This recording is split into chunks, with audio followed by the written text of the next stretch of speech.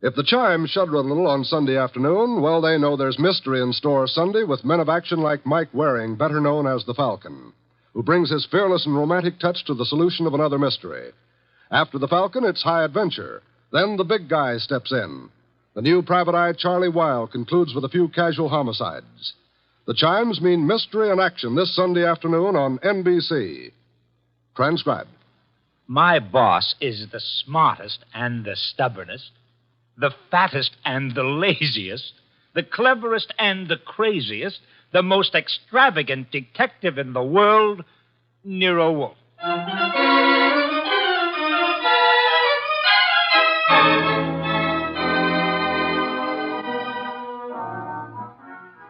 It's the adventure of Stamped for Murder, with that brilliant, eccentric private detective, orchid fancier, and gargantuan gourmet, Nero Wolfe, starring Sidney Greenstreet.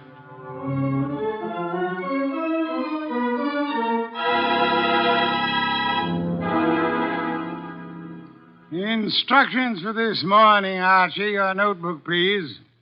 First, Mr. Salinsbeck. Inform him that the Long Island peafowl he sent were most unsatisfactory. Peafowl's breast flesh is not sweet and tender unless it is well protected from all alarms, especially from the air, to prevent nervousness. Long Island is full of airplanes. Look, Mr. Wolfe, I shall want a dozen chickens that have been raised on blueberries and a fresh-killed lamb for tomorrow. Mr. Wolfe, please listen. There's... Mr. Goodwin, be quiet, and then dinner on the following day becomes a problem. Mr. Wolfe, dinner any day is going to be a problem if we don't pay Sausenbach's bill. Then pay it. With what? The bank account's empty. Ridiculous. There were $4,000 yesterday. But you bought that shipment of orchid bulbs from Winold Gluckner. Mr. Wolfe, we need money. You've got to stop eating and drinking beer long enough to earn some. Shush. You're an alarmist. Will you, for the love of heaven, stop turning down clients and turn an honest dollar? I've got a couple of prospects right outside the door. Send them away. No, sir. Send them away. Tell them I've gone to Egypt. Nothing doing, sir. Confound you, Archie. Obey orders. Send them away. Miss Kent, Mr. Rodman, come in, please. Thank you. Confound you, Archie. You're mutinous. Yes, sir, and you're stuck with it. This is Miss Gloria Kent and Mr. Rodman. They arrived as advertised with a pressing problem. Good morning. You people are here by sufferance only. I shall speak to Mr. Goodwin about it later. Yes, indeed. I don't like pressing problems, Miss Kent. What are yours? My father. Indeed, I'm not a court of domestic relations, Miss Kent. What did your father do? Beat you? Withhold your earnings? Discourage your suitors? Mr. Goodwin should have informed you this office does not undertake cases involving marital or family problems. But that's not... If Mr. Goodwin had not been beguiled by your pretty face, he might have warned you and avoided this embarrassment to you and annoyance to me. Now, take it easy. How many times have I told you you don't know how to handle women? Then suppose you let Miss Kent handle me. Well, it's simply this, Mr. Wolfe. I had some money my mother left me. My father's just spent it without my permission. I want it back without a scandal. Thanks, Miss Kent. How much? How spent? $10,000. Father bought a treasure map. Indeed, from whom? A pair of swindlers named Cross and Halleck. They've driven him crazy, talking about fortune salvaged from the SS this and the SS that. He's got a map and old letters he studies. He's childish. Many fortunes have been recovered. Many more await on the sea bottom. How do you know your father has been duped? Well, I know. You do, Mr. Rodman. Yes. Cross and Halleck bought some old letters for me, written by my grandfather from Hawaii. They used them to manufacture the map and evidence. And that's what they sold to Kent. Father thought he was being so clever. He had the paper analyzed. Of course, the document research laboratory said the letters were genuine. They were. But something new had been added. I'd have never known if Mr. Rodman hadn't told me. You're a party to the swindle, Mr. Rodman? I was not. I never knew what they were up to. Mr. Wolfe, you've got to help me. I can't do anything with Father. I can't convince him. Even Mr. Rodman can't. No, Miss Kent, I'm sorry. This is not for me. Oh, but you must. You must. Not in my office, madam. No tears. Please, Archie, stop her. Okay. Archie, when Miss Kent has finished her disgraceful exhibition, show them out. How dare he walk out on us like he was... Easy. I know him. You don't. He gets into a panic when women cry, or else he's curious about what Fritz is cooking for lunch. Now, just wait a minute, please. Oh, aren't you ashamed of yourself walking out like that on that poor kid? That hysterical gamma. She's lost all of her money. She needs help. I charge high fees, Archie. So charge a small fee. Do you want her to starve? Good heavens. Starve? How monstrous. I'm not kidding. While you'll be in here smelling your dinner, she and her father will be starving. I thought you were bringing me a paying client. Well, this is different. She's, You're beautiful. Archie, you're impossible. Oh, very well. Go back into them. Get names, addresses, facts. I am not committed to Miss Kent's case, but we'll see. Be a tribute I pay for your weakness for a pretty face.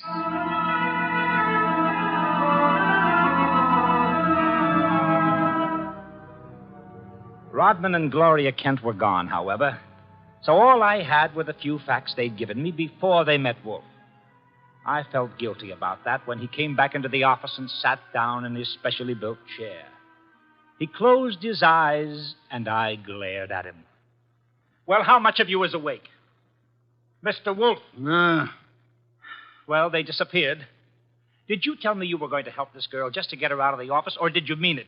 You're a gadfly. No, sir. No, sir. You made a promise, and you're stuck with it. What did you get from Rodman? Name, address, occupation. He's a librarian, that's all. Very careless, Archie. You missed a significant point. Such as, How did Rodman discover the letters he sold were being altered by forgery and used for swindle? How did he locate the dupe, Mr. Kent? I guess you're right. I'll ask him next time. But what about now? Are you going to get Gloria's money back? I assume you call Miss Kent Gloria solely in order to annoy me. It does. Stop it. Get Cross and Halleck. On my way. You'll find them at the Hotel Bogart. Wrong, sir. According to my notes, their address is... Never mind their address. The Hotel Bogart is the headquarters for successful, confident tricksters. They celebrate their victories there while the money lasts. You will possibly find Cross and Halleck drinking whiskey or lunching, probably both.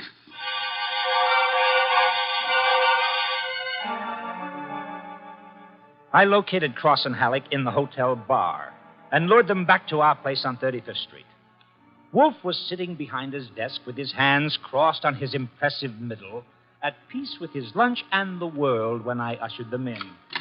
He sat bolt upright and scorched me with a look. Good afternoon, Mr. Wolfe. The tall one's name is Cross, the short one is Halleck.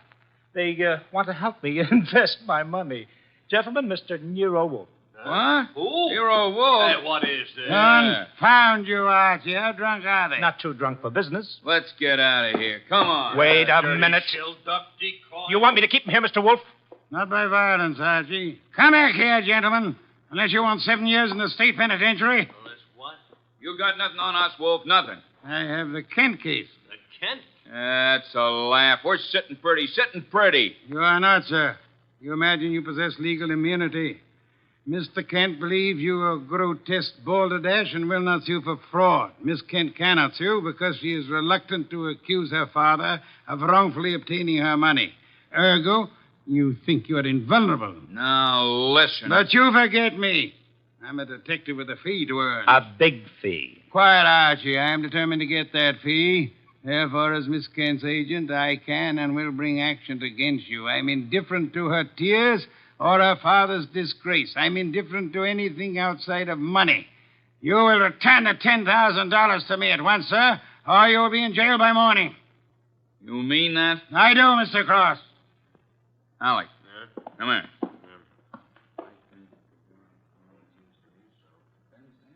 Come on, hurry.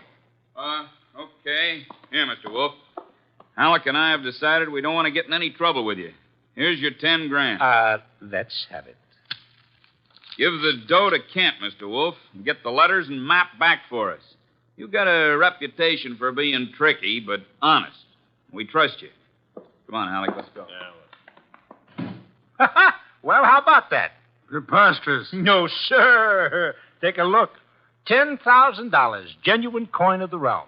That man Cross is a fool. Does he imagine I'm to be fooled so easily? What do you mean he left the money? He surrendered too quickly, Archie. Too easily. And that money in the envelope he was carrying all ready to refund. Why? Well, maybe he's got a better sucker. I heard him mention a Ben Sanford. Nonsense. Does he need Kent's forged letters and map to cheat this Ben Sanford? Couldn't he prepare another set? I guess you're right. Something's fishy. In any event, it's no concern of mine, thank heaven. Why not? I'm not committed to Miss Kent in any way. As a favor to you, I undertook to regain her money. I have done that. You may take it back to her and obtain the forged papers in return. But, Silence, Mr. Goodwin. Go to your red-haired charmer. Leave me in peace. I intend to spend this afternoon with my New World Atlas.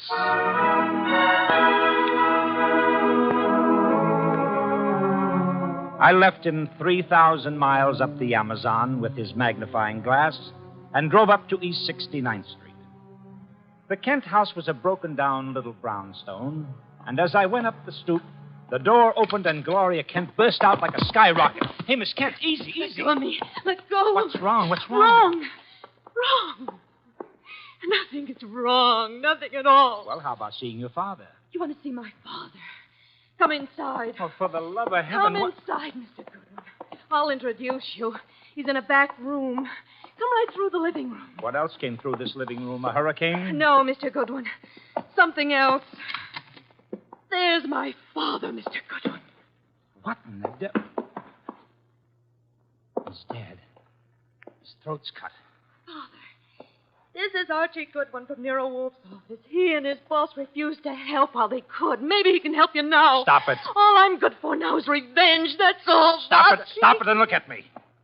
When did it happen? I don't know. When did you find him? Just now. Keep looking at me. Who went through this house like a hurricane? You? No. Where did you go after you left the office? To the laboratory. What lab? Document research. The place that checked the map. How long were you there? Until an hour ago. I was with Mr. Rodman. Keep looking at me. And then? I had lunch. With Rodman? Alone. And then I came home. All right. Now listen to me. I want you to go to Mr. Wolfe's house right now. Have you got a cab there? Yes. All right, take a cab. I've got to stay here, but I'll call Mr. Wolfe and tell him you're on the way. Now get.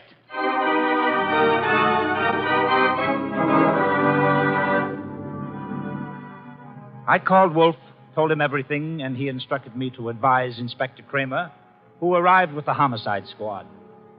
I gave the inspector everything while the squad photographed and measured, print dusted and detected. At 3:30, Kramer took me back to the house on 35th Street for a fight with Wolfe. It's a great story, Wolf. Great. Kent buys a phony treasure map. Everybody knows it's phony except Kent. But Cross and Halleck try to buy it back, and Kent gets himself murdered. Did you find the map and letters in the house, Inspector? No, I didn't. The killer was after the map. The phony map? Certainly. Why? Well, if we knew that, we would know why Cross and Halleck so willingly paid back the money and why Kent was murdered. Maybe it's not phony. I'd better see the girl now. No, you fancy her for the murder. Well, I'll know after I ask a few questions. Tonight. She's had a shock, Mr. Kramer. She needs rest. Look, Wolf, I want her. Why bother with her when there's so much to be done? Yes, such as?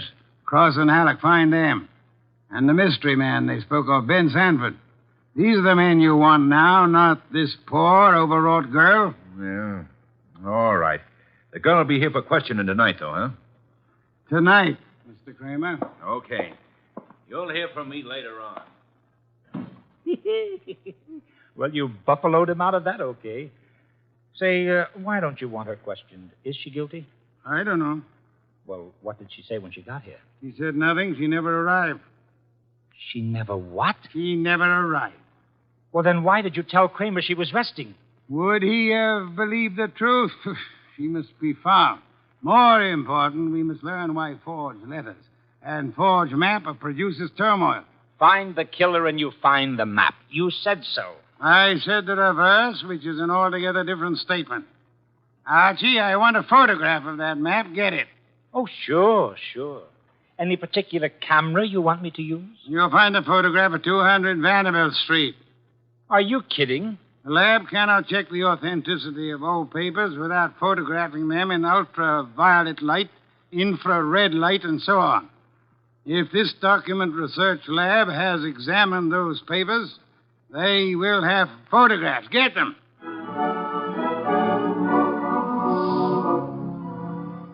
He got out of his chair and waddled back to the house elevator.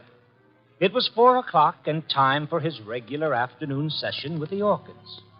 I drove down to the document research laboratory on Vanderbilt and got such a shock that I grabbed the office phone and dialed Wolfe at once.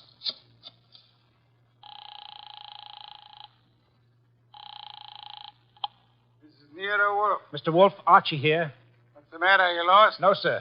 No, sir, but I found something. Photographs? No, Mr. Wolfe, I don't think you'll ever see any photographs of the Kent map. I don't think any were taken. Indeed. But guess who runs the document research laboratory? No. Don't guess. You probably know. A man named Ben Sanford, and he's sitting right here looking at me. Bring him home with you. Home? But it's 4 p.m. This is the sacred hour when you pray over your orchids. Then Mr. Sanford can join the ceremony.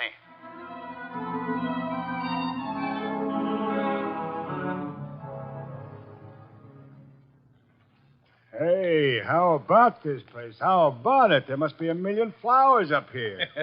No, not flowers. Orchids only. Mr. Wolfe has 10,000 plants. Never saw anything like it. And you never will again, brother. Hey, what kind is that on the bench? Oh, that's our pride and joy. Odontoglossum harryanum. Above them, the Van Petersirana, and the pink ones are the Coelogiani panduratas. Now, the large object, mulching flower pots, is Nero Wolfe. Mr. Wolfe, Ben Sanford. Good afternoon, sir. Hi. I came along to be obliging. I've got nothing to say about anything. How much have you offered Cross and Halleck for their treasure map? No comment. Mr. Sanford, I'm going to make some assumptions. I assume that you are not, in fact, a document expert, but an accessory to the fraud of Halleck and Cross. No comment. That you actually prepare fraudulent maps for those swindlers, and then, in the guise of an expert, guarantee their authenticity. No comment. But this you must answer. You did guarantee the authenticity of the map and letters Kent bought. It's on record. All right, I did. Then will you admit they were forged? What are you, a comic? No. You guarantee the value of the Kent map? Yes. As an expert? Yes. Then you've convicted yourself of murder. Murder? What is this? Mr. Kent was murdered, sir, evidently for the map and letters he bought. But of all persons involved, you alone believe in the value of the map. No one else does. Therefore, you alone would have murdered Kent for the map. For the love of... Now, wait a minute. Chew it over, brother. Chew it over. Either way, he's got you. Okay, you want me to level? Here it is. Level, Archie. Okay, boss. Thief-type talk. It means tell the truth. It's like you say. The letters were bought from Rodman. I forged the map and evidence onto them. I guaranteed them to Kent. It was a swindle. The letters are without value? Oh, sure, they're old, that's all. From 1851. Just tired family gossip and stuff. Indeed. There we have the problem again, Archie. Mr. Kent is swindled with a map and letters that are known to be worthless. He alone believes the fantasy of the treasure. There isn't any treasure. Never was. Yet Cross and Halleck refunded the swindle money so eagerly. It is obvious they want those worthless documents back badly. Someone else wants them so bad he murders Mr. Kent. Why? I don't know. Archie, we must find the girl. There's a chance she turned to Mr. Rodman for refuge. I'm sorry, you'll have to go there at once. If the girl isn't there, bring Rodman.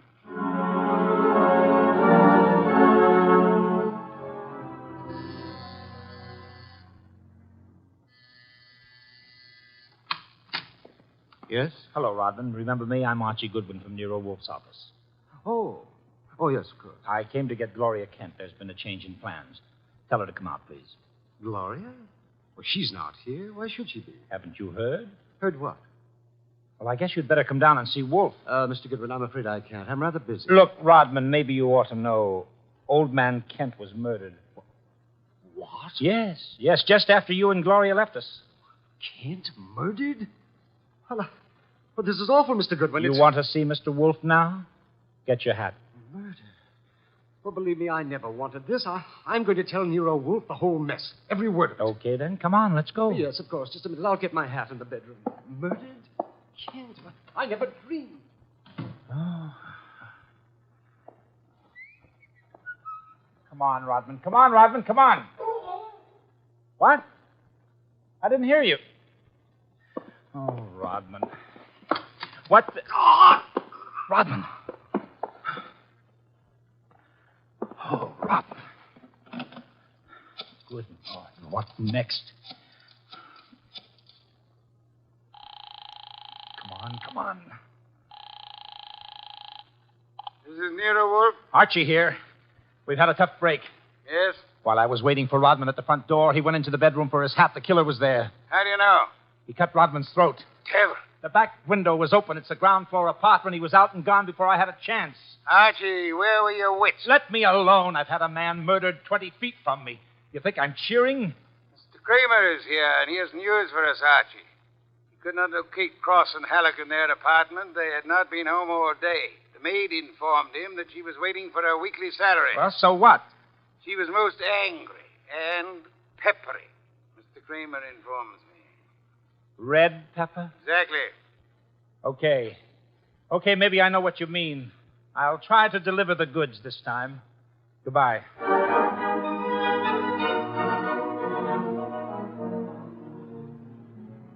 I drove down to the apartment house on Gramercy Square where Cross and Halleck lived, took the elevator up to the 10th floor, found the right door, and slipped in with a passkey.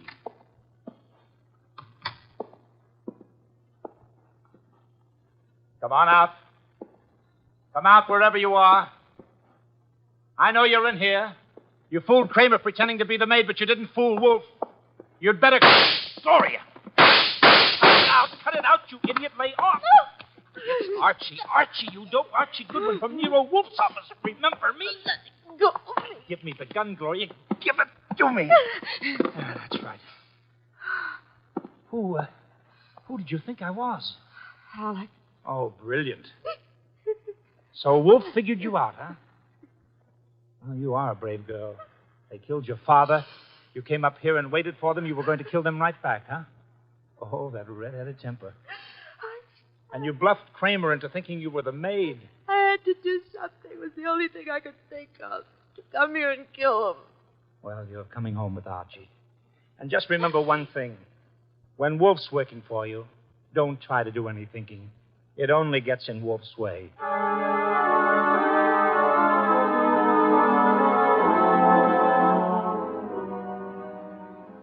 I got Gloria Kent back to the house at 7 o'clock.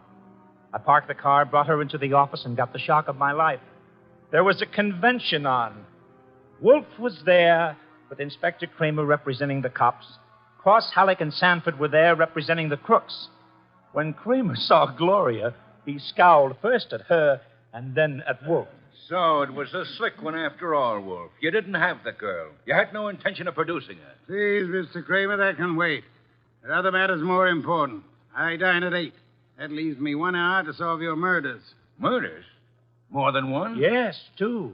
Elmer Rodman. By heaven, Goodwin, if you... Please, Mr. Kramer, not now. First, Miss Kent. Good evening, Miss Kent. I presume you have met these gentlemen, Cross, Halleck, and Sanford? Yeah, take your purse, please. Well, why? Don't think me as naive as Mr. Goodwin, miss. When you left your home after the murder of your father, you took the map and letters with you. They are in your purse Well, now. that's not true. Archie, the purse. Thank you. We have here an interesting situation. There exist some old letters and map, forged and fraudulent. They're worth $10,000 and more to Cross and Halleck and worth 2 murders to a killer. Why? There must be something of great value in the letters. Such as? Something which Mr. Sanford could not see, although he worked on the document closely. Yet something which could be made manifest. What is the answer, Miss Kent? You know it? I swear I don't. Secret writing, Archie. Bring the chafing dish from the dining room. Right. Secret writing. I saw nothing when I worked on those letters. Naturally, Mr. Sanford, the writing is invisible. The heat is an agent. It makes most forms of secret writing visible. The chafing dish, boss. Thank you, Archie. Place it before me and light it. Right. Now I open Miss Kent's purse. From it, you see, I withdraw these ancient letters which he took from her house after her father's murder. That's not true. Archie. That's enough, Gloria. That's enough. From now on, you just listen. We remove the letters from the envelope and toast them gently. The secret ink vintage 1851 will easily succumb to the agency of heat. Careful. Those envelopes will catch fire. Hey, they're caught. Don't be upset, Mr. Cross, Mr. Halleck. The envelopes. They'll burn safely in the dish. We can concentrate on the writing. Watch closely. I don't want to be accused of trickery. You fat fool. The envelopes are everything. Put 'em out, Sanford. Don't sit there. Put 'em out. Why, Mr. Haddock? Well, the stamps, the missionaries, are worth a fortune. The missionary. Of course. You know that. Mr. Cross knows. So does Mr. Sanford, right? Yeah. Cross Sanford knows, you old fool. Let me... Mr. Sanford is not alarmed. Why not, sir? I don't know what you're talking about. $50,000 or $100,000 is burning before your eyes, Mr. Sanford. Cross and Halleck are burning their fingers, putting out the flaming envelopes. And you sit there quite indifferently. Why? Well, You know the value of the missionary stamps on the letters you bought from Rodman. But you know these aren't the real letters. Isn't that it? Not the real letters? I told you I'm tough to crack, Wolf. You didn't fool me with those dummies. Dummies, how do you know? Mr. Cross didn't know. Mr. Haddock didn't know. How did you? Well, I'll tell you, sir. Only one man could know I was framing Miss Kent as a decoy.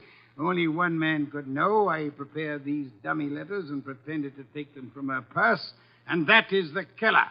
The man who murdered her father and stole the map and letters this morning. You, sir, Mr. Sanford. Well, I'll be... Mr. Kramer, there's your killer.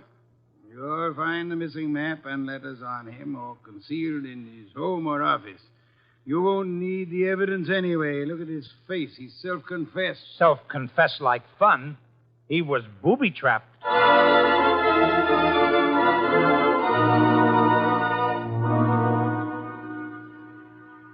No, Mr. Kramer. Not a complicated case, really.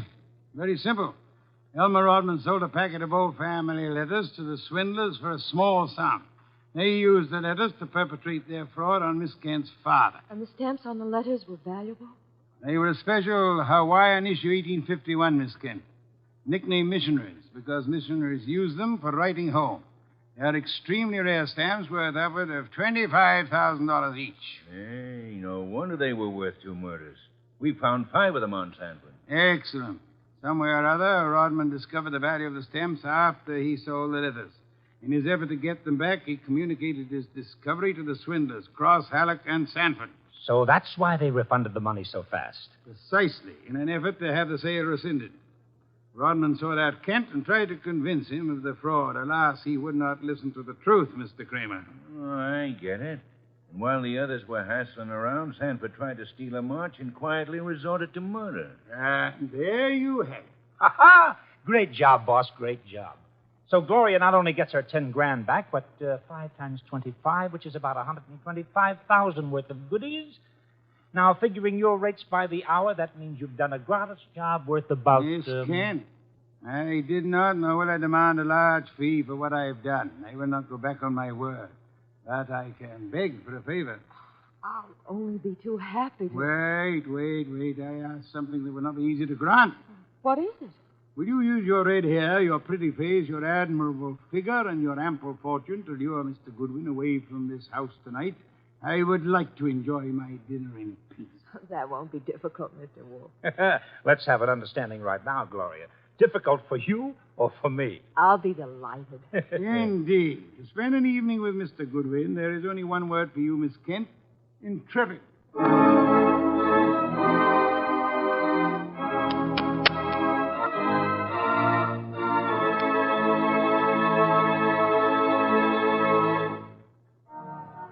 You have been listening to The New Adventures of Nero Wolfe, starring Sidney Greenstreet. Tonight's story by Alfred Bester was based on the famous characters created by Rex Stout, produced by Edwin Fadiman, and directed by J. Donald Wilson. In the cast were Wally Mayer as Archie Goodwin, and Gene Bates, Howard McNair, Jay Novello, Larry Dobkin, Bill Johnstone, and Herb Vigran. Music by Joseph Enos. Next week at this same time, Nero Wolfe and Archie will bring you The Case of the Careworn Cup. Don Stanley speaking. The preceding was transcribed. 3 chimes mean good times on NBC. The chimes ring for Dennis Day and Judy Canova tomorrow night on NBC. Also, Judy Canova prepares to go operatic tomorrow because her special guest is Ezio Pinza. This is Chester William Bendix Riley. The Man Called X follows on NBC.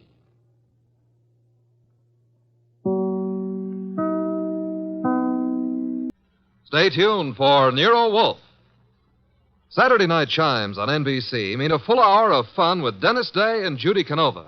Dennis always appears perplexed and bewildered. But one thing that doesn't perplex him is how to make a popular ballad come to life in his thrilling tenor voice. And there's music also on the Judy Canova Show, plus comedy in the mischievous Canova manner. That's Judy Canova and Dennis Day, tomorrow night over most NBC stations. My boss is the smartest and the stubbornest, the fattest and the laziest, the cleverest and the craziest, the most extravagant detective in the world, Nero Wolfe.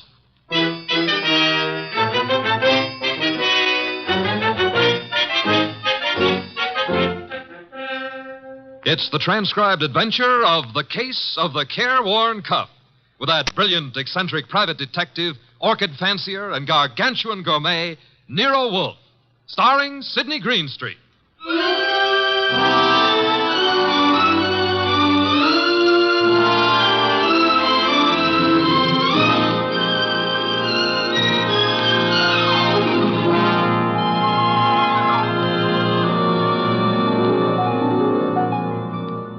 The place is Nero Wolfe's office. At the moment, the world's greatest motionless detective is sitting in the chair which was built especially to support his 300 pounds. His eyes are closed, and he's making sounds through his nose.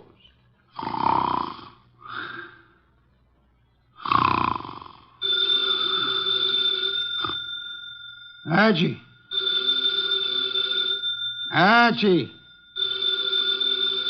Archie! Yes, Mr. Wolfe, what is it? The phone, if you please, Mr. Goodwin. But it's on your desk, only 8 3/4 inches from your left elbow. All you have to do is lean forward. Found it, Archie? What do you think I am, an athlete? Hello. No, wrong number, mister. Well, I'm sorry, Mr. Wolfe, if that old phone awakened you. Wrong number, and I was not asleep. I was merely concentrating. On what? We're out of work. There's nothing to concentrate on. May have escaped your errant attention, Archie. But there are other subjects for thought besides murder. Mm-hmm. Sure, blondes. And blondes. You're right at that, brunettes. Phooey. That's not a nice thing to say about any girl, even if she does happen to be a brunette. Archie. Yes, sir? Go away. You annoy me. Suppose I did. It would get you beer for you. Fritz. Tonight happens to be Fritz's night off. However, you can always get your beer for yourself. Don't be an idiot. There are exactly 23 steps between here and the kitchen. As you very well know, I abominate strenuous physical activity. 23 steps times 2 is 46. You could walk very slow. Nonsense. Now that you mention it, I happen to be mildly thirsty, Archie. Would you... Now that I mention it, you'd better let the beer go for tonight. Why? Our stock is running low. You being careless? I've been careful, because something else is also running low. What? Money? Fiddlesticks, there's plenty in the bank. Sure, but very little of it is yours. Mr. Wolfe, do you remember that batch of orchids you bought last week? Course I do. Magnificent and very rare specimen. I got a magnificent bill for him this morning, too. It was large? It was large. Confound it, Archie. I shall have to do some work. You turned down half a dozen cases in the last few weeks. One of them may still require me. Most of them hired other detectives. However, there is a Mr. Wenceslas who might still be in need. His problem is what? As I remember, he's being followed by midgets. He wanted you to do something about it. Not that he minded the midgets so much. It was the elephants they were riding. The man needs a psychiatrist, not a detective. Anyone else? I can check my files, but I don't think... Ha-ha! Saved by the bell. Another cliche like that, and I shall... Answer the phone yourself? Assassinate you. See what it is. Okay. Hello? Yes, Mr. Wolfe is in. Yes, he'll be in. He always is. What? But... That was a Mr. Charles Porter. He was in a hurry. He's on his way over right now. Should be here in 10 minutes. Prospective client, I trust? $1,000 worth of prospective client. Splendid, Archie, my beer. Okay, but, look, I'm not sure you're going to accept his offer. Indeed? What does he want me to do for his paltry fee? That's the point. If I heard him right, he wants you to do nothing.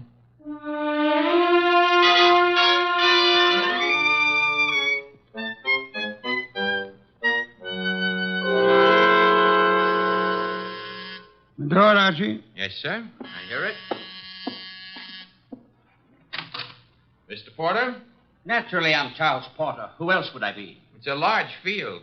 Never mind. Come on in. I'm Archie Goodwin. Where is Wolfe? Mr. Wolfe is in here. Mr. Wolfe, this is Mr. Porter. Good evening. Fat, aren't you? It's moderately noticeable. Archie, a chair for Mr. Porter. Don't bother. I'm too impatient to sit. When I have business to take care of, I take care of it quickly. Very well. Send him out of the room. Mr. Goodwin, nonsense. He's my assistant. He remains. I don't like it. Archie, show Mr. Porter out. Now, wait. There's no need to get temperamental. Perhaps I'm a little abrupt. Rude. I'm a worried man. And impatient. You're wasting time, Mr. Porter. I suppose I am. The reason I came to you... Young man, what are you doing with that notebook? Getting ready to make marks in it. But... Oh, never mind. Mr. Wolfe, you have a client named Dorothy Spencer. Have I? There's no need to be coy about it. I happen to know. Then you know. I want you to drop her. Drop her? Refuse to handle her case. Close the books on her. You know what I mean. Why should I? The girl has no money. I have. That doesn't answer my question. Perhaps this will. Appear to be a small package of dollar bills. It happens to be $1,000. Archie, will you? I will. It is $1,000. Thank you. Mr. Porter. Yes? You're paying me $1,000 in order that I refuse to act for Miss Spencer. Nothing more. That's right. What does she suspect you of? I said nothing about... Well, that is... You must know that as well as I do. Possibly, and nevertheless, what does she suspect you of? Being a blackmailer. Whereas your occupation really is? I'm a musician. Pianist. I'm appearing nightly at the Windsor Hotel. Archie, have you made out a receipt for Mr. Porter? Yep. Give it to him and show him to the door. Okay. Mr. Porter? Mr. Wolfe, I want your assurance that the entire affair is definitely finished. My association with Miss Spencer, you mean? You have my assurance that it is. You will forgive a classical illusion. The carver. Thank you. Good night. Mr. Wolfe, I have a secret about Mr. Porter. He smells. Some perfume or other. More important, his right coat cuff is more worn than his left cuff. And the carver happens to be a musical term meaning start again from the beginning. Oh? Porter thought it meant finished. Therefore, Mr. Porter is a liar. His ignorance of common musical term indicates that he's not a musician. The worn right coat cuff, that he is an office worker. That's kind of leaping to a deduction. But even if Porter's a liar, Mr. Wolfe, there is something else.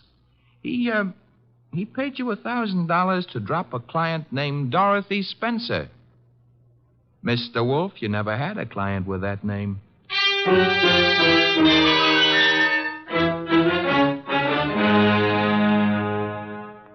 Well, that's that. Dorothy Spencer is not in. Anyway, she's not answering her phone. Mr. Wolfe, I said... I know what you said. That a comment? I'm worried. Mr. Porter may have assumed erroneously that Dorothy Spencer had employed or was intending to employ me. That does not explain why he lied about his occupation. Maybe he didn't lie. After all, your deductions could be wrong. Phooey. Okay. Take care of that right now. I'm phoning her. Hello? Windsor Hotel? Get me the manager's office. Thanks. Could you tell me if a Charles Porter plays the piano at... Uh-huh. She sounds blonde. I see. Thanks a lot. What do you do after work? Oh, so long. She goes home and beats her husband. About Porter, Archie. Bad news. He does play the piano at the Windsor in the move room. So where does that leave your deductions? Untouched, of course. Let me think. Yes, naturally. Naturally what? I came to the conclusion that Mr. Porter was an office worker. We have just discovered that Mr. Porter is not an office worker, therefore... You were wrong. I am never wrong. Therefore, the man who was here is not Charles Porter. Mr. Wolfe, do you think a man of your weight should climb out on a limb like that? Fiddlesticks. Look up Porter in the phone book and call him. Okay. Take a second. Archie, the phone company's best friend. Yep, here he is. What do I ask him? There'll be no need to ask Mr. Porter anything. Just phone. You're the boss. Yeah. I have to say something to the guy.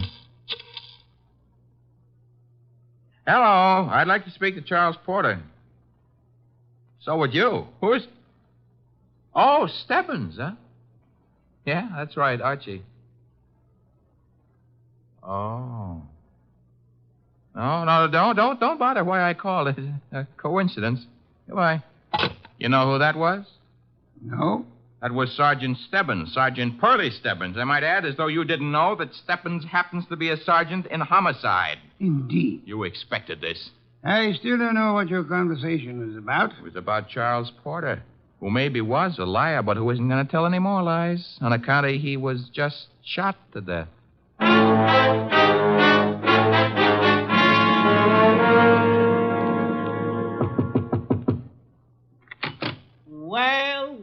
Well, if it ain't Archie Goodwin. Come in, Goodwin. Thank you, Sergeant Stebbins. I've been expecting you. Oh, that's sweet of you to say that, Pearlie. Why did you phone Porter? His right coat cuff was more worn out than his left. So for that, you had to kill him? No, actually, I killed him because he didn't know his da capo. Hey. Yeah, hey. He don't look good anymore, huh? Guys who stop bullets with their face never look good. Pearlie, you've been robbed. I did. That corpse is not Porter. Now, relax, Goodwin, relax. His fingerprints were on file and they check. His girlfriend says he's Porter. If he could get up and talk, he'd tell you he was Porter. And what makes you think he isn't? Well, because when he visited us earlier tonight, he looked different. Not much, but... You said girlfriend? Yes, I said girlfriend. She's in the next room mopping up. She kind of broke down when we brought her here. You brought her here? Now, don't tell me what her name is. Why shouldn't I? It's Spencer. Dorothy Spencer. Ooh, that's what I was afraid of. Sergeant, Oh. Ignore him. He comes with the woodwork. His name is Goodwin, Miss Spencer. Archie Goodwin. Find what you were looking for? What I was looking... Somebody's gone through this place like a minor league hurricane. You? What business is it of Of yours? mine? None, maybe. On the other hand, Nero Wolfe might have other ideas. Matter of fact, I'm sure he'd have. Miss Spencer, why don't you go see him? The address is 601 West 35th Street. I don't see why. You want your boyfriend's murderer found, don't you? Now listen, Goodwin, the police are working on this. Sure, they'll see to it nobody harms a corpse. Goodbye, Miss Spencer. Don't forget that address, 601 West 35th Street. Believe it or not, you used to be a client of ours.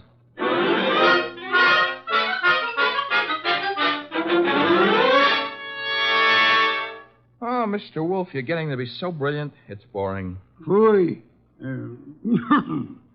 That is, All right, tonight you deserve it. I'll get you another can of beer. But this is the last one. What's your promise to do some exercise, like maybe standing up and sitting down 5 minutes a day? Thank you. And why should I indulge in such idiotic behavior? Well, after a while, you might be able to see your shoes. I've already seen them. Oh, that was 20 years ago. Things have changed. No more buttons. Hey, that must be Dorothy Spencer. She's undoubtedly young and beautiful. You deduced that from the way she pressed the buzzer? I deduced that from the gleam in your eye, bah. Bah, all you want. I'm going to keep that gleam shining. Hello, Miss Spencer. Come in. Thank you. Mr. Wolfe. Is the large sitting down gentleman behind the desk. This is Dorothy Spencer, Mr. Wolfe. You will forgive me not rising. It is due to a necessary conservation of energy rather than rudeness. Archie, a chair. Sure. Here you are, Miss Spencer. Thanks. Now then, Miss Spencer, have the police found anything but dust in Mr. Porter's closet? Why, no. You were engaged to Mr. Porter? I was? That ring you're wearing he gave it you? Yes. May I see it? Well, all right. Here. Thank you. Expensive. Very expensive. You may have it back. Miss Spencer, why are you marrying Charles Porter? I loved him. Phooey. Mr. Porter, according to Archie's description, was twice your age with considerably less than half your attractiveness. Love may perhaps be blind, but it is not astigmatic. I don't know what you mean. What were you searching for under the nose of the police? Nothing. Nothing at all. How did your fiancé earn his money? He played the piano at the... Phooey. What he earned there in a year wouldn't begin to pay for the ring he gave you. Would you like to try again? I don't know how he made his money. I suggest that you do. I suggest that he earned money by the same method that he induced you to consider marrying him. Blackmail. Oh, but Why was he blackmailing you? old letters I'd written when I was too young to know any better. Your motives for murdering Porter would be twofold, then. Recovery of blackmail material and the avoidance of marriage to a man you dislike. I didn't kill Charles. No doorbell, Archie. Get Miss Spencer into the kitchen once. Must be the police. Yeah, let's go, Miss Spencer. Right through that door. And stay there until I call you. Front door, Archie. Mr. Wolfe, do I know Dorothy Spencer's here? You know nothing.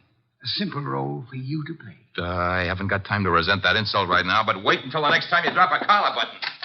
Well, bless my soul, if it isn't dear old Inspector Kramer. How is the homicide department? Where's Wolfe? Big surprise. He's sitting. Mr. Wolfe? Good evening, Inspector. Where's Dorothy Spencer? This is not the Bureau of Missing Persons. The district attorney would like to talk to her. I shall tell her so the next time we meet. Yeah, that could be right now. She's in this house. I don't see her. Mind if I look around for myself? You have a search warrant, of course. It so happens no, but... Archie, the inspector's leaving. Okay, I'm leaving. I suppose by the time I get back with a warrant, she'll be in Hoboken. Hoboken? Where's that? Look, Wolf, you can go too far. One of these days you won't be able to talk yourself out of it. Trail me to the door, Goodwin, to show what a good detective you are. Ooh, Inspector Kramer doesn't love us anymore. Unfortunate. Archie, take Miss Spencer to a respectable hotel. Register her under an assumed name. She is to stay there until notified otherwise. Luckily, the good inspector neglected to inform us that she was the leading suspect in a murder case. Hence, we're not accessories after the fact, and I don't want her arrested for murder as yet. Her beauty has won you over. You will then return here immediately. Okay. What are you going to be doing in the meanwhile? I, Archie, shall be thinking.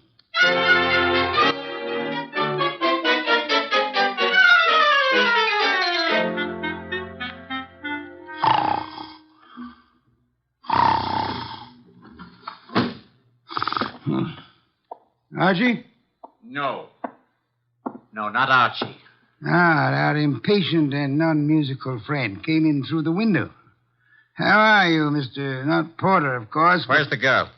Question is beginning to bore me. I don't know. I think she's here. So did the police. I might add that they were slightly closer to the truth. Incidentally, what makes you think she was Porter's accomplice?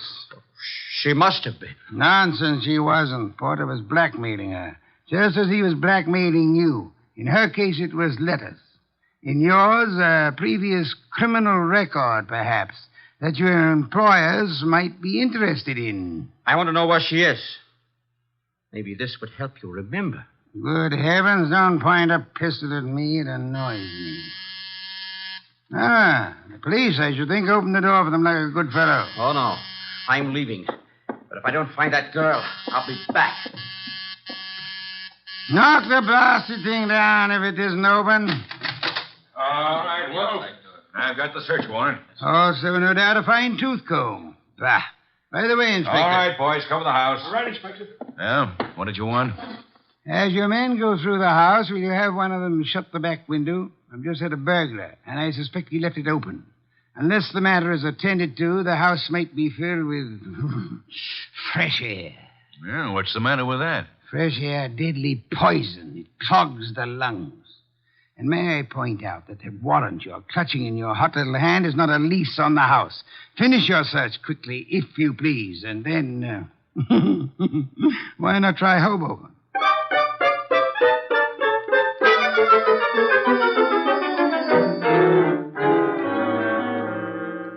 So I just missed the inspector, huh? You did? That I can stand. I'm sorry about the burglar, though. Perhaps we can arrange to have you meet him in the morning. He left his calling card with name and address on it? He dropped his handkerchief here on my desk. Oh. It's a handkerchief. It smells. So it does. But, all of our unknown friends' clothes carry the odor. Therefore... Yeah? You will go out immediately to the nearest drugstore, buy a specimen of every cake of soap manufactured in this country.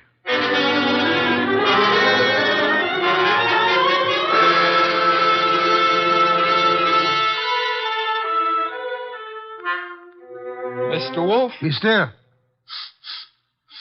No.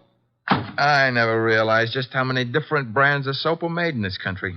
You should listen to the radio more often. So far, we've sniffed at 37 cakes. None of them smell like porter. Let's see. 38.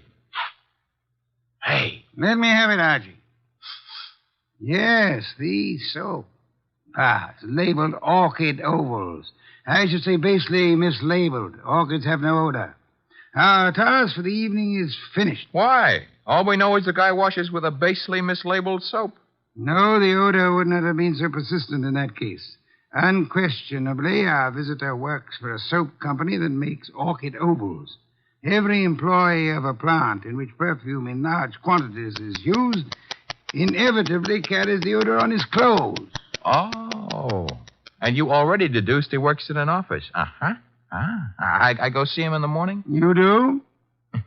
You know, Mr. Wolfe, what with hiring rooms for girls and paying visits to a perfume factory, I'm beginning to feel like a maiden aunt. No one would ever mistake you for a maiden aunt, Archie. Thanks. Is that another deduction?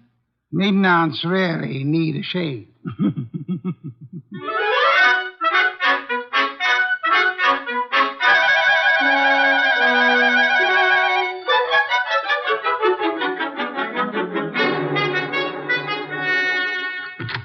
Orchid Ovals, good morning. One moment, please. Oh, can I do anything for you, sir? Yeah. That is, let's postpone that question and slip in another one. I'm looking for one of your office people. In his 40s, 5'10", brown hair and eyes, speaks in a sharp, quick voice. He owes you money, too. Who owes me money? Mr. Wheeler, the man you were describing. He owes everybody money, in spite of the fact that he's office manager and makes lots and lots of money. How much does he owe you? Oh, not an awful lot. It won't break me if I don't get it. Is he in yet? Well, he was, but he went home. He was sort of sick. Sort of. He got a phone call from somebody and rushed out. Too bad. Well, I better scram. Well, you didn't answer my question yet. I'm off at 5. My name's Gwen. Goodbye.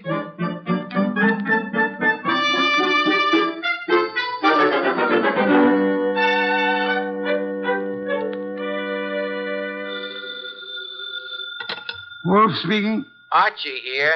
Unknown's name is Wheeler. He left the office this morning sick after he got a mysterious phone call. Bad, probably. Get to Dorothy Spencer at once and bring her here. Right. I'm at Wheeler's house now. Thought I'd better check. His wife's here, too. Blonde? Uh-huh. How could you tell? Fatuous smirk in your voice. Get out of there fast, and don't stop to console Mrs. Wheeler.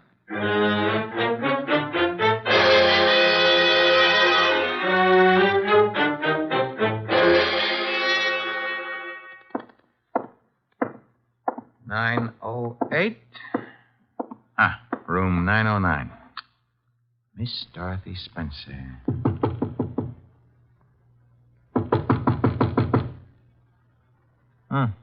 Nobody home. Shut that door behind you, Goodwin. What? Never mind pulling triggers. I'll shut it. Oh, Archie. I would prefer silence. Keep your hands high, Goodwin. It's unhealthy. All the blood had run into my head. Archie, he murdered Charles. He did. Tut, Mr. Wheeler. You really shouldn't have. It's against the law. Get into the bathroom, both of you. I already shaved. I phoned him. I thought maybe he had my letters. Porter couldn't keep his mouth shut about his other He victims. was going to force Dorothy to marry him. Did you find his material, Wheeler? Yes, in an office. He read it as a front. It's all burned. And why all the melodrama? You know about me, so does she. I can't trust anyone. Get into the bathroom, I said. Look, let's not lose our heads about this. Get moving, Goodwin. I like it here. All right, then. Here is where you'll get it. Hey, wait a minute. Something's wrong. I got shot and Wheeler fell down. I shot him, Goodwin. Stebbins. Dear Sergeant Stebbins. Oh, you little flat-footed angel. It's lucky for you my flat feet got staked out here in time. Just for that, I'll buy you a pair of arch supports for your next birthday. But I'm beginning not to believe this. You had it all figured out? Well, not exactly. Well, that is... Wolf sent you here. Well, he kind of phoned in and suggested one of us shoot down here and do some rescue work. That old devil. Hey, you're not kidding. What are you laughing about? Wolf wasn't sure whether you'd need rescuing from Wheeler or... Stop killing yourself with your own jokes. Or whether Miss Spencer would need rescuing from you.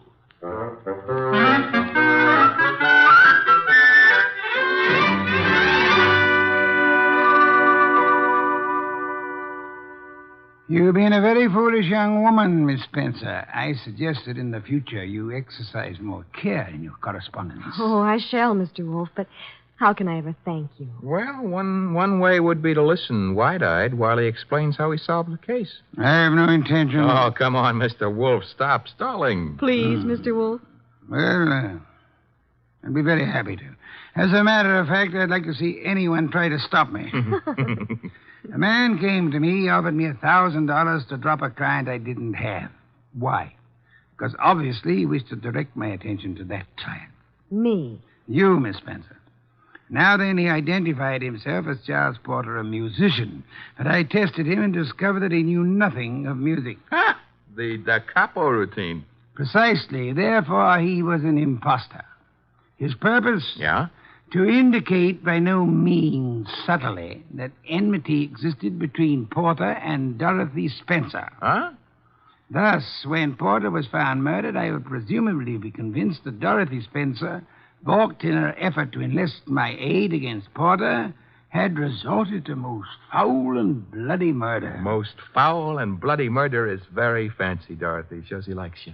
I thereupon asked myself, why should an unknown seek to convince me that Dorothy Spencer was Porter's murderer? And you answered yourself? One reason only, because he himself intended to murder Porter, as he did. For which peccadillo he has, thanks to Sergeant Stebbins' accuracy with a revolver, already paid with his own life. Quodirat demonstrandum. Latin for that's what you wanted to know. I think you're wonderful, Mr. Wolfe, and I'm going to... Ah, be careful. Kiss you. Archie, Miss Spencer is a very dangerous young woman. Today I feel brave. Do you, Archie? Very brave. What are you doing tonight? Nothing. Let's do it together. Bah. Oh, is that Mr. Wolfe? I said bah. Would you very much mind conducting your romance elsewhere? I would not. And do so at once. I have a very important matter to attend to. Goodbye, Mr. Wolfe. Goodbye. Night, sir. Very important. Very important.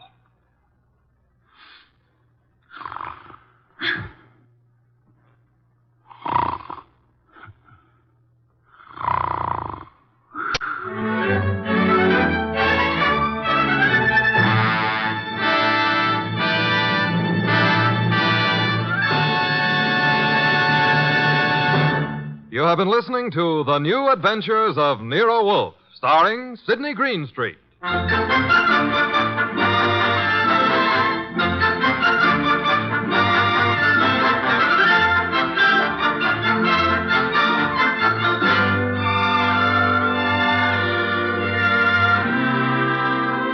Tonight's transcribed story was based on the characters created by Rex Stout, produced and directed by J. Donald Wilson.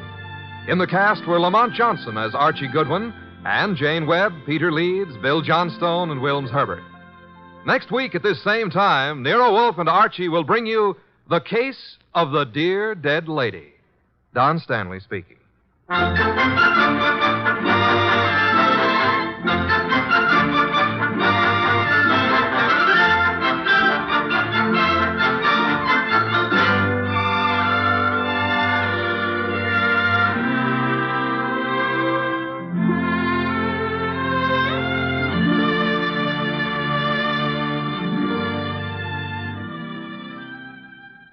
Three chimes mean good times on NBC.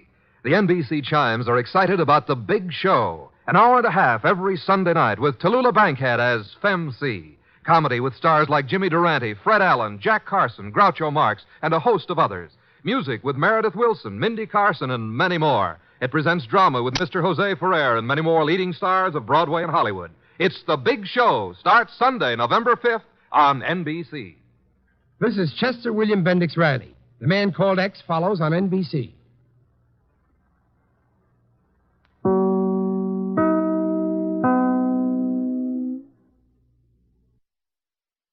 Stay tuned for Nero Wolfe. This Sunday marks the premiere of The Big Show on NBC.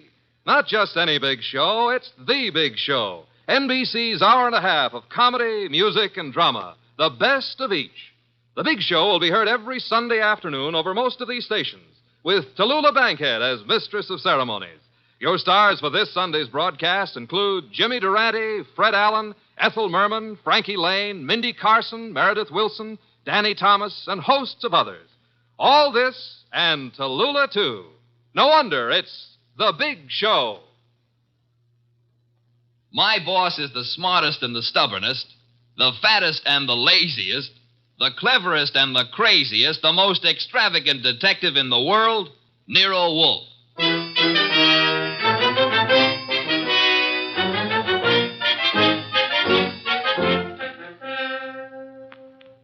It's the adventure of the case of the dear dead lady, with that brilliant, eccentric private detective, orchid fancier, and gargantuan gourmet, Nero Wolfe.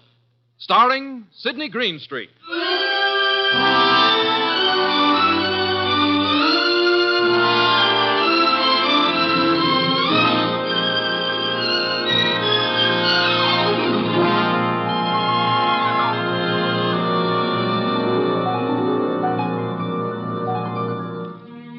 Nero Wolfe had just come downstairs, having tended to his precious orchids. He was, as usual, seated in the library, which served as the office. He had just dialed a phone number, and, with his eyes closed, was leaning back in his specially built chair, which was big enough for two, but not two of him.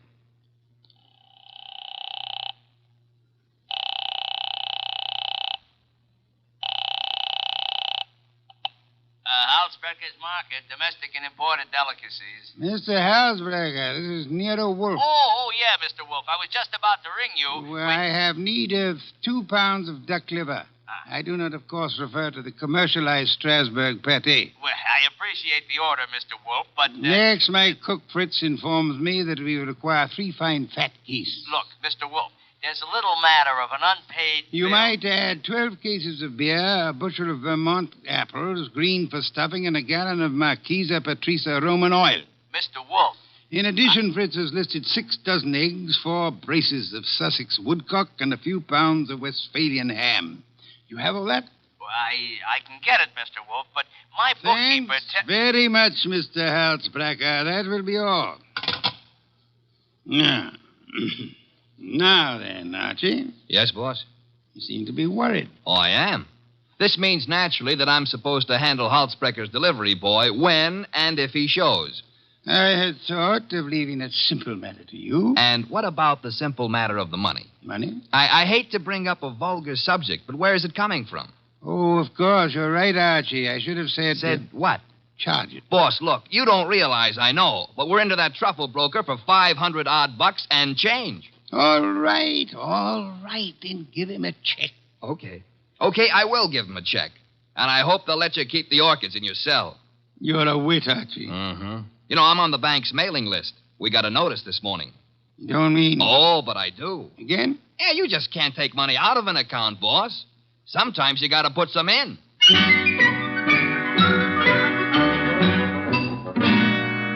This is the only way to deal with the man I work for, and if I hadn't thrown him that scare, he wouldn't have been willing to listen when the door buzzer rang, and a prosperous-looking young guy in the kind of clothes that don't grow on trees came in and stood in front of the boss's chair, fiddling with the brim of his pork pie. My name is Oliphant, Mr. Wolfe. Oliphant? Yes, sir, Oliphant. I am the spiritual leader and guiding head of a small religious group known as the Seekers of the Inner Power. I see. Also a man addicted to marrying neither wisely nor well, but often. You read the papers? I do. Mr. Wolfe, I am as aware of my sin-ridden past as anyone else is. The point is that I'm no longer that kind of man. Even a person such as I can see the light in time. Good. Might I ask why you've come to see me, Mr. Oliphant? I need your help, Mr. Wolfe. Concerning? A certain young lady with whom I'm deeply in love. Oh, I beg you not to confuse the present emotion with any of my earlier escapades. What I feel for Miss Dana is the pure and righteous glow of an upright seeker of the inner power. I promise to look on you as thoroughly redeemed, Mr. Oliphant. Proceed. Oh, by the way, do I recognize the name of your young lady as a Park Avenue socialite, an amateur swimming champion? Yes. But she's sweet, wonderful, beautiful. I've asked her to marry me, and she's given me some hope. In time, I fully expect to make her my wife. Well, then where's the problem? The problem is the presence of another man in her life. I'm sorry, sir. I'm a detective, not a matchmaker. This isn't a question of making a match, Mr. Wolfe. I have much too much respect for your talents to think of offering you such an assignment. Exactly. What do you want me to do? I want you to save Ilse Dana's life. A life? Mr. Wolfe, this other man I spoke of is insanely jealous. Not only of Ilse's present, but of her past as well. He has threatened to kill her. I don't doubt your earnestness in this matter, Mr. Oliphant, but how would you know? I was listening on an extension in Miss Dana's apartment a few days ago when Hunter called. Hunter? Yes, sir, Jack Hunter, known as Jack the Babe Hunter. Wait a minute. I know that canvasback. Huh? Sure, he's a coffee and cake prelim waltzer. Oh, he's not. He's a boxer. Archie is being fancy. Overlook it, Mr. Oliphant.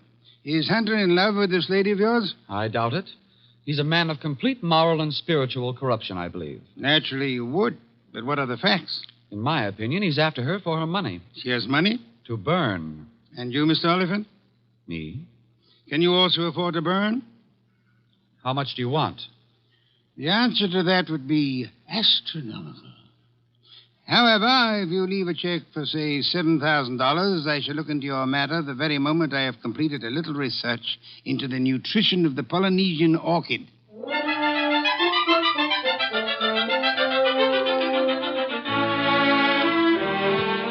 Oliphant's check gave our bank account a slight blood transfusion. I think it was the boss's plan to spend a week or two in the plant rooms before he got busy on the case. And he'd have done it, too, if that phone call hadn't come in about a little after 9, just after Wolfe had polished off one of Fritz's dinners and was settling back with a stein of beer in his hand. Don't disturb yourself, Archie. I'll get it. Now, well, look out you don't strain yourself, boss. You got to straighten out an elbow to reach that receiver. You have an unfortunate flair for mixing humor with impertinence, my friend. Hello, Nero Wolfe speaking. This is Ilse Dana, Mr. Wolfe. How do you do, Miss Dana? We were discussing you only this morning. So I've heard. Through whom? Ted Oliphant. I see. The young man seemed to be quite worried about you. The young man should tend to his own affairs. Said you were in some danger. I know what he said, and not one word of it was true. Oh? I'd like to talk to you, Mr. Wolfe. I'm sure it'll be an immense pleasure. Where do you live? I have an apartment at 22 Blanton Street. Could you be here soon? I could be there in a quarter of an hour, Miss Dana. By proxy, of course.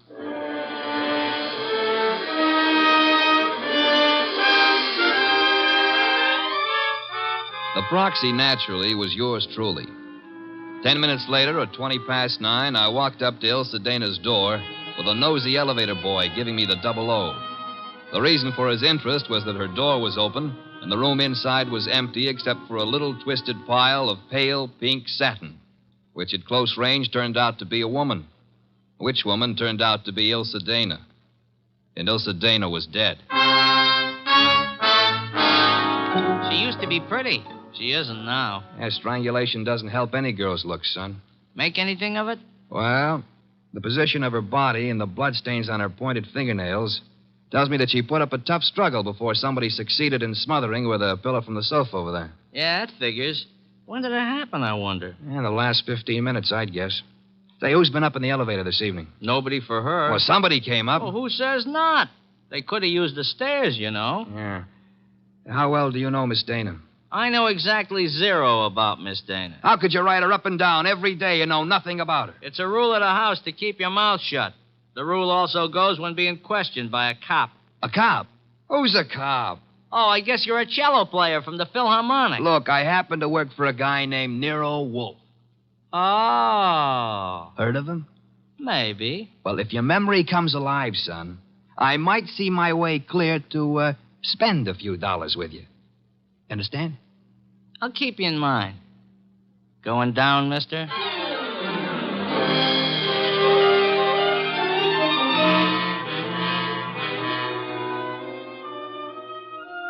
I spent time trying to get sense out of the superintendent and a set of chambermaids, but they were as quiet as a ballpark on Christmas Eve. Then I called the cops and told them about Oliphant and Hunter. By the time I got home, the house was dark and Nero Wolfe was sleeping. Next morning, I gave him the details while he drank 3 bottles of beer. When I finished, he sat for a long time and then started another bottle. The prize fighter. What about the prize fighter, Archie? Hunter? Well, I phoned the hotel he lives in before you got up. And? They told me he wasn't in. You know, I begin to think that Mr. Oliphant brought us a more absorbing case than he suspected. You know, I'm glad you like it. I don't like it. I don't like work of any variety. But this thing has its points. Well, what do we do next? Next, we investigate my client. What? Merely because the reformed playboy employs a detective doesn't exempt him from suspicion, Archie. Oh, now who's that? I'm afraid we have no choice but to open the door and see. My name is Young. Barstow Young. It's nice meeting you, Mr. Young. What do you want? I want to see Nero Wolfe. About? About a certain young lady with whom I am deeply in love. What? Will you repeat that? I want to see Mr. Wolfe about a certain young lady with whom I am deeply in love. Her name, please? Ilsa Dana. Is it possible that you entertain plans of making her your wife?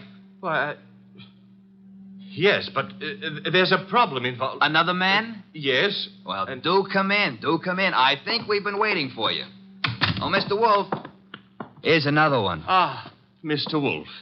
You've come to me about Miss Ilsa Dana, sir? I have come to you, more specifically, about a man who has threatened her life. How unusual. He's the treacherous kind. Mild-mannered, you know. As we say in my profession, he underplays it. Your profession, then, is the stage. It is, sir. Go on, you interest me deeply. I was present recently when he told her that he would certainly kill her unless she mended her sinful ways. Sinful? No one denies that Ilsa has had, shall we say, a checkered career. But the man's attitude is totally fanatical.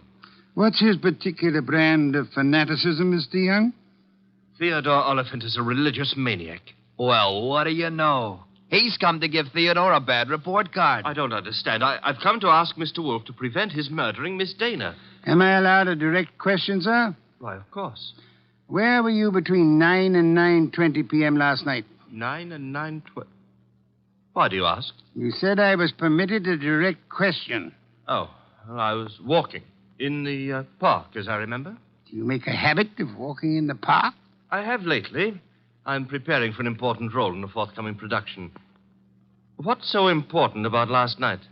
From your point of view, a great deal, sir. Well, what do you mean? Last night, Miss Ilsa Dana was murdered. What? Mr. Goodwin here discovered the body. No. I'm afraid I must insist, Mr. Young. Oh, why are you looking at me like that?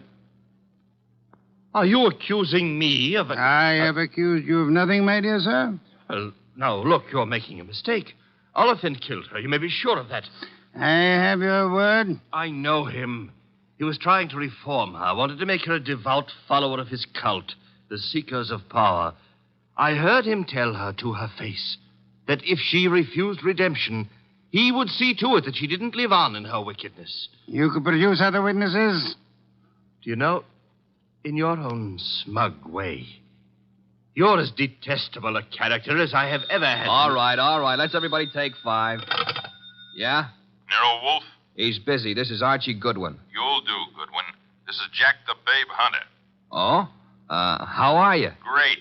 Except the cops seem to want to talk to me about some murder fandango because, as I get it, you named my name. You got it wrong. I doubt it, and I'm coming over there to set you straight.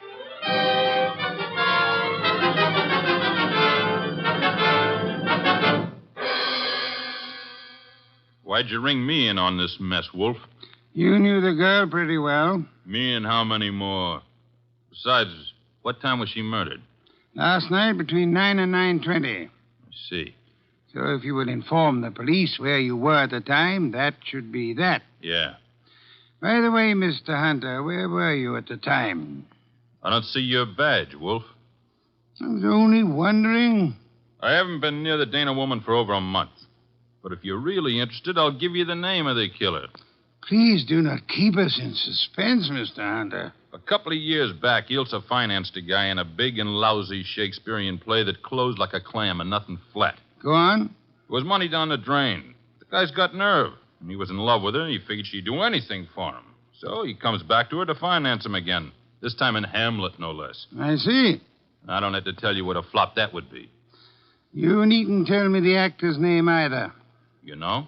Mr. Barstow Young just left here. Yeah? Well, he's your man, Wolf. He got so sore when she told him she wouldn't toss any more moolah into his broken-down career, he went off his rocker and tore it down. Your reason for thinking so? I met him on the street one day, and he started beefing to me with blood in his eyes. It's all I could do not to punch him. The results might have been less fatal if you'd followed your instincts, sir. I couldn't. Guy's built like a broomstick. He's weak as a cat. Hit him once, he'd crack like dry plaster. I see. What's on your mind? This man you're accusing of Miss Dana's murder, Mr. Hunter, he was very much in love with her. She was thinking about marrying him, he said. He said. Yes, he did. I heard him, too. He was talking through his skull cap. Ilsa wasn't going to marry anybody. No? No, she couldn't. Why couldn't she? Well, but she just couldn't, that's all. So long.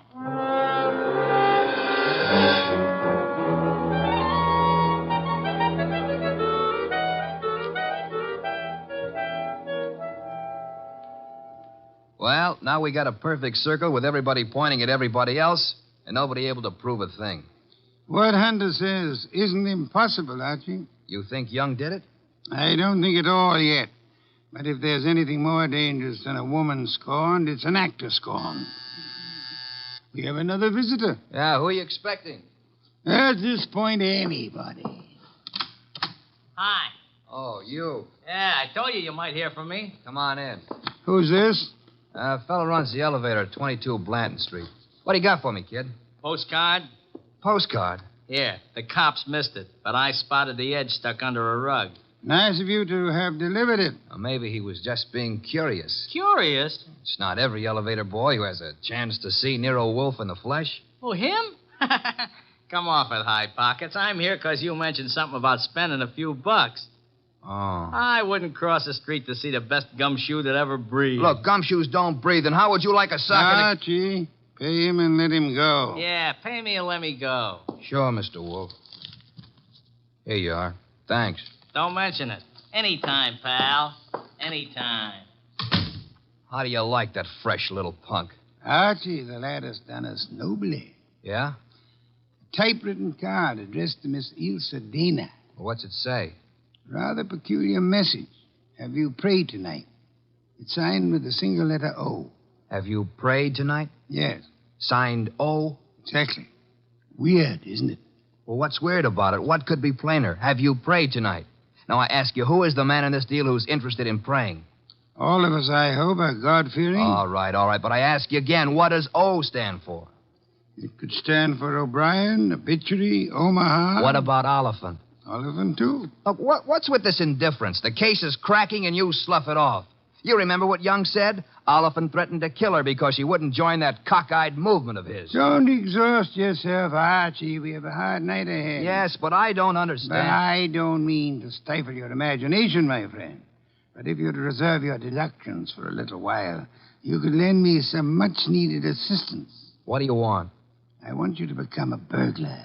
A burglar? I want you to hurry over to the dead woman's apartment on Blanton Street and ransack it. For what? How do I know? We need help. Anything may help us. Go through the place with a fine tooth comb.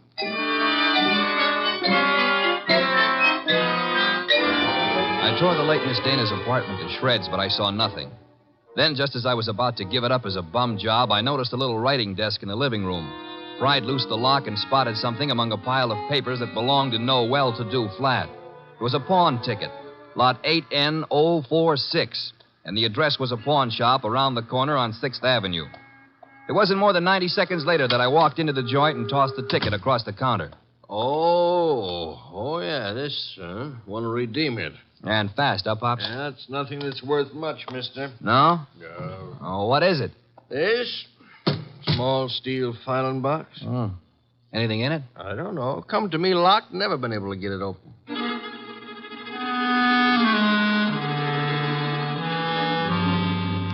We got it open, Wolfe and I. Smashed the front end with a poker. There were some odds and ends inside, old earrings, some thumbtacks, a cigarette lighter, just trash. Then the boss stuck his fingers in and pulled out a plum. This is it? What do you mean, this is it? You fail to recognize this classic document? Huh? A marriage license, Archie. A marriage license. Yeah, well, whose marriage license? The wording is self-explanatory. Listen. This is to certify, etc., thus licensing on this 3rd day of May, 1946, the marriage of Miss Ilse Dana to Mr. Johann Jaeger. Johann Jaeger? Exactly. Well, who in the world is Johann Jaeger? We'll soon see. I don't get it. I can understand. It's a befuddling little puzzle. It'll be very easy for one to make a fatal mistake here. But, of course, you won't. I won't.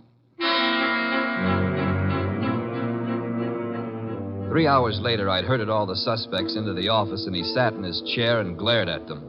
Oliphant, Young, and Hunter. It was tense and tight, and the boss let it stay that way, saying not a word to anybody while he calmly sipped his beer. It was Oliphant who cracked first. I didn't kill Ilse. I couldn't have. Jealousy is a very compelling motive, Mr. Oliphant. And you came to me, remember, complaining that there was another man in Ilse Dana's life? Whatever I complained about, and jealous as I was, I didn't kill her as the sacred power is my holy judge. Being unacquainted with your sacred power, I'll have to ask you for a better authority. Sacred power? Oh, it simply wouldn't have been possible for me to have done it. Why not? Yeah, why not? Because I was at Mickey's Night Owl Club last night from 7 until 4 a.m. Contemplating the sacred power, no doubt. That can be proved, Mr. Oliphant? Let me call now. Let the head waiter tell you. Well, you take your embarrassment as an indication that you're telling the truth. Hey, wait a minute. You can't let him off like that. Don't be bothersome, Archie. Yeah, but we got that card he wrote, the one about have you prayed tonight, signed with his initial. He didn't write that card, Archie. Now, look. And the O is not his initial, is it, Mr. Barstow Young? I'm afraid I don't understand. On the contrary, I'm afraid you do. But for the record, I'll explain. Oh, Archie. Yes, boss? Hand Mr. Young that large red volume off the shelf behind Mr. Hunter's head. This one? That one, thank you. Now then, Mr. Young, you will favor me by opening the volume to page 1133. But why? Open it, sir. Good. You will now count 6 lines down from the top and read what you see. Have you prayed tonight? Thank you, Mr. Young. What the devil is going on? Mr. Young has just given us a reading from a tragedy. The line, have you prayed tonight, is spoken by the hero to the heroine just before he murders her.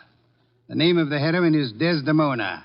And the hero, as I'm sure you all know, is Othello. Othello? Yeah, the O was not Oliphant, Archie. Othello, I think, was a Shakespearean play which Miss Dana financed for our Mr. Young. And knowing she would recognize the quotation as well as the threat behind it, he sent it to her to warn her that he meant to murder her. You won't have the unmitigated gall to deny that, will you, Mr. Young? No. No, I don't deny it. Do I call the police? But I didn't kill her. The fact that I sent the card doesn't mean I killed her. Well, it'll do for my money. But not for mine, Archie. What? Mr. Young couldn't have killed Miss Dana. Why not? Because he lacks the strength to strangle such a healthy young woman, a champion athlete. Wide awake and full of fight. He's rather a frail person, as we know, and smothering Miss Dana with that pillow was no easy task. She struggled.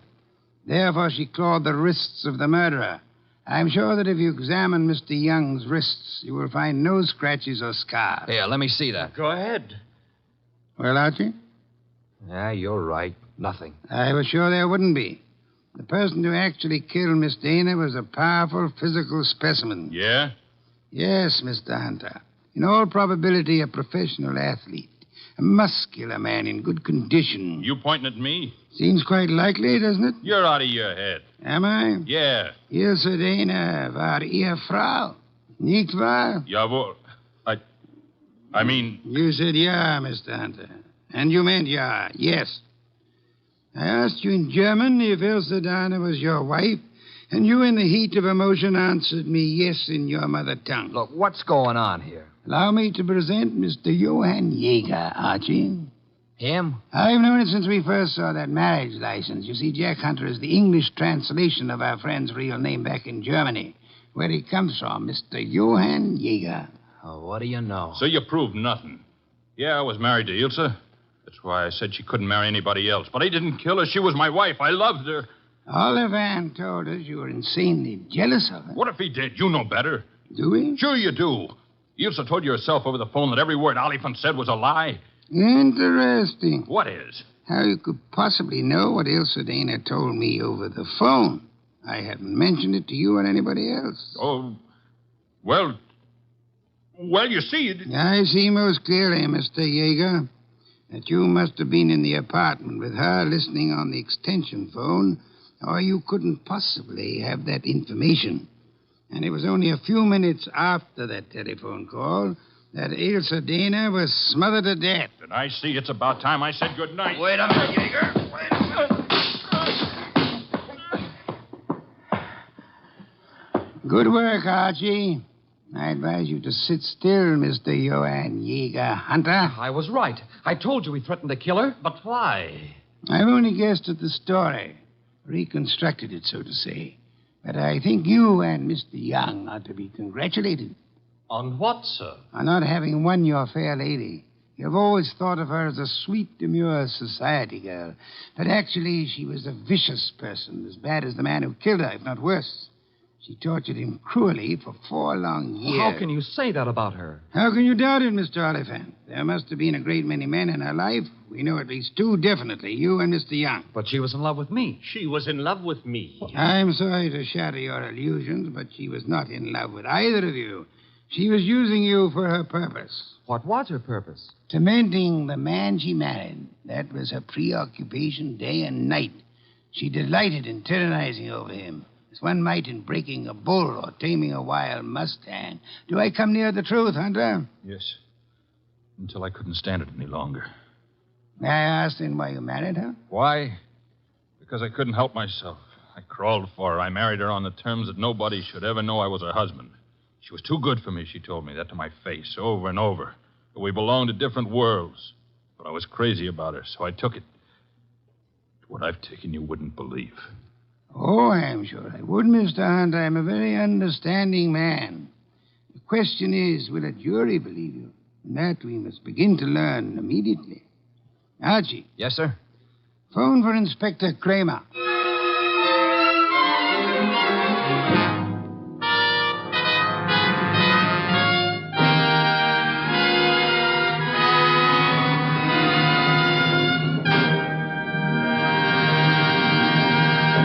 You have been listening to The New Adventures of Nero Wolfe, starring Sidney Greenstreet.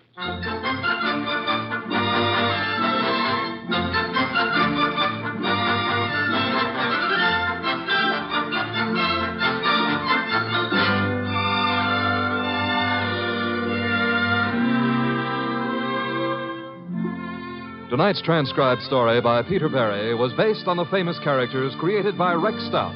This is an Edwin Fadiman program produced and directed by J. Donald Wilson. In the cast were Herb Ellis as Archie Goodwin and Lee Millar, Marna Keneally, Larry Dobkin, Barney Phillips, and Jerry Hausner. Next week at this same time, Nero Wolfe and Archie will bring you The Case of the Headless Hunter. Don Stanley speaking.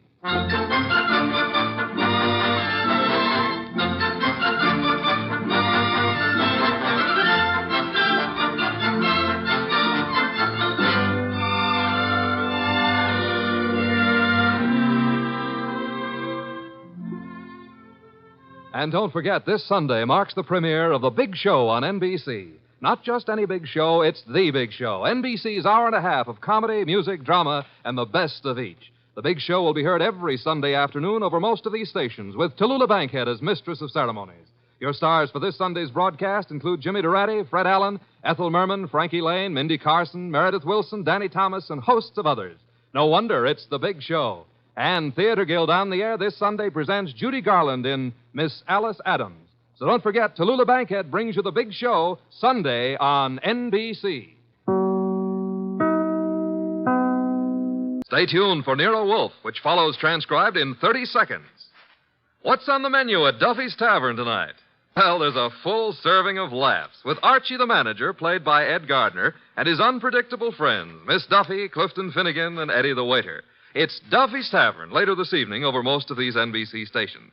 And this Sunday, The Big Show comes your way once again with Bob Hope, Jimmy Durante, Perry Como, Jose Ferrer, Mindy Carson, Eddie Cantor, Meredith Wilson and his orchestra, and many, many more. And, of course, your MC once again will be Tallulah Bankhead. That's this Sunday for the big show. Now, ladies and gentlemen, we take you to the most famous brownstone house in New York City, the one located at number 601 West 35th Street. Oh, Mr. Wolfe. Mr. Wolfe. Want something, Archie? Would you be interested in taking on a case involving a woman who was found stabbed to death in one of New York's fancier men's clubs? Can't you see I'm already occupied, Archie? My Oncidium hybrid is ailing. But, sir, cash. C-A-S-H. Remember, you need it to live on? Well, you're actually learning to spell. You'd better learn to count. We're broke. Thank you, Mr. Goodwin. Now, if you'll just go away and stop interfering. Oh, just a minute. Yes, sir? On your way out, switch on the fan.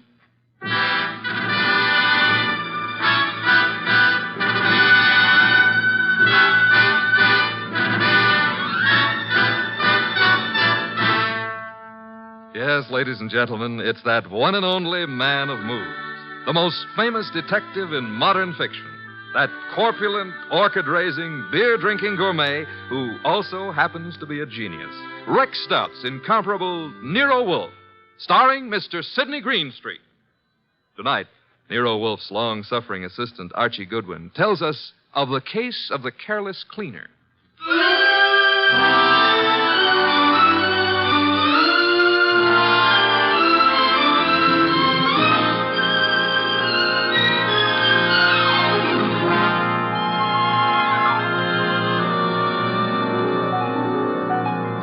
We didn't know Clay Michelson very well at the time, though Mr. Wolfe had hung one of the Michelsons' paintings on the library wall.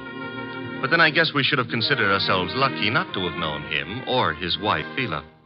2 weeks ago, they had a quarrel. Oh, Clay, darling, I didn't expect you home so soon. I thought you were going to the museum to see the Van Goghs. I decided not to, Phila. Oh.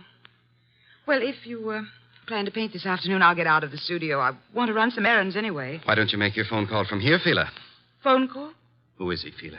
He? Who were you waiting for this afternoon? Please, Clay, don't start that jealousy routine again. Don't try to kid me. You're being stupid, Clay. I'm stupid, all right, but I'm getting wise pretty fast. I'm through, Phila. I've had enough. I'm leaving you.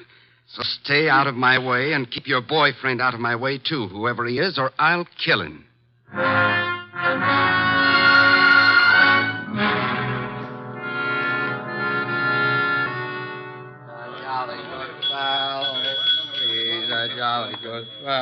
Yes? What can I do for you? Sleepy. I want to have a drink and go to bed. I'm sorry, sir. The Garrison Club's a private establishment. No rooms available to the public. You think I'm drunk?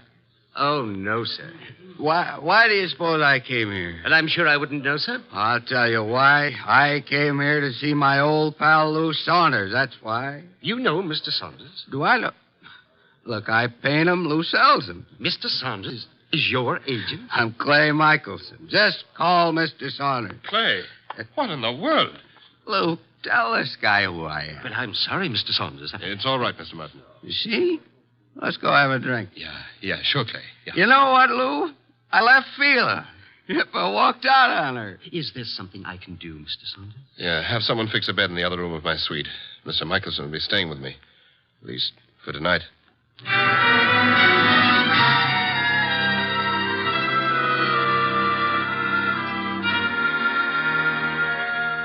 Mr. Wolfe, Yes, Archie? it's Friday. Good. Fish for dinner, then. Nope, I was not referring to dinner. You were not? I can think of nothing more interesting at the moment. Oh, I can. My salary. Of course, according to the Julian calendar. We're on the Gregorian, so let's stick to it. Today is Friday. Today I get paid. Archie, there's a drop. Oh, don't exaggerate. You can't be getting the cold shutters just because I'm asking for my money. I can distinctly feel fresh air flowing into the room. Well, it's possible I might have opened a window 6 inches. You're insane. Shut it at once. Nope.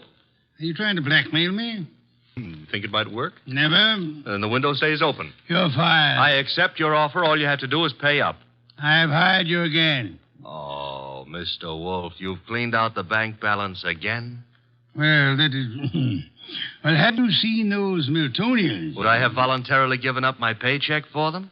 Orchids are very beautiful, Mr. Wolfe, but blondes are... The door, Archie. I am unemployed.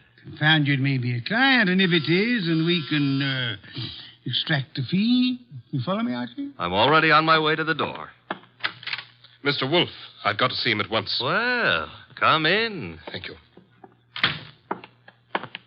Mr. Wolfe, this is... My name is Saunders, Mr. Wolfe. We've met before. I remember. As a matter of fact, you sold me a painting of Michelson. Yes, well, that's why I'm here. It's about Michelson, Mr. Wolfe, that I've come. Frankly, I think the man's about to go mad. He and his wife have split up, and such a splendid artist, too. A pity. I don't know what to do. He's drinking like a fish. For 2 weeks, I've been letting him live in part of my suite at the Garrison Club, but he's just steadily getting worse. Try a hospital. I can't. The publicity.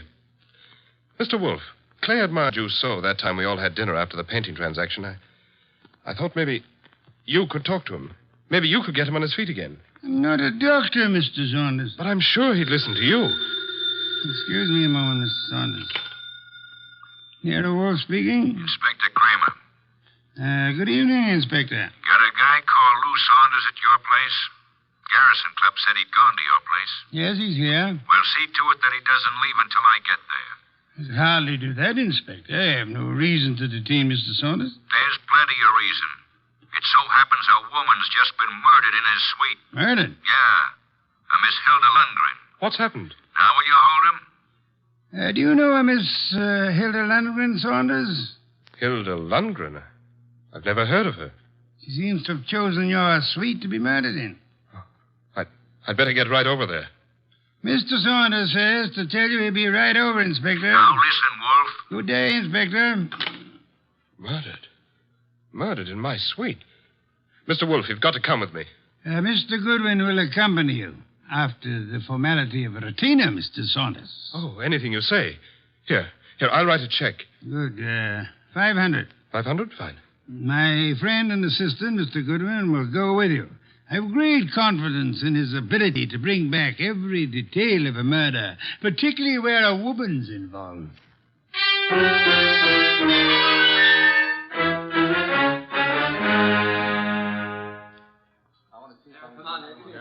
Okay, you photographers, picnic's over for tonight. Pick up your stuff and get out of here.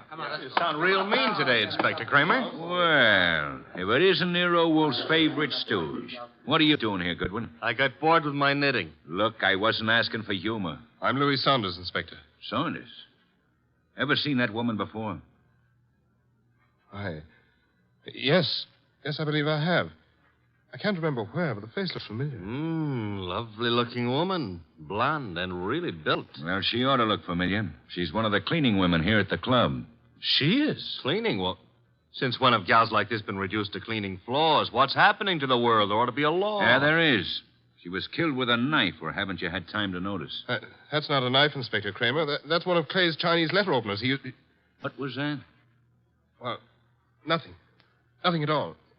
Yes, it is a strange knife. What were you saying, Mr. Saunders? Just said that looked like one of the letter openers belonging to one of my friends. Who is this Clay? Clay Michelson, the artist. But you can't possibly think he'd do a thing like this. I think everybody did it until we know otherwise. When were you last up here, Mr. Saunders? Me? Why, just a little while ago. I changed my clothes just before I went to see Mr. Wolfe. She wasn't here then? Well, I don't know. I didn't come into this room, just in my part of the suite. Your part? Who occupies this room? Mr. Michelson. He's been staying with me. Strange wound, no blood. What do you think you are, Goodwin, a medical examiner? Oh, but Yeah. The killer probably wiped the blood away. Saunders, have you any idea where your artist friend might have run off to? I haven't seen Clay all afternoon. He spends a lot of time down in the bar. Well, he'd hardly sit in a bar if he's killed somebody. But why would he pick on the cleaning woman? Oh, this is no ordinary cleaning woman. Get a load of that figure. Watch it, Goodwin, watch it. You're liable to stretch your brain. But you're wrong. In spite of everything, Clay's still terribly in love with his wife. He wouldn't... Hello, Lou. When did you get in? Yeah, who's this? Clay. We're your friends, Lou. They won't serve me any more liquor down at the bar. I gotta find my flask. Mr. Michelson, may I introduce you to Inspector Kramer of the police? Who's this guy, Lou? He's Nero Wolfe's assistant. Wolfe? Police? Well, what do you all want? Somebody park overtime? Where's my flask? The one with my initials. I just bought it this morning. Mr. Michelson, do you know that somebody was murdered here in your room? Murdered? Why don't you guys go away and joke with somebody else? Where's my flask? You better get hold of yourself. I said there's been a murder. Understand? You serious? Yep. And I wouldn't be surprised if Inspector Kramer here considers you top suspect. Me? They think I did it? You better pull yourself together, Clay. Yeah, because I got a lot of questions. Excuse me, the phone. Sit down, Mr. Saunders. I'll answer it. Hello? Hello? Hello? This is Fila. Who is this? This is Inspector Kramer. Hello? Hello? Who is Fila? Anyone know? Well, that's my wife. Your wife? I want to speak to her. Come back here, Michelson. Let me alone. You're not going anywhere. Now, stay back there. You're wrong, Inspector. I am going somewhere. Junior's got a gun. Yes, Inspector. You should be more careful about your gun when you shove people. Now, look, Mr. Michelson, I'll see Mr. Wolfe myself.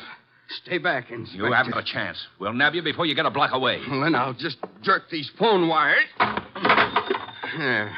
And I'll lock the doors. That should hold you long enough. Good night.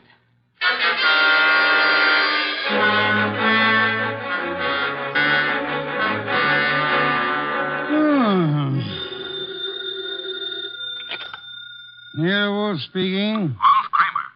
Indeed. Clay Michelson may be on his way over there. Hold him until I get there. Hold him, why? Not more than 10 minutes ago, he held me up at the point of a gun. He carries a gun? It was my gun. Careless of you, Inspector. Goodbye. Come in. Mr. Wolfe? Yes? My name is Clay Michelson. Yes, I was rather expecting you. You've got to help me. They think I murdered someone. You shouldn't have run away from the police. I've been drinking a lot, but I wouldn't murder anyone. Fela'd tell you that. Your wife. Was she the model in that painting of yours I purchased? What difference does that make? I tell you, they're after me for murder. You obviously loved your wife deeply at the time you painted her. Oh, here you are, Mr. Wolfe. Michelson. Clay. Good Lord, man. The police are on their way over here. He came for my help, Mr. Saunders. Oh, I'm glad he did, Mr. Wolfe. But we left Inspector Kramer talking from a phone booth. He'll be here any minute. And we have only a minute to decide why anyone would want to kill a cleaning woman. I didn't kill anybody. She was a beautiful woman, Mr. Wolfe. I gathered that, Archie, from your unusual interest in the case. She was stabbed with a letter opener from Mr. Michelson's house. Which might add Mrs. Michelson to our suspect list. Fila? You can't suspect Fila. You're very gallant, Michelson. Just how was this beautiful young cleaning woman, this Miss Lundgren, stabbed? In the heart. Her eyes were wide open, pupils dilated with shock. Details later, Archie. Kramer will be here shortly. The moment I would like to know where everyone was. Well, Mr. Saunders was here with us, you remember? I don't know where Mrs. Michelson was, but I could go see her and find out. No, it won't be necessary, Archie. Mr. Michelson, where were you? Me? Why, I'm not sure. I can't seem to remember. That's hardly what we would call helpful. I was drunk. Maybe I went to Fila's. I've been over there lots this week trying to talk to her. Yet I must have gone over there. Have you ever seen the murdered woman before? No, I never saw her before in my life. I've seen her before, Mr. Wolfe. Indeed, Mr. Saunders. I seem to remember your earlier statement to the contrary. Well, I didn't know her name, but when I saw her, I remembered her. I understand she was quite an alcoholic. Unfortunate woman. Beautiful and... Well, look who's here, Inspector Kramer. Oh, here you are, Michelson. And as usual, you didn't have the courtesy to ring the bell, Inspector. And give you a chance to get this guy out of here? Nothing doing, Wolf. Now, come on.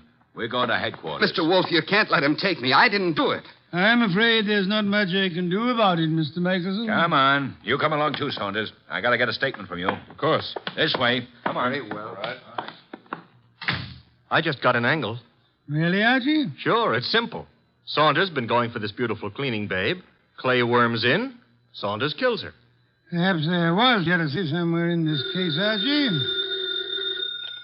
Nero Wolfe speaking. Mr. Wolfe, this is Fila Michelson. You don't know me, but you once bought a painting from my husband. I've got to see you, Mr. Wolfe. You've got to help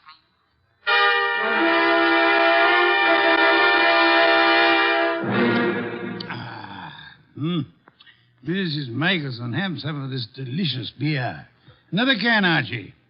And now, Mrs. Michelson, may I ask how you found out there was a murder in the first place? A policeman came to see me. He told me what had happened, that they were looking for Clay. I don't know what to think. He's temperamental, he's jealous, and he's sometimes violent, but can't imagine anything like this, not Clay. Maybe some of those friends of his, but... You don't care for your husband's friends? No, they all live off him. They're leeches. Mrs. Michelson, did your husband come to see you this afternoon? This afternoon? No. You're quite positive? Oh, yes. That was his alibi for the time of the murder. He said he went to see you. Of course, he was fuzzy, usual effect of alcohol on the brain cells, but... Mrs. Michelson, might I be a little indiscreet for a moment? Indiscreet? Have you been seeing some other man? I don't know what you're talking about.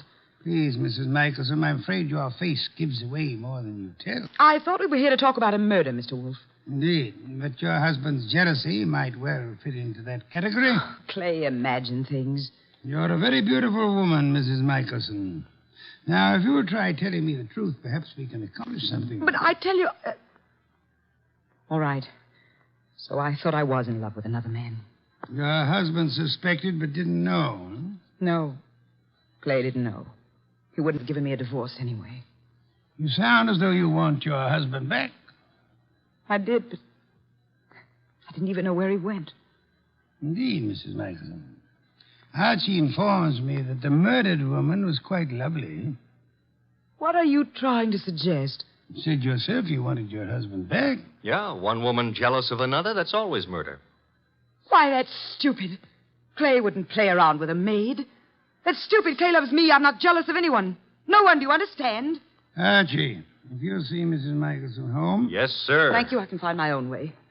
I'd prefer Archie took you, Mrs. Michelson. You wanted my help, didn't you? Thank you. Thank you, Mrs. Michelson. If you will just wait outside for a moment, please. What have you got in mind, Mr. Wolfe? Try exercising your own judgment just once, Archie. You mean she's the one who's jealous? Perhaps, Archie. Perhaps she may want us to think she was jealous. Perhaps she actually doesn't want her husband back at all, only to pin a murder on him. Oh. You see, in this case, it would be simpler than divorce. Yeah? Yeah, she might just be trying to get rid of him. She might, Archie. But then she's a woman, so don't count on anything. She might even be telling the truth.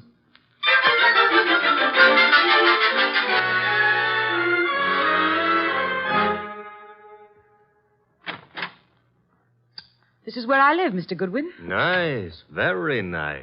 I like Greenwich Village. I'm trying to figure out why Mr. Wolfe sent you along with me. I'm a sucker for beautiful women. I wonder. Archie, Huh?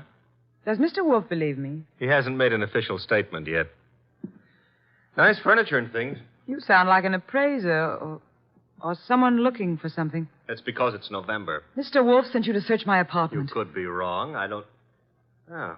What's the matter now? Thought you said your husband hadn't been here today. He wasn't. And what's his flask doing among these papers on the desk? Very prettily decorated with his initials. He was looking for it at the club. Flask? I don't know what it's doing there. Yeah, sure. You're trying to help, Clay. Right into the electric chair. But... His only alibi was his being here this afternoon, and you said he wasn't. Then what is his flask doing here? He said he just bought it this morning, so he must have been here today. I don't know what you're talking about. Where's your phone? Well, you've got things wrong. I don't know anything about that flask. Hey, the lights... Who switched off those lights? Fila, put those lights on. Put on those lights.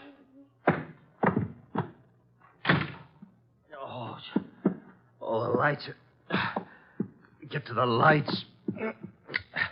That flask... Gone.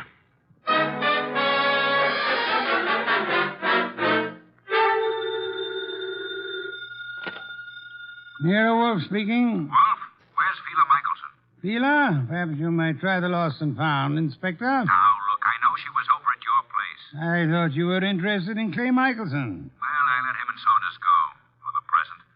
They're clean until I get the medical examiner's report. Oh, when will it be ready, by the way? An autopsy takes time, you know that. Where's the Michelson woman?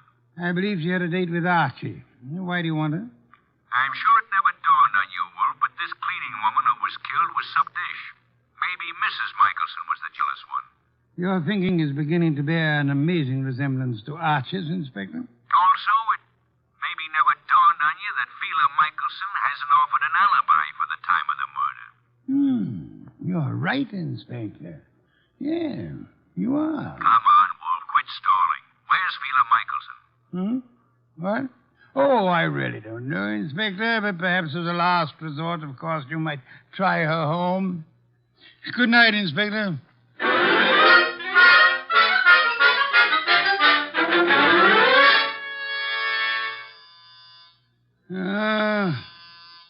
Inevitable.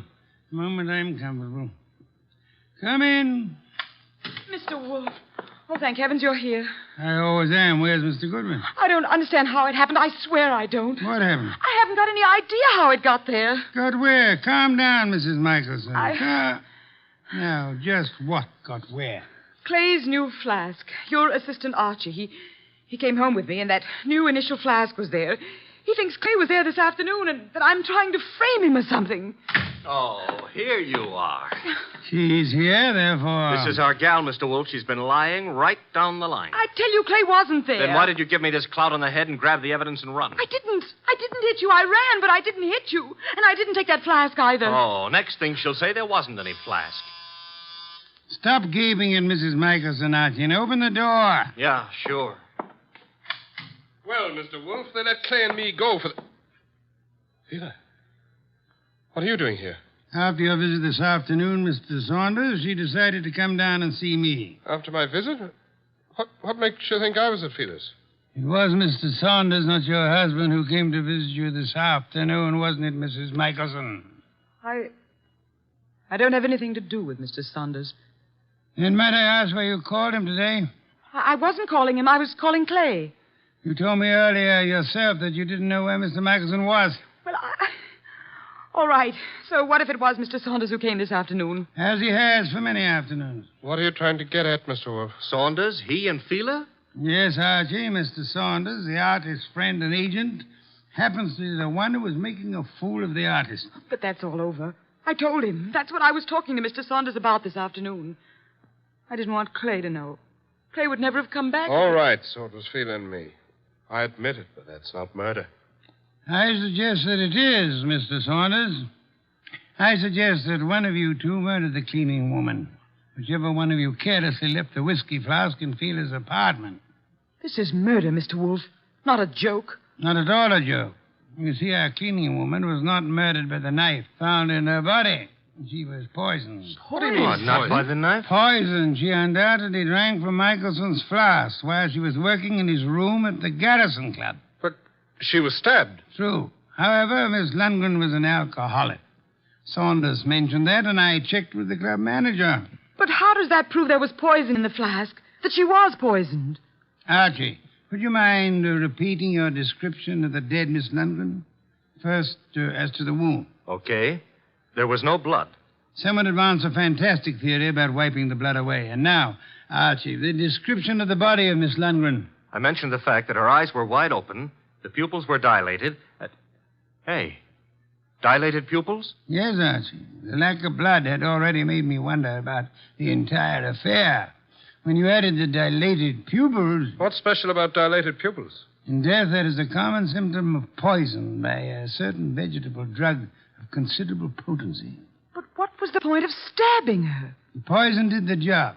However, the killer later used the letter knife in an effort to deceive the police. However, he unhappily forgot that the dead don't bleed. I think you're guessing, Mr. Wolfe. Am I? All I can say is that I was at the pool in the early afternoon.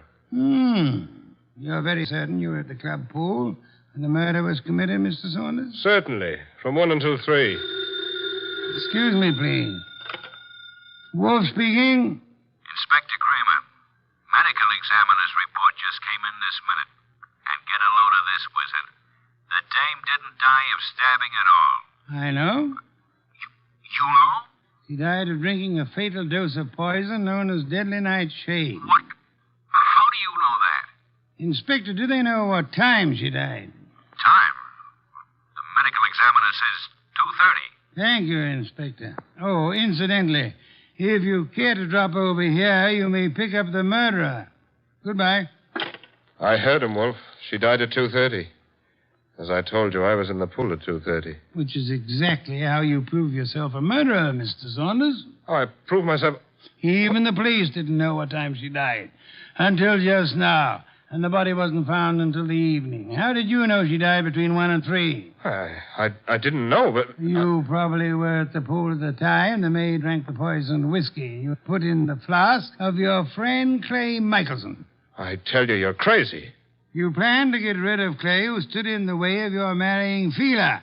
When you came back to your room at 3 and found that the maid had drunk it instead, you stabbed her with Clay's letter opener to cover up the real cause of the murder and throw suspicion on Clay. Oh, this is nonsense. Ridiculous. And then, when you learned that the woman for whose love you were willing to commit murder was through with you, you took Michelson's new flask to Fela's home, confident that it would be found there. Yes, and then he attacked me and stole that flask again in order to make it look like Fela had done it. Exactly, Archie.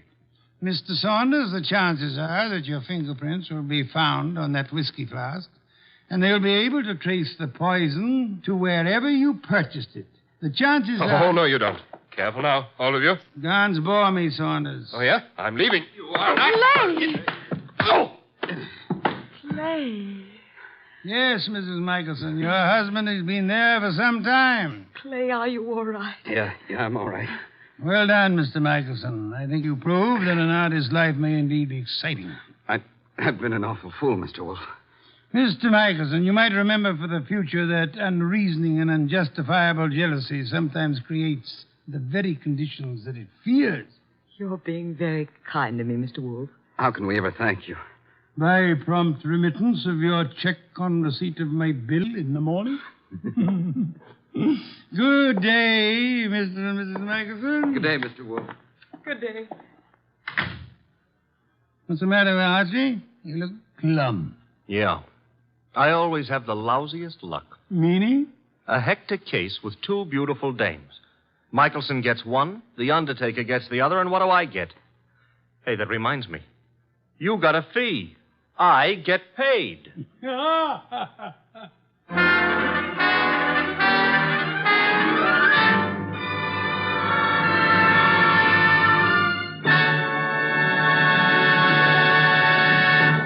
You have been listening to The New Adventures of Nero Wolfe, starring Sidney Greenstreet.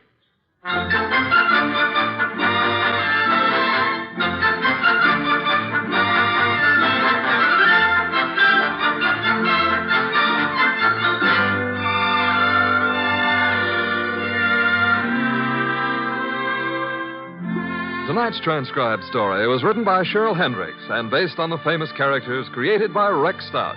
This is an Edwin Fadiman program, produced and directed by J. Donald Wilson. In the cast were Larry Dobkin as Archie Goodwin, and Betty Lou Gerson, Howard McNear, Dan O'Hurley, Vic Perrin, and Bill Johnstone.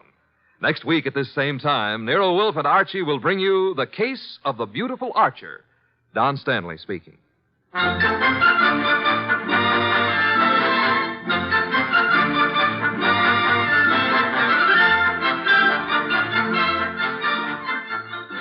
Three chimes mean good times on NBC.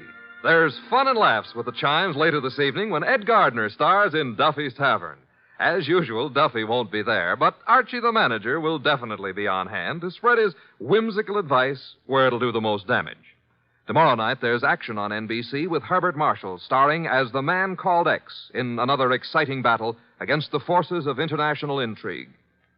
Next, Sam Spade. Later, William Bendix on NBC.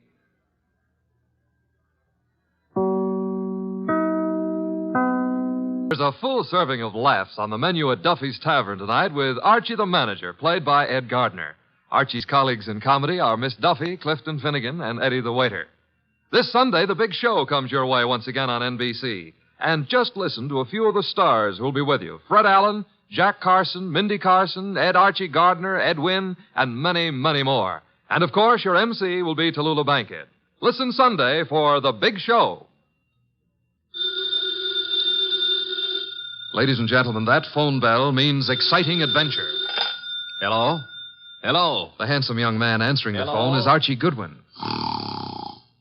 A mountain of a man engrossed in deep thought in the oversized armchair is Nero Wolfe. Hey, boss. Oh, Mr. Wolfe. Mr. Wolfe. There's a guy on the phone wants us to take a case. Seems that someone was mad at a guy who was mad, and now this guy on the phone is mad, wants us to find out who did the killing. What do you say, Mr. Wolfe? We need the money. Hello? Yes, Mr. Wolfe says he'll be happy to take the case. Just present yourself and a check for $2,000 at 601 West 35th Street at 11 o'clock. Mr. Wolfe can't wait till you get here. He's dying to go to work. Goodbye. Greatest detective in the world. The only trouble is, he is.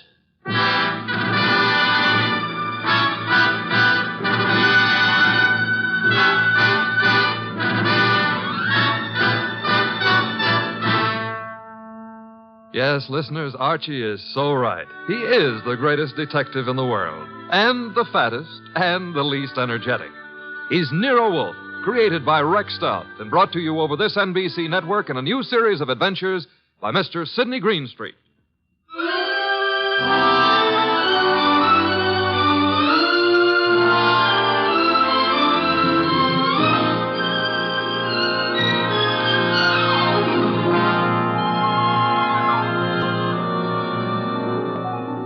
Tonight, it's The Case of the Beautiful Archer. That's a good title. And it was a good case, too. It began in the consulting room of Dr. Raynard Townley of the Townley Sanitarium, skipping a jump north of Nyack, New York, when a very lovely young lovely glared across the desk at the good doctor. Shall we pretend you don't know who I am, Dr. Townley? How could we possibly do that, my dear Diana Lawrence? 23 years old, daughter of one of our better-known sculptors, Michael Lawrence. You were born in Johannesburg, educated in London and Paris, and live at present 100 yards from here in your father's cottage on Berry Hill Lane. How's that? It's intended to be staggering, isn't it? You take no cream or sugar in your coffee, were winner of the Women's National Archery Tournament for 1947, and have an exceedingly high temper. Let's stop the nonsense. You have an inpatient here named Willard Garth. Well, Willard Garth happens to be my fiancé. Yes, he has mentioned the fact during his analysis. And, well, has he by any chance mentioned his reasons for suddenly refusing to see me during the past 5 weeks? He didn't have to, Miss Lawrence. Well, what do you mean? I mean that I recommended he give you up as a bad job. What? Yeah, well, I suppose you had some purpose in saying what you did. Of course. I'm the boy's doctor. You think you're in love with Willard Garth, I know, but actually, you're infatuated with the Garth millions. You take a lot on yourself, don't you, Doctor? I consider it important to relieve Willard of all painful external pressure. You've done well for Willard, Dr. Townley, relieving him of me. I think so. Now, let's see you relieve yourself of me. You, purchased the gun for this occasion, Miss Lawrence? Yes. And what exactly do you hope to accomplish with it? A quick and complete reversal of your decision about me. I'm not as easy to handle as Willard is, you see. And if you intend to ruin my life, then I intend to end yours, here and now. The phone is ringing. Let it ring. Just as you say. It's the house phone, Miss Lawrence. It may be Willard, you know. Oh, Willard? Yes, he usually phones me from his room at about this time every day. Oh. Well, all right. Answer it, but be careful what you say. You're in command, it seems. Hello? Oh, why, hello. I thought it would be you, Willard. Look, my boy, Diana Lawrence is here. I've had a talk with her, and I've reconsidered my opinion.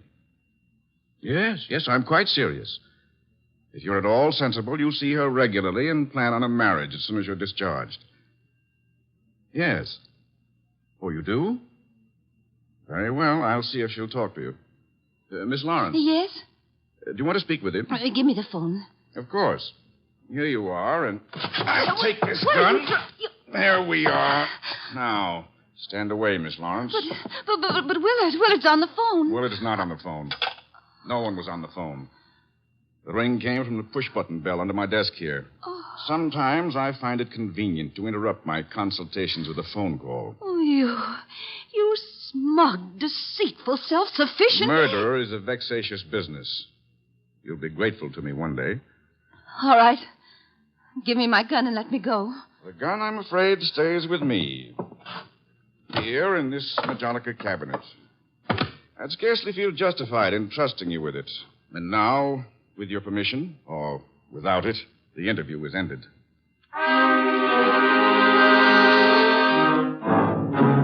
Later that day, the phone in the Lawrence house on Berry Hill Lane began to jingle. And this time it was no phony.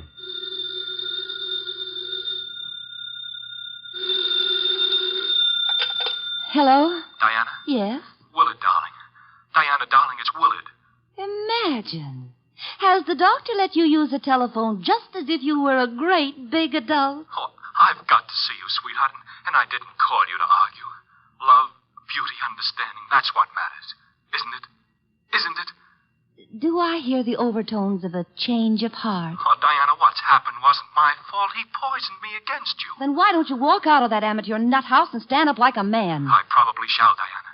And now, please listen to me. He's letting me have the limousine tonight from 8 until 12. I want us to go for a ride and talk and talk and talk until everything is clear. Clear as a bell, my baby. Don't tell me he's trusting you to drive. Oh, no. No, one of the handymen here will chauffeur us. Oh, say you'll come, Diana. Will you? Say it. Say yes. Say you will. Well, yes, Willard. I'll be glad to. 8 o'clock, then? 8. Oh, bless you. Bless you, my angel.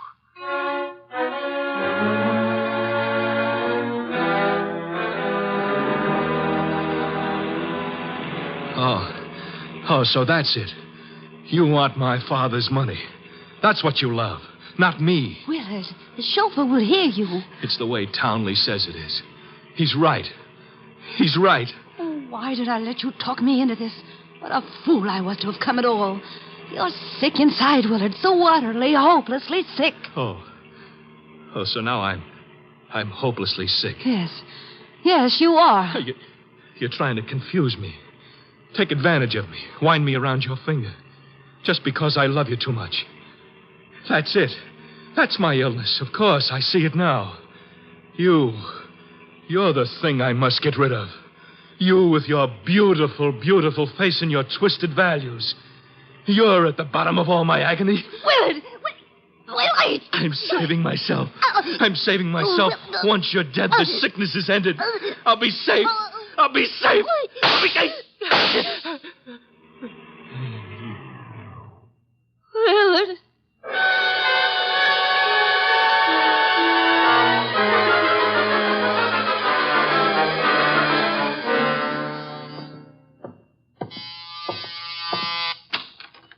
Dr. Townley? Yes. Come in. Mr. Wolfe's been expecting you. Come in, Dr. Townley. Come in. Have a chair. Thank you, Mr. Wolfe. I'm so happy you've agreed to take this case. Have a glass of beer. Oh, no. Never at this time of the morning, thank you. Well, Doctor, the newspapers check with what you told me. The girl and young Garth went out for a ride in your limousine last night. The car was driven by one of your handymen. That's right. Haynes, his name is. And they never came back. Young Garth was found dead in the car with 2 bullets in him. The girl was gone, and also Haynes, the handyman chauffeur, huh? Correct, sir. Have you any idea where he could be? No, sir. And the young lady, tell me about her. She's Diana Lawrence, daughter of Michael Lawrence. The sculptor? The sculptor. She lives with him in a small cottage near my sanatorium on Berry Hill Lane. An extremely aggressive and self-centered female with more than a slight flair for violence. Your description might easily lead me to suspect her of this murder, sir. Well, I'm aware of that. And I don't think you'll be far off the mark. As I told you on the phone, she tried to murder me yesterday morning. The police have made no headway in locating her? No, the homicide division has contacted her father, but he's remained quite noncommittal. He simply says that he's sure she's incapable of killing a fly and that he hasn't laid eyes on her since 8 o'clock last night.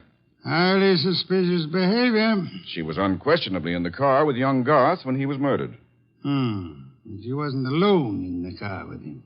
You're referring to Haynes? Yes, but he can't be found either, remember? It appears that he failed to list his address on his job application. But somehow, Mr. Wolfe, I'm quite sure he'll show up this afternoon. Somehow, Dr. Townley, if I were you, I wouldn't be quite so sure.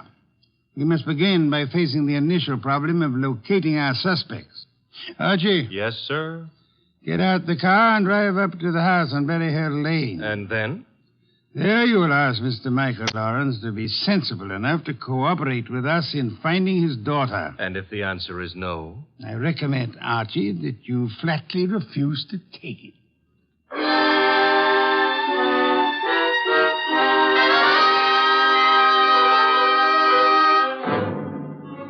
Mr. Lawrence was no simple baby to handle. He was in a studio when I walked in, chiseling on a statue of a boy and a girl, both wearing less clothes than the law allows. And before I got a chance to state my name, he commenced giving me a free lecture on the marble work of art. She's good. Really good. She's practically superb. The Ariadne. The what Ariadne? The girl in the statue. Oh. That's Ariadne, tragic nymph of Greek mythology. Don't tell me you're not familiar with Apollo and Ariadne. All right, I won't. The Apollo, on the other hand, is unfinished. The face, you see, it lacks something. The passion of yearning, Olympian desire. And yet, you know, the two figures have motion. Like your daughter? Eh? Your daughter, Diana, she's got motion also. As I hear it, she's been in motion ever since she murdered Willard Garth last night in the back end of a limousine. So you're another flatfoot? Not exactly. I'm paid in private by Nero Wolfe. Nero Wolfe? Yeah. You don't mean that a creditable man like Wolfe thinks Diana killed young Garth? Well, he'd like to talk over the possibility with her. How laughable. Look at that face. Is there anything of the murderous in a face like that? In a face like what? Oh, I'm sorry. Diana posed for the Ariadne, you see, and the likeness is exact. You think a girl of this type, classic, sensitive, civilized, could descend to the clumsy, brute level of murder? Well, it's a little hard to imagine. There. Even you agree with me. On the other hand... Shall we discuss the other hand over a cup of coffee? I'm quite exhausted. If you insist. I do. Sit down and inhale the atmosphere of culture at its source. There's a pot warming on the stove. Pot of what? Coffee or culture? Well, wait and see what he means. Should never ignore a phone call. Who knows? Might be something important. Yes? This is Diana, Father. Oh, yes, Diana. It's all over the papers. Yes, I know. Well, I don't think they'll find me where I am, and I'm staying here until things quiet down a little. Where are you, honey? What did you say? I said, where are you? You said honey. Daddy, you never call me honey. I know it's because I'm excited. Where are you, sweetheart? Well, you mustn't let anybody find out. Not a soul in the world. Where are you? Well, you know where Tyne Pike turns off to the left beyond Bardsville? Yes? Well, I'm... Call me later, Angel. But, Father... Oh, get that motorman's number. You will live, my friend, but not long if you don't control your curiosity. You hit me. With that mallet you hit me. What was the big idea? Do you really have to ask that question? Weren't you trying to trick my daughter into disclosing her whereabouts? The police are pretty interested in her whereabouts. Then let them find her. But you can't be surprised, my friend, if I choose to protect Diana's interests.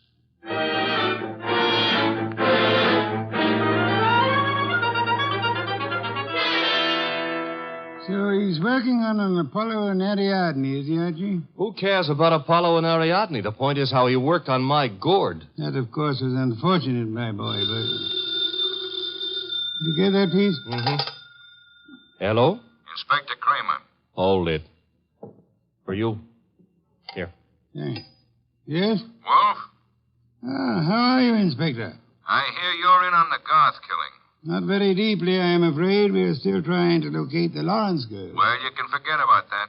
Yeah? Yes, we've already located her and released her on a habeas corpus.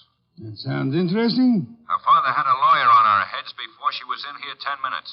Too bad you couldn't have held on to her. Oh, I don't know. I'm not so sure we want her. Why not? Well, first of all, it's not likely she did it. No? No. Ballistics stated that the bullets that killed Willard Garth were not fired from point-blank range.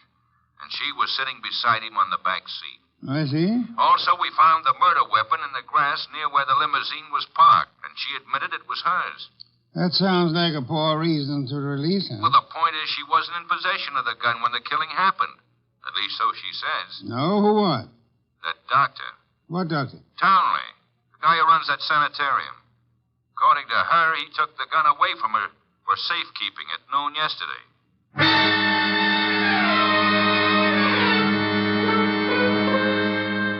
There was a little more talk between them, something about fresh cigar ashes that were found in the dashboard ashtray of the limousine. After that, the boss hung up and exerted himself enough to put a call through to the Townley Sanatorium. I'm afraid the doctor is very busy just now. So am I, and my business happens to be highly important. Well, I'll say you called, Mr. Wolfe, and I'll ask him to contact you just as soon as he has a free moment. Do you happen to have a free moment, miss? Why, well, yes, sir. Could you spend it by telling me if that handyman, Mr. Haynes, is being located? Why, yes, as a matter of fact, he has. One of the staff just found out where he lives, Mr. Wolfe. Well? He has a little cottage at 206 Dockside Road. That's out near Sheepshead Bay. Thank you. Archie. I'm going someplace, I suppose? You are? You're going to Sheepshead Bay.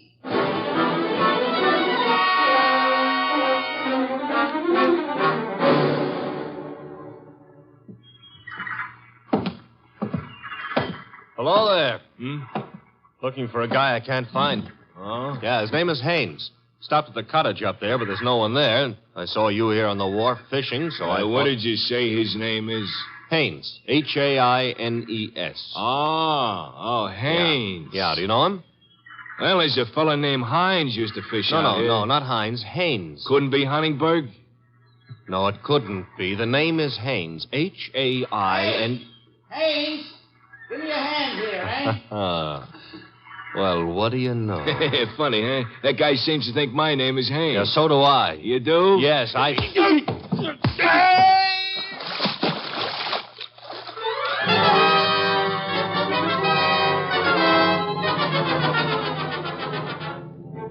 I got back to our house soaked to the skin and minus Haynes, and just in time to see the boss in the exhausting process of walking across the room to answer the phone. Hello? This is Dr. Townley. You called me. So I did. About the murder? More specifically, about the statement from Diana Lawrence that you removed a firearm from her possession yesterday morning. That's quite correct. It's here in my Majolica cabinet. Is it? Of course it is. I suggest you check. Just a moment. Mr. Wolfe. Yeah? I'd like to see you at once. The gun, I suppose, has vanished. What? How did you know? Because it is at ballistics, Doctor. It turned out to be the gun that killed Willard Garth. I see. Do you? Yes. I understand everything now. It's all so crystal clear. Just how crystal clear? I'm quite certain, Mr. Wolfe, that I can put my finger on the killer. And I think it would be well if you came here immediately. No, I'm afraid it's impossible, sir. There's an important operation scheduled, and I simply cannot leave. What do you suggest? Well, is it outside the realm of possibility that you come here? Is it, Mr. Wolfe? Hello, Mr. Wolfe. Mr. Wolfe?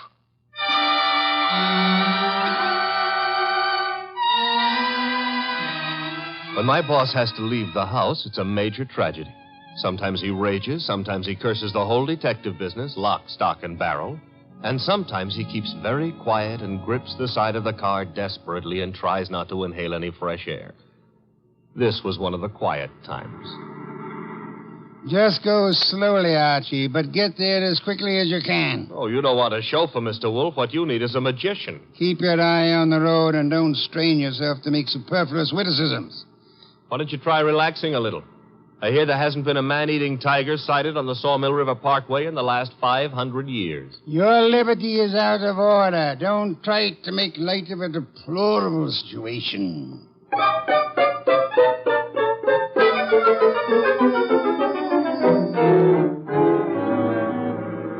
Here's the sanatorium. And there's Dr. Townley coming to meet us. It's terribly nice of you to have come, Mr. Wolfe. I've heard about your aversion to traveling, and I appreciate your going to the trouble. Don't mention it. Oh, Archie, help me out with my other arm. There we are. Now, calm down. You're all in one piece. I think you'll find the trip highly profitable, Mr. Wolfe. You'll consider it time very well. Hey, Hey, what's the matter? What is it? What happened? He's been shot. It's hardly likely. There wasn't a sound. This kind of shot doesn't make a sound, boss. What do you mean? Better take a look for yourself. There's an arrow in his back, and he's dead.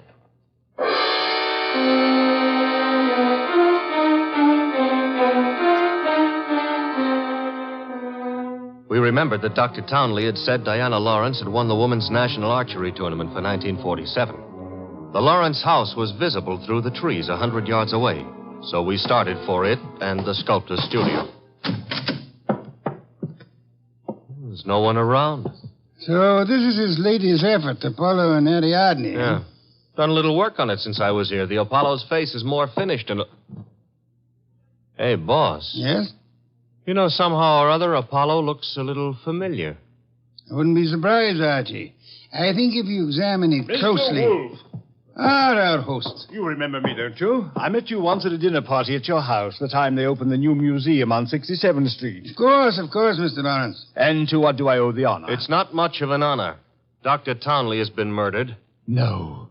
I am afraid Mr. Goodwin is being accurate. He's been murdered with a bow and arrow. And what does that mean to you, Mr. Lawrence? I'm sorry. I've been a fool. An awful fool. You can't blame yourself too much. If you'd cooperated with the police instead of looking out for your daughter's interest, the man would still be alive. But I assure you that... Where's the girl?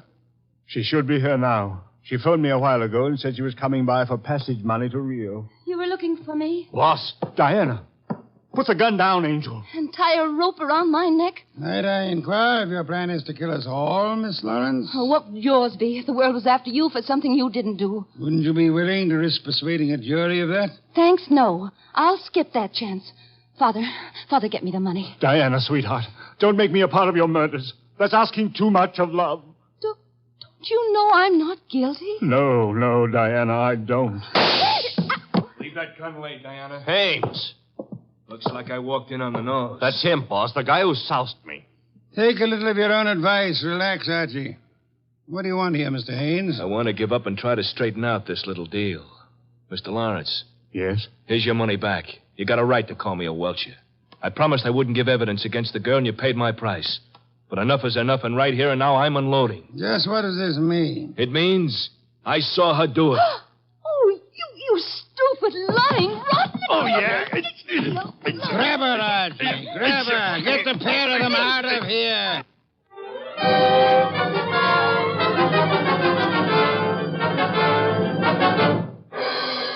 What can I say to myself now? What can I do?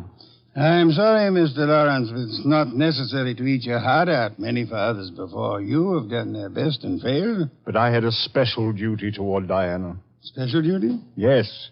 Well, you see, you'll find it out sooner or later, so I'd best tell you now. I'm not a real father. I adopted her 9 years ago when she was 14. I see. And I should never have done it. I realize now that I wasn't equal to the task. Well, all's not lost yet. They may not convict her, you know. Eh? I said they may not convict her. But how could they fail to convict her? She killed Garth, didn't she? Did she? She shot him. But the gun was in Townley's possession. She could easily have stolen that. She could have broken into his office later. It wasn't locked. What wasn't locked? The Majolica cabinet. I believe you mean what you said, Lawrence, the Majolica cabinet. Though for the life of me, I can't see how you could know whether it was locked or not, unless you had the experience of opening it. Could it be that you went looking for the gun yourself after Townley said he had confiscated it? That you killed Townley with a bow and arrow, which you handled as well as your daughter, because he was just on the point of telling me that you knew where the gun was, and that you were the likeliest murder suspect? You must be mad. Oh, sir, not I. But you are mad and more than a little. You hated Willard Garth. It was you who were making the marriage impossible. You loathed him, and in the end, you killed him. How could I have killed him? I'll tell you a little secret, Mr. Lawrence. The police found cigar ash in the dashboard tray of the death car. Chemical analysis showed that the ash was from an El Adoro cigar. What have you got in your left hand, sir? In my... an El Adoro cigar. And in my right hand, a Derringer. Powerful and admirable little weapon, Lawrence. I suggest you show proper respect for it by dropping all this here and now. You don't wish to hear me say the rest, that you were horribly in love with Diana, your own adopted daughter? In love and hopelessly, eternally frustrated?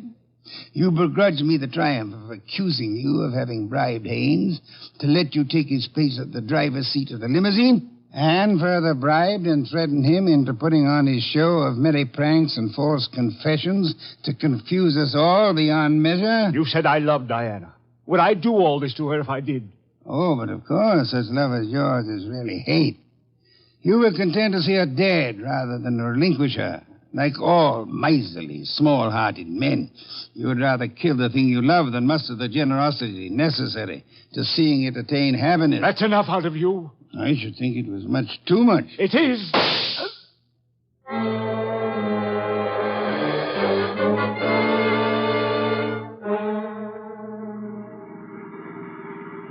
Archie, my boy, I'm grateful to you, both for coming back into the house when you did and for being such a good shot.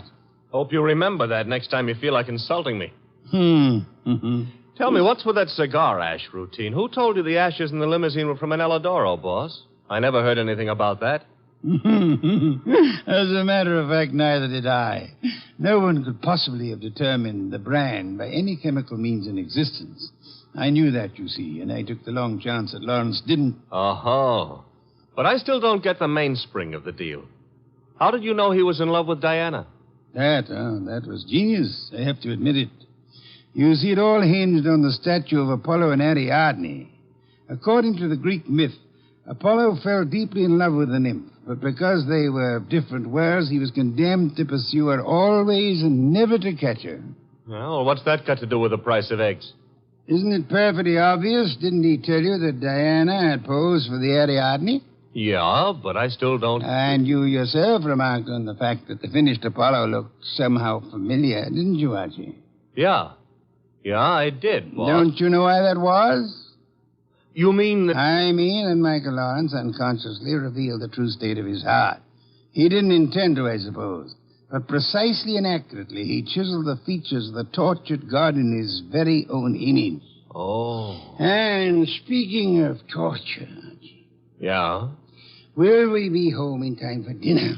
Oh, boss, you can't be that hungry. Oh, I am. Good heavens, Archie. Do you realize that I haven't eaten since lunch?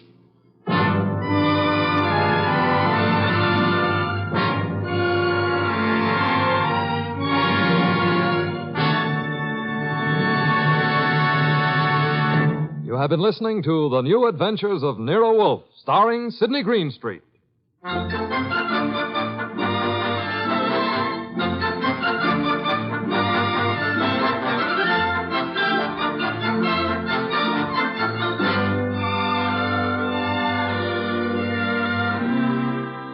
Tonight's transcribed story by Peter Berry was based on the characters created by Rex Stout. This is an Edwin Fadiman program produced and directed by J. Donald Wilson. In the cast were Larry Dobkin as Archie Goodwin and Gigi Pearson, Ted Von Elst, Bill Johnstone, Peter Leeds, and Jay Novello. Next week at this same time, Nero Wolfe and Archie will bring you The Case of the Brave Rabbit. Don Stanley speaking. There's fun and laughs later tonight when Ed Archie Gardner stars as Archie the manager in Duffy's Tavern. As usual, Duffy won't be there, but Archie will be there, armed with his own whimsical version of the English language. Another Friday favorite you'll hear later is The Delightful Life of Riley, starring William Bendix as Chester A. Riley.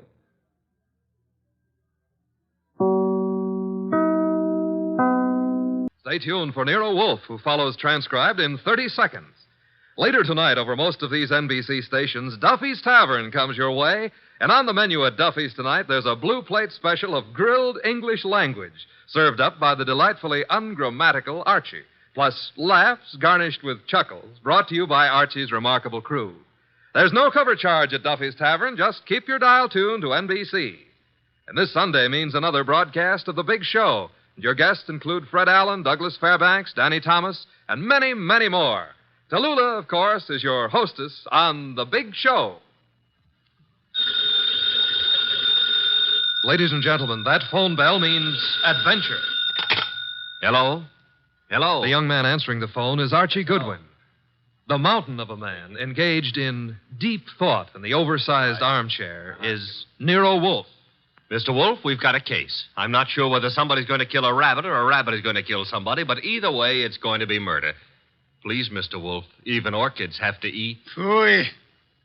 Yes, sir, Mr. Wolfe will take the case. As a matter of fact, he's working on it right now. Money, work. Bah. Greatest detective in the world. Only trouble is, he is.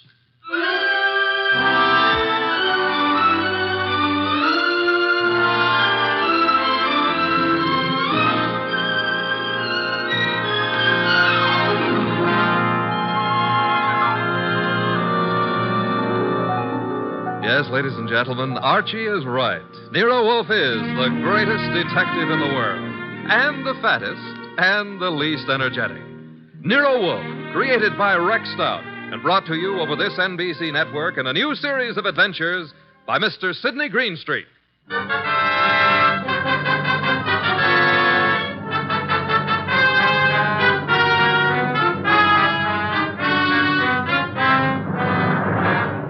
Tonight, it's the case Nero Wolfe likes to remember as the case of the friendly rabbit. He sometimes prefers his proverb scramble. It began in lots of places. Let's take a look at a few of them. In particular, the richly appointed library of a man named Veek. Mr. Veek, what's happening? Relax, Haynes. Your blood pressure. I thought it was a gag, but you really are shutting the club down. I'm shutting it down. Why? I got the joint rolling. The suckers are pouring in. And next week, the governor's committee. Huh? It's moving out of Baylor County. Our joint enterprise is in Baylor County. I think the club needs a rest. Crime committees so rarely admire gambling. Oh, that's different. So it is. The club needs a rest. You need a vacation. Florida, perhaps? I don't like Florida. Pick any place you like, just so long as you get out of reach of a subpoena. The heat's on, huh, boss? You've just coined a phrase that may very well catch on. Get out and stay out of the state until I send for you. Okay, Mr. Veek. Sure, Mr. Veek. Marshal? Yeah? That about covers us in Baylor, am I right? You're right. The dear governor's dear committee will be sorely disappointed. However, I doubt it'll give up quite so soon. I wouldn't think so. Therefore, have the truck driver deliver another shipment of carrots to the rabbit farm. Eh, Marshal? Okay, boss.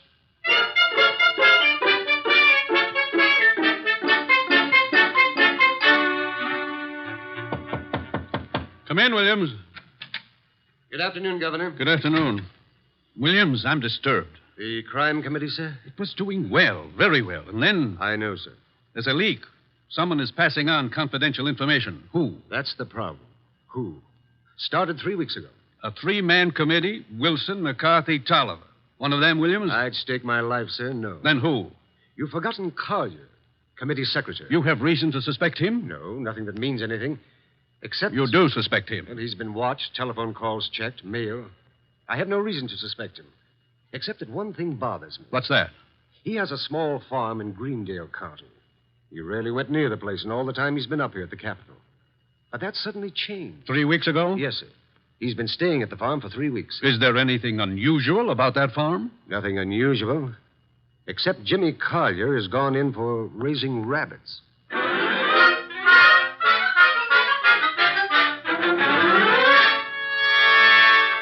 Jimmy, Who is it? Oh, hello, Claire. you've been hiding from me. I've been out here with the rabbits. Jimmy, what's wrong? With what? You. There's nothing. You're lying. We grew up together, remember? We live next to each other, Jimmy. We were going to be married. Hey, wait a minute. We still are, last I heard. You haven't heard recently enough. What does that mean? It means we're not getting married. But, Claire, You've been avoiding me, and you've been getting money, lots of money from someplace.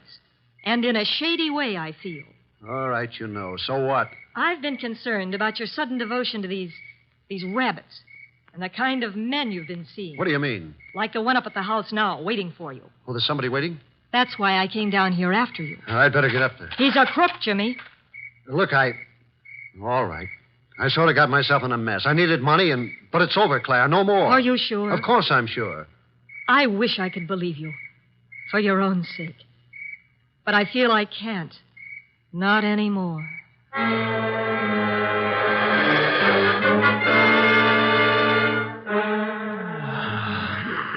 Archie. Yes, Mr. Wolfe. Either stop breathing so heavily or... Take the evening off? Stop breathing. Old Dr. Tidmouse wouldn't approve of that. Who in blue and assorted blazes is old Dr. Tidmouse? My family doctor. Mavis keeps your puny mind, but you don't have a family. Answer the phone. Oh, but it might be a case. It might be very important. It might mean work, Mr. Wolfe. Archie. W-O-R-K.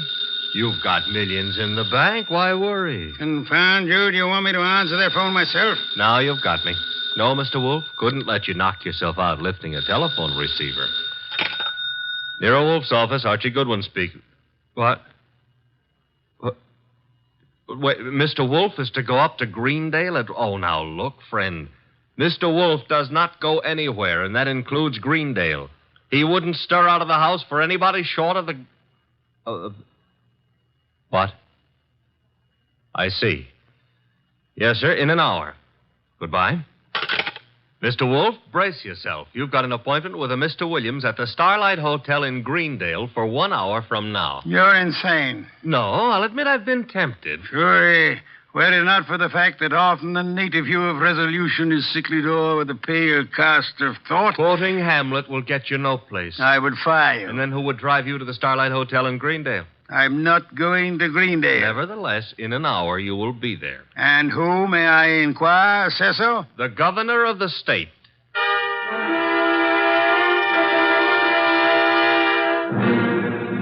Is that all, Mr. Williams? That, Mr. Wolfe, is all anyone knows about the situation. Except the guilty man, of course. An admirably clear summary, Mr. Williams. Obviously, our meeting here at the hotel was necessary. I couldn't be seen entering your house, nor would it have been advisable for you to visit the governor. I can appreciate that. You're quite sure I need pay no attention to anyone on the committee except James Collier? Quite sure. Police surveillance of Collier is deemed unwise. He has suddenly taken interest in rabbits, but although keeping them may perhaps be considered suspicious, it is hardly in itself of value. You have no other evidence against Collier? I know we're clutching at straws, Mr. Wolfe, but there is a leak and work is being nullified. Something must be done. Hence the governor's call for you. Very well, sir. I shall attempt to be more than a man clutching at a straw. I said attempt. Archie, unpack. We shall stay at Greendale near Collier and his rabbits.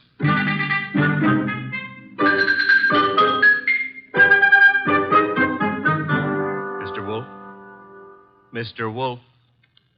Oh, naturally, I know that shutting your eyes and pushing your lips in and out indicates you're thinking feverishly, but there's nothing for you to think about. Tui. Oh, I accept your correction. What are you thinking about? Hotel beds. They're notoriously flimsy. Oh, you gave up on the case so soon. Fiddlesticks. I already know exactly what role the rabbits play in our problem. Therefore... We're going to drive out to Collier's farm? You are. While you test the hotel beds, fine. It'll be necessary for you to spend the night at Collier's place. You'll drive out there and pretend you've lost a cylinder or something. Oh, a lost cylinder. Oh, fine. Confound you, Archie. You can invent something plausible as a pretext, and if you are properly charming, Mr. Collier will, I hope, invite you to stay the night. And during the night I sleep, happily breathing the fresh country air. Trust not. Okay, Mr. Wolfe, I accept the assignment. I will learn all I can from Mr. Collier's rabbits. Incidentally, remember the play Harvey? I do? Why? Harvey was an invisible rabbit, a figment of a man's imagination. I hope this rabbit venture is more tangible, Mr. Wolfe. It is, Mr. Goodwin. Will you desist and depart? Okay. Oh, if anyone calls, just say I've gone out to Greendale to cross-examine a rabbit. Archie, I think you're going to be quite surprised. Yes.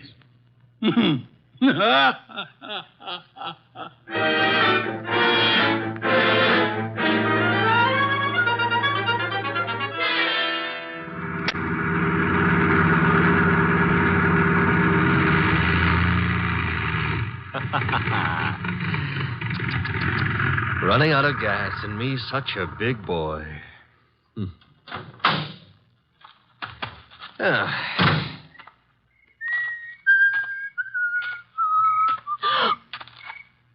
Hello.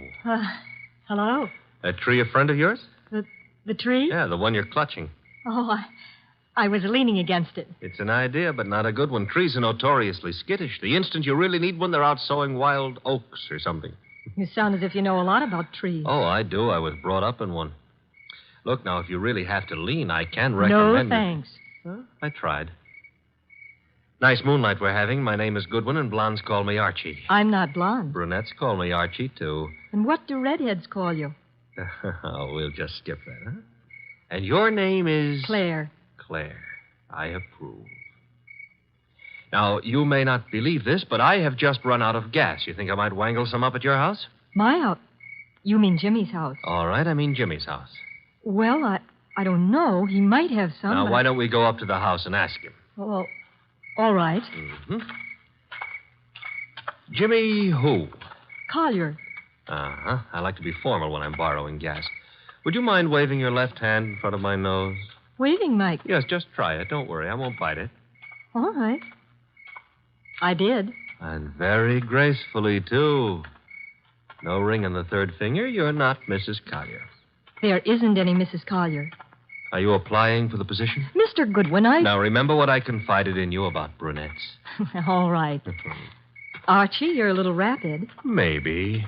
But I always remember what old Dr. Titmouse said. What did he say? Gather ye rosebuds while ye may. Old time is still a-flying. Robert Herrick wrote that. He did? Dr. Titmouse is a liar. How much farther is this house? Well, it's just beyond those trees. What? There was something ran across the path. It brushed my legs. It frightened me so. Must have been a rabbit. I guess it was. Oh, I'm sorry. That was silly of me. Oh. Don't worry about it. Also, you will have noticed how much more satisfactory I am than a tree. For clutching at moments of stress, I mean. Archie. Mm-hmm. But you'd better let go now. What And we'll get on to the house.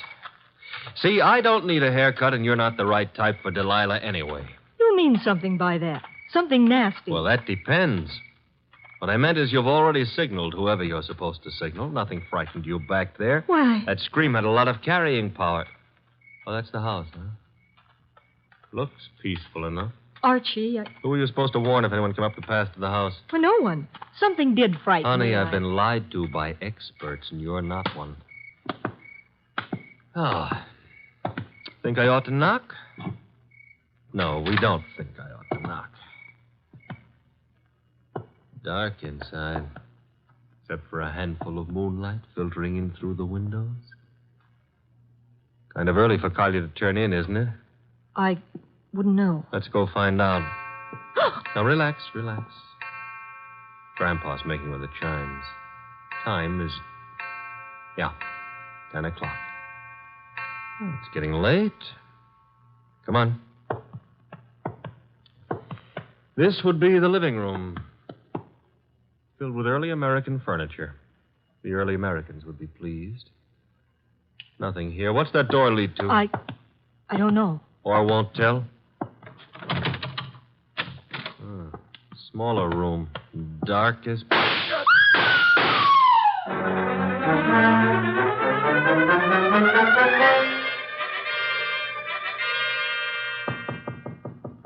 Come in. Put the beer on it. Oh, you're not the bellboy. I'm sorry. I should have remembered to bring some beer. Indeed, and you are? I'm a fellow guest at this hotel, Mr. Wolfe. My name is Veek. Veek, yes. A criminal of moderate intelligence and immoderate pretensions. We won't quarrel, Mr. Wolfe. I've something to offer you. You and your boy Goodwin didn't drive up to Greendale for the exercise. I dislike exercise. Shortens life. James Collier lives nearby. The Governor's Committee on Crime is unhappy. There's been a leakage of information. It hasn't helped them in their work. But it has helped you. You wouldn't have left your house in New York on any ordinary job. A request from the governor, however. Shall we stop fencing? I don't have to fence with you. The committee's work doesn't particularly bother me. I've already made my arrangements for retiring from active business, shall I say. However, I don't want you messing around in the meantime. Indeed. In your effort to discover how the committee's information leaked out, you might also discover a number of things about me that I prefer to remain undiscovered. No one has employed me to do anything about you, sir? Not directly, but indirectly you might have to. I want to insure myself against any such possibility. I want to make a deal with you. I'm ready to supply you with the name of the man responsible for the leak and papers proving his guilt. I have them here. In return for which you expect? A quick conclusion to your activities and your return to New York, leaving my name out of your reports. I'm neither a public official nor a philanthropist. I should do nothing about you unless it becomes necessary. You may remove your hand from your pocket. You wouldn't dare shoot me. Now then, the name of the man. James Collier. Proof of his guilt? These. A series of reports on the committee's meetings in Collier's handwriting. Thank you. Good night, sir. Good night. And I hope for your sake that we do not meet again. Phew. Archie, answer the... Oh. Hello? Mr. Wolfe? Yes, Archie. I'm at the Collier place. Since it takes only 10 minutes to get there, may I congratulate you on your speed? I've been at the Collier place for nearly an hour. Doing what? Oh, meeting Claire for one thing, discussing rosebuds. Your delay has been explained. Good night. And for another, I was being around when someone got murdered. Ah, you laid hands on the murderer? No, the room was dark. By the time I got Claire untangled from me and started looking for somebody with a gun, he'd left. I see. And the dead man, of course, is James Collier. No, sorry. Found it had to be. Who was he? Total stranger. Archie. I'm not being difficult. There was no identification on him. Strange. A description. Early 30s, height maybe 5'10", weight around 175 pounds. Blonde hair, blue eyes, a very natty dresser. Suit custom tailored with a built-in shoulder holster. Don Juan shirts. Manicured but very dirty fingernails. And he... Uh-oh. Company. The police? Mm-hmm. Very well, you tell them whatever you think proper, without mentioning the governor's committee, of course. You then bid them farewell and come to the hotel. Can't I say goodbye to Claire, too? You cannot. Confound you, Archie. Do you think I want to wait up all night?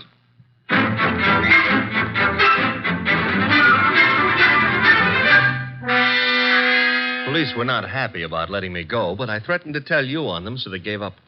You have told me the entire story of what occurred at the Collier farm, Archie? Mm-hmm. All details. If you like, I wouldn't mind repeating the parts about Claire. Phooey. You may call it phooey, I call it love. By the way, did you know that it was Robert Herrick who wrote that... Confound you, be quiet. Okay, push your lips around, but you've missed something. I have? Mm-hmm. The burning question of the day. The night, rather. Which is? Where is James Collier? Ah. Stop buying. The cops want him on suspicion of murder. The way it shapes up, he shot our unknown pal and then headed for the nearest border. Nonsense. Mean he didn't shoot our unknown pal? I mean Collier's whereabouts are not a mystery. You know where he is? I know where he is. I don't believe it. You couldn't know. You haven't been out of the hotel. You haven't had any calls. Archie, I use my intelligence. If you had used yours instead of voting the girl... I still wouldn't know where Collier is. Never mind. I'm impressed. What do I do now? You get Mr. Veek on the phone. Huh? He's staying here at the hotel. Oh, old home week. Operator. Mr. Veek, please. Hello? Hello, Mr. Veek. Who is this? Mr. Wolfe wants to speak with you. Just a second. Here you are, sir. Thank you. Mr. V, where were you at 10 o'clock?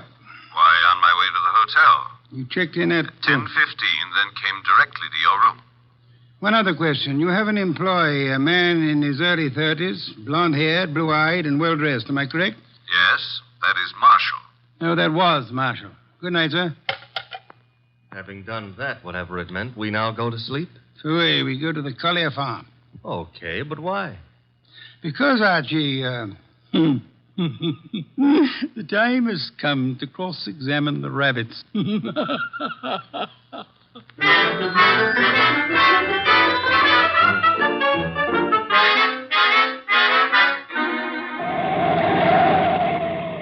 Confound you, Archie. You're not driving a truck. Be careful. Truck drivers are careful. Also, they're courteous. Indeed. Furthermore, they will always stop to help a motorist in time of trouble. Archie, are you training to become a truck driver, or have you fallen in love with a truck driver's daughter? Her name is Susie, her hair the color of wheat fields at high noon. Never mind turning purple. I'm about to change the subject. Boss, I have a theory. Stick to truck drivers. As follows. Our boy Collier, who'd been selling information to Veek, had a change of heart and decided to turn ethical. But Veek's man, Marshall, at Veek's orders, tried to apply pressure, so Collier shot him and headed for Canada. And the girl's role? Was to brighten my life. Oh, you mean about her playing sentry? Well, she's in Veek's employ, too. Phooey. Don't like my theory. It's charming. It merely happens to be wrong. Merely happens to be... Why is it wrong? Because, Archie, of a dead man's dirty fingernails, Marshall's fingernails. Oh. Well, you made me bring you to the rabbit hutches. We have arrived. There are the rabbits. Go ahead, cross-examine them. Good many hutches. A large pen for the rabbits to run about in. Notice that they're all cowering at the far end of the pen, ran as we entered. That's because they don't like us, maybe, huh? One of them, however, seems to be friendly. The one up here, and at the corner opposite us. Oh, yeah, there is one here. He's not friendly, Mr. Wolfe. Indeed? He's dead. Somebody stove in his skull. Interesting. What's interesting about a dead rabbit? He may be dead now, Archie, but he was friendly. Too friendly.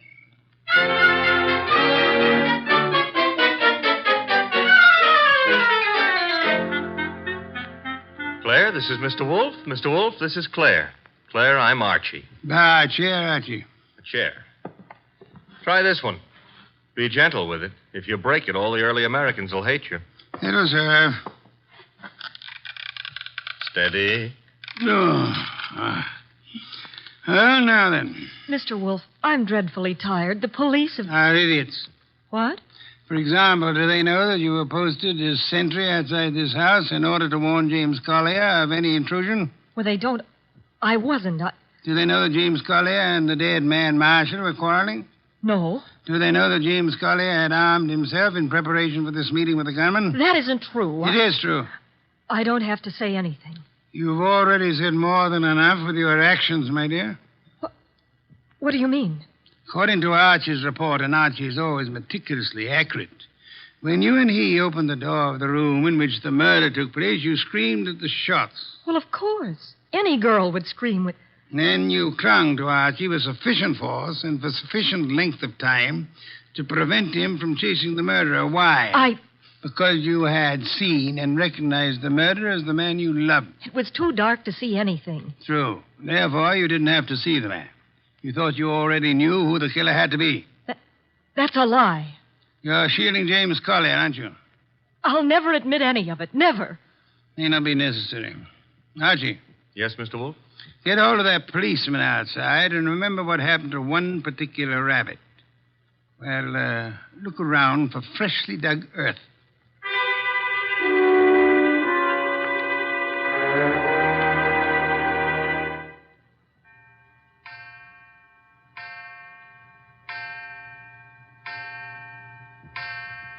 Midnight.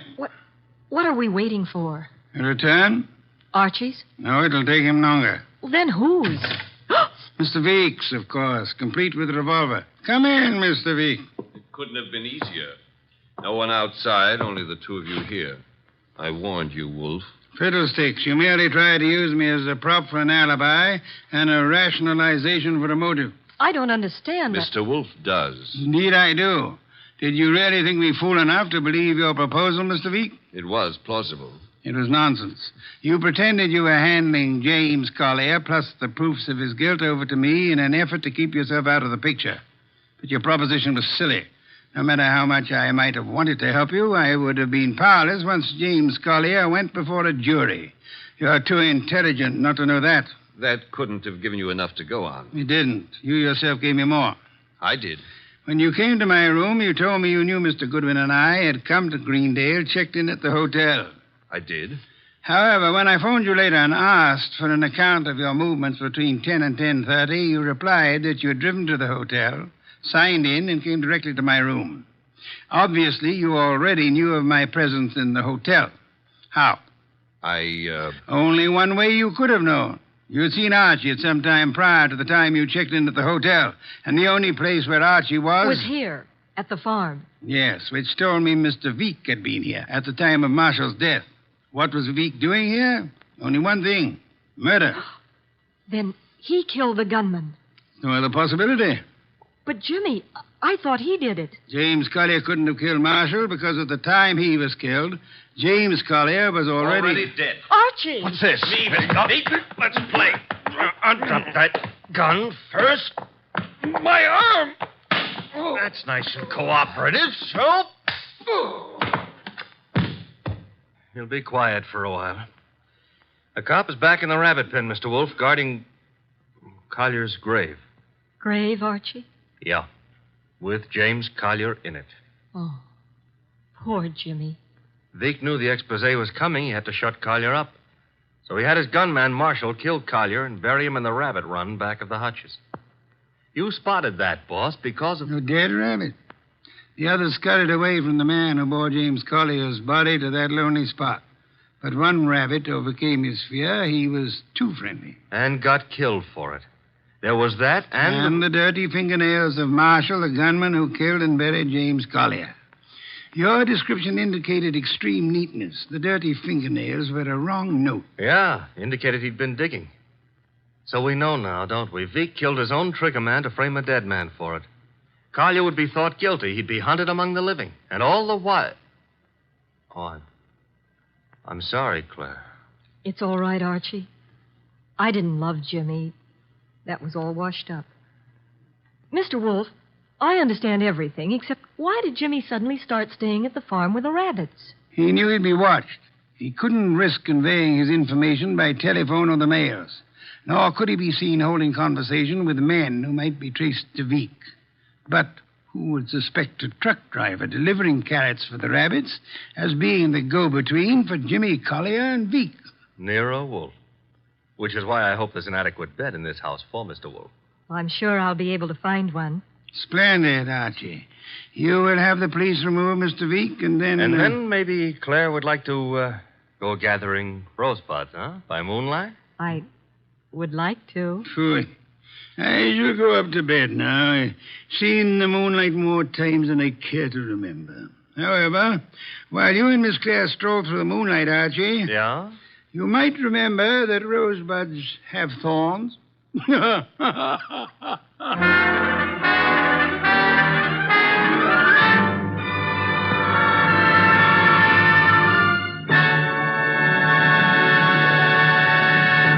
You have been listening to The New Adventures of Nero Wolfe, starring Sidney Greenstreet.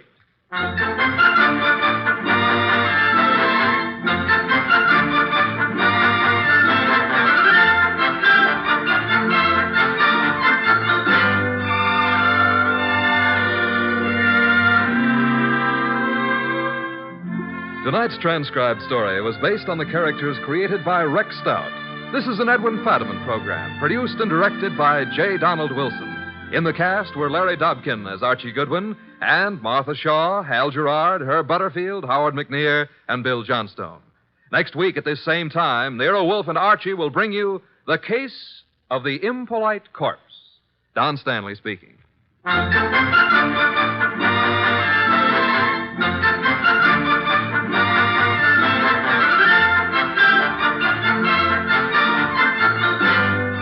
Three chimes mean good times on NBC. There's no cover charge at Duffy's Tavern. Just keep your dial on this NBC station this evening as Archie the Manager, played by Ed Gardner, and his remarkable friends serve up another blue plate special of grilled English language, fresh laughs and whimsy a la mode.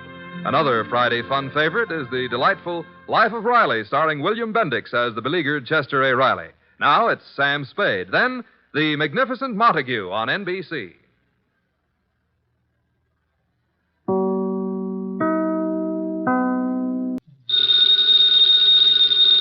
Ladies and gentlemen, that phone bell means adventure. Hello? Hello. The young man answering the phone is Archie Goodwin. And the mountain of a man engaged in deep thought in the oversized armchair is Nero Wolfe. What was that? Somebody's going to be murdered who has no manners? Well, what do you want Nero Wolfe to do? Teach him manners? Oh. Hold on. Mr. Wolfe. Yes, Archie? We've got a prospective client. In case someone she knows gets murdered, she'd like you to do something about it. Very well. However, advise her. Yes? Not to get murdered herself. I never take a corpse for a client. Greatest detective in the world.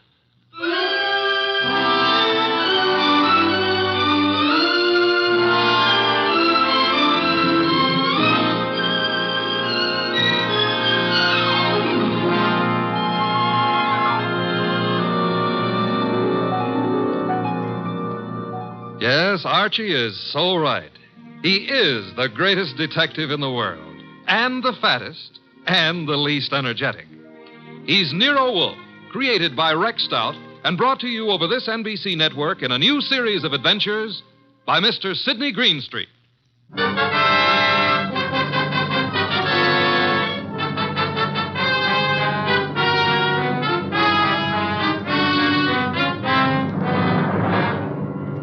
Tonight, it's the case of the impolite corpse. It began on a certain night at 8:40 when Walter Channing, an advertising executive, was dictating in his office to his charming secretary, Brenda Barkley. Brenda, take a memo. Yes, Mr. Channing. This is to be mimeographed and sent to the entire staff. The entire staff, yes, sir. Notice, effective at once, 1-hour lunch periods will be strictly enforced. Employees will post time of departure and time of return. Yes, what is it? Mr. Channing. Bennett, I'm busy. But I've got to see you, Mr. Channing. About this afternoon. This afternoon was unfortunate, Bennett, but it happened. I lost my temper. I'm sorry. So am I. Mr. Channing, I've been with the firm 14 years, and because a man blows up once in 14 years. Mr. Channing's office. Oh, you've got to reconsider. That's all, Mr. Channing. I never reconsider, Bennett. It's your wife. But, Mr. Channing. That will be all, Bennett. It won't be all. You can't wipe out 14 years of a man's life. Even you can't do that, Channing. It's Mrs. Channing on the phone. Oh. Hello? You're where? That's in this building. Since when has Dr. Ellis kept evening office hours? I told you there's nothing wrong with you. No, I can't. I don't know when I'll be through. And I don't want you hanging around up here. Well, take a cab or walk. I don't care what you do. What? I can't understand you. What? Goodbye, Doris. Where was I? Walter. Yes? You are going to reconsider about Tom Bennett, aren't you? Bennett was insolent this afternoon. I won't tolerate insolence. Yes? Shine, Mr. Channing? Shine? No. What's he doing down here this time of night? Half the staff's working overtime. Kelly's an enterprising shoeshine boy. Might have missed someone on his rounds this afternoon. Walter, about Tom Bennett. Forget Bennett. Look, you upset the inkwell. Oh. Quick, blot the stuff. Yes, of course. Did any spill on you? Spot of my trouser cuff. Lucky it didn't get on the carpet. Walter, about Tom Bennett. I told you to forget Bennett. All right, Walter, all right. Though maybe you shouldn't. Maybe you'd be better off to use him as a model. A model? If he knows he's not wanted around here, he'll have the self-respect to get out. Meaning? Well, you've known for a long time you're not wanted. And you're still here. How you'd like to fire me.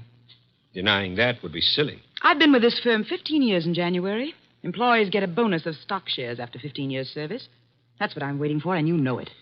Suppose we get back to that memorandum. You'd like to get me out before I collect those shares, wouldn't you? I said let's get on with the memo. You'd be petty enough to do it, too, if you knew how. There may be a way. There isn't, and you know it. I'm too careful. You can't fire me without cause, and I've given you no cause, Walter.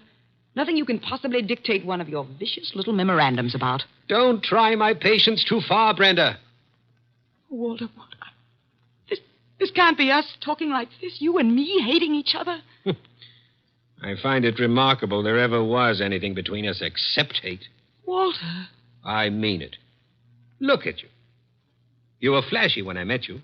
You're getting flashier. That means cheaper, Brenda. Stop it. Too much lipstick? Too much rouge? Hair too bright? Dress too tight? You're trying too hard, Brenda. You're labeling yourself like a sound wagon. I wonder what it is that stops me from killing you. Cowardice, of course. Now, when you've stopped sniveling, we'll get on with a memorandum. You ready? Yes, I'm ready. Notice. In the interest of economy and efficiency, junior executives will confer in the conference room, not in private offices. Mid-afternoon coffee and personal phone calls and daily shoe shines will be eliminated.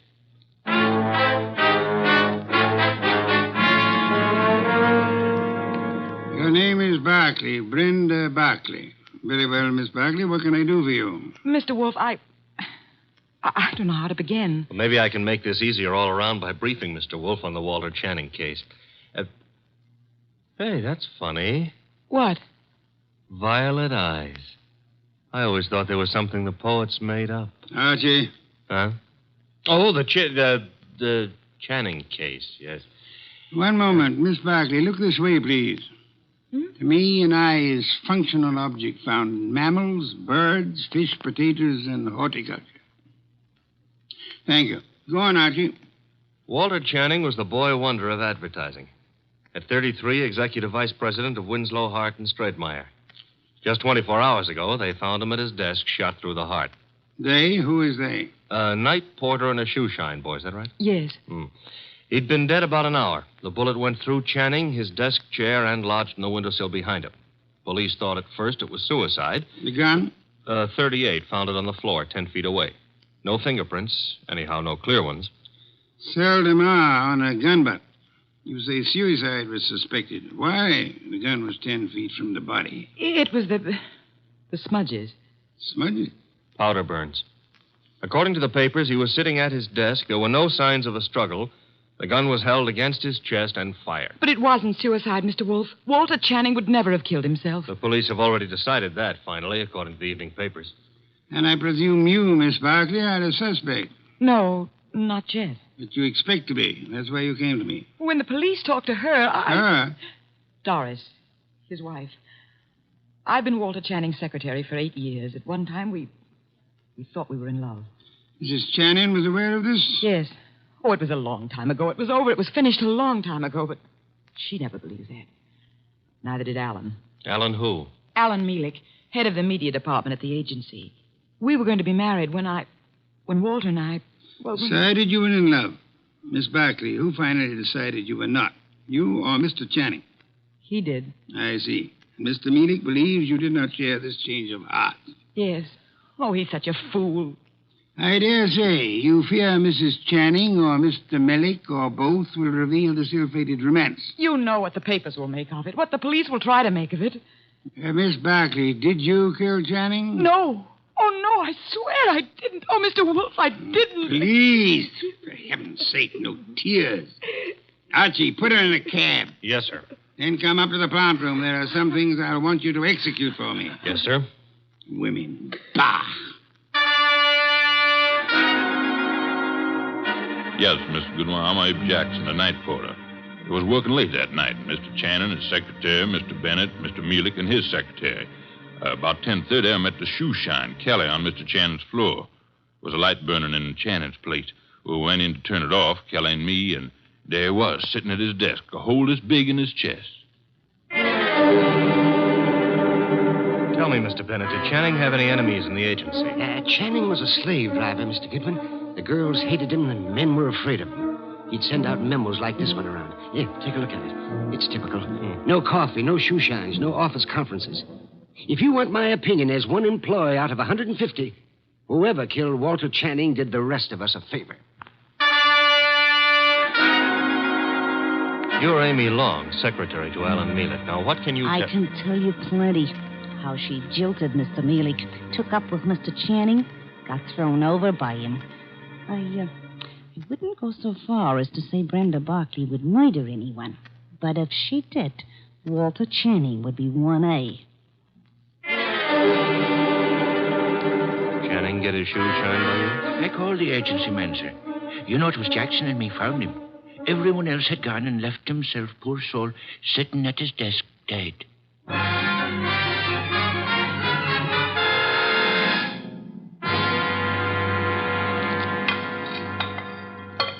This specimen, the monogamous train orchid. Beautiful, isn't it, Mrs. Channing? Mr. Mielik? I could never quite like orchids. They have no smell, you know. It's pretty all right, but tulips are more in my line, Mr. Wolfe.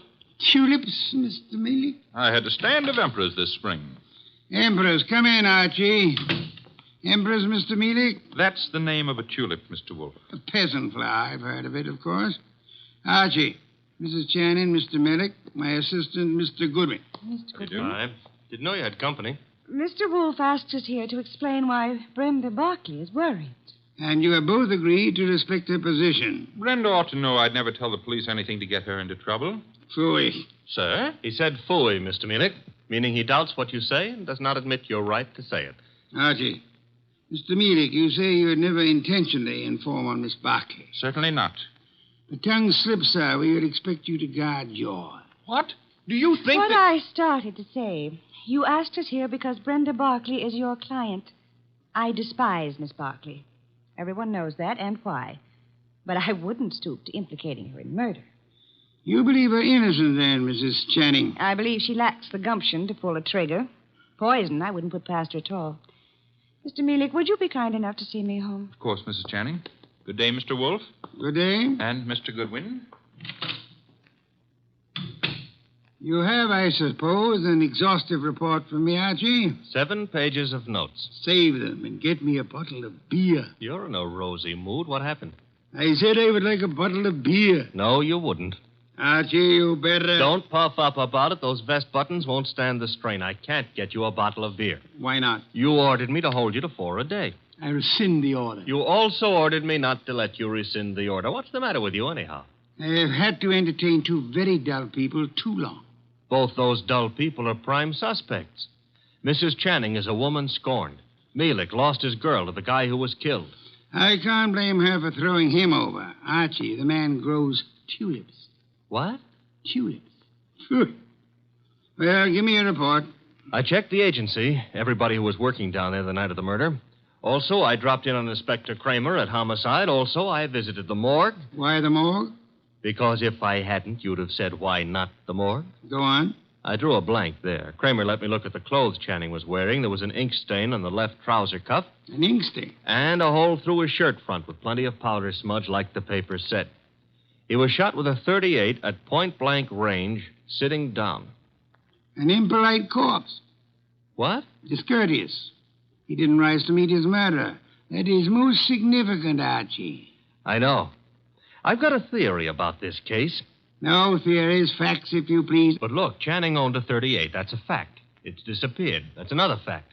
The murder gun was a .38 with the numbers filed off, and it could be Channing's own gun. Thereby proving what, Archie? That his wife had access to it. Your theory involves Mrs. Channing, then? And Mielik. She decides her husband is less trouble to her, dead than alive. A regrettable tendency of wives. Have you noticed? And she sells Mielik on the idea. Now, that wouldn't be hard. They figure to make it look like suicide, but Mielik loses his head and runs, drops the gun on his way out, and... Oh, you don't buy it. Enough of theories. The facts, Archie. Out of your notebook. 1. 9 people were on the scene that night, working late for one reason or another. Mrs. Channing tells me she was visiting a doctor's office in the same building, by the way. 2. Every one of those people hated Channing. 3. Here's a sample of why he wasn't popular. A memorandum, huh? Dictated the night he was killed. The staff got it the next morning. A whip-cracker, Mr. Channing. Fact 4. The ink stain on his trouser cuff was partly rubbed out. With what? Cleaner of some kind. I didn't get the brand. Fact 5. There's a spot on the carpet near Channing's chair. Spot of what? Ink? Blood? Looks like ink. It looks like ink. Well, I didn't analyze it on the spur of the moment. My chemical set isn't working so good, boss. Phooey. Archie, I want 2 things. Yes, sir? Get over to headquarters. The police have Channing's trousers. Suggest to Inspector Kramer that he have the stain analyzed. Suggest also that the spot on the carpet be analyzed at the same time. Be around him when the information arrives. This is Be Kind to the Police Week? Phooey. I never have sought to beat the police on matters of fact, only on interpretation, deduction. Get going. Oh, and Archie. Yes? When you return, I should discourse upon the sanctity of deskhood. The sanctity of what hood? Deskhood. Now be off with you, and please remember you're tracking a murderer. Don't stub your toe.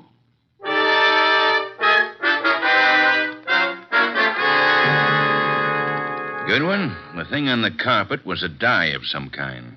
Dye, huh? Mm-hmm. How long will it take the lab to give you the analysis on it, Inspector? Oh, not very long. I've got the report on what was used on the trouser cuff right now, though. And? They found traces of carbon tetrachloride. Wait a minute. This goes in the notebook. Okay, carbon tetrachloride. And something else. Goodwin, what's Wolfe after? Interpretations was what he said, Inspector. You object? No. Maybe I'll get an interpretation, too. The something else was perchloroethylene. Perchloreth... Why, Inspector, such language.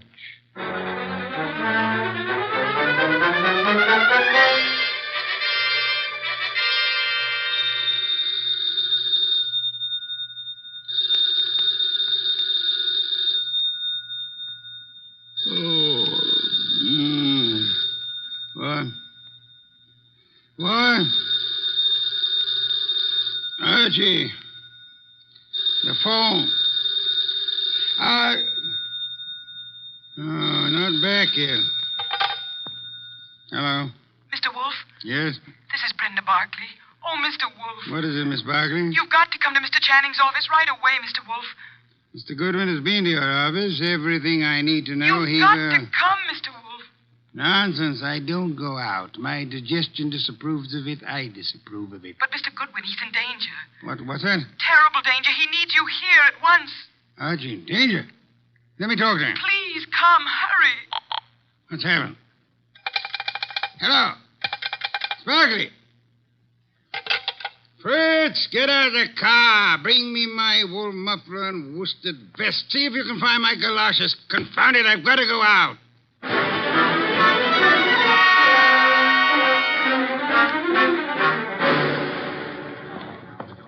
Going up. Step to the rear of the car, please. Mister, will you please step back? I'm back as far as I can go. You are? Elevators, contraptions for little men. Come, take me up, young man. Hold it. Hold that car. I'm late for a date with a blonde. 16th floor, buddy. Evening, Mr. Goodwin. Good evening. I was told you were in danger. Danger? Mr. Wolfe, what are you doing out down here? Sparkley's idea. About me being in danger? Obviously, she was lying. I suspected at the time. But I fell in with her suggestion. I'm anxious to end the case. My presence here is needed. Don't understand why she'd do such a thing, and why is your presence needed? 16th floor. It's a matter of perspective. Brenda's got a very nice perspective. She'll be around here someplace. The agency's got this whole floor. Her office? Down this corridor, next to Channing's. Well, Kramer came through in those reports from the lab. That smudge on the carpet wasn't ink. It was a dye. Powdered aniline. Brenda. Oh, Mr. Wolfe, thank heavens you're here. Hey, I'm here, too. The police, they questioned me again this afternoon. I'm so frightened, Mr. Wolfe. You've got to find the murderer before they... Baby, take it easy. Well, hello, Archie. Hello. What's the idea of trying to pull a fast one on Mr. Wolfe? Well, I just had to see him. Please understand. Is this Channing's office? Yes. You told him I was in danger. At last, the place to sit down. Well, I had to tell him something to get him down here. He's not happy. You comfortable there, sir? Miss Barkley, come here. Mr. Wolfe, I can explain. I thought if you were here, where it happened, I mean, if you could see for yourself, then you'd Young woman, there are many things I'd like to say to you. Oh, now, wait a minute. She was scared, boss. However, I am too short of breath to do them justice. Archie. Yes? Round up everyone concerned with this case. Right now? Including Mrs. Channing. Get them in here. Yes, sir. You help him, Miss Barkley, and close that window. Yes, Mr. Wolfe. Fresh air. I've had enough today, thanks to you, to last me a lifetime. If after all that exposure, I live a lifetime.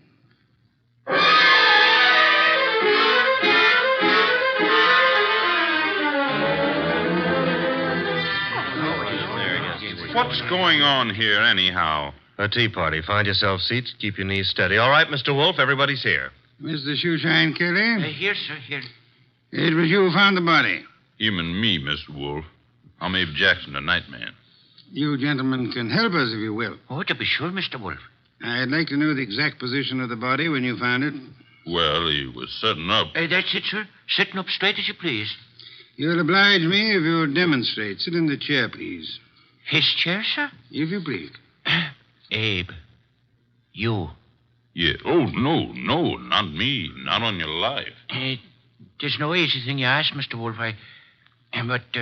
I'll oblige you. so. It was like this, I'd say. You agree, Mr. Jackson? A little more to the right, maybe. Yeah, that's the way it was. Archie. Yes, sir? Help me with a brief recapitulation. Well, so far as we know, Channing made no outcry. Therefore, he could not have been startled by the appearance of the killer. There were powder burns on the body. Therefore, the gun was against Channing when it was fired. His own hand couldn't have held it closer. Nobody heard the shot, probably because this office is soundproofed. The gun that killed him was lying on the floor 10 feet from the desk. In the direction of flight through that door. Go on, Archie. The killer was almost certainly well known to Channing, or Channing wouldn't have let him come that close without a struggle or an alarm. Also, the killer had access to this office. Another proof that he's not a stranger.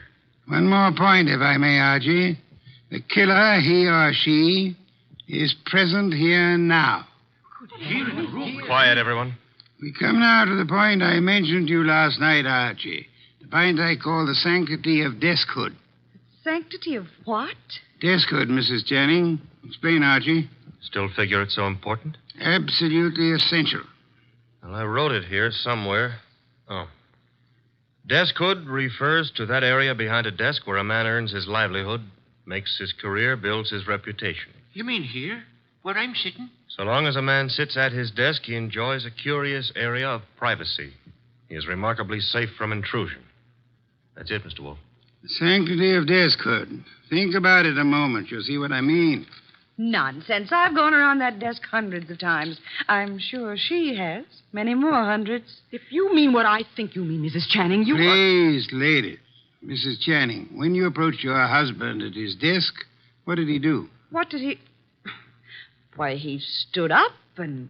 He stood up. Sparkley, you agree? Well, yes, he'd have to stand up. At least he always did. But for his murderer, he did not. Archie, resume from your notes, please.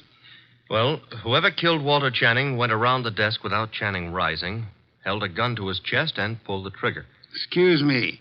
If you will go behind the desk and stand facing Mr. Kelly, Archie. Here. This the way you mean? You know the angle of the body wound to the hole in the chair? There wasn't any angle. One was in a straight line with the other. From where you stand now in front of Mr. Kelly, if you wish to inflict an identical wound upon him, could you do it? Not from where I stand. I'd have to kneel. You'd have to kneel. Do so.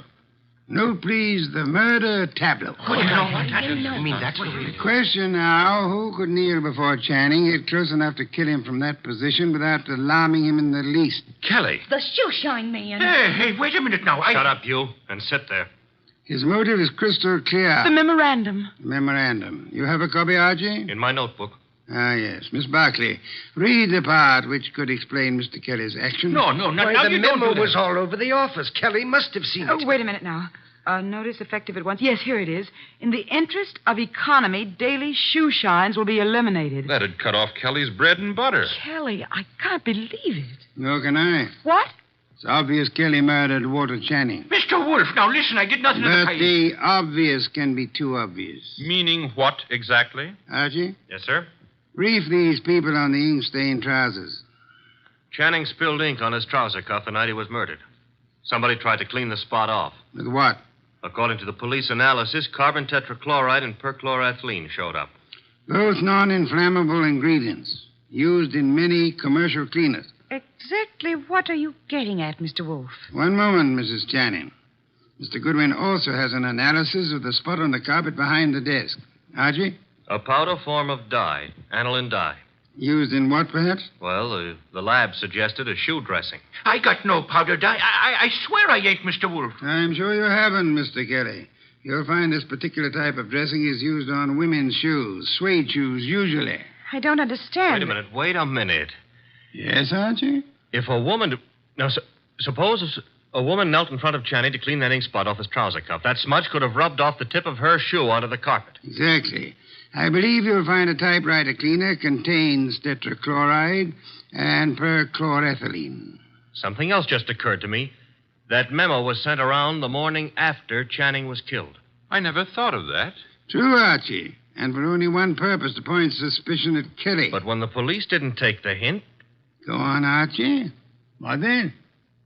Somebody else was brought down here who would. Comes around to 3 questions, doesn't it? Who knew about the memo? Who had access to Channing's file where he kept his gun? And who made sure Nero Wolfe would see the evidence against Kelly?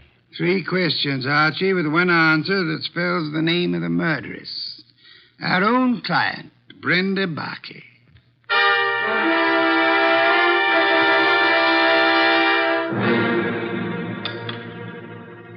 Steak, Archie, marinated. You like it?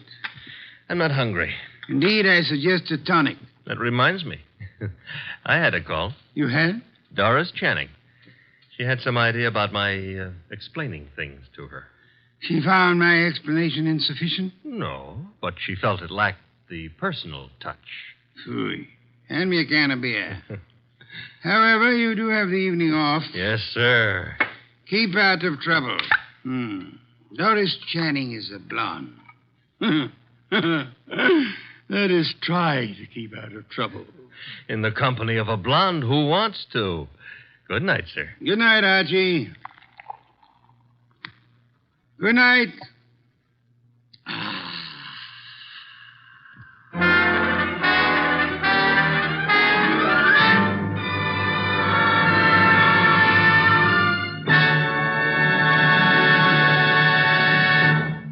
You have been listening to The New Adventures of Nero Wolfe, starring Sidney Greenstreet.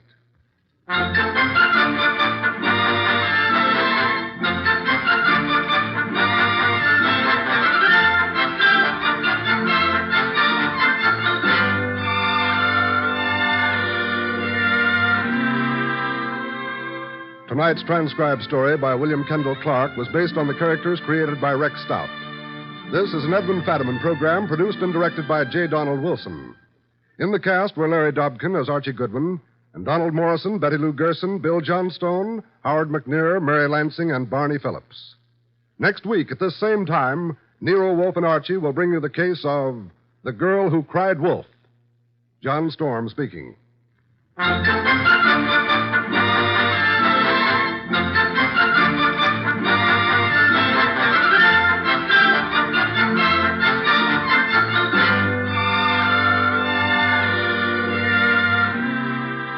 Nero Wolfe, Archie, and all of our cast hope that our listeners have taken time out from this busy Christmas season to help brighten some youngster's Christmas day. Be sure to send a thing, your choice of anything you think a child would like for Christmas, to the groups in your own town who are distributing these toy gifts to less fortunate children. 3 chimes mean good times on NBC.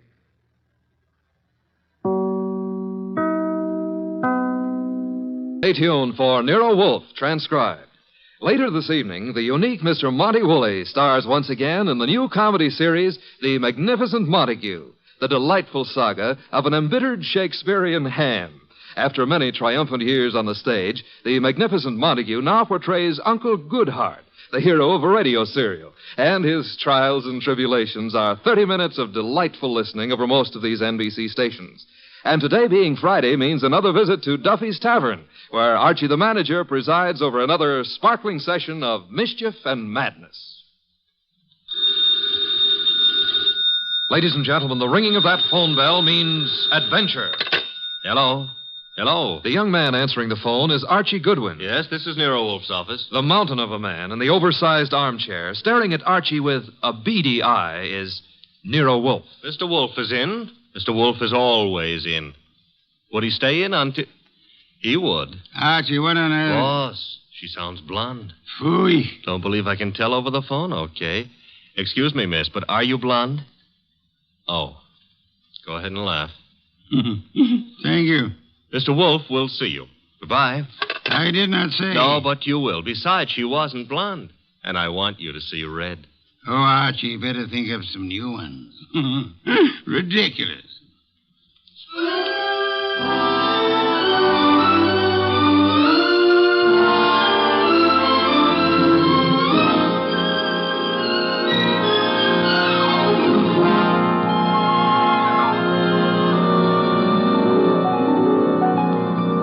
Ladies and gentlemen, it's the bulkiest, balkiest, smartest, and most unpredictable detective in the world. That chair-born genius, Nero Wolfe. created by Rex Stout and brought to you in a new series of adventures over this NBC network in the person of Mr. Sidney Greenstreet.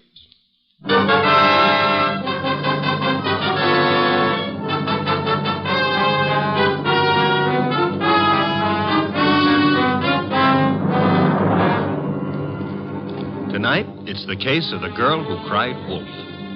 In the old brownstone house on 35th Street, my boss, Nero Wolfe, with all his 300 pounds, sits at his desk from which he runs his world. We have been patiently waiting for the lady client. Then there's a knock at the door, and I admit her. A beautiful, frightened, and red-headed girl. Mr. Wolfe? Mr. Nero Wolfe? Not by 160 pounds. I'm Archie Goodwin. Oh, yes. I spoke to you on the phone.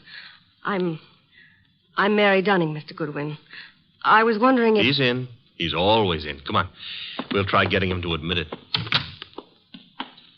This is Mr. Wolfe. Miss Mary Dunning. How do you do, Miss Dunning? Here, take this red leather chair. It's a nice match for your hair. You know, it was old Dr. Titmouse who said to me, beware of a red-headed woman. But I never could believe Thank you, him. Mr. Goodwin. Your business, Miss Dunning? Do you mean what I do or why I've come to you? Both, if you please. Well, I'm Mr. Stevens' secretary at the Tolliver Ecological Foundation. Our offices are down on East 12th Street. Ecological? Field research as to factors operating on plant and animal development and survival, Archie. Animal development, huh? Miss Dunning, the foundation has several agricultural research projects throughout the country, hasn't it? That's right, Mr. Wolfe. And Donald Stevens is executive director. Or was until... Was? He's disappeared. It's been 3 days now. He's not been near the office nor his apartment. No message or... Apartment? Stevens been living alone? He's a bachelor. He's engaged to Laura Tolliver. She's a cousin of the original Tollivers. But she doesn't know where he is either. Have you come to me on Laura Tolliver's account or on behalf of the foundation? Well, neither, Mr. Wolfe. I'm just worried, and I'd heard of you as one of the finest private detectives in New York. You've heard of me, Miss Dunning. We see that you're here. I still fail to understand why. But I've told you. Mr. Stevens has dropped out of sight. And there's another thing. The last time I saw him, he had a caller with him in his office. Caller? Male? Female? I don't know. We're in a converted old brownstone house, and, well, the way the offices are laid out, I don't see all the people who come in unless they make a point of coming to my desk. Mm-hmm. I see. All I know is that Mr. Stevens stepped out for a moment, looking either scared or angry, I couldn't be sure which, and asked me to see if there was a policeman at the corner. Which corner? Archie, continue, Miss Dunning. Well, I started to go, and there were low voices arguing from the inner office. And then Mr. Stevens called me not to bother. Then what? He said I could go ahead and take my lunch hour then. So I did. And when I came back, he was gone. Leaving no message? Leaving no message. And you've neither seen or heard of him since? I've tried all over. By phone, going out myself. Miss Dunning, has Mr. Stevens been in the habit of making extended business trips? Well, once in a while to our research stations in Pennsylvania, or New Jersey, or up in Vermont, but not without letting me know. I have to make out his travel vouchers. Has there been any recent trouble at the foundation? Trouble? Financial trouble? Personal trouble? No, there's been no trouble. Miss Dunning, you're wasting my time and yours. This is a problem for the police, if there is a problem. Oh no, Mr. Wolfe. I'd have gone to the police, except, well, if there should be an innocent explanation, it didn't seem fair to the foundation to risk the unpleasant publicity of... I said for the police. Wait a minute, Mr. Wolfe. It's your say-so, but when a girl walks in here and asks... The young lady can depart by the use of the same rather trim legs that carried her here, Archie. Oh, now, look, boss, just because I looked Miss at... Dunning, I can think of a dozen reasons that might take your bachelor director out of town for a few days without the formality of explaining his actions. Then you won't look into this? Despite Mr. Goodwin's frowns, no. Should Mr. Stevens not turn up tomorrow or so, I suggest you advise the police or whatever attorney acts for the foundation. There is such a person, of course. Yes. Jonas Dowd is counsel. He's also a co-trustee. Consult him, then, by all means. But you don't seem to understand. If you'll excuse me, I'm overdue for an important conference with my cook. We have just received a shipment of truffles from France. Well, of course, if Mr. Wolfe, if you ask me... Precisely what I've refrained from doing, Archie. Would you be good enough to escort Miss Dunning to the door? To the door, Archie. Good night, Miss Dunning. Good night. Good night. And thanks, just the same. Look, Mr. Wolfe, it's your shop and you can get as surly as you please. But can you give me one excuse for that high-handed brush? One thin shred of an excuse? Miss Dunning was sitting in this chair... The girl was lying, Archie. Lying? How can you say that? At least twice. And possibly from the moment she opened that undeniably pretty mouth. Now, if you would excuse me, Archie, I have an appointment with a truffle.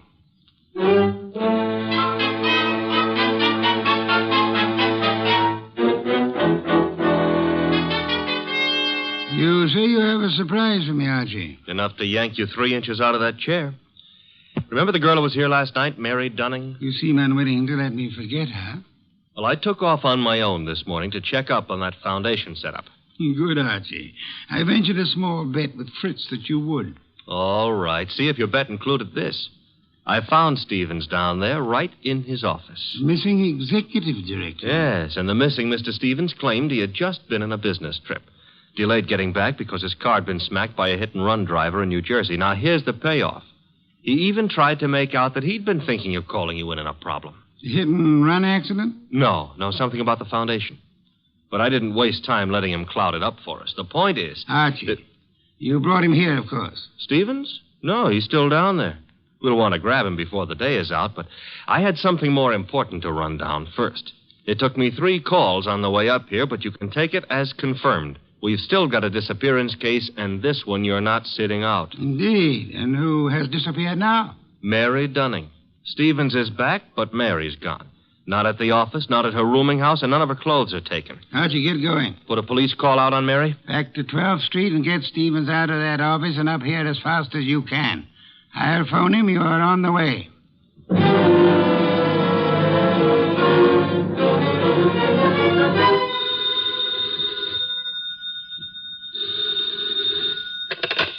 Hello? This Donald Stevens? Yes, this is Donald Stevens. This is Nero Wolfe. I understand you've been thinking of consulting me. Well, as a matter of fact, I have, Mr. Wolfe. I started to explain to Mr. Goodwin, but... Are you alone there at the office? Why, well, yes. As it happens... Be careful. I don't think your car smash up was an accident. I've just sent Mr. Goodwin to ask you to come here. Meanwhile, I'd suggest... Oh, excuse me, Mr. Wolfe. There seems to be someone coming in now. Wait, Mr. Stevens. There hasn't been time for Archie to get there yet. Excuse me, Mr. Wolfe. Don't. Just hold the wire a moment. Wait, Mr. Stevens. Come on in. I haven't had a chance yet. Oh, what? No! No!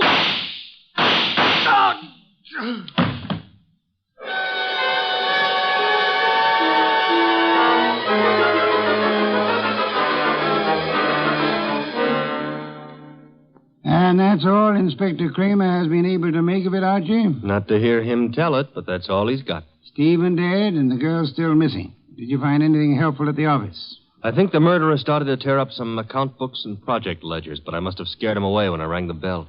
Couldn't have been more than 3 or 4 minutes after the shooting when I got there. But you saw no one?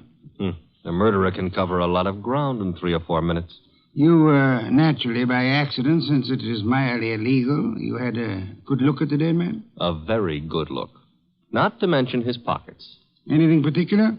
Well, there was a half-eaten package of lifesavers in the left-hand trouser pocket. What's particular about that? The flavor was lime. I hate lime. Phooey. Archie, I called Jonas Dowd last night. The foundation lawyer? Yes, he set up the original charter under which Donald Stevens operated, with an annual fund of $90,000. Ecology has its attractions. 90,000 attractions, to be precise. It indicates a possible reason for Stevens' murder. He was in sole charge of that money. Somebody donated 338 caliber bullets to him. Hardly a token of appreciation. Perhaps not. However, the shooting followed the attempt to stage an automobile accident. Archie, I've sent Saul Panzer on an errand for me. Saul, huh? He's expensive. True, he's the best man in the shadow job there is, but... You've got something, huh? Possibility. An angle I can't handle? Apart from your natural preference for curves, you've more than work enough here in New York. Finding Mary Dunning, for a starter. Or her body? Or her body, as it may be. Is that what Saul's on, picking up a line on Mary? Among other chores, Saul is buying me some special groceries at the city market. You frown, Archie. I glower. But okay, play it cozy. You can send Saul off to Stockholm for smorgasbord for all I care. I'm still asking, what about Stevens and what about Mary? Where do we start? I'm expecting Laura Tolliver, the heiress, and the son of Jonas Dowd here within a few minutes. Jonas Dowd himself proved as difficult to pry from the office as... As you generally are from this one. Oh, good for old Jonas. Wait a minute, though. You said a son was coming. Would that be Peter Dowd? It would be. Could I trouble you to pass that second bottle of beer? It's your third. Stop auditing me, Archie. You reacted to the name of Peter Dowd. May I ask why? Kramer is ahead of you on that pitch. He's had Peter Dowd downtown already. And learned? Playboy, used to be in love with Laura Tolliver, now in line to take over Stevens' tidy $20,000 a year salary as executive director. To take over, phooey.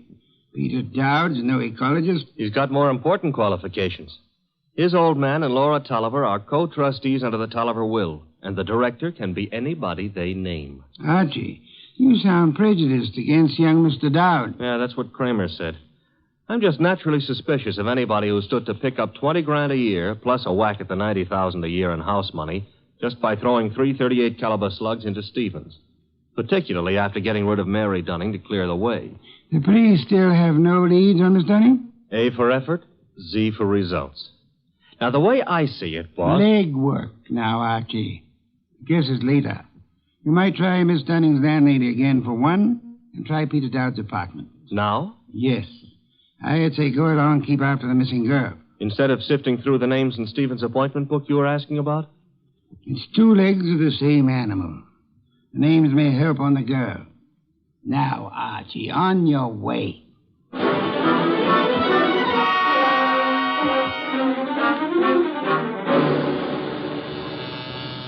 Come in. Mr. Wolfe?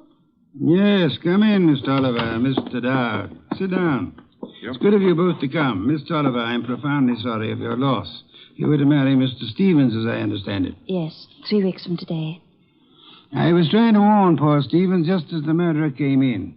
But he evidently knew his caller well enough to feel no alarm. The police told us that, Mr. Wolfe. We've just come from Inspector Kramer's office. I know, Mr. Dowd. Did you gather the inspector meant to see you again? Why should he? How could anyone think that Peter could have anything to do with this horrible business? I see that you have no doubts about Mr. Dowd here, Miss Tolliver. Easy, Laura. Yes, Mr. Wolfe, I gathered that Kramer was interested in me. He's got a man outside here watching us now. You're alert, Mr. Dowd, or... Oh, what? Or aware that Inspector Kramer may have grounds for keeping you under surveillance. Look, Mr. Wolfe, I didn't come here to be put through the jumps again. First Kramer and now you. I'm acting for the Tolliver Foundation, Mr. Dowd. I have been since your father retained me last night. Well, why jump on me, then? Young man, at my age and weight, the chances of my jumping on anyone are about as likely as, as unlikely as to expect that you're not still in love with Miss Laura Tolliver here. Mr. Wolfe, we haven't admitted that we... Miss Tolliver, your concern a moment ago at the possibility that this young man might be charged with Stevens' murder. Now, wait a minute, Mr. Wolfe. Climb back on me if you want, but let Laura alone. If you're trying to I'm no longer trying, Mr. Dowd. You both confirmed the point for me. All right. I am still in love with Laura. And I think Laura's known ever since she accepted Stevens' ring that their engagement was a mistake. What are you going to make of that? Did Stevens know you hadn't given up on Laura? I told him twice. I even went down to the foundation just... Just when, Mr. Dowd? This morning while I was telephoning Stevens, for example? I haven't been near the foundation office for days. I've been out of town. Mr. Wolfe, you've no right to twist and turn everything Peter says. I do love him, but I... Laura. Well, that's the first time you've come right out with it since... I'm sorry, Peter. I've wanted to tell you 1,000 times. But, you kept going away on all those trips, and I never knew whether it was for some other girl or... Mr. Dowd, Miss Tolliver, could this tender exchange be postponed till you two find yourselves alone? Go ahead, Mr. Wolfe. Ask anything you want, as long as I know it's all right with Laura here. Roundly spoken, Mr. Dowd. May I ask about Mary? What's Mary Dunning got to do with this? I'm glad you're aware of the Mary I meant. Well, I've met her at the foundation, of course. We've all heard she's missing. You couldn't suggest where she might be. How would Peter know? Let's return to Mr. Stevens. Can either of you explain his 3 days' absence from the city? I've been out of town myself. Miss Tolliver? He could have been inspecting any one of the research plants. He didn't tell me, if that's what you mean. Stevens said this morning he had been wanting to consult me. You can't suggest why? Well, no, I can't. About foundation business or personal business?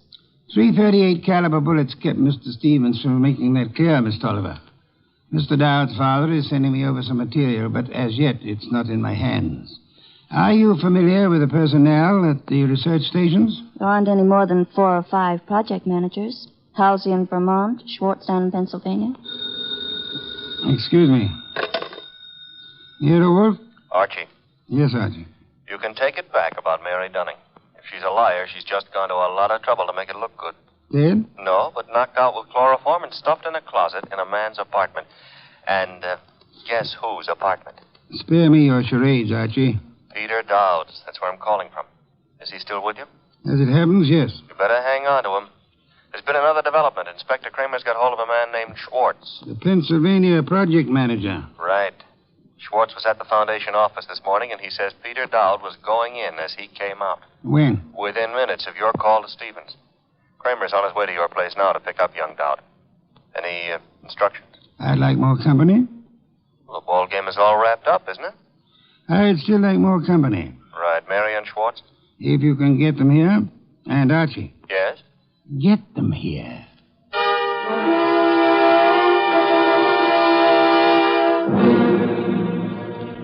I'll have that 5th bottle of beer, Archie. 7th and quota for the night. And when do you get around to calling in Mary and our friend Schwartz? In a moment, Archie, in a moment. After all that scramble to get him here. I've been studying these project reports that Jonas Dowd sent over. Fascinating field ecology. I know. The factors playing on the development and survival of living organisms. Too bad poor Stevens didn't figure on a factor named Peter Dowd. Archie, I'm ready for Mr. Schwartz now. No Mary? I'll risk you in the next room with Miss Dunning for the time being. Okay. One Schwartz coming up. Oh, come in, Mr. Schwartz. Mr. Wolfe? How do you do, Mr. Schwartz? My apologies for this long wait you've had. And I'll try to make our business brief. Yes, sir. Mr. Schwartz, you managed the Tolliver Agricultural Research Station in Pennsylvania for some time. 2 years. I am not sure I didn't once enjoy a shipment of mushrooms that came from your place. You've experimented with Maya arenaria. Maya arenaria? Yes, of course. Yes, we've done some work with mushrooms. They were excellent. By the way, I understand you saw Mr. Stevens just before he was shot down. If I'd stayed 10 minutes longer, he might still be alive. May I ask the purpose of your call? I was delivering the monthly reports. No special trouble you came to discuss? No, sir. You met Peter Dowd coming in at the Foundation as you were going out. How did he look? In a hurry. How so? He just pushed past with his face turned away. You're sure it was he? Yes, I had seen him at the Foundation maybe 2 or 3 times before. Were you aware that Mr. Stevens and Mr. Dowd were both apparently in love with the same young lady?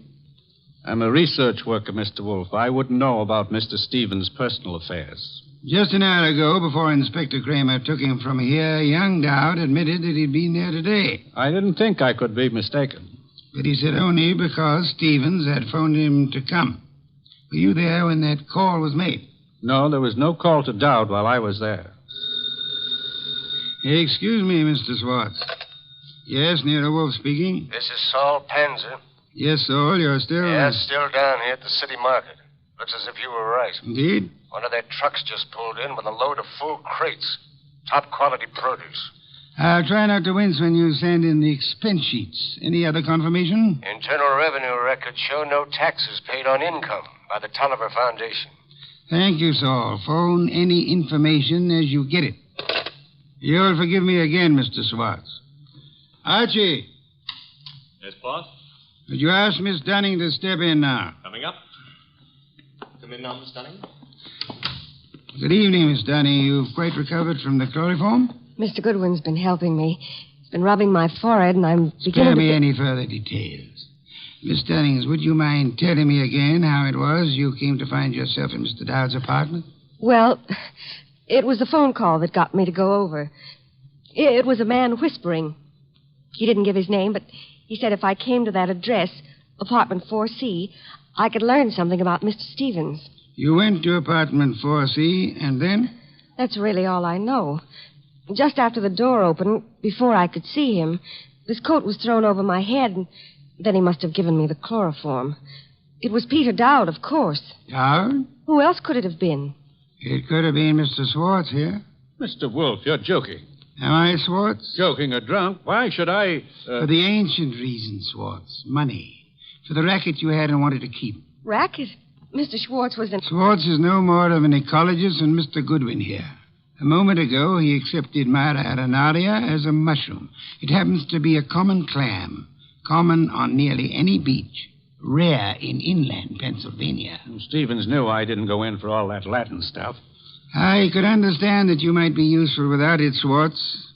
But to get away from your station operations, you faked the scientific knowledge you never had. All right. Suppose I am more of a farmer than a fancy scientist. Our job at the research station's to raise vegetable crops, isn't it? As you worked it, Swartz, of course. You turned the agricultural research project into a commercial farm. All expenses met from tax-free funds, and not a cent of return shown for the produce sold. So that's why Saul Panzer drew the rutabagus run. Stephen had the innocence of a specialist interested in his own field only. But even Stevens finally began to get onto those doctored reports of yours, Swartz. And when was it the Internal Revenue men began asking questions? Look, Goodwin, is this fat guy out of his mind? You had to get rid of Stevens after the last inspection trip. Were you even counting on taking over his job after Peter Dowd was put away for Stevens' murder? Merely, if you'll just explain to this lunatic... Watch it, Archie, watch it. I've got his gun. Adroitly done, Archie. Wait a minute. This is a 32, and it was a 38 that did the murder. Mr. Wolfe, that's my bag. You can't... Take this pistol from it, I have, my dear. And this extraordinary effort you put me to, of actually leaving my chair to secure this weapon, we'll add that to the score against you. Mr. Wolfe, if you aren't too tuckered to answer, that gun from Mary's bag. It's a 38. It may be the one used on Stevens. But Mary couldn't. She didn't. The ballistics tells us that this is the weapon. Then Swartz must have passed it to her for safekeeping, till it could be planted in young Dowd's apartment or car or whatever. I didn't have anything to do with it. Miss Dunning, you had to do it more than you know. Do you realize that if Mr. Goodwin hadn't found you at the Dowd apartment when he did, that you might not be alive at this moment?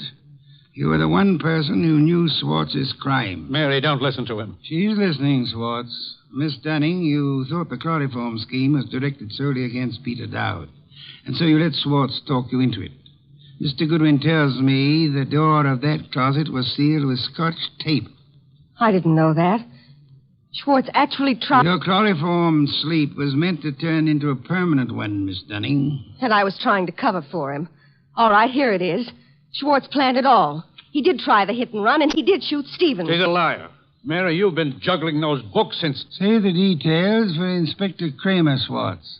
There's guilt enough to be divided between you and guilt enough to burn you both.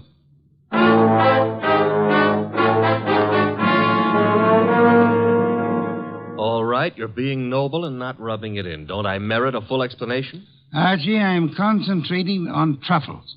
Do we deck out a bird, or shall we have them in an omelet again?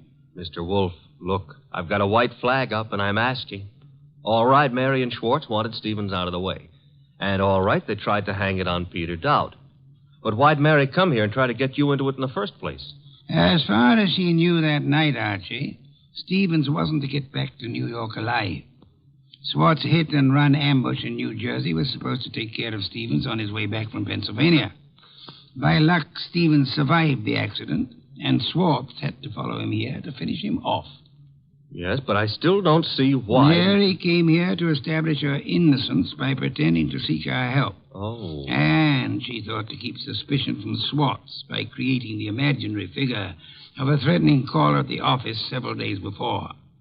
She knew Stevens meant to consult me about Swartz, and she could guess Jonas Dowd would call me in eventually. Well, Stevens said he wanted to consult you that morning when I... That morning when you couldn't hear Stevens out because you were seeing him as Mary Dunning wanted us to see him. Oh, a trick operated with two vanishing acts to explain. Stevens's and Mary's. There you have it, Archie. And both fake. A straight business trip branded a run out or a snatch only by Mary's account, and then the chloroform act at Dowd's apartment. You have it in full. Mm-hmm. Except how you knew she was lying to start with. Point one, the girl offered no fee, no prospect of a fee. Mm-hmm. Stay at that. Could anyone claim knowledge of my reputation, Archie, and still seriously expect that I would take an arduous labor for the love of it? Oh, I'm ashamed of myself. Point two, she told us of a caller coming to see Stevens. Of Stevens asking her to fetch a policeman, then changing his mind. When asked to call a policeman, what woman's curiosity would be satisfied by being told not to bother? How utterly brilliant you are. Yes. Archie, a bottle of beer. All right. And now back to a serious problem, you know. I think I see a compromise on these troubles. Between bird and omelet? Archie, why not both? Ah.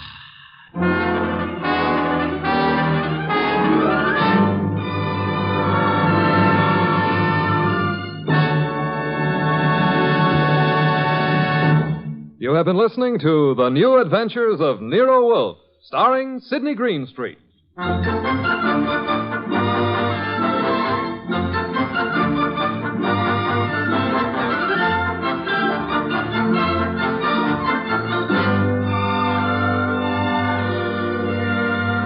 Tonight's transcribed story by Charles O'Neill was based on the characters created by Rex Stout. This is an Edwin Fadiman program produced and directed by J. Donald Wilson. In the cast were Larry Dobkin as Archie Goodwin, and Charlotte Lawrence, Howard McNear, Mona Keneally, Lamont Johnson, and Herb Butterfield. Next week at this same time, Nero Wolfe and Archie will bring you The Case of the Slaughtered Santa Clauses. Don Stanley speaking. 3 chimes mean good times on NBC. There's no cover charge at Duffy's Tavern. Just keep your dial tuned to NBC later as Archie the manager and his delightful friends cook up another mad and merry session at that remarkable restaurant, Duffy's Tavern.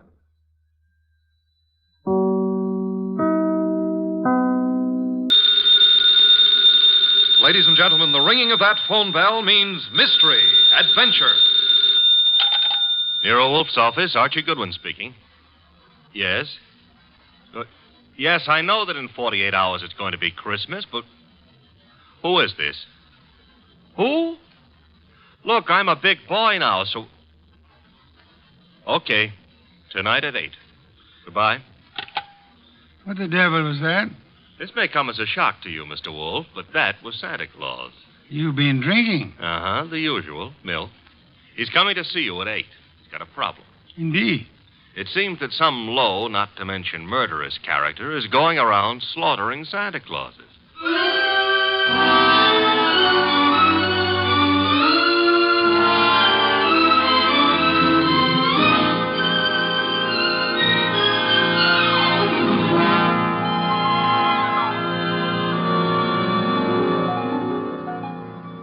Ladies and gentlemen, it's the bulkiest, balkiest, smartest, and most unpredictable detective in the world. That chair-born genius, Nero Wolfe. Created by Rex Stout and brought to you in a new series of adventures over this NBC network in the person of Mr. Sidney Greenstreet.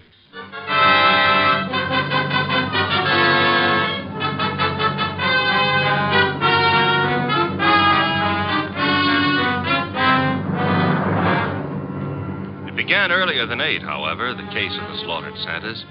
It began, to be precise, on the corner of 34th Street and Carlisle. The hour was close to 6, the weather cold, the sky dark. How you doing, Santa? I'm freezing to death, officer. It's a cold day. You packing up? Yeah, I guess so. Not many people around anymore. All heading for home and dinner. How was the collection? Well, I don't need no armored car, but a few dozen kids are going to have something for their Christmas stockings. Your competition, the guy in the opposite corner, is already screaming. Probably got low blood pressure. Yeah, give me a hand to get the collection pot off the chains, eh? Sure, there you go. Yeah, thanks. Yeah, I'll just walk you down the block. Got a phone in. Okay, fine. One Santa still left. Wonder what he's waiting for. Santa Claus. Well, watch yourself going down those chimneys tonight, eh? Sure. Well, I'll cut across the avenue here. Be seeing you. Hey, that car coming down the street. Got its lights out. Look out!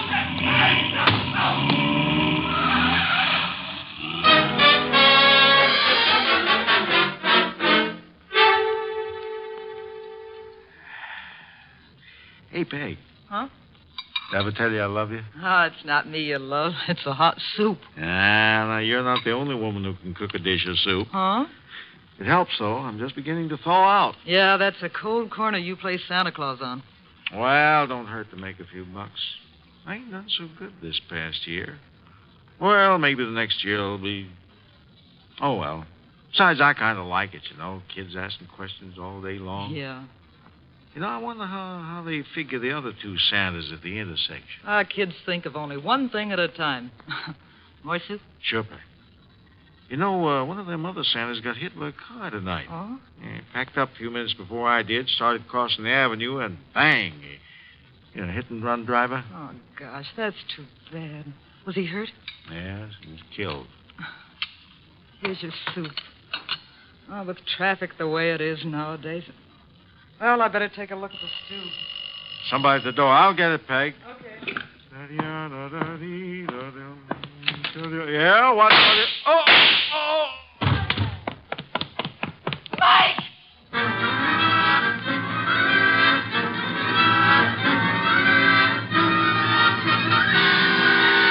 Wolf? Yes, Archie? I've been thinking. Good heavens.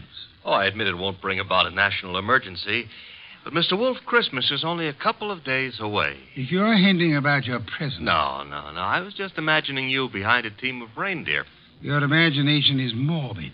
You'd make a wonderful Santa Claus. Phooey. You've got the perfect build for it. Of course, as for character... Archie. Yeah? Can you picture me scrambling down a chimney? Well, they might have to build bigger chimneys, but... Bah. There's that, too. However... That is the front door. True. I was thinking... You might see who it is. Well, if nobody's been lying to me on the phone, that'll be Santa Claus. Let him in. But I haven't decided what I want for Christmas yet, Mr. Wolf. For example, should she be blonde or brunette, tall or short? Archie. On my way. Good evening. I dislike dawdling on anyone's doorstep. Well, stop dawdling. Come in, please. Mr. Wolfe has been warned of my arrival? He has. Through here. Mr. Wolf, this is Santa Claus? My name is Barton, John Barton. How do you do, sir? I have no time for the social graces, Mr. Wolfe. I'm about to be murdered. Hardly in my house. I have objections. I'm a frightened man, Mr. Wolfe. Indeed. This costume you see me in is responsible for it all. Why are you in it? I had a notion it might be, well, entertaining to play Santa Claus in public. I'm a wealthy man, sir. I can afford to have whims. Therefore, I have assumed this masquerade. However, it apparently is going to be the death of me. Mr. Barton, you have adequately conveyed an atmosphere and an emotion. I suggest you concentrate on facts now. Very well. I have been acting as Santa Claus for the Tuberculosis Fund.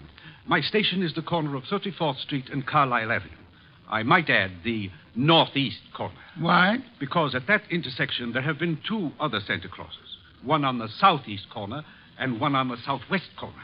3 Santa Clauses, then, on 3 corners. Yes. Now then, earlier tonight, the man on the southwest corner started home.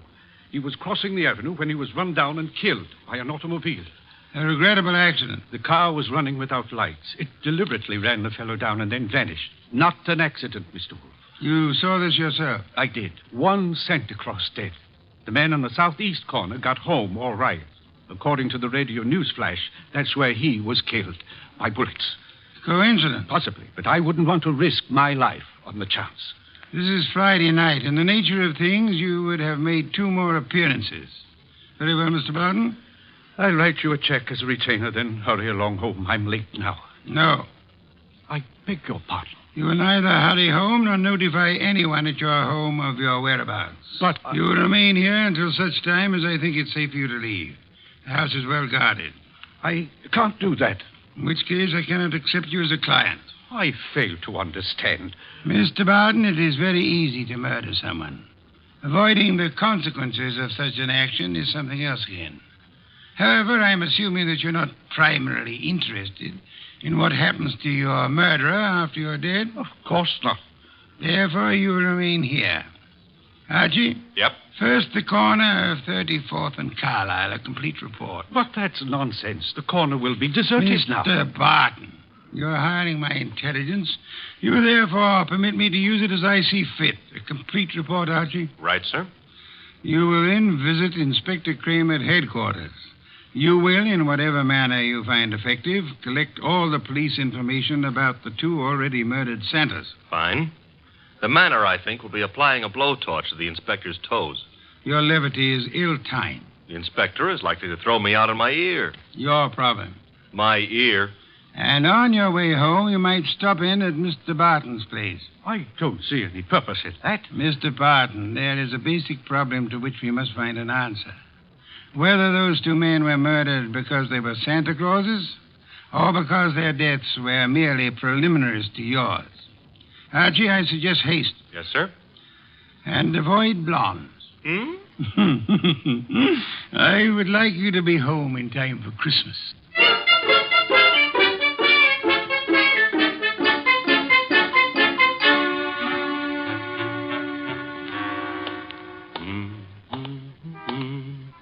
Hey, Bud. Yeah? Got the price of a cup of coffee? You sure you mean coffee? Either you're gonna dig it up or you ain't. Never mind the questions about my personal affairs, see? Oh, I apologize. Here. 2 bits. Thanks. You're welcome. Don't let me keep you. You're not. 34th and Carlisle, huh? During the day filled with milling throngs. Hey, that's a nice phrase. I'll have to remember it. Milling throngs. And now desolate and deserted. Well, that's life. Is that a fact? That's philosophy. Yeah? Well, for 2 bits, I don't have to listen to no philosopher, see? Good night, Bud.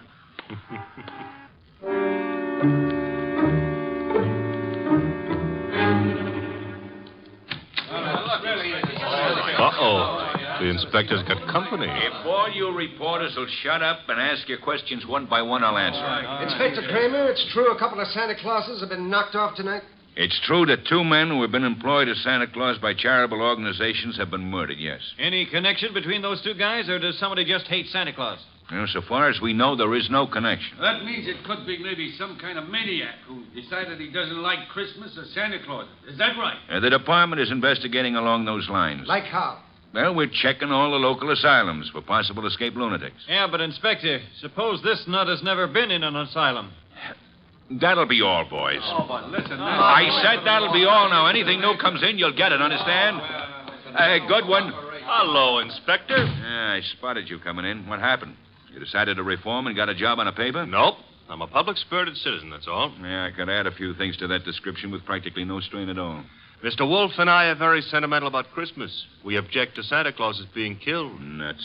Oh, Inspector, aren't you in favor of Christmas? I'm in favor of Christmas. I'm in favor of motherhood. Leave motherhood out of this. Neither of us are mothers. Our chances of becoming mothers aren't too good either. And furthermore, Okay, you're not giving, so get out of here. Thank you, Inspector. But Goodwin, Yeah? in case Wolfe decides to send me something for Christmas, you know what I wish he'd send me? What? Your head.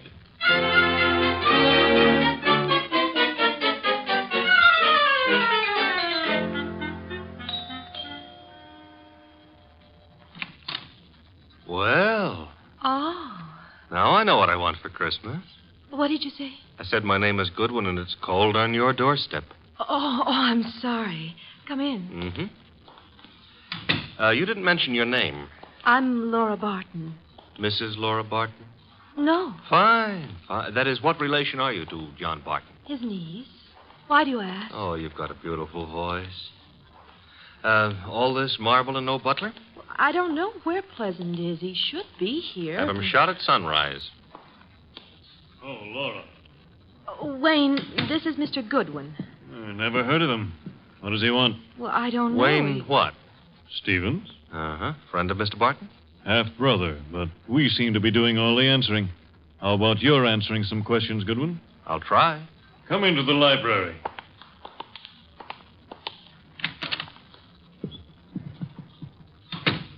What do you want? For Christmas? Erase that. I would like to see Mr. Barton. He's not home. Where is he?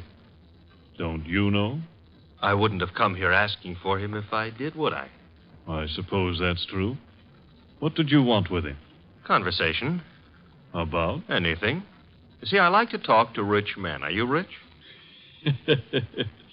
I can't play the piano either. You could always learn. But being rich is harder, I found it. Mr. Goodwin, you must have some reason for coming here, some reason concerning Uncle. Laura, you're being imaginative. Well, Uncle is late. He's probably still on that street corner playing Santa Claus. He enjoys it. Why bother about what... I don't know, except... He's never been as late as this? Well, no. Not since he started that masquerade of his. Would you happen to know where the butler is? Out getting drunk, I suspect. He was in the kitchen a little while ago. Disappeared. Pleasant likes to look on the wine when it's red. Or even when it's rye. No, I take that back. Oh, you do? He prefers Irish whiskey. We don't stock it. Therefore... Oh, too bad. I better run along. Good night, Mr. Stevens. Miss Barton. Good night. I'll see you out.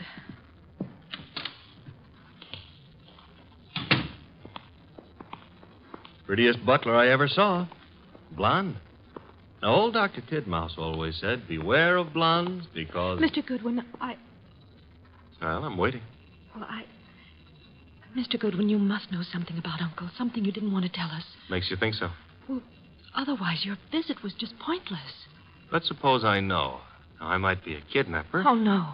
My honest brown eyes? Your first name is Archie, isn't it? Archie?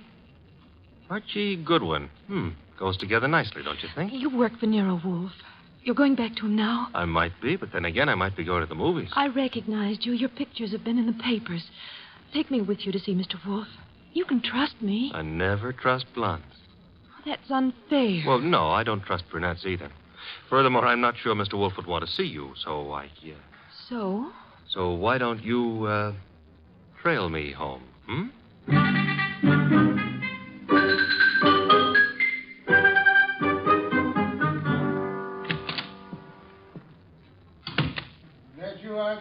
Archie? Where's Santa Claus? Guest room. He was tired. What, I've been trailed home. Indeed? By a blonde. Phooey. All right, I admit I didn't make any strenuous effort to shake her off, but she trailed... Where is she? Outside. Good. Your report. Oh, but she might freeze to death out there. That's her problem. Your report, Archie. It's short and simple. It would be simple. I haven't got time to resent that. A blonde is dying. As for the report, corner of 34th and Carlisle is a very quiet spot at night. No one was around but a bum who got into me for a quarter. For coffee, he said. You will not put that quarter on the expense account. Stop worrying. That was a private gesture. There were 4 corners. Corner number 1 had a dress shop on it. Corner number 2, a drugstore with a beautiful redhead in the window making with a hair rinse. The ad said her name was Noreen, but it didn't give her phone number. Archie. 3rd corner was devoted to a shoe store, and the 4th corner had a bank on it. A bank? Uh-huh. Kind of thought we'd have a pause at that point. Mean something? Inspector Kramer's information consisted of... Oh, you're being coy. Kramer furnished the information the police could find no connection between the 2 murdered Santas.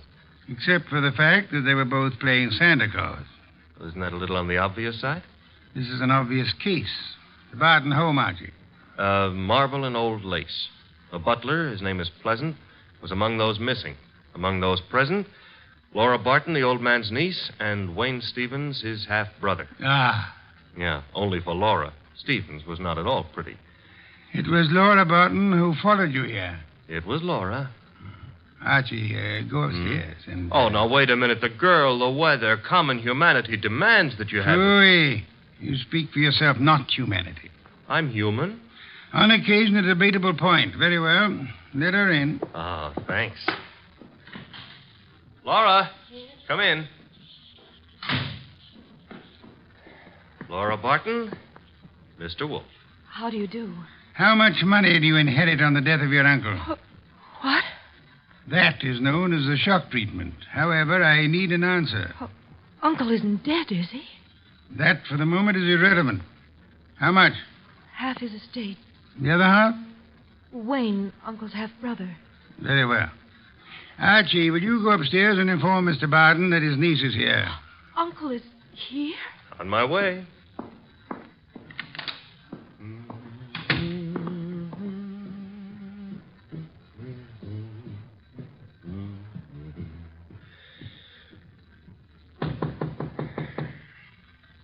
Yes?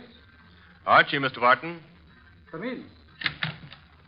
Mr. Wolfe would like you to come downstairs. I suppose he has a reason. Mm-hmm. A blonde reason, your niece. My niece? That's right. Hey, where'd you get that? A man of my wealth finds it safer to carry a revolver. But it's not safe to point it at people, especially for the people. Turn around, Goodwin. But, Mr. Barton, we're protecting you. By letting that girl into the house, if I had the time, I'd be amused. As it is.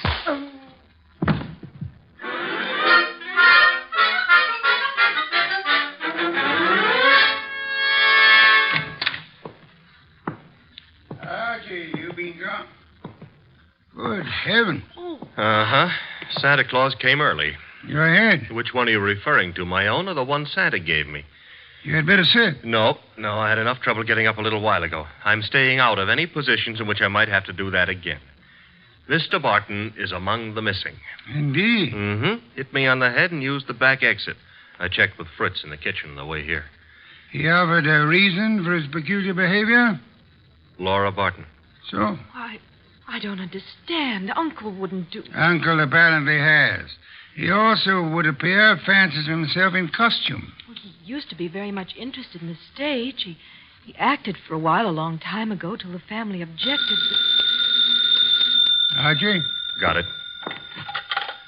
Nero Wolfe's office, Archie Goodwin speaking. You recite very nicely, Goodwin. This is Kramer. Let me have Wolfe, huh? Mr. Wolfe? Inspector Kramer. Yes, Inspector? The papers haven't been carrying it, Wolfe, but you're working on the Santa Claus case, aren't you? Possibility? You didn't send Goodwin down to headquarters on a possibility. Never mind. We're working on a line down here, Wolfe. Now, look, if it doesn't strain your professional ethics, you might be able to help. How? There's a bank on the corner of 34th Street and Carlisle.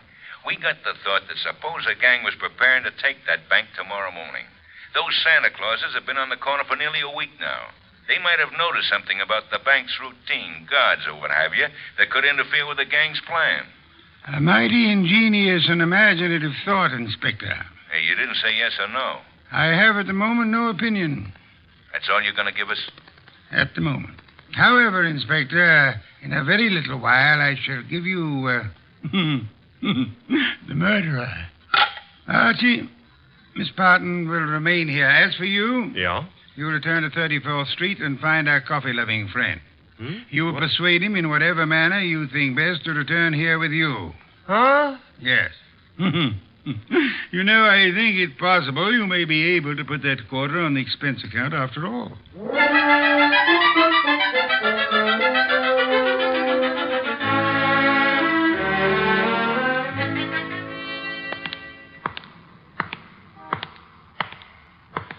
You. What? Oh. Why, I've seen you before. Yeah, I've learned to love the neighborhood. That's why it's going to break my heart. What is? Leaving it with you. With... It's sensitive about having guns pulled on me tonight. Let go of me, will you? Not until I tell you that, but yeah. will you? Gun looks in a lot better shape than you do. You're coming with me. Oh, where? Mr. Wolfe would like to see you. Nero Wolfe? Yeah. Well, why? He's trying to salvage a quarter.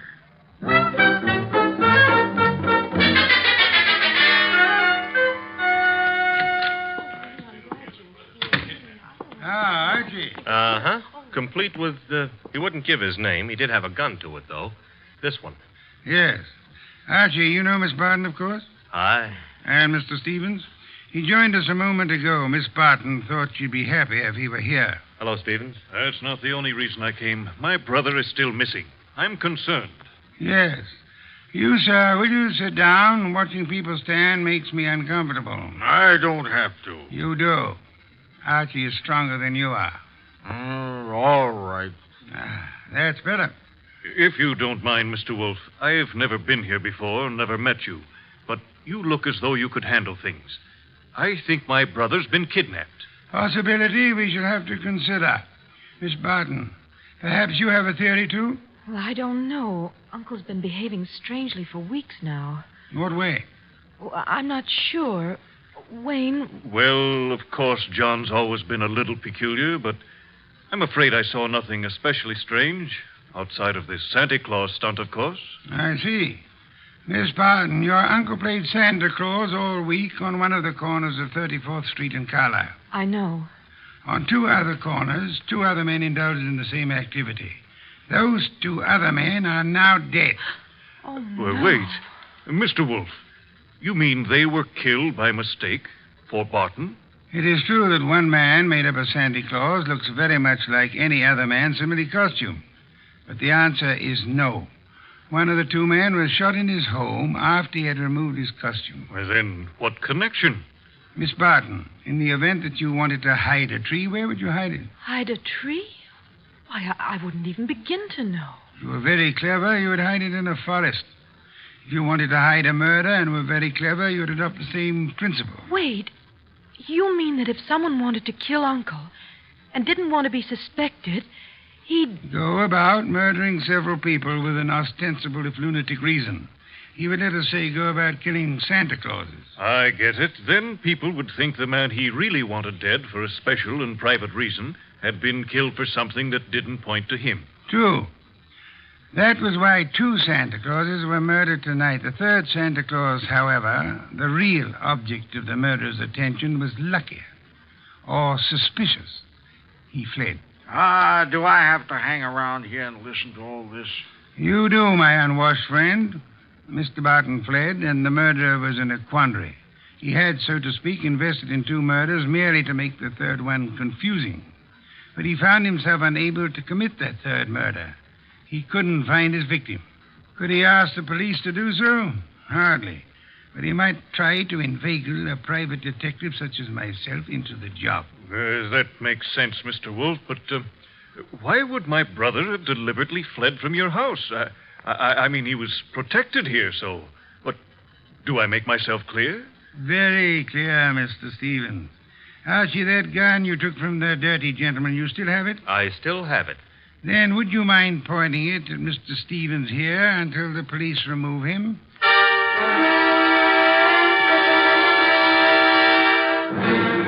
All right, come along, Stevens. Well, that's the end of Mr. Stevens. Inspector Kramer will take good care of him from now on. But now, Mr. Wolfe, Laura and me and the refugee from a washcloth over here would still like to know how and why and who was involved. I knew two people had a motive for John Barton's death.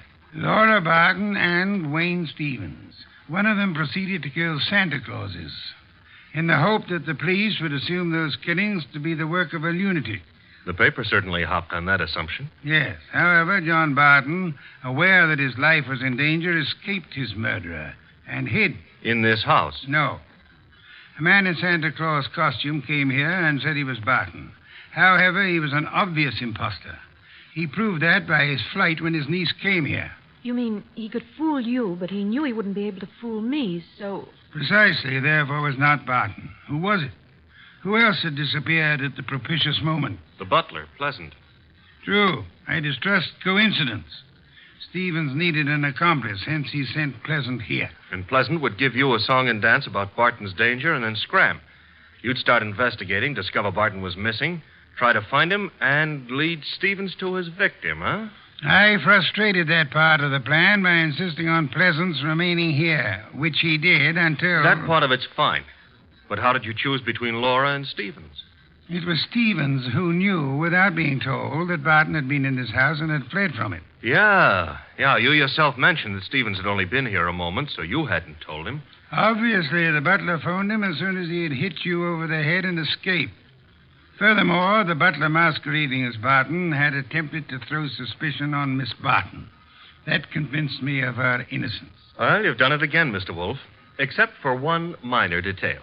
You're not very successful at irony, Archie. What minor detail? Where is Barton? In this house. Huh? When did that happen? You arrived home with the gentleman sitting near you. The bum? Wait a minute. This I ought to be able to figure out myself. Laura said Barton used to be an actor. That's item one, huh? Yes, Archie. Also, why is a supposed tramp hanging around a deserted intersection for handouts? The answer is he wasn't. He was keeping an eye out for trouble he knew was after him. Oh, so it turns out I gave a quarter to a millionaire. Uncle, your uncle. Well, that is, I know, my dear. Yes, I'm Uncle.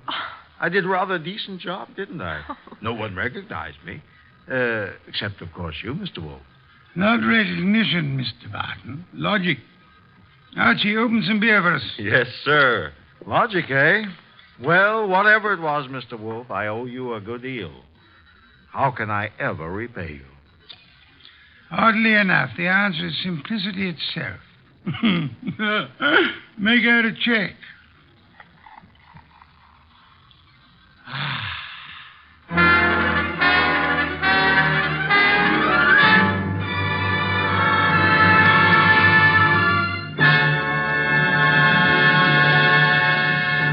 You have been listening to The New Adventures of Nero Wolfe, starring Sidney Greenstreet.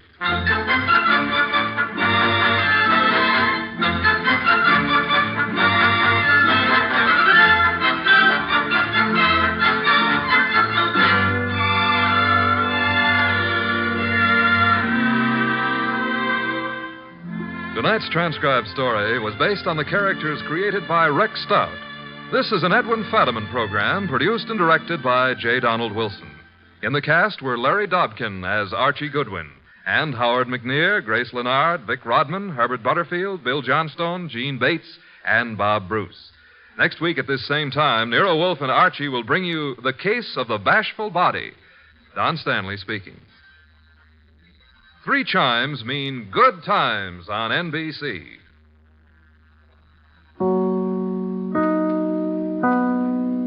Stay tuned for Nero Wolfe, transcribed in 30 seconds.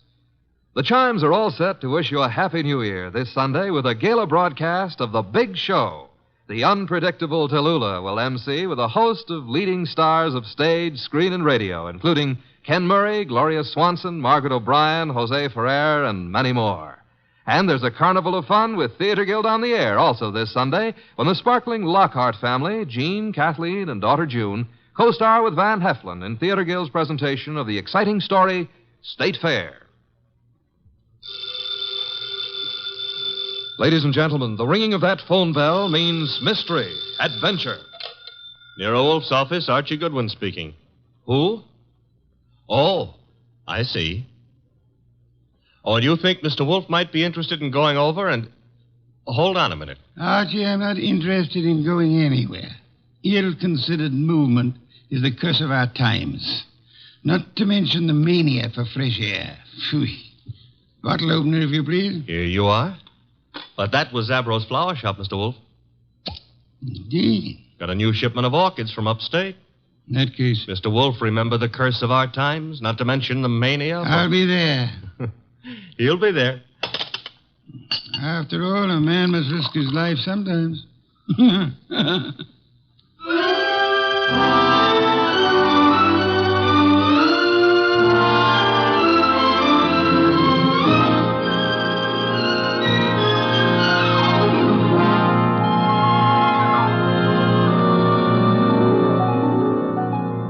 Ladies and gentlemen, it's the bulkiest, balkiest, smartest, and most unpredictable detective in the world. That chairborne genius, Nero Wolfe.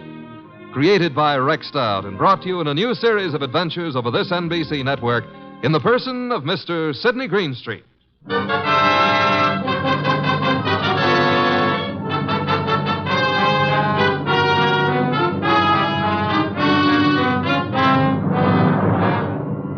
Orchids don't grow up overnight. They have to be carefully planted, tended, watered, and watched. And the same thing goes for murder. Take Zabro's flower shop minutes after we got that phone call. Zabro! Oh, Mr. Hansen, I did not notice you are here. I'm here, and what's more... You like the way I display your orchids, hmm? I don't like the way you've been avoiding meeting your obligation. Please, it is better not to shout. It'd be still better if you paid me what you owe me. Mr. Hansen, business has not been so good. I will pay. You'd better. I intend to... My lawyers aren't going to be satisfied by intentions. You You're lawyers. I've no particular desire to own a flower shop, but it looks as if I'm going to, unless you raise some money. Mr. Hansen, I have worked years. I have given of my blood to make a success of this establishment. You cannot take him from me. You are a rich man. I intend to stay rich, too. You've got 24 hours, Abro. A man can accomplish a lot in 24 hours. Yes, Mr. Hansen. Even maybe murder.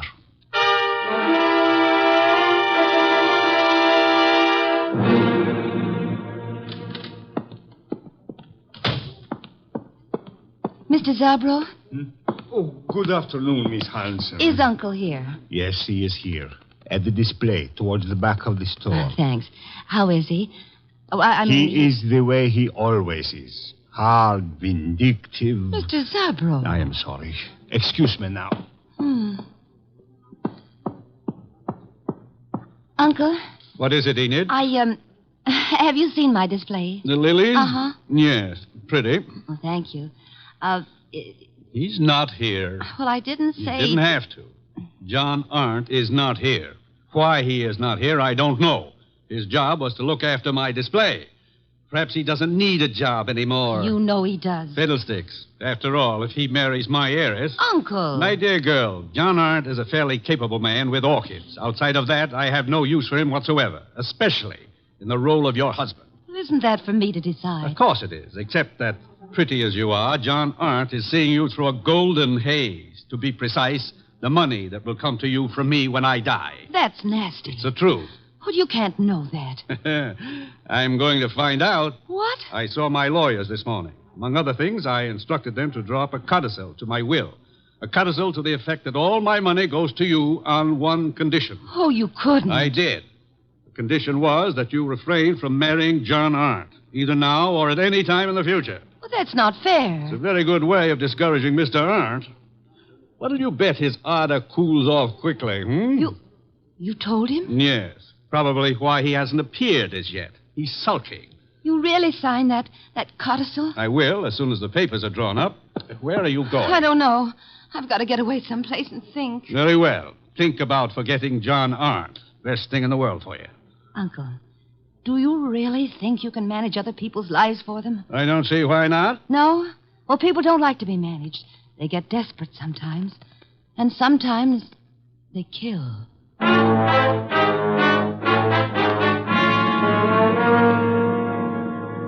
Mr. Wolfe, what are you doing? Getting up. I'm up. Well, that makes you eligible for the Explorers Club or something. My coat and muffler, Archie. I got 'em here. Thank you.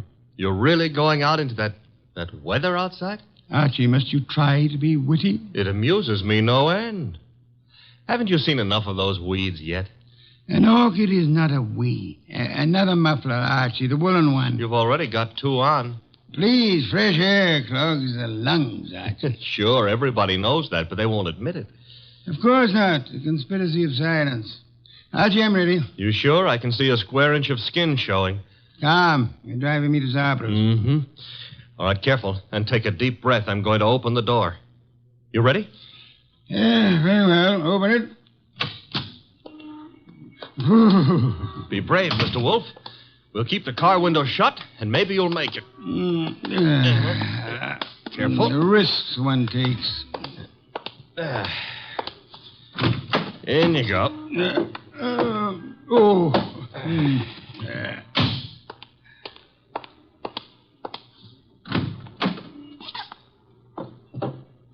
Well, okay, boss. Now, where is Zabro's? 45th Street. Gee, 10 blocks. Grit your teeth, Mr. Wolfe. We're off.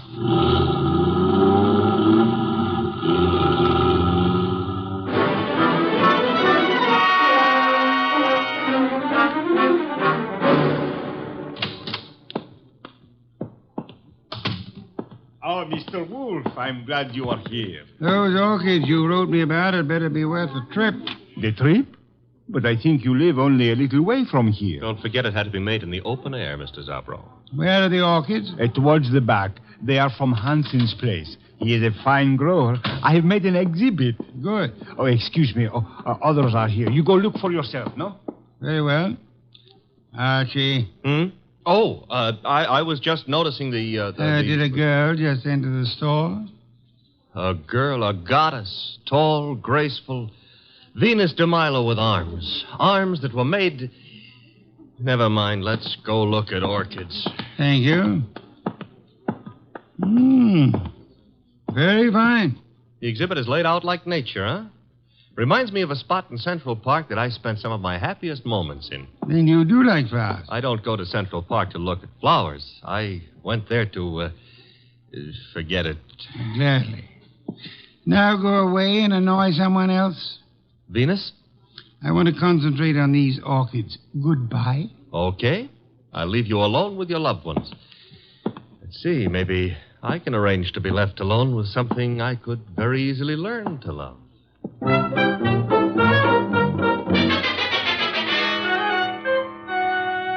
Hey, boss. Don't bother me, Archie. Oh, this is serious. There's a lily display just like this one over at the other end of the store. Nothing connected with lilies could possibly be serious. Maybe not, but there's a corpse planted among these lilies. Indeed? A lot of ferns were banked up in back of the display. I saw a foot sticking out, so I slipped back, lifted a few ferns, and found a body. Fresh? Very. The wound was still bleeding. Knife wound. Sad, very. Now run along. Well, aren't you going to do anything about it? Why should I? Anyone who'll permit himself to be found dead or alive among a display of lilies is beneath contempt. Well, maybe the poor guy didn't have a chance to crawl into an orchid display before he died. However, if that's the way you feel, I'll tell the police all about poor Mr. Hanson and let them... Who? Hanson, the orchid grower.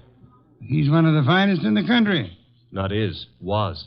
Wasn't me who pushed him under the lilies. Under lilies? Pah. He would have hated that. Have you told Zabro? No. Zabro's been busy up front. Where is this display? Right along here. There's been a number of people in the store since we came. Someone else may have noticed that dead man's foot. I covered it. Satisfactory. At times you give the illusions of intelligence. Is this the display? Yep.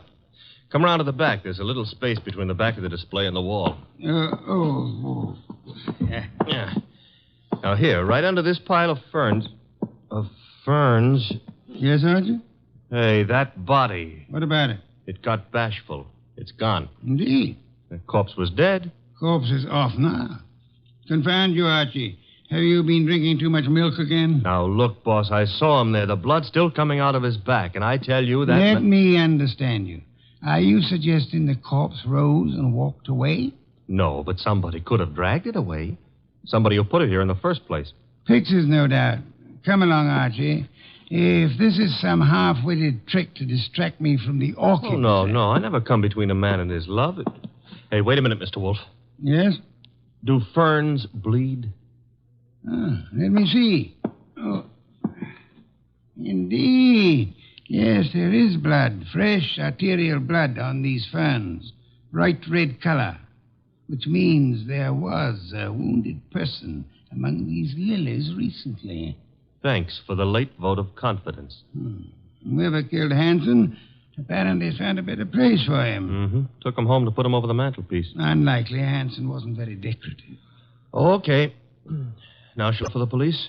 You have nothing to show them except a fern leaf covered with blood? No. Don't tell me you smell a fee among all these flowers. Hanson was a man I admired. Good heavens, Archie. The number of first-rate orchid growers is small enough without one of us being murdered. Unsportsmanlike, huh? Okay, we won't stand for it. What next? The body was removed from the building. How? Well, I wouldn't swear to it, but there's a window here that leads out to an alleyway. Could the alleyway be seen from the street? I don't think so. There's a bend in it. Wide enough for a car? Yep. Bring Zabro to me. Oh, don't bother. He's coming himself. Well, Mr. Wolfe, what do you think of the... Mr. Wolfe, I do not believe this. What don't you believe? You are looking at lilies. Not exactly. Whose flowers are these? Mr. Hanson's niece grows lilies. I see. Zabro, did you get all your orchids from Hanson? Oh, yes. He is an artist. Practically an old master at the moment. How much money did you owe him? Who tell you I owe him? You do, don't you? Well, yes. Business has not been so good. But did he speak to you? No, I guess you owed him money. But I do not understand. Was Hanson in the store today? Yes, he came. You hear us quarrel, eh? Where is he now? I do not know. He leave, maybe. I rather think he did. Zabro, who else was in the store within the last half hour who might have known Hanson? Oh, Miss Hanson was here, and John Arnold. He is Mr. Hanson's assistant, and how you say, sweet on Miss Hanson. Was she the tall girl came in shortly after we did, Mr. Zabro? Tall? Yes, I think so. Are either of them still here? No. They go. Together? Miss Hanson go first. Very well. Come along, Archie. Okay, Mr. Wolfe. You will not tell Mr. Hanson you know of my debts. No, Mr. Zabro, I won't tell him. As a matter of fact, even if I wanted to, I don't think he would listen.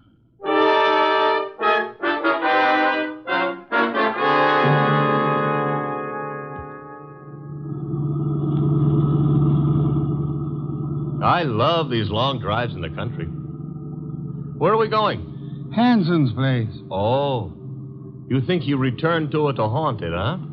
He was returned there, I suspect. Uh-huh.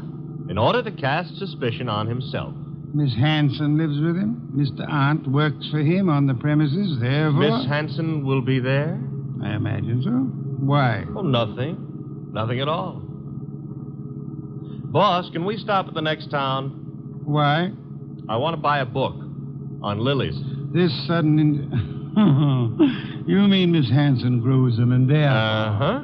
You see, that way we'll have something in common. Perhaps, but Archie, is an interest in flowers what you want to have in common with her?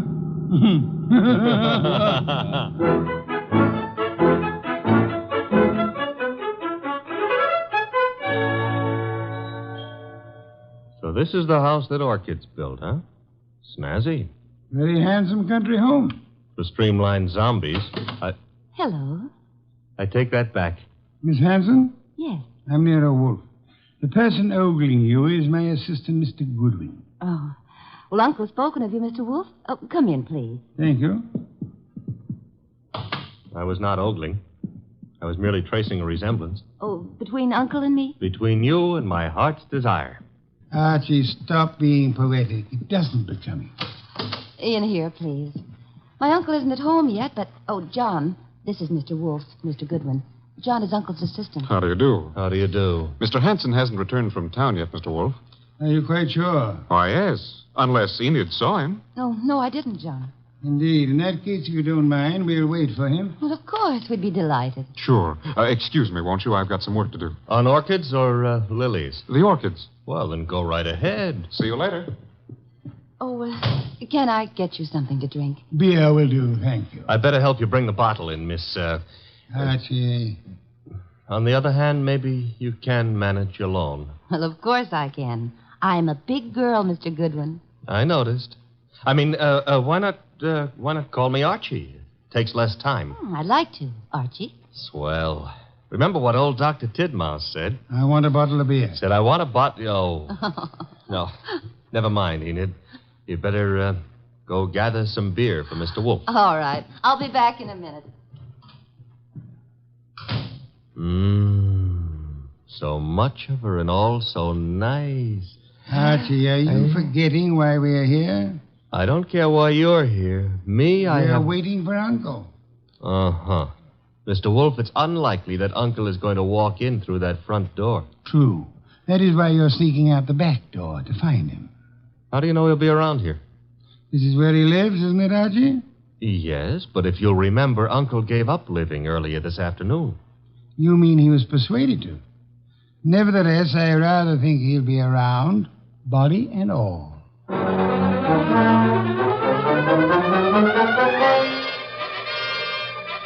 He wasn't in the house, so I tried the conservatory, hothouse, what have you.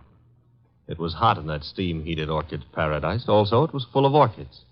Unfortunately, it wasn't full of Miss Hanson. I wandered hither and yon for a moment, dreaming of her, until I noticed a foot. Same foot I'd seen back at Zabro's, and peculiarly enough, the same corpse was attached to it. Uncle's. I was bending over to take a closer look when I felt a thud. I realized that thud was the sound of something hitting my head, and I began to realize, too, that I'd been knocked almost unconscious, which the second blow did. I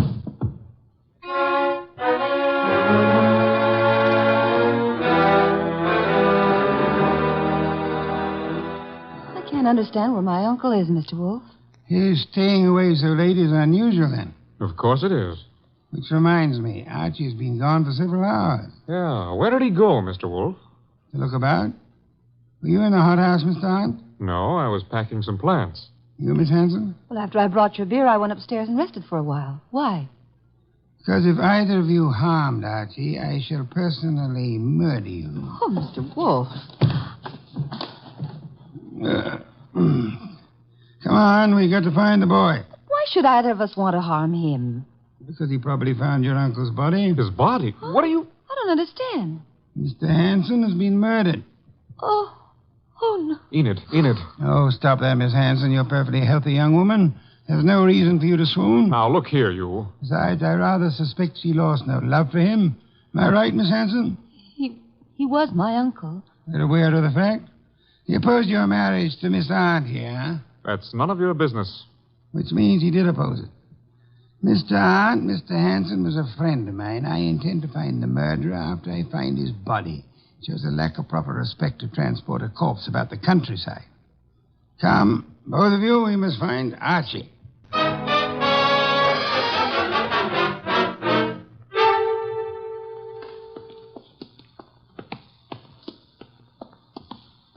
This whole thing's like a nightmare. If you can't wake up from it, let's go on with the search. Oh, look, there on the ground. Archie. I'll see if he's all right. Why, this is fantastic. Mr. Hanson stabbed to death, and now Goodwin. He's just been stunned, thank heavens. He's coming to. Oh, I died. Oh, correct me if I'm wrong, but I'm dead. Archie, speak to me. Oh, I went to heaven. Are you all right, Archie? Uh-oh, the other place. Get up. Sure, if somebody will hold my head. Oh, are we having an earthquake? You poor boy. Take my arm here. I'll take both. Phooey, he's normal. What happened, Archie? Somebody hit me when I wasn't looking. Yeah? Why? I don't know. Oh, yes, I remember. Yes? I found Uncle lying right there. Right there. The poor boy's delirious. Don't tell me he's gone again. I'm afraid he has, Archie. Are you sure you saw him? I'm positive, and then somebody slugged me.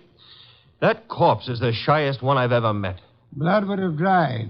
There'll be no signs of his having been placed here. Bad. Why? Your testimony would be valueless, especially since you were found unconscious. The jury would suspect you of having hit the bottle.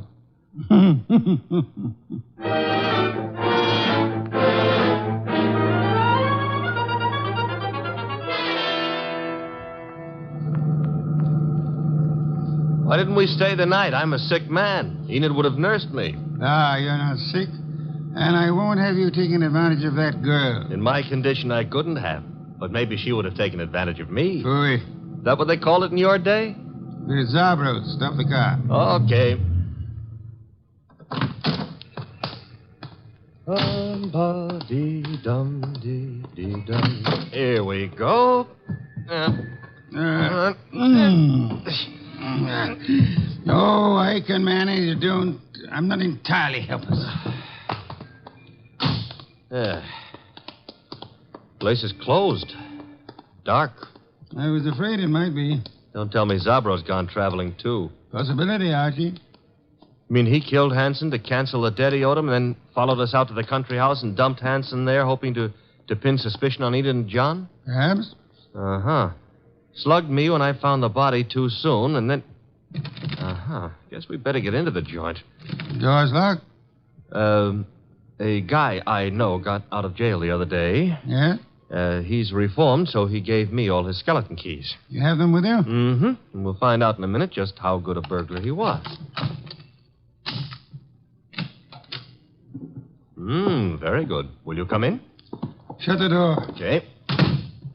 Now. What's that? Somebody's been hurt. The lights. Nothing up front here. Back of the store where the exhibits are. I'll go see. Maybe you better stay here. Nonsense. Oh, where... Uh-oh, among the lilies again, but this time there are two bodies there. Sabro.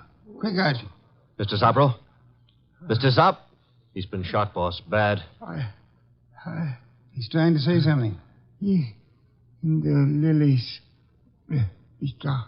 Hanson. Yes, we know about him. Who shot you? From the window. Alleyway. Came in. Mr. Zabro, who? He inherit. Money. Inherit. Down, Mr. Wolfe, quick. Somebody shooting from that window.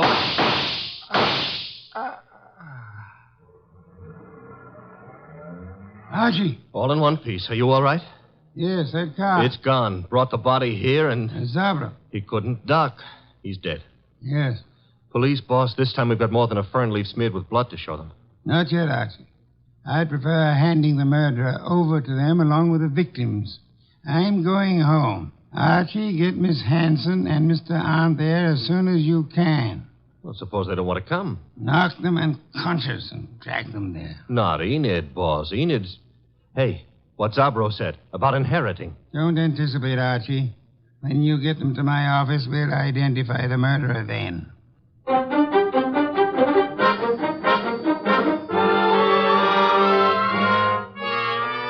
Mr. Wolfe, don't you think this is all a little high-handed, dragging us here in the middle of the night? Murder is even more high-handed, Mr. Arndt. Please, John. Miss Hanson, do you inherit? Well, I guess so. I'm Uncle's only relative, so I suppose. Wait a minute, Enid. Mr. Wolfe, are you suggesting that she had anything to do with this invisible corpse? The corpse is no longer invisible, Mr. Arndt. You've seen Uncle? Yes, dead in Zabro's establishment. Lying with a knife in his back in his own orchid display. Now you're trying to pin something on me. You know I set up that orchid display. Indeed. The police will be interested in that information. But he wasn't found in the orchids. He was... Yes, Mr. Arndt. He was found where? I don't know. You were about to say the lily display, weren't you? I wasn't going to say anything. You're a little late. You already informed us that you knew his body was not placed in the orchid display. How did you know? I just guessed. The jury will be very much impressed by your remarkable clairvoyance, especially since... Archie asked Mr. Zabro to come in. Mr. Zabro? Okay. Don't bother, Goodwin. John, that gun. Shut up, you little fool. Enid's a big girl. I don't know how you tumbled, Wolfe. Lucky guessing, maybe. Oh, come now. Neither of us has indulged in guesswork. You killed Hanson, placed his body in the lily display to attract suspicion towards Miss Hanson. You felt sure she wouldn't be convicted, so you were safe.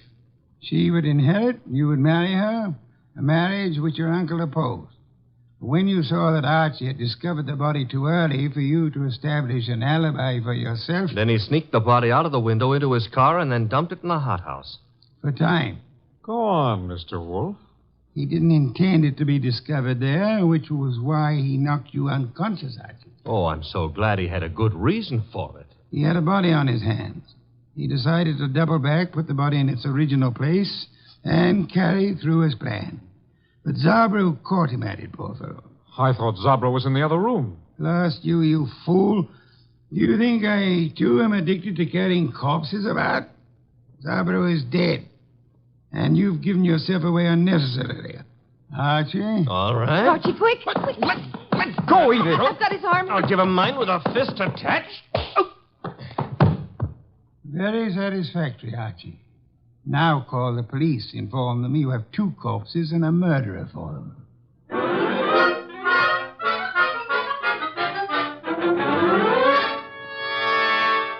You should have heard Mr. Arndt's language, boss, when the police took him away. Oh, I don't think he loves you. I don't think it matters anymore. It used to me. Growing pains. You'll get over it, Miss Hanson. You trapped him, Mr. Wolfe, but what made you so sure he did it? At the hothouse, when you were unconscious, Archie, Mr. Arndt deplored the fact that Mr. Hanson had been stabbed in the back. And no one had mentioned how he was killed. Therefore... The reason Arndt knew was because he himself had killed Mr. Hanson.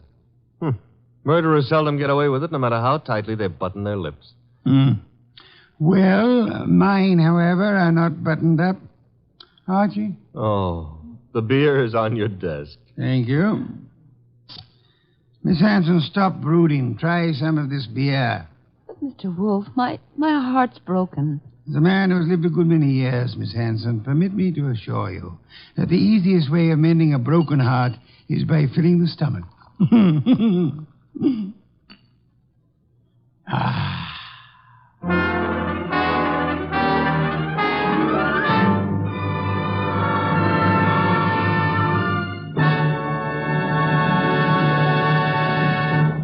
You have been listening to The New Adventures of Nero Wolfe, starring Sidney Greenstreet.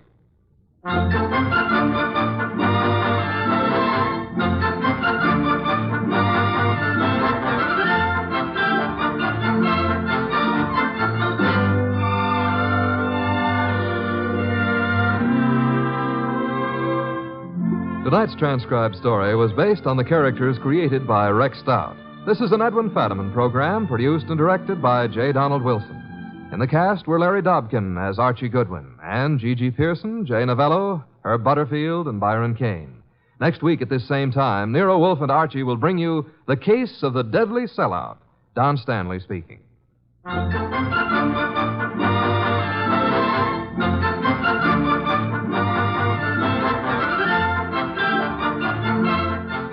Three chimes mean good times on NBC. Friday means another visit with that entertaining eating establishment Duffy's Tavern.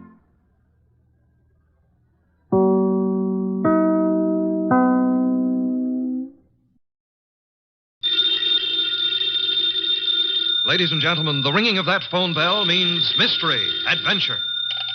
Nero Wolfe's office, Archie Goodwin speaking. You're up. And you've lost your... Oh. Archie, the answer is no. Hold on a second. The answer to what is no, Mr. Wolfe? I shall not attempt to find a blonde for anyone. You've got the man on the phone a little wrong, Mr. Wolfe. He's not looking for a blonde. He's looking for a prize fighter. Indeed. Have him come here. Okay. Mr. Wolfe will see you at 8. So long. I was all set to argue with you about taking the case. You gave in too fast. Nonsense. I'm fascinated by the thought of anyone misplacing a prize fighter. They're usually quite large, aren't they? They are. But what this guy is worried about is not only finding his boy, but finding him alive.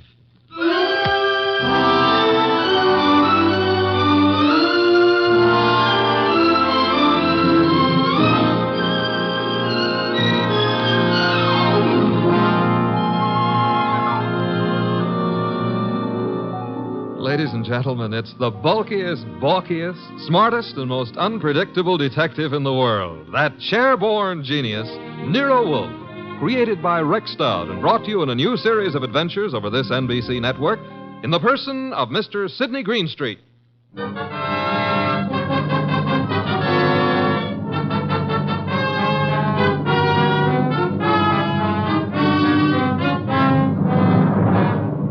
The case of the deadly sellout. That's what my boss, Nero Wolfe, called it. And it almost meant curtains for the firm of Wolfe and Goodwin. But let me give it to you straight right from the beginning. Although you ought to know that it wasn't until it was all over that I knew the very beginning of it myself. It all started in the New York flat of one Brock Rainey. Yes? The name is Jerry Fay. I'm supposed to know you? Being a very good friend of Pepe Gatto's, it's time you got to know me. May I come in? Sure. You've got a problem, Miss Fay?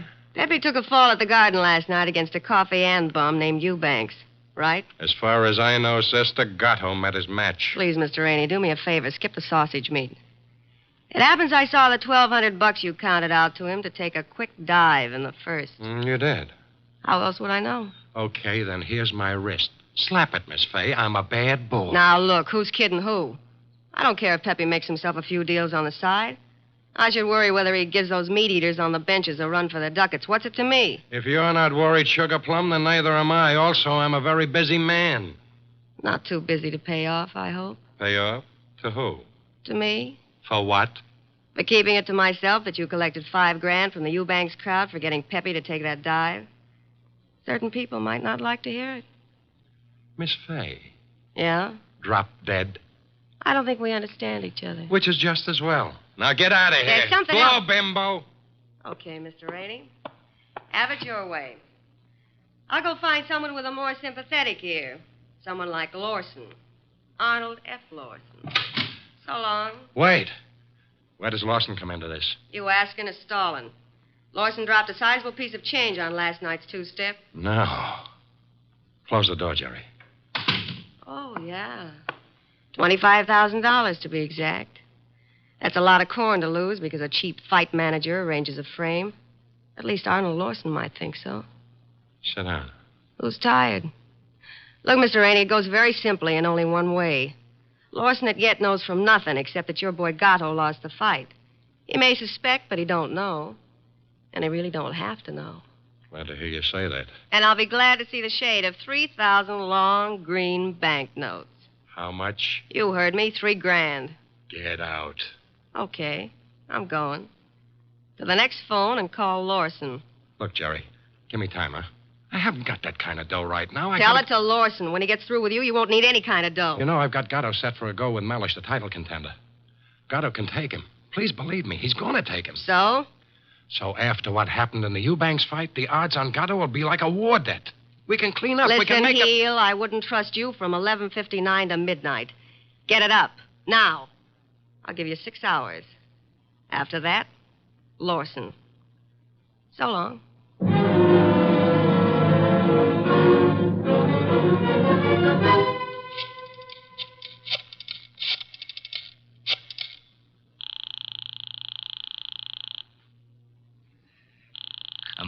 Come on. Hello? Hello, Rainey, this is Gatto. Hiya, Pappy. Look, the boys dropped in on me at the office at Mindy's. Lawson wants to see me. What? Lost? Look, Bum, I'm the one with the cauliflower ears. You heard me, and what do I do? Nothing. But... Don't go near him. Stay home. Let me take care of it. How? What'll you do? I don't know yet, Pappy, but I'll find a way. How did he find out? Your girlfriend. What? She wouldn't do that. She hates the guy. Hate him or love him, she told him. I can't believe it. I suggest you call our little doll Jerry and give her your regards for the double cross. Meanwhile, stay put in your apartment. Don't move. But, Rainey... Hello.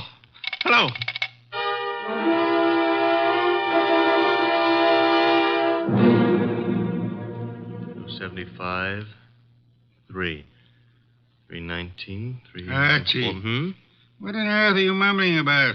The high cost of blonde. Indeed. Oh, you can say that again. I have no intention of doing so. Okay, be smug. But there must have been a time even in your life when knickknacks from Tiffany figured on the budget. Phooey. Not to mention steak dinners and champagne. Or what did you feed your girls? Peppermint lozenges? Nonsense. Nonsense? They preferred lime. Oh, I'm dying, and he laughs. Mr. Wolfe? Yes? I have decided that you are giving me a raise. Archie, this is not a period in which unilateral decisions are wise. So I'll be a dope and get a raise, huh? As for your future mental attainments, you may be right. As for a raise... You want to drive me to gambling? Like betting on fights or going... Okay, it's the doorbell, and I'm answering it. The name's Rainey. You're Goodwin? I'm Goodwin. Come in. Is Wolfe in? Mr. Wolfe is always in. Unlike prize fighters, I guess. Come on. Thank you. Mr. Wolfe, this is Mr. Rainey, the man who lost his prize fighter. How do you do, sir? I'm not doing so good. Mr. Wolfe, you gotta help me. That will depend. On what? The fee? I digress. Your problem is what, Mr. Rainey? Mr. Wolfe, I manage a fighter named Gatto. Maybe you've heard of him. I have not. However, that is of little significance. You are having difficulty with this Mr. Gatto? I'm not having difficulty with him. I can't find him. Maybe you better let me give you the whole picture, huh? Very well. Well, Gatto is an up-and-coming boy, Mr. Wolfe. He had a little upset last week with a guy named Eubanks. But everybody knows in spite of that, Gatto's heading for the big time. I think he'll prove that when he goes against Mellish. Mr. Mellish being another pugilist, huh? That's right, Mr. Wolfe. Now, Pepe, that's Gatto. Pepe was due at the Turf Club this afternoon to meet the opposition management and go over the setup. He was due, but he didn't show. I waited all afternoon, and then I started the phone calls and taxis. The results? No results. I combed every joint I ever knew him to buy a beer in, and the score was 0. Matter of fact, nobody's even seen him for 4 days. You would have tried the gymnasiums, naturally? I did. Does this pugilist have a home? Yeah, 206A Rathburn Street. A penthouse on the roof. He was not at home during all this time? It's where I tried first. Was empty as a bank on Saturday afternoon. I see. And you want me to find him for you? If Pepe blows this fight, Mr. Wolfe, it'll ruin his career. And the preservation of his career is worth a good deal to you? I got a check for $2,000 right here. Archie? I'll get it. $2,000. Very well, Mr. Rainey. I shall take immediate steps. I got a cab waiting outside. We can get started right away. We?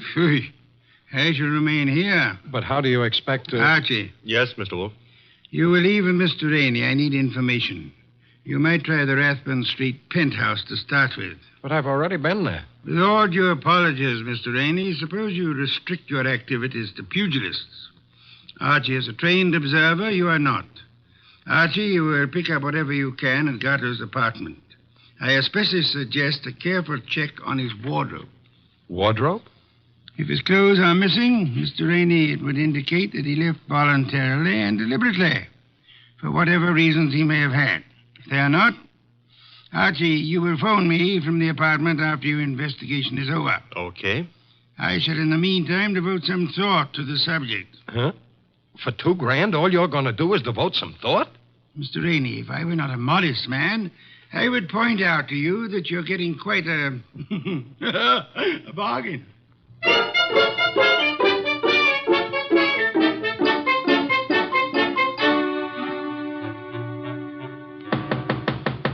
Gatto?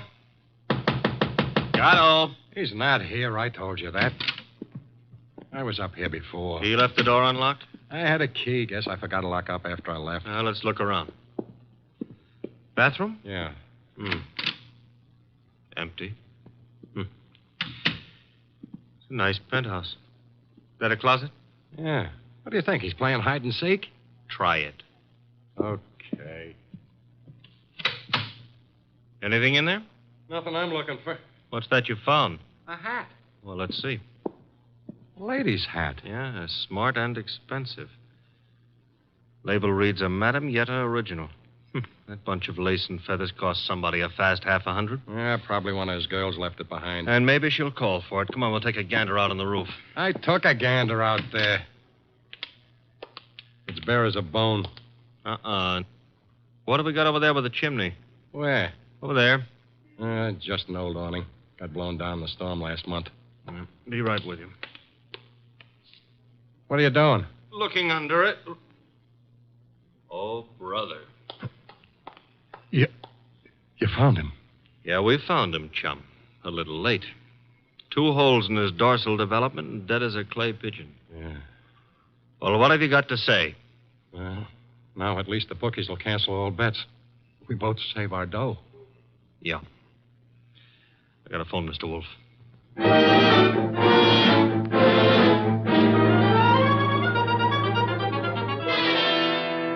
And there he was, Mr. Wolfe, under the old canvas awning. Where's the hat? Oh, this is it. That's it, boss. Snazzy number, no? Where'd you find it? On the floor of the closet. You're right, Archie. Frothy little bit of millinery, caprice. Have you any idea whose it may be, Mr. Rainey? I wish I did. You have to find out. Well, how, boss? The hat is an original. See, the label under the band reads a Madame Yetta original. Tomorrow morning, Archie, you will interview Madame Yetta. Yes, boss. And discover in your inimitable fashion for whom she made this chapeau.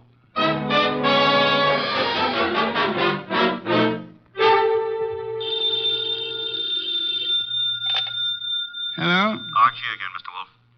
Per your instructions, I have just talked to Madame Yetta. What did you learn? Madame Yetta tells me she made that hat for a Mrs. Lawson. Who is Mrs. Lawson? Wife of an ex-beer hustler who's in the gypsum puts on airs. Lives in a penthouse of the Bradford Arms. I was just about to hop a cab and go up there, boss.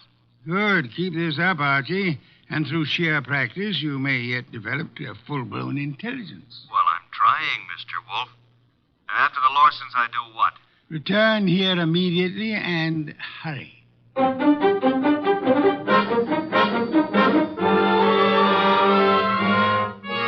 do you do, Mr. Lawson? Oh, Mr. Goodwin. My secretary tells me you're a detective. My boss might argue with you on that, Mr. Lorson. Your boss? It happens I work for Nero Wolfe. I see. And you wish to see me about... About this hat. Hat? Oh, I see, yeah. Well, Mr. Goodwin, please believe me, I never wear hats like that. Would your wife be likely to say the same? My wife? Just what are you getting at? Would I seem too nosy if I asked how well you and your wife know Pepe Gato? How well do we know who? Pepe Gato. The pug? No, not such a pug. No, huh? I lost $25,000 on him in the Eubanks fight. If you ask me, he laid down like a dog. And did you talk it over with him? Talk it over with him. Never seen the man in my life. Not even at the fight? No, I placed the bet over the telephone. I'd scarcely have anything to do with a character like Gatto, Mr. Goodwin. You surely won't from here on out, Mr. Lorson.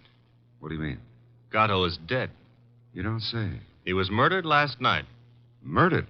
And what would you say, Mr. Lorson, if I told you that this hat is your wife's and that it was found in a closet in Gatto's apartment? Now, wait a minute. Let me get this straight. Are you implying... Not implying. Facts are sticking out. What time was this dumb brute done away with? Oh, I'd set it at somewhere between 5 and 7 p.m. last night. Well, you said it very conveniently. Thanks. Why? My wife and I drove out of the city at 4:30 yesterday afternoon. Didn't get back until 2 this morning. And this hat? It took wings and flew into Gatto's closet? Is that the answer? No, that's not the answer. Then what is? This is. A month and a half ago, I was with Celia on a bus top. She was wearing that hat, and the wind blew it off her head. I see. And from there, we figure that somebody picked it up, and it finally wound up at Gatto. You can figure anything you please. Personally, I don't feel in any way obligated to figure anything. Darling, I was just on my way out, and... Oh, I'm sorry. I didn't realize you were busy. Yes, I am busy, Celia. Wait a minute. He's not all that Run along busy. now, dear. You'll be late.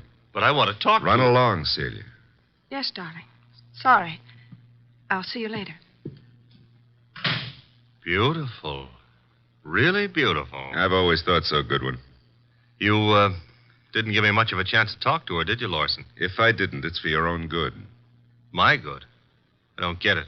Celia's a sensitive person, and I won't have her bothered.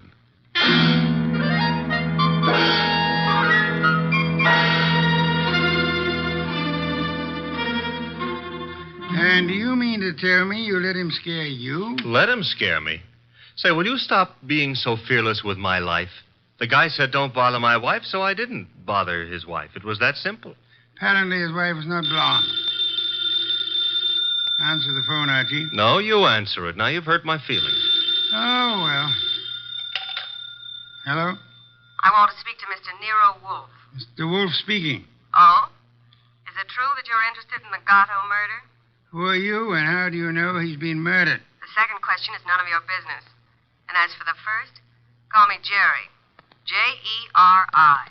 How do you do, Jerry? Jerry. Where do you call? Would you like to come to an auction? An auction? You know, going, gone, to the highest bidder. And what are you placing on the auction block, Miss Jerry? A few facts. All in good condition and guaranteed to make it a cinch to snag the Gatto killer. Sounds promising. Only you'll have to bid against real money. May I have the address of the auction room? You'll have no trouble finding it. Your assistant was there last night. Where? The penthouse on top of 206A Rathburn Street. The big item goes on at 4 bells.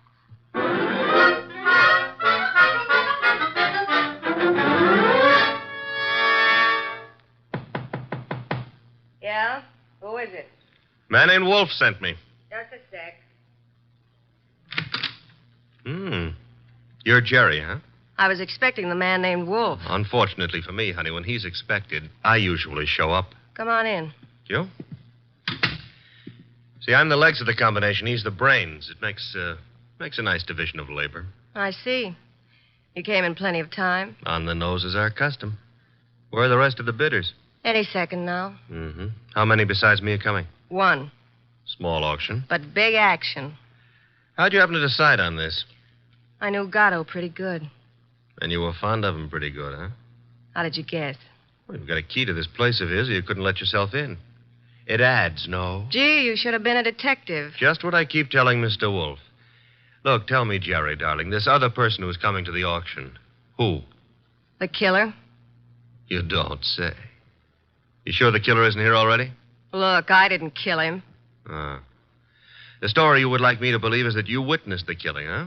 Called the killer and Mr. Wolfe and said, come on, kids, you can get me either to talk or shut up, depending on who pays the most. That it? Something like that. Mm-hmm. Okay. Prove you know what you're talking about. Who is the killer? Is it Block Rainey? Should also have your head examined, pretty boy. I talk for dough and only for dough.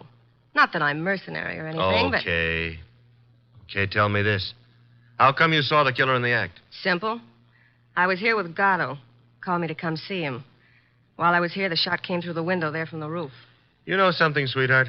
What? I can't understand how a girl like you, a pretty nice girl under all that paint and powder and Broadway shellac, how you could do a thing like this. You were in love with Gatto, I know that. Everybody does. And still you're willing to keep your mouth shut if the killer pays enough. How come? What's the matter, honey? Did I hit a tender spot? I don't think you understand. Sure, I was in love with the goof. Then along comes this other dame.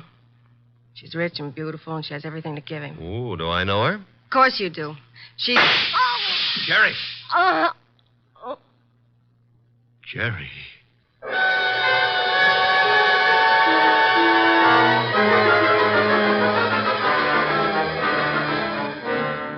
She was just about to tell me, and then the shot came through the window from the roof, boss. It's a flat roof outside.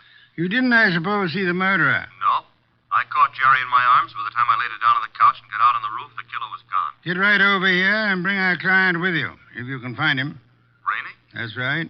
He has a right to be in on the kill. Okay, boss. But keep away from that beer till I get there. Don't be impertinent. I shall be busy phoning Mr. and Mrs. Lawson. Meanwhile, I want them here, too. Besides, one bottle won't do any harm.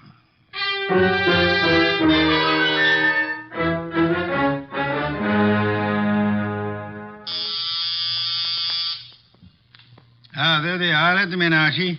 You remain seated, Mr. Rainey. Okay, Mr. Wolfe. Well, come in, Mr. Lawson. Come in. Mr. Wolfe here? He's here. Nice of you to come. Anything to help the law. Mr. Lawson. Your wife didn't come. No, Mr. Wolfe. She was out when you called. Sorry, I forgot to tell you. I left word with the butler, however. Mr. Lawson, about 20 minutes ago, a girl named Jerry Fay was killed. So? She was killed in your neighborhood, in a flat formerly occupied by one Pepe Gatto.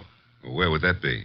Maybe your wife knows where the flat would be. How dare you, sir? No histrionics, please. Where was your wife when the girl was killed? I'm advising you that if there is an alibi, now's the time to state it. I wouldn't humiliate Celia by alibying for her. Then the police will pick her up. But she didn't kill this girl, Mr. Wolfe. You have reasons for that opinion? The best of reasons. I'd be grateful if you'd state them and let me be the judge of their excellence. One should do. This one. Celia's out in the country visiting her mother. Oh? Does that settle it? Possibly. What's her mother's telephone number? Why, Merely a routine check. Well, can't you take my word? I'll take her mother's number. Well, Mr. Lawson? I'm sorry. I hoped you'd buy this story. What do you mean? Her mother's been dead for 10 years. I see. Well, I don't. What's the idea? It's known as marital devotion, Archie. I suppose you realize, Mr. Lawson, that in shielding your wife, you're aiding and abetting a murderess? I haven't stopped to realize anything. When Goodwin brought me that hat, I didn't know what to say. Oh, you pitched me a curve then, too. Well, I suppose you might call it that, but... And she didn't lose the chapeau off a bus top. No, but you've got to understand. Celia's the dearest thing in life to me. Yeah, so's a lady rattlesnake to its husband. I suggest it is time for you to be objective in this matter, Mr. Lawson. What do you want to know? Tell us where she can be found. I have no idea. When is she expected to return home? Never. Oh? You see, we had an argument. I doubt that I'll ever see her again. Then we're quite on our own, Archie. To do what? To make a journey to Gatto's apartment. Gatto's apartment? She probably has a key to that popular abode. But she wouldn't go there, boss. On the contrary, I am of the opinion that that's just where she would go. Give me my hat. Don't tell me you're going to stir yourself. It's a most unpleasant necessity, Archie. But the lady in question is dangerous and not at all hesitant about indiscriminate gunplay.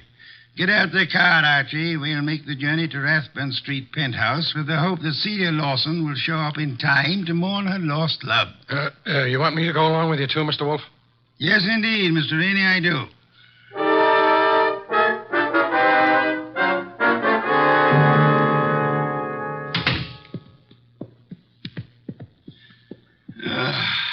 I trust this chair will hold me. Should. Biggest chair in the house. Mr. Wolfe. Yes, Mr. Rainey? Mr. Wolfe, am I to understand that the way you have it figured is that Mrs. Lawson killed Gatto, and then to keep the girl from pinning the crime on her, she killed her too? What's the matter, Mr. Rainey? Don't you think the theory holds water? Well, yes. I mean, of course it does. Thank you. On the other hand, there is room for doubt. I'm glad to hear you say that, Mr. Wolfe. Would you mind explaining? I'll explain, Mr. Lawson. Mr. Goodwin was in this room when Jerry Fay was killed. Right, Archie? Right, boss.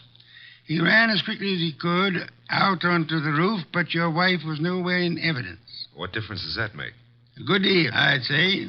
Wouldn't you, Archie? Yes, a detail like that would give a jury room for doubt. Oh, don't be a fool. How so, Rainey? Well, I was about to agree with Rainey. I mean on sheer logic.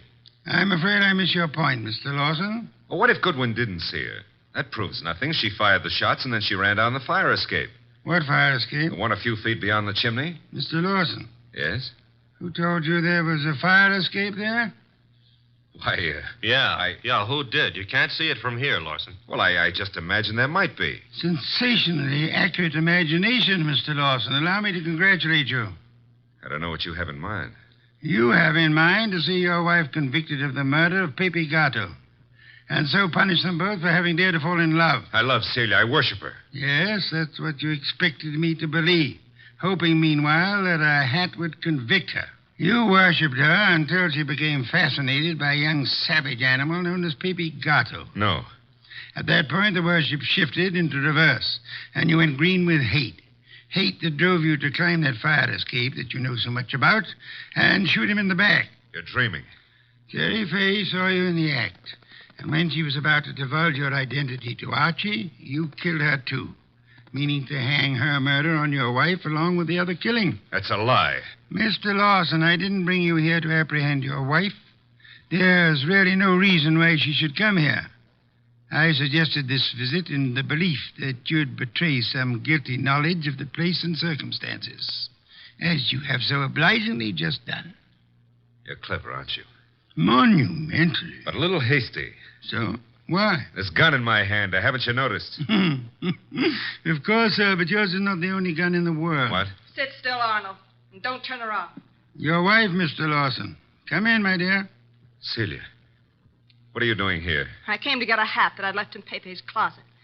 It suddenly was clear to me what was in the wind, and I thought I'd better remove all evidence that you could possibly use against me. Celia, listen, you must understand I it's for you. understand one thing only. Pepe's gone, and you took him away. Listen, please, if you let me explain, you'll understand. Yeah? Please, honey, help me. Sure, I'll help you. Celia! Well, that's all, Mr. Wolfe. What now?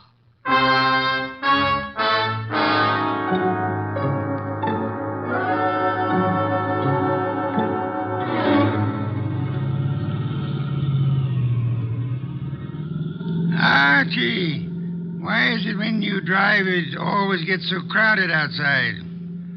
Will it go tough on her, boss? Why not? She killed a man in cold blood. Though she actually saved our lives while doing so. I hope that helps her at the trial. I hope so, Archie. After all, if she hadn't done what she did, what would have happened to the lobster bisque? What lobster bisque? The lobster bisque that Fritz is making for dinner. Hurry, Archie. It really can't be appreciated unless it's eaten hot.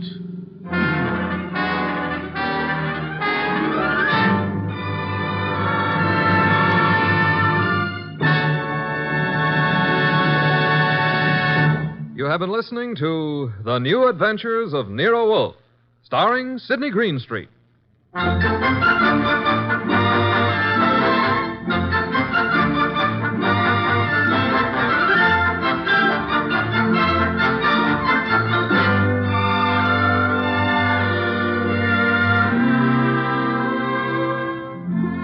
Tonight's transcribed story was based on the characters created by Rex Stout.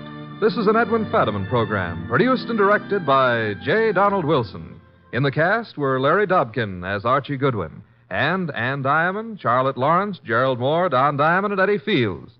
Next week at this same time, Nero Wolfe and Archie will bring you The Case of the Killer Card. Don Stanley speaking. 3 chimes mean good times on NBC. Saturday night is date night, and NBC has a lively lineup of music and fun to help your courting along. Tomorrow, Dennis Day brings you a melodic and mirthful 30 minutes, and then Judy Canova gets together with her gang for a sparkling session of mountain-style song and laughter, followed by singing MC Red Foley and his friends on that exciting parcel of Western tunes and mayhem Grand Ole Opry. Here's Sam Spade. 3 chimes mean good times on NBC.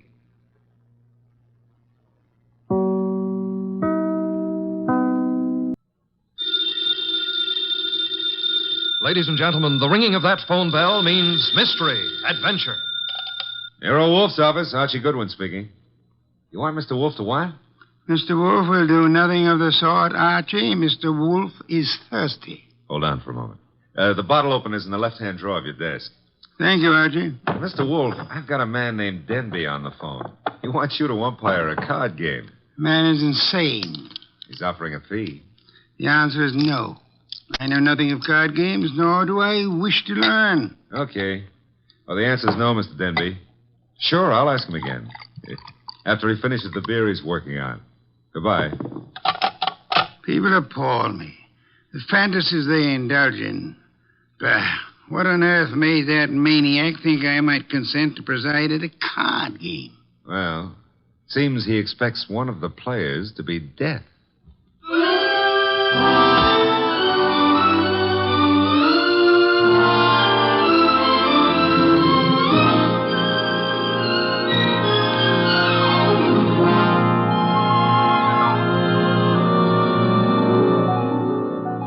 Ladies and gentlemen, it's the bulkiest, balkiest, smartest, and most unpredictable detective in the world. That chair-born genius, Nero Wolfe. Created by Rex Stout and brought to you in a new series of adventures over this NBC network in the person of Mr. Sidney Greenstreet.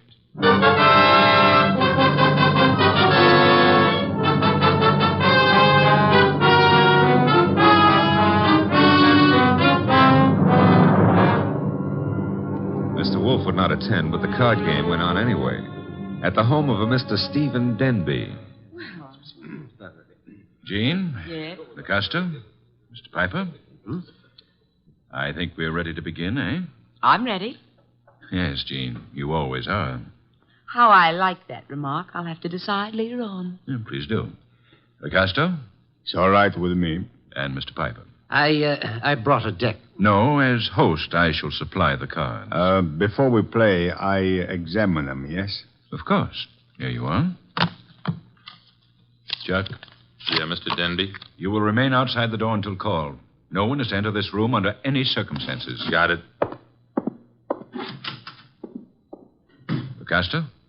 The cards look all right. Thank you.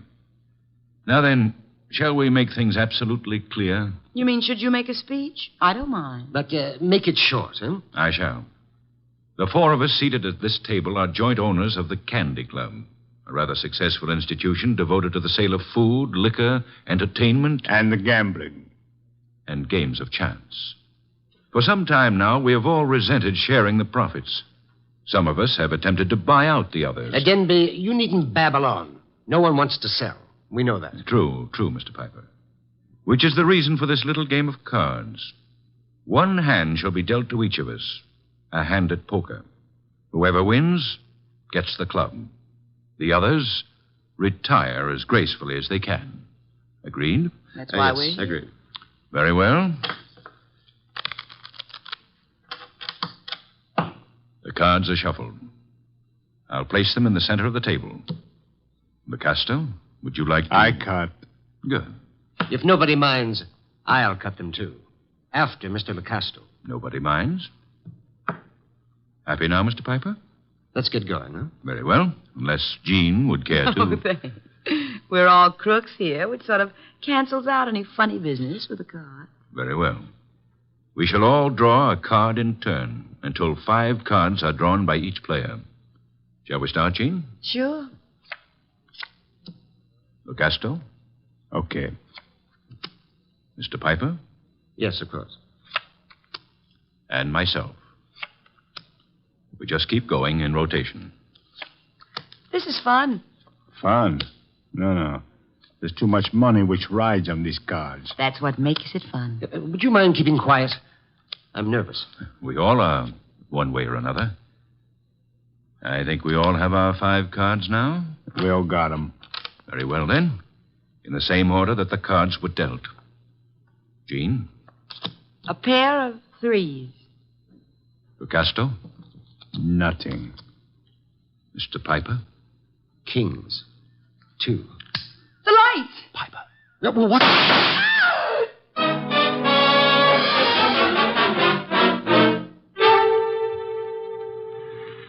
Da-da-da-da-da.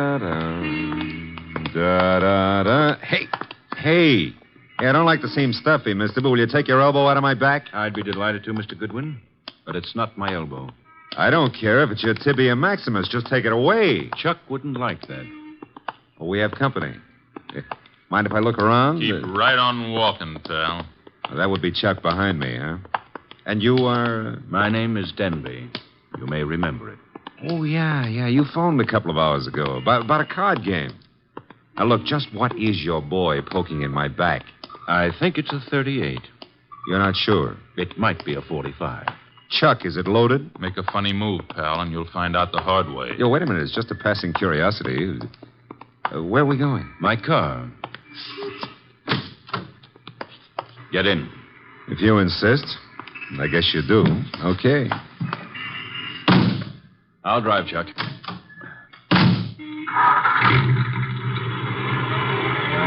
The car bulletproof? No, that's hardly necessary. Chuck shoots first. Well, that's a saving, I guess. The only thing is, I hadn't figured on taking a ride. I told Mr. Wolfe I was going for a walk. He disapproved, You're but... going for a ride. Isn't that a little corny? Now, there's a minor difference. Usually the guest, shall we say, is killed at the conclusion of the ride. In this case... Let's not make the difference too minor. Huh? You will survive the ride. It's what comes afterwards that might kill you.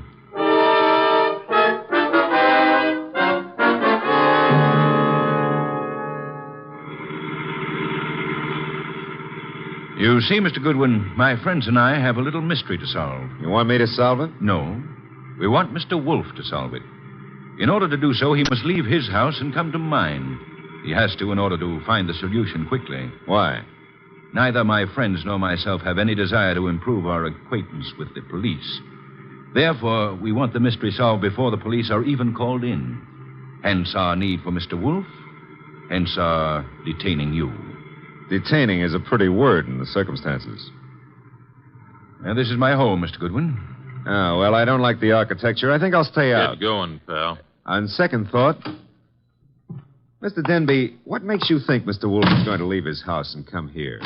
You. Unless he does so, he will lose you. Forever. The door, Chuck. Okay.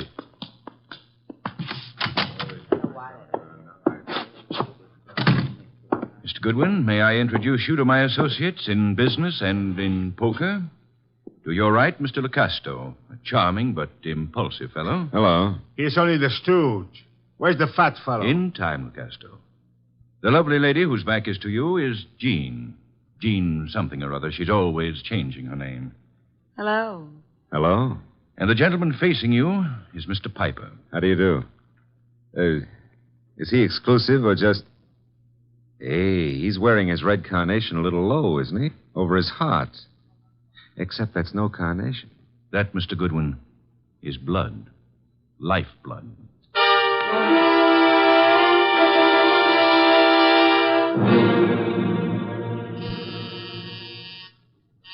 Archie. Oh, Barry's always taking walks. Come in. The door's unlocked. Are you... Yeah, you're Wolfe. Having made a magnificent discovery, suppose you remove your hat? No, come on. I beg your pardon? Mr. Denby wants to see you. Mr. Danby can see me here. Here ain't where he wants to see you. Here, at the risk of minor monotony, is where he'll have to see me. Don't you want your boy Goodwin to keep on living? No one has ever been able to discourage him. Mr. Denby will. Archie's in custody? No, in Mr. Denby's house under a gun. I don't have to believe that. Take a look at this. A wallet. Archie's wallet. I shall accompany you. And permit me to warn you that if Mr. Goodwin has been harmed, nothing short of murder will satisfy me.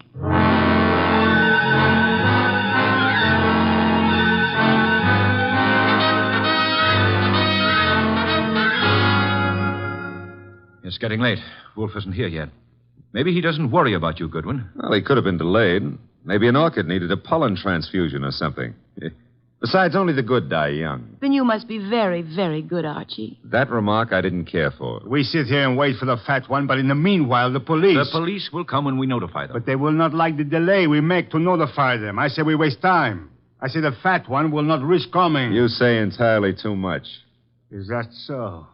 Maybe I kill you myself. Picasso, put that gun away. Yes, darling Archie should have a chance to live. Not long if Wolfe doesn't come. Stop looking so pleased. Are you afraid to die, Archie? Yeah, well, I'm not looking forward to it. It's so final. Besides, I didn't eat a hearty dinner, and... Oh, the Marines have landed. Who is it? Chuck, with Nero Wolfe. Let him in. Shut the door, Chuck. Stay outside. Archie? Hello, Mr. Wolfe. Oh, am I glad to see you. I regret I cannot say the same thing. But I asked you, why couldn't you stay at home instead of taking those confounded walks? I warned you it'd be dangerous. Yeah, but Mr. Wolfe, it wasn't the fresh air that got me. It was Denby. Mr. Wolfe, I knew you wouldn't come here without some sort of pressure. I thought the method I used would be most effective. Would you really have killed Archie if I hadn't come? I would have had no choice. I would have been stuck with a witness to an unsolved murder. Suppose I cannot solve it. I should be forced to apply the same logic to two witnesses. Mr. Wolfe, you really came here to save my life, huh? Nonsense. I came here for a fee, Mr. Denby. I have a check for $1,000 already made out. Clear it up. You forget. I left my home. I traveled unprotected through the streets of this city, exposed to motor accidents, to fresh air, too. You offer me $1,000. Will $2,500 do? Barely. Archie, will you take the check? Now, I presume you want me to find who killed the gentleman at the table, the one facing me, huh? His name is Mr. Piper. The name is no importance. Will you all sit at the table in the same position you were at the time of the shooting? Of course. Jean? Picasso? Good. Now for a look at the wound. The lights, I should imagine, went out for a while when the shooting occurred. They went out? Yes. Of the three of you at the table, which one had the best motive for the murder? We all have the same motive. The club. Helpful. There was no one else in the room at the time? No one. The door? Locked, with Chuck on guard outside of it. So much for that. The windows, I notice, are closed. They were closed when the murder took place? They were closed. The window panes are all unbroken, which eliminates the possibility of the shot being fired from outside of them, unless one of them was raised and lowered. That wouldn't have been possible. The windows are secured by catches. Archie, will you check that? Okay, Mr. Wolfe. I shall for the moment assume that the windows are neither lying nor untrustworthy. Does anyone remember anything unusual occurring at the time of the shooting? Well, someone whispered Piper just before the shot. Indeed. You all heard that whisper? We heard it. Man's voice or woman? Well, I can't say. A whisper doesn't reveal much of anything. The windows weren't open, Mr. Wolfe. Which leads to... The fact that it had to be one of us in this room. But which one, Mr. Wolfe? The murder weapon. Ah, yes. Has it been moved? Nobody touched it. It's laying on the floor where it was dropped. Interesting. If you look closely, you would observe two oil spots staining the rug between the revolver and the lady's chair, indicating... who sat at the right of Mr. Piper? I did. Why? Mr. Denby. Yes? If I were you, I would turn Mr. Lecasto over to the police. You are a liar. I warned you about that gun, Lecasto. Was it necessary to shoot Mr. Lecasto? In the arm, yes. He was reaching for a gun. He'll live, however, till the police take him away. What do I tell them? You could point out the angle of the wound. As you notice, Mr. Denby, the bullet entered Mr. Piper's heart from the right. Yes, so it did. Therefore, whoever sat to his right, well, that was Lucasto. Archie, you have the check? I haven't. We may as well leave. Mr. Wolfe, you're sure Lucasto shot Piper? I have indicated the evidence. The rest will be up to the jury. Come, Archie. Uh-huh. Jean, Yes, Archie. now that my life expectancy has increased, what are you doing tomorrow night? Archie? I got to scram. Lancaster 7583. I'll be ringing your bell. Oh, Mr. Denby, you better do something about Lucasto's arm or he won't live to be executed. You see, the executioner likes them warm before he chills them.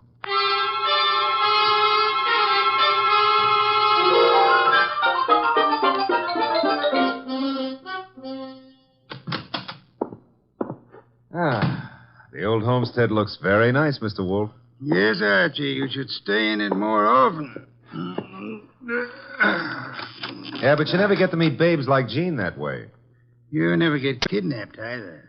Nor would I have had to leave my home in order to rescue you. Well, you earned a nice fee, fast. Indeed? You seem doubtful about it. Positive, Archie. I know. I have not as yet earned my fee. Huh? You mean Denby might not turn Lucasto over to the cops? Of course he will. The trouble is, you see, Lucasto did not murder Piper. No? He just thought a bullet in the heart might be good for Piper's rheumatism, huh? As it happens, Piper suffered from asthma. That's beside the point. Fine. Mr. Wolfe, I'm going to take it for granted that you know who did kill Piper. I'm also going to take it for granted that you won't tell me until you're ready. But why turn Lucasto over to the police? 2 reasons, Archie. First, I had no proof against the real killer. Secondly, we had to supply a scapegoat in order to be permitted to leave the Danby home. You were unarmed, helpless. Go ahead, rub it in. Nonsense. It was an interesting problem. I enjoyed it. It was, huh? Well, to me, it's still in the present tenses. Which reminds me, as old Dr. Tidmouse said, there's always a future tense.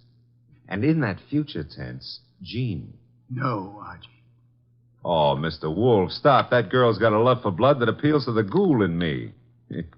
Besides, did you notice what she does to her dress? Archie, I was merely about to say that I have no objections to your dallying with the girl. Oh, I don't believe it. My ears need overhauling.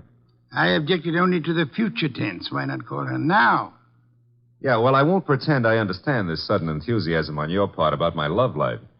Probably there's some foul, scheming motive at the bottom of it. But who am I to look a gift horse in the mouth? Now, let's see. Her number was, Lancaster 7583, of course.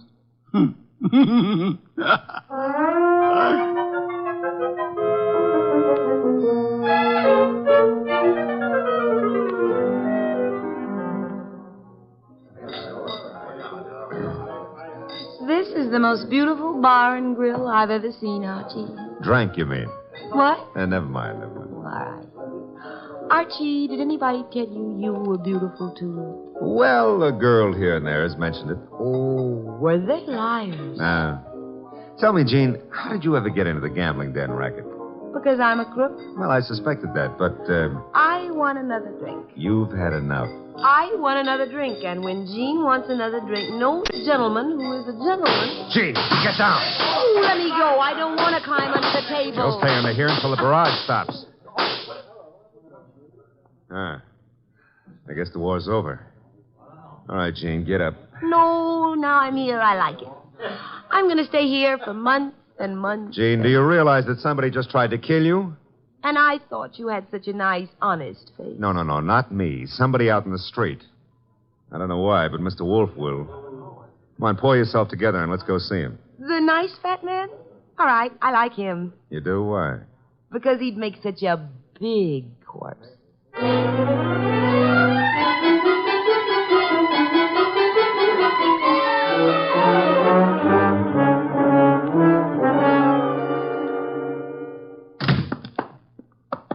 Is that you, Archie? Plus Jean.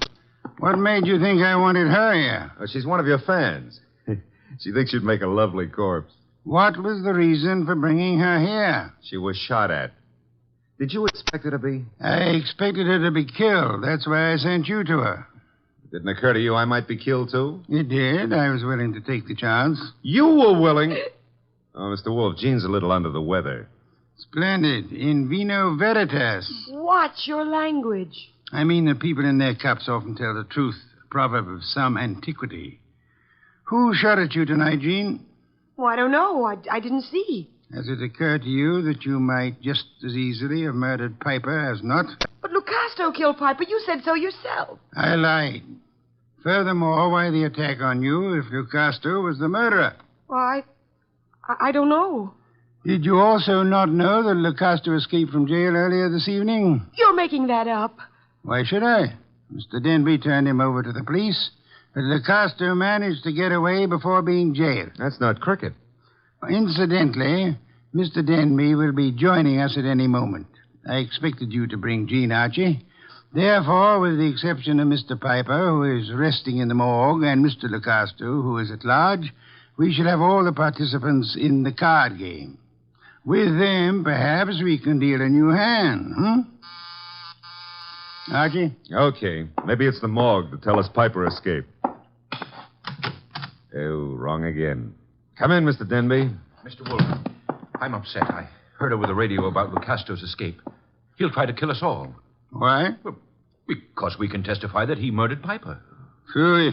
I beg your pardon? Lucasto did not kill Piper. But you said that he did. The only evidence against Lucasto was the angle of the entrance of the bullet that lodged in his heart. May I remind you of the whisper you all heard in the darkness preceding Piper's death? The whisper that said Piper? Precisely. We must assume, then, that Piper turned his body in the direction of the whisper. Therefore, the angle of the wound would be wrong for Lucasto, but the correct one for... Whoever sat opposite Piper. I sat opposite him.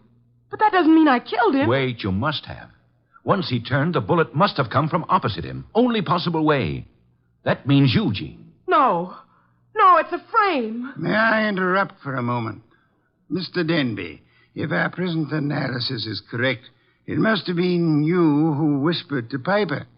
Did you? I hadn't thought about it before, but... Denby, you're lying. No, he's not lying. Continue, Mr. Denby. Well, when the lights went out, I wanted to tell Piper something.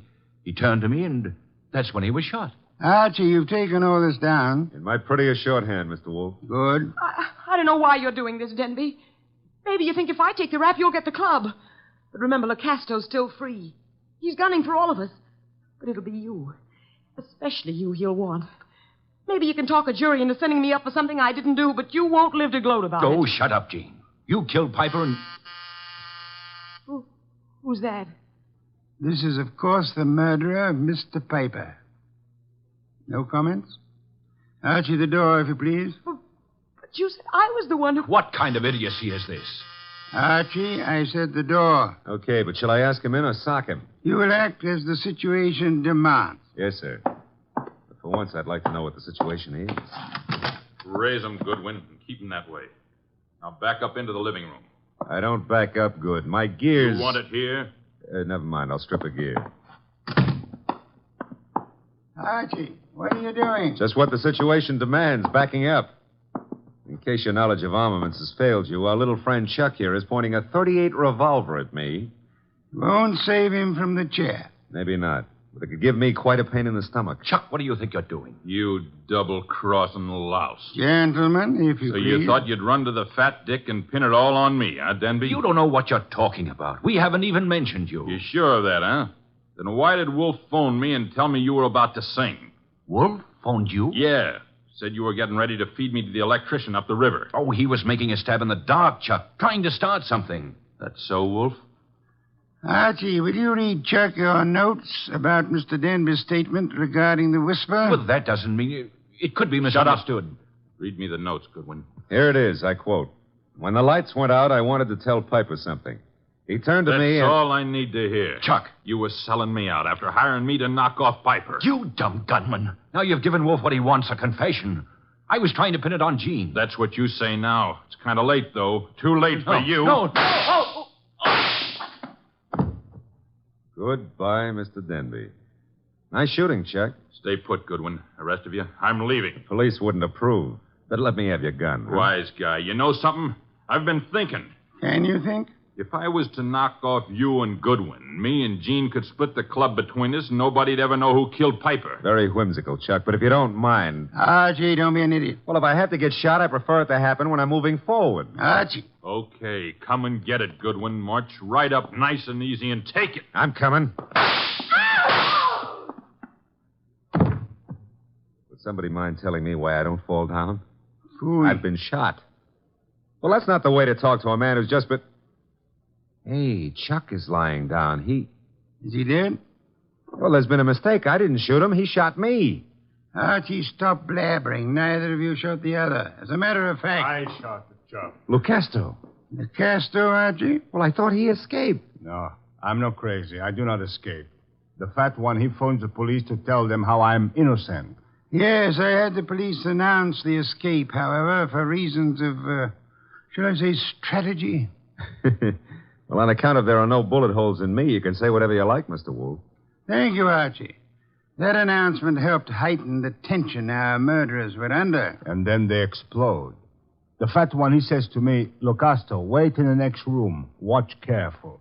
Maybe there's trouble. I watch. And now? Now there's no more trouble.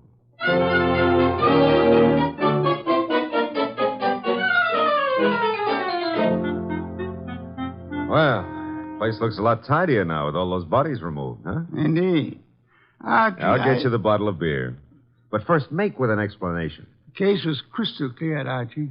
Maybe, but I'm no crystal gazer. Sure, I know. Denby had things arranged in advance with Chuck in case anybody held a better hand than his own. Piper did. So Denby whispered to Piper after kicking the light switch and set him up for a shot by Chuck from the doorway. The angle would provide evidence against Lucasto. True. However, we had only Denby's word for it and Chuck's that the door was locked. All right. We know, but you knew before Denby and Chuck blew up. How? The oil spots on the rug, Archie? Well, they only showed the gun had bounced when the murderer threw it away. Spattered oil, very well-kept gun. They showed more than that. Where were those spots in relation to the gun? Think back, Archie. Spots in relation... Oh, sure. They were between the gun and the door. Therefore, the gun must have been thrown from the door. Bounced twice, staining the rug before reaching its final destination. Ah, I get it now. That told you who'd fired the gun. But there wasn't proof enough, so you set up a nice atmosphere of suspicion and had the boys give each other away. All right, Mr. Wolfe, you're a genius, and you may have your beer. Thank you, Archie. As for me, I'm not a genius, but I remember a phone number. So if you'll excuse me, Mr. Wolfe. You're excused, Archie. Thanks. But before you call that number, may I remind you that Jean is a girl of macabre tastes who appeals to the ghoul in you. Sure you may, but why bother? In order to be able to warn you that a ghoul and his money are soon parted. Good night, Archie.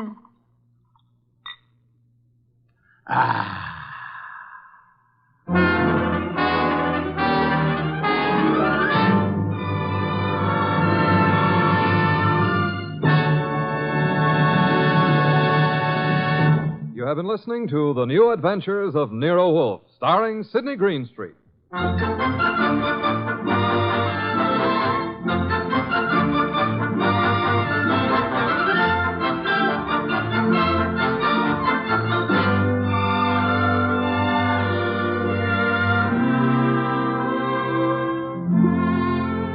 Tonight's transcribed story was based on the characters created by Rex Stout.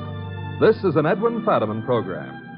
In the cast were Gerald Moore as Archie Goodwin, and Betty Lou Gerson, Jay Novello, Howard McNear, Barney Phillips, and Bill Johnstone. Next week at this same time, Nero Wolfe and Archie will bring you The Case of the Calculated Risk. Don Stanley speaking. 3 chimes mean good times on NBC.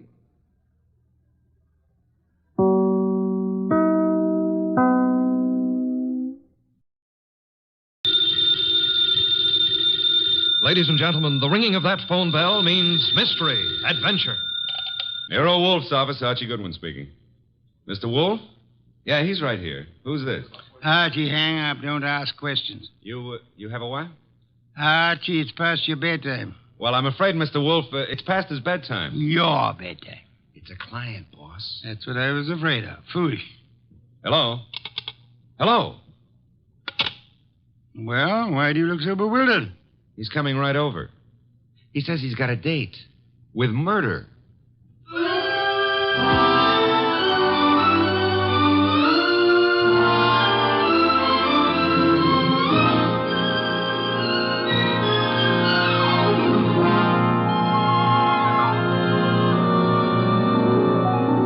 Ladies and gentlemen, it's the detective genius who rates the knife and fork the greatest tools ever invented by man. The ponderous, brilliant, and unpredictable Nero Wolfe. Created by Rex Stout and brought to you in a new series of adventures over this NBC network in the person of Mr. Sidney Greenstreet.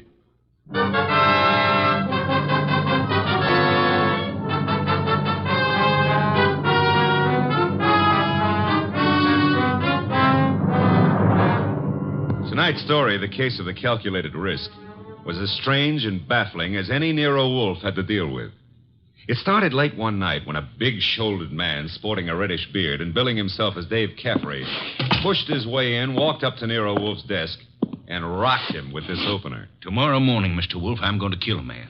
I beg your pardon, sir? I'm going to kill a man with these two hands. I've been told strange things across this desk, Mr. Caffrey. This is the first time a murderer has confided his intention to me in advance. This man you speak of. I'm not telling you his name. I'm not telling you where I'm going to meet him. This session tomorrow is going to be private and personal. But if anything happens to me between now and then, I want you to take over. Mr. Caffrey, do you seriously think I could assist you in a matter of private vengeance? That's not what I'm asking. This guy deserves to die. I plan to kill him with these two hands, me, myself. But if I slip up, if he gets me first, I want you to see that justice is done. But I assure you, sir... I told you this guy deserves to die. Let me tell you why. Years ago down south, there were three men in business together, partners. Me and two others. Your notebook, Archie, if Mr. Caffrey doesn't mind. You're wasting your time, Wolf. The names I'll use will be phony. I won't give you anything you can check back on. We'll take our chance, sir. Please proceed. It happened in a town about 40 miles from the place where we had our business. We'd gone there to collect some money, the three of us. Carl, Mitch, and me. Dave Caffrey. But all we collected was bad news. So bad that Carl hadn't even given our right names at the hotel. Said he was scared some of our creditors would come hitting up on us for what we owed. Three of us had some drinks, and we'd been pacing around for nearly an hour. I can still remember the way Mitch stood and looked at me. And then up at Carl, when Carl suddenly pulled to a stop and came out with this idea of his. So, Dave, you've got 6,000 cash on hand. You counted it, Mitch. Well, didn't we make it 6240, Carl? Whichever. We've got this 6,000 odd, plus some slow accounts receivable against debts of 38,000. With three of us trying to live from the business, we haven't got a chance. Well, we ain't got much of a one, Carl, but... It's hopeless, Dave. With two partners, though. Two partners? You reckon on pulling out, Carl? I say we cut cards for it, Mitch. Low man drops out. Break up the partnership? After sticking together all these years? Wait a minute, Dave. Wait a minute. Maybe Carl's right. Maybe this could work. Carl, you mean the low man drops out clean? Right now? Right now, Mitch. Other two to take over assets and debts and see if they can get this thing back in the black. Okay, Carl. Get the cards out. Dave? Well, that's what you guys want. Okay, then. Here's a new deck. Shuffle them, Mitch. All shuffled. Cut 'em, Dave. Go ahead, Mitch. You get first pick. Spread 'em if you like. Here goes. 6. Your turn, Dave. Okay. 9 of clubs. Lucky guy, Dave. That puts you in whatever Carl pulls. I'll pull it fast. There she is. Denise. Sorry, Mitch. That leaves you elected. Well, Mitch, I'm sorry, too. I guess we all had a fair whack at it, but... Hey, wait a minute. Let me see that ace again, Carl. Easy, Mitch. I said I was sorry, Look, but... Dave. Yeah, what is it, Mitch? All the aces are marked.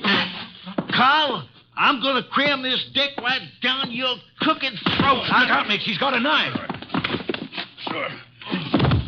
Oh. Carl, you... All right.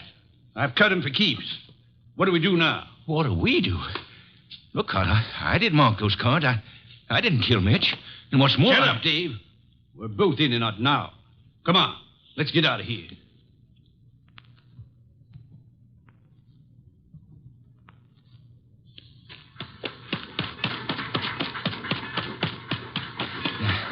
Now what, Carl? Look, Dave, this is where we split up. Two men together, easy to trace. You head one way, I go the other. Yeah, but the dough, I got no money. Here, I'll split up the 6,000. This is your half. Here, stick the envelope in your pocket. Now, grab that freight. Get set. I'll catch the next one going the other way. Get going, Dave!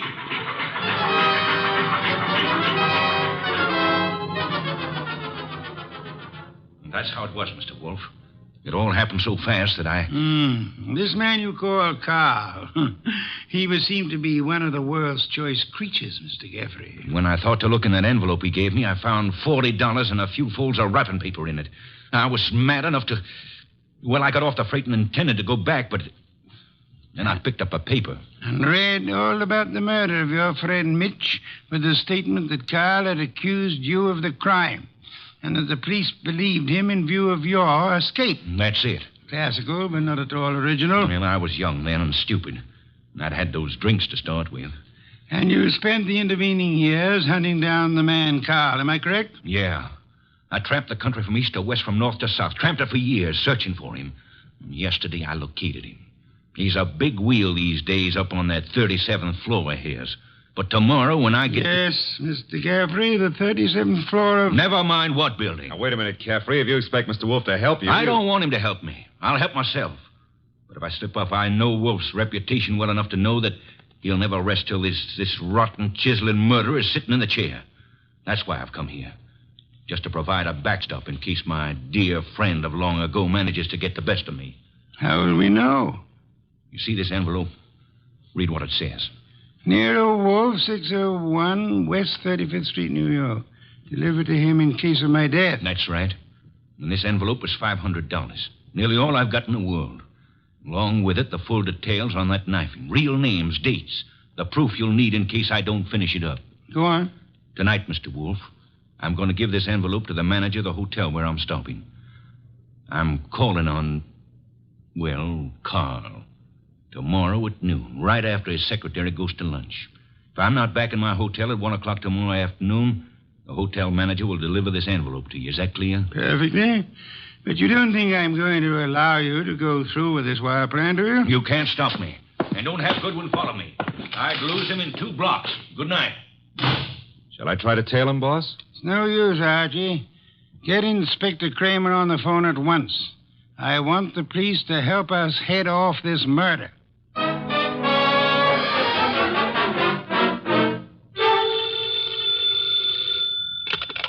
Nero Wolfe speaking. It's Archie. I'm calling from the morgue. And? They found Caffrey's body in a subway washroom, mugged and stabbed.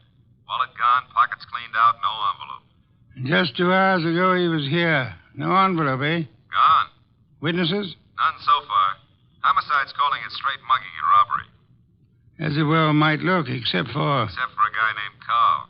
How much do I tell Kramer? all of it. Ask the inspector to start queries throughout the South on the original killing. The original killing? Look. It's our best chance of getting a description of the man called Carr. The original killing and the partnership. Starting from, say, 8 years ago and working back to the middle 20s. Tell him to concentrate on towns on railway lines. Putting out pictures of Caffrey and... Pictures and dentistry. Fingerprints to Washington. Kramer will know. And if I come across a haystack, do I keep my eye out for needles? We are going to find Carl, Archie. We are going to find him if it takes from now till doomsday.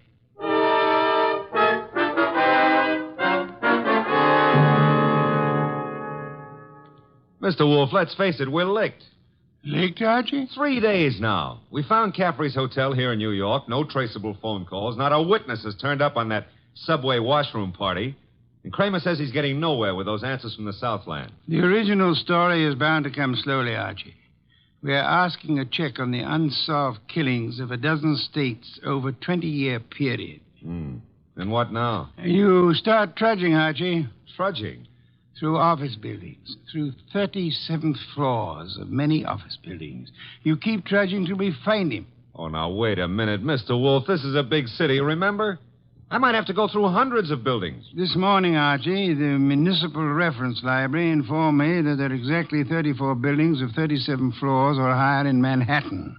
Now, when you rule out the United Nations building, hotels, Okay. Maybe not so many 37th floors, but lots of offices per floor. Maybe 40 or 50. Call it 30 times 40, and you've still got 1,200 to start with. And you don't know what kind of business. You don't know what Carl's real name is. You don't even know what he looks like. There could be 4,000 men like him. 4,000 affluent men, Archie? Yeah, well, all right. Caffrey said he was in the chips, though. You know, for a guy who'd been bumming around, that could mean anything from 10 grand a year up. Say, wait a minute. That cuts your field to 1,000. 1,000 tall men? Tall? I've been over those notes. Caffrey didn't say he was tall. As plainly as you could ask. Caffrey was almost your height, but he said Mitch stood and looked at me. And then he looked up at Carl. Up, Archie. That makes Carl your height or taller. Yeah. Well, maybe Caffrey and Mitch were sitting down, and Carl was, Caffrey told us the three were standing at the time. Check your notes. I've studied them. Okay. Maybe that does cut it down some. Yeah, it's still a lot of citizens that start checking for a southern accent. Don't rely on accent, Archie. Carl has had many years to lose any accent he might have had. Yeah, that's true. And so we narrow it, Archie. A man almost surely tall. A man not using the name he was born with. A man with an unexplained gap in his past. I ought to be able to reach right out and tap him. You go skeptical again, Archie. Well, it's still a pretty big haystack. Let's see if we can't trim it some more. On these building lists I've been going over, I've ruled out for now the members of professions requiring lengthy formal training. Medical men, lawyers, scientists of most kinds. Yeah, that's chopping it down. I'll admit that. I'll have further eliminations as we get into it. And I'm putting Saul Panzer on a second list this afternoon. Some of the credit references I'll handle by phone. So I start trudging, huh? You start trudging. And remember, Archie, since you'll probably be operating through secretaries, you're looking for a murderer named Carl, not for a new set of telephone numbers to brighten your winter.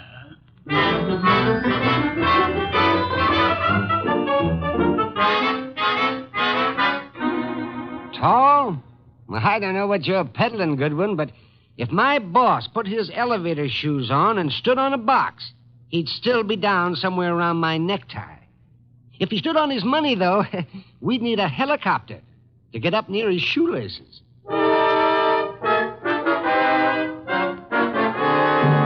Oh, Miss Jonas, do you mind if I sit down? Why, of course not, Mr. Goodwin. Oh, thanks.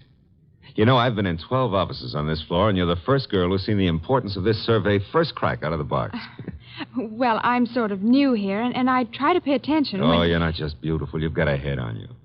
Is Mr. McLean in? Well, he's at lunch right now. Lunch? Oh, that reminds me. Know any good restaurants up this way? Well, I was just going to the downstairs drugstore myself, but I wouldn't say Well, that... come on. Put your bonnet on and let's skip the drugstore. This meal is on the Executive Resources Survey.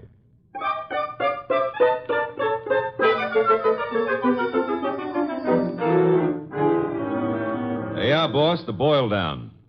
Tinsley, McLean, Fernandez, Tesreau, and Kaplan. All five of them tall, all five a little misty in the background. You and Saul have done well, Archie. Very well.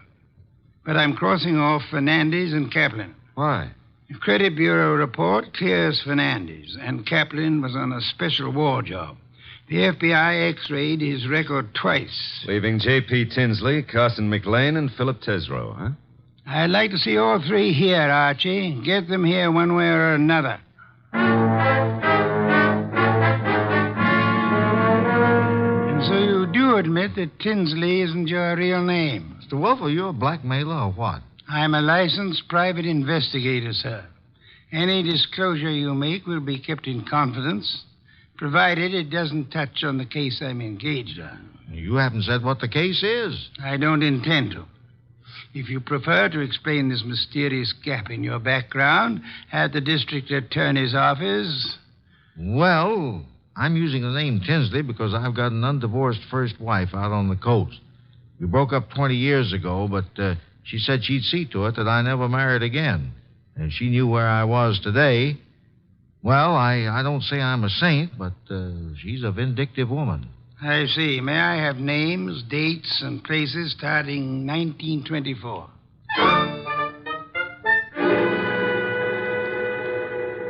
I can't quite understand your interest, Mr. Wolfe. It's rather complicated, to put it briefly, Mr. McLean. I'm working in the interest of a client.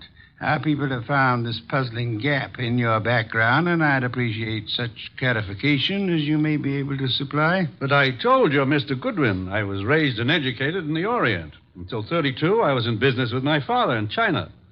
Where you say your father died? Died. With the Depression, I returned to New York, started this importing business in a small way, weathered through the early 30s, and I think my bankers can assure you of my standing today. They've done so. Carson, McLean and Company has an excellent credit rating. Thank you, Mr. Wolfe. To switch somewhat abruptly, Mr. McLean, would you happen to remember how you spent the evening of the 19th? Of this month? Of this month? Well, I could hardly... Wait. You say the 19th. Would that have been on a Tuesday? Yes, it was Tuesday. Well, that simplifies it. I'm nearly always at the office on Tuesday nights dictating the revisions in our weekly wholesalers' lists. Let me see. Yes, I was there on the 19th. Had a tray sent in. Miss Tunis and I worked till just after midnight. Miss Helen Tunis, the secretary Mr. Goodwin spoke of. She's been with me for 2 or 3 months. Miss Tunis can confirm this dictation on the night of the 19th? Of course. And Mr. Wolfe, your manner is so persuasive that I'd scarcely realize you're asking some extraordinary searching questions. May I ask why in the world you... If you'll indulge me, Mr. McLean, my prying is nearly concluded. You say you were in China until 1932.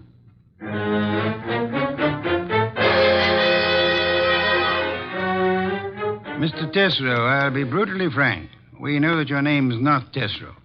And we know that you served a prison term from 34 to 38 for arson. I'd like some straight answers. I didn't say I wouldn't answer your questions. The past can remain your own, provided... Look, Mr. Wolfe, I've been going straight for 12 years. And this business of mine is on the level. Now, if this is a shakedown... I'm asking where you were on the night of the 19th. And I'm telling you I stayed in town. I ate alone. And I went to a movie. I caught the 11:35 for Stanford. And that's all there is to it. You're denying that you were ever in business in the South? I was born in the South, but I haven't been back there since I was a kid. What about the arson? I put in 4 years squaring for that mistake. Let's start again, Mr. Tesreau. You say you were in Cincinnati in 1931.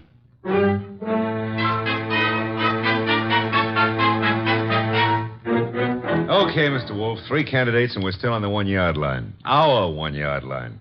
Tesreau, McLean, Tinsley. No, rule out McLean. He gave references enough for those years in China. And with Helen Tunis, he's got the one firm alibi we've laid on to. Caffrey was killed before midnight. With conditions as they are in the Far East, Archie, it'll be weeks before cables came back on McLean's claims. Claims? You figure the whole Chinese background's a fake? I want you to see Miss Tunis again, Archie, taking all precautions for her safety. And this is one time I give you permission to ply her with all the attentions you can contrive. Are we far enough to pull tails on any of these 3? I've got Saul Pans on Tesreau, and Saul promised to have men on Tinsley and McLean. Pictures of the 3 have gone to Kramer for circulation in the South. No answer yet from the coast on Tinsley, huh? Not yet. For the moment, Archie, you'll concentrate on Helen Tunis.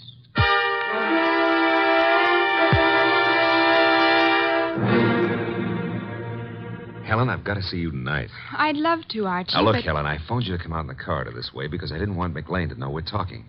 Do you still say you got that new mink coat on your own money? Mr. Goodwin, I don't know what right you Helen, have if you get 5 guys to buy you stuff, it's your business. Mr. McLean said his wife might be sending detectives around. Well, you can go right back to your old Mrs. McLean and tell her that I... Easy, Helen, easy. He was dictating to me. You know, baby, the harder you lie, the prettier you look.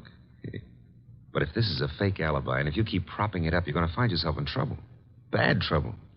Now, how about it? Do I see you at your apartment tonight, or would you rather come down with me to Nero Wolfe's right now? Archie, All right. I can't go with you now, and I've got a dinner date with my aunt tonight that I can't break, but I'll try to be back at my apartment by 11.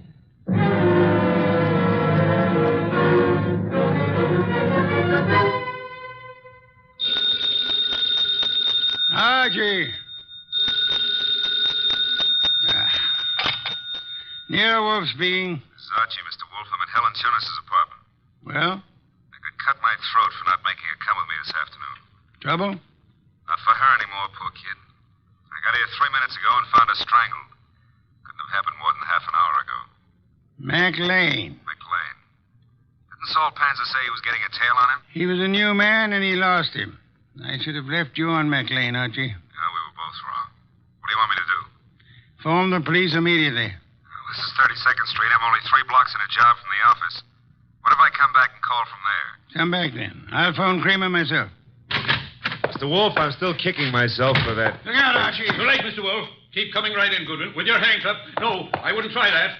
McLean. And keep your hand out of that desk drawer, Wolfe. This time you're too late, McLean. My hand's in the drawer, and I think I'll leave it there. You don't think I'd shoot? I'm sure you would. But you've got 2 of us to cover now. No, Archie, don't try to draw yet. How'd you get in here, McLean? He surprised me after making his way in through the area way below, and of course it had to be Fritz's night out. I caught your fat friend just 2 seconds before he could get in his call to the police, Goodwin. I overheard his talk with you from the hallway here. My apologies for not crying out sooner, Archie. Get your hand out of that drawer. Pull it out without the gun, Wolfe, or I'll let you have it now. I refuse to, McLean. Seems obvious that you mean to kill us in any case. I'm afraid that's true, Wolfe. But when you called me here and Goodwin started making dates with Helen Tunis... Poor kid, I told her not to talk to you. She didn't, Goodwin. I've been scared of you and Wolfe since I followed Colby here that first night. Colby? You knew him as Caffrey. I caught up with him afterward in that subway washroom. No, keep that hand up. And watch that gun of yours, Wolfe. When I found that envelope on him and read the letter to you contained in it, I knew he hadn't spilled the whole South Carolina story to you. South Carolina? Would the original knifing have been taking place anywhere near Hampton or Jasper counties? Hampton County. But our business is over the line in Georgia. Doesn't matter now. Pity, Archie. We learned this afternoon that we were growing warm on South Carolina. Mr. McLean, may I ask what you hope to achieve by this insane project of disposing of Mr. Goodwin and myself? I'm buying time, Wolfe. I've $90,000 in small bills in that bag there, plus a plane ticket to Buenos Aires. I've got a silencer on this gun. If you 2 aren't found till tomorrow morning, I'll be out of the country before they start looking for me. You don't think the police will put out an alarm for you when they find the body of Helen Tunis? Goodwin left it to you to report that, remember? Let's remind ourselves to be prompter on reporting deaths, Archie. Starting with our own, Mr. Wolfe? Glad you can take it that way, Goodwin. You actually think you can knock the 2 of us off? I'm about to find out, Goodwin. One moment, McLean. You've never been a real gambler. You know that. With marked cards, of course. But you're not the man to face a sure loss now. A sure loss? The loss of your life. Within seconds after you try to pull that trigger. I told you I had a silencer. You think anyone will hear the shots? There'll be more shots than you count on. My hand's on a pistol now in this drawer, and Mr. Goodwin has a .38 in his shoulder holster. You can't shoot through the desk, and Goodwin won't get a chance to draw. You're an intelligent man, McLean. Vicious, but intelligent. May I describe the certainty of your immediate death if you don't throw that pistol on the desk and give yourself up? There are 2 of you, I know that, but... McLean, you must be aware that in the actual fact, exceedingly few men are killed instantly by a single shot, even from a pistol of heavy caliber.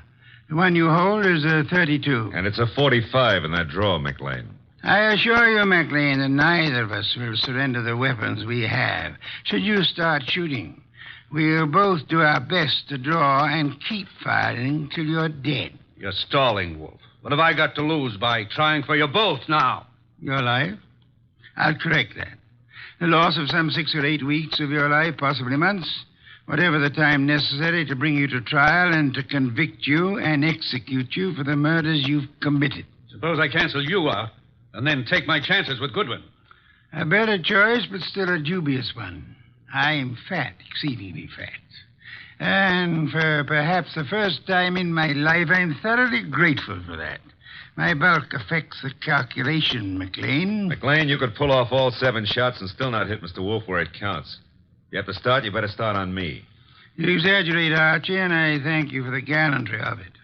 No, it's quite likely that with 2 or 3 shots, McLean might well dispose of me, but not with your first shot, McLean, and we'll not permit you many more than your first. Look, if I promise to do no more than tie you two up to give me my head start, will you toss in your guns? Of course not. Do I speak for us both, Archie? Check. I say let's start it now. Wolf, if I give you half of what's in that bag, would you forget these admissions I've made and help on my defense? I've told you I refuse to bargain. I think that I shall count 5. If your weapon hasn't been tossed on the desk by then, I'll do my best to get my pistol into action. How you in the court, Archie? Start counting. Wait a minute, Mr. Wolf. 1. If I trade half that bag for no shooting and 1 hour's start, no tying up, just your promise that... 2. All the bag for a half-hour start, 90,000. 3. Are you ready, Archie? All set, sir. Except if you're the one who walks out of this, call up every number in my little red book, huh? And tell each girl I was thinking of her just before you got the 5. Agreed. I resume 4. Okay. You win. Holy sweet Susan, it worked. A commendable choice, McLean, for us at least. You see, I'm afraid I forgot to mention one slight factor which might have operated in your favor. What's that, boss? I must confess, Archie, that my 45 is in the upstairs den where I took it to oil it last night. Holy cow, you didn't have a gun? Why, you dirty... Take it easy, McLean. I've really got one. Oh, by the way, Mr. Wolfe, signal's off on those women, huh? When my heart gets back down out of my throat, I'll call them myself. I'll trouble you for a beer first, Archie. And then, if you'll be good enough to phone Inspector Kramer, you can bid him pick up his triple murderer. The one-time cutter of cards. Fortunately for us, who's never been a real gambler.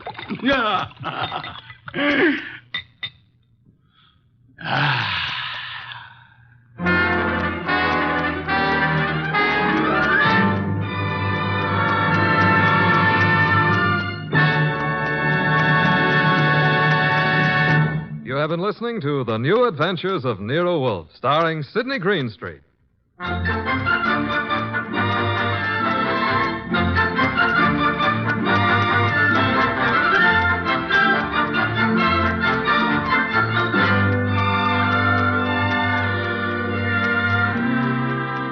Tonight's transcribed story was based on the characters created by Rex Stout. This is an Edwin Fadiman program produced and directed by J. Donald Wilson. In the cast were Gerald Moore as Archie Goodwin and Lorraine Carter, Bill Johnstone, Howard McNear, Herb Butterfield, and Vic Rodman. Next week at this same time, Nero Wolfe and Archie will bring you The Case of the Phantom Fingers. Don Stanley speaking. 3 chimes mean good times on NBC.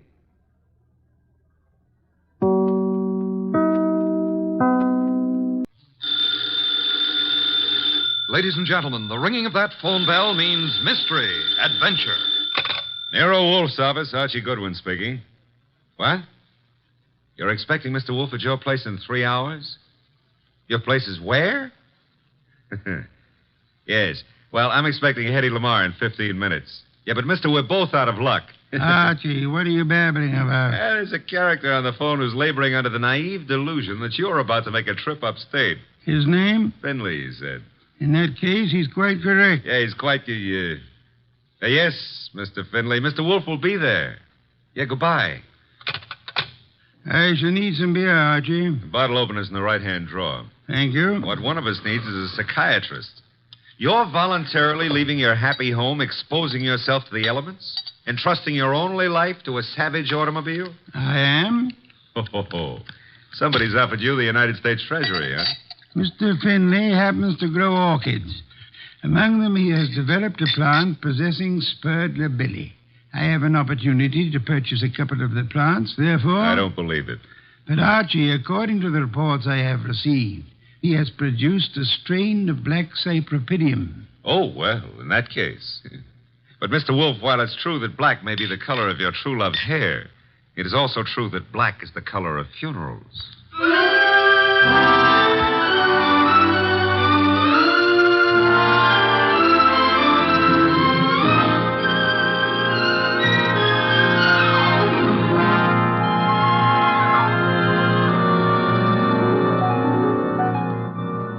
gentlemen, it's the detective genius who rates the knife and fork the greatest tools ever invented by man. The ponderous, brilliant, and unpredictable Nero Wolfe. Created by Rex Stout and brought to you in the person of Mr. Sidney Greenstreet.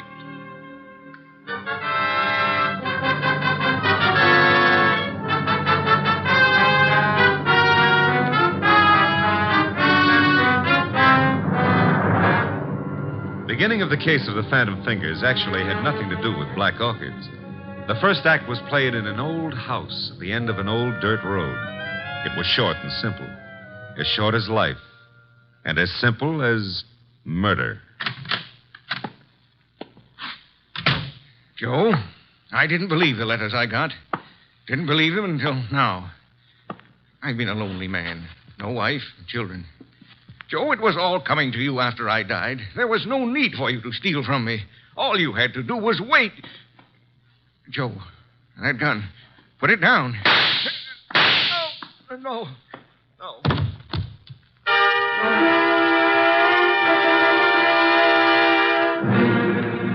Archie. Yes, Mr. Wolfe. How much longer? Oh, an hour, maybe. Why? I'm a fool. Yeah, well, payday's tomorrow. I refuse to agree with you. Besides, the trip's been fine so far, huh? So there's snow on the road, but, Phooey. Well, it's nice snow. Pretty soon it'll be spring, and in the spring... If you mention old Tidmas once more, I shall strangle you. No, it's against the law.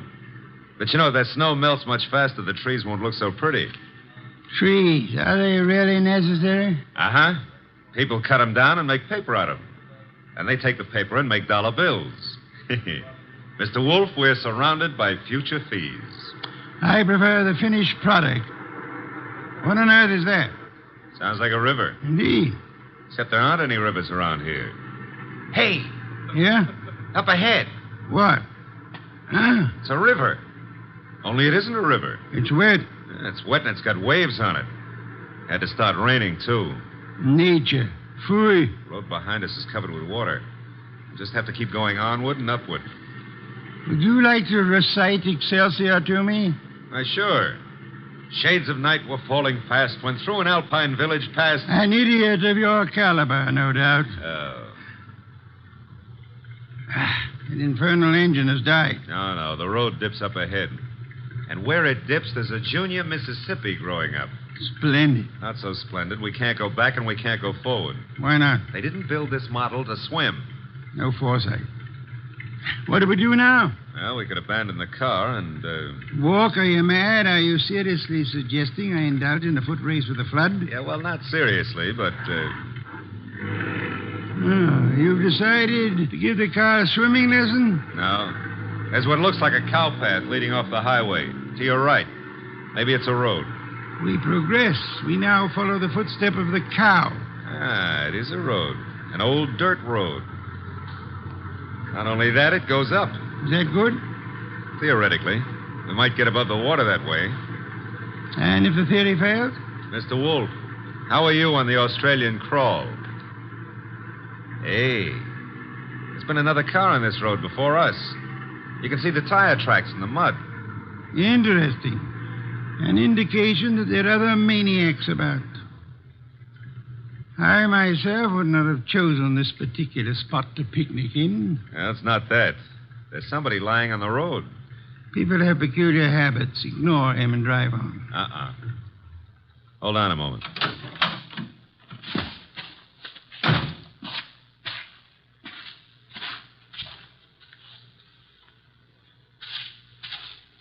Mr. Wolfe, you better come out here. My madness has its limits. The answer is no. Serious, Archie? Very serious. Oh, very well.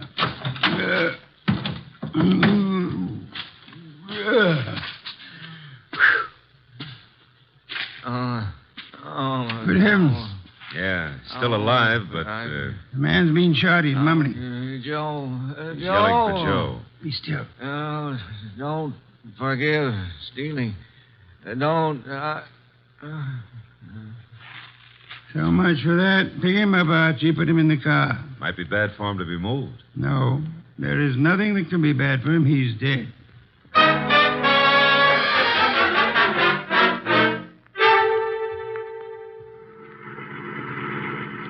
Is this blasted road leading anywhere, Archie? Well, seems to be a clearing up ahead. Maybe. Hey, it's a house. Splendid. I'm not so sure. It's perched up on top of a cliff, surrounded on three sides by nothing. On the side facing us, there's a deep ravine and a small wooden bridge. An island in the air. Yeah. High enough to keep above water, maybe, but now that bridge doesn't look too good. Rain may have weakened it. I have no choice, Archie. I have no intention of being drowned in these barbaric surroundings.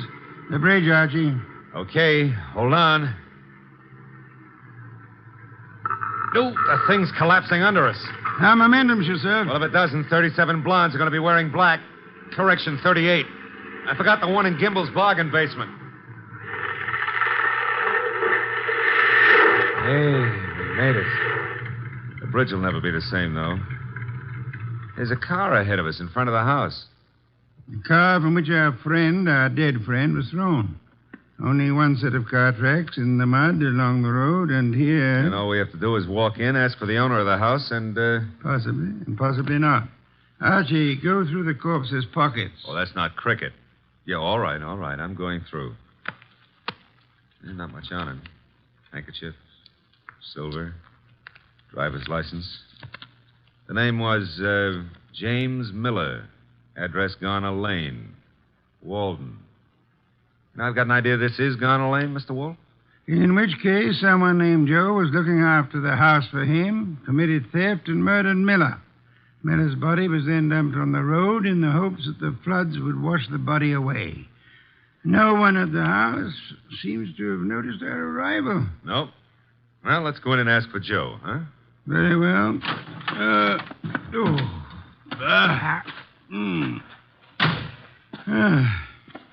Hard. With the bridge down, there's absolutely no way of getting on or off this place. Except for a mountain goat. I don't know any mountain goats. I used to know a plain goat once, though. Indeed. He ran at the 5th at Jamaica. Stop maundering. I never maunder. Also, I never win bets on horse races. That's why I continue to work for you. That is also why you had better ring the doorbell. Okay. Nobody's going to break a leg rushing to open the door. I suppose you try it. I have had more than enough of the weather. Is that polite? Besides, the killer may have some more bullets in that gun. Are you afraid? Sure. Fooey, the door, Archie. But old Dr. Tidmouse would say... Well, never mind. Hey, somebody was careless leaving the door open like that. On the other hand, has a spider ever shut its web? The answer is no. Are we flies? Yes. Out of my way, Archie. There are lights up ahead. Must be the living room. Excuse me. Sure. You're excused. Do you live here, sir? Do we? No, don't you? Of course not. This is very strange. I came out to see the people who live here, or the person. I found the door open and no one about. I've been sitting in this corner now for a long time. Well, it's a pity no one offered you a plum pie. Then you could have stuck in your thumb. You saw no one enter, sir? No one at all. I didn't want to go any further. It would have seemed like prying. Perhaps you had better come along with us. Well, all right. You know, this place, it has an evil atmosphere. Certainly has. What it needs is fresh air. Fooey. This would be the living room door. Ajar bit. It is. Looks as pretty as a picture. Oh. Hello. Well, just think of it. 5 minutes ago, you know, I didn't know you existed. And you didn't know I existed. And now... Archie, your existence would have a sudden end unless you keep quiet. Excuse us for intruding, Miss... Intruding? Oh, but I really should ask you to excuse me. You do not live here? I wish I did, but... You see, I've been out walking. I live maybe a mile from here, and then when the flood began, I thought I'd come in here and stay for a while. And you found? An empty house. That's not what I found. As old Dr. Tidmouse has often said... Go through the rest of the house, Archie. Go through the... well, never mind. I'll, That sound? Somebody's walking. Coming downstairs. I'll go and see. Hey, you! Come on into the living room. Meet your guests in one or several pieces, as you prefer. What? Oh. Hiya, folks. Ah, a host at last. That's very funny. I think I'll laugh. Ha. May I ask why? Because this here ain't my dump. I was just casing the joint. I was just taking a stroll. Through the house? I'm eccentric. Oh, clever. However, I think you'd better stay. Why? Because you may turn out to be the owner of this house after all. I rather think introductions are in order. Well, I'm Peg Shirley. My name is Wagner. Joseph Wagner? Lewis. How about you, Stroller? Cregan. Sam Cregan. Peg, Louis, Sam. Mr. Cregan, while you were strolling upstairs, did you notice anyone else about? No. There was no one outside when Archie and I entered. The bridge is down, effectively cutting us off from further visitors. We may assume, therefore, that we are the only people in or about this house. Yeah, it's cozy, ain't it? Which further means that one of you three is a murderer. What did you say? The murderer is the person who owns or lives in this house. All three of you denied being that person. Conclusion, one of you is a liar. I hardly expected a full immediate confession. However, we are absolutely isolated here. No one is going to come or leave until we have our killer. You know, you can't really keep us here. The flood can and will. Remember, the bridge is no longer. So you see, just the five of us alone. No one else inside the house, no one outside. Therefore... Correction, Mr. Wolfe. Maybe it's a branch or something tapping against the door. Unlikely. Archie. Okay, I'll go see who or what it is. Hey. Who in the world is that? What? I got him. Somebody shut the door. Yeah, all right, I get it. A disreputable and unwashed gentleman. Head badly hurt. Is he conscious, Archie? I don't know. He's mumbling something. Legs pushed off. Fell from the ledge. He's passed out. I guess he was trying to say that somebody pushed him out on a ledge. On the side of the cliff, maybe. He must have regained consciousness and crawled to the house. Where'll I put him, Mr. Wolfe? Bedroom, I suppose. We'll need first aid. We can't get a doctor. Cregan, where are the bedrooms? Yeah, one right up at the head of the stairs. And don't ask me how I happen to know. We shan't. Archie. Okay. I'll need somebody to help me carry him up without shaking him too badly. Cregan? Okay. Let's go. As for the rest of you, Mr. Wagner, Miss Shirley, I suggest we return to the living room. But I don't see any reason why we should take orders from you. One of you is a murderer. I include Mr. Cregan, of course. Oh, but that poor man wasn't dead. Not for lack of trying. However, I was not referring to him. You mean someone else has been killed? Precisely. That is why I hope we shall not hear another knocking at the door. It could only be a corpse.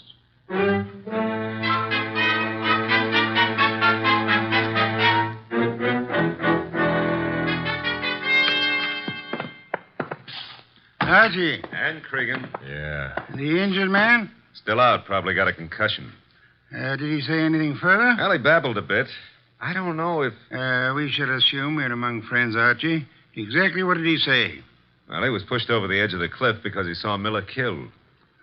Did he also see who? No. Passed out before he had a chance. He's an old tramp, Mr. Wolfe. He was bumming his way through the country when he saw the murder. He must have decided on a touch of blackmail and receiving a concussion instead, which may last for hours or for days. Somebody's playing with the lights. Some fool. The switch was over this way. Lights are on again. Whose idea was that? I had nothing to do with this. Me neither. Miss Shirley, why did you scream? Well, someone brushed against me in the darkness. You were standing? Near the table, this table. Archie? No, nothing on the table except a bunch of keys on a ring. Something screwy. Why should a guy put the lights out just to deposit a bunch of keys on the table? Obvious. Without doubt, those are the keys of this house. Possession of them would have disclosed which of you lives here and which of you therefore killed Miller. It's late.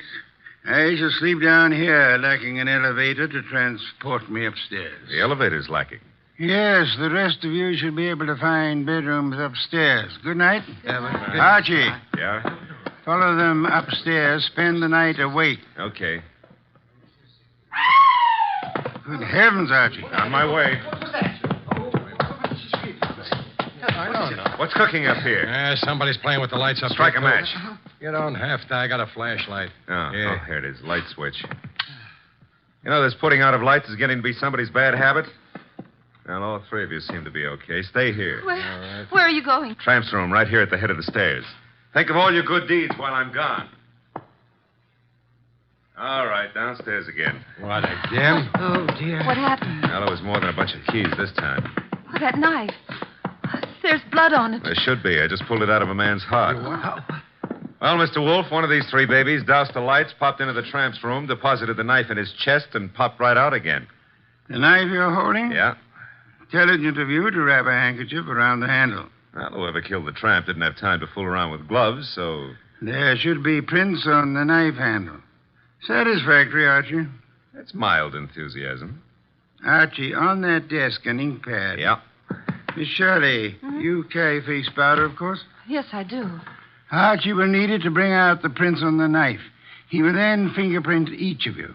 Compare your prints with those on the knife, and we shall have a murderer to hand over to the police.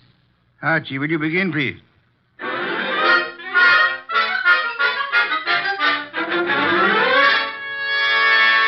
Here they are, Mr. Wolfe. 3 cards labeled with Miss Shirley's name, Cregan's, and Wagner's. Their respective prints are on each card. Good. I have the knife here. Several quite distinct prints on it.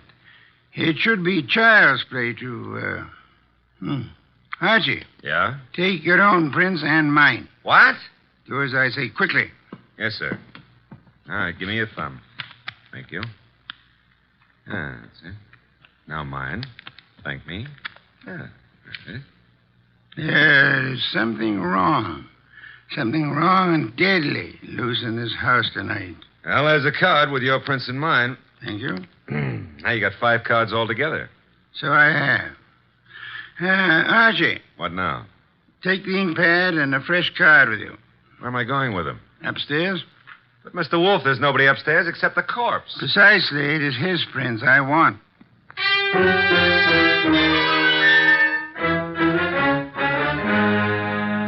This is so ridiculous. It's over with. Tired of it. Archie? Yeah, I got the dead man's prints. Will all of you please sit? All right, but it's...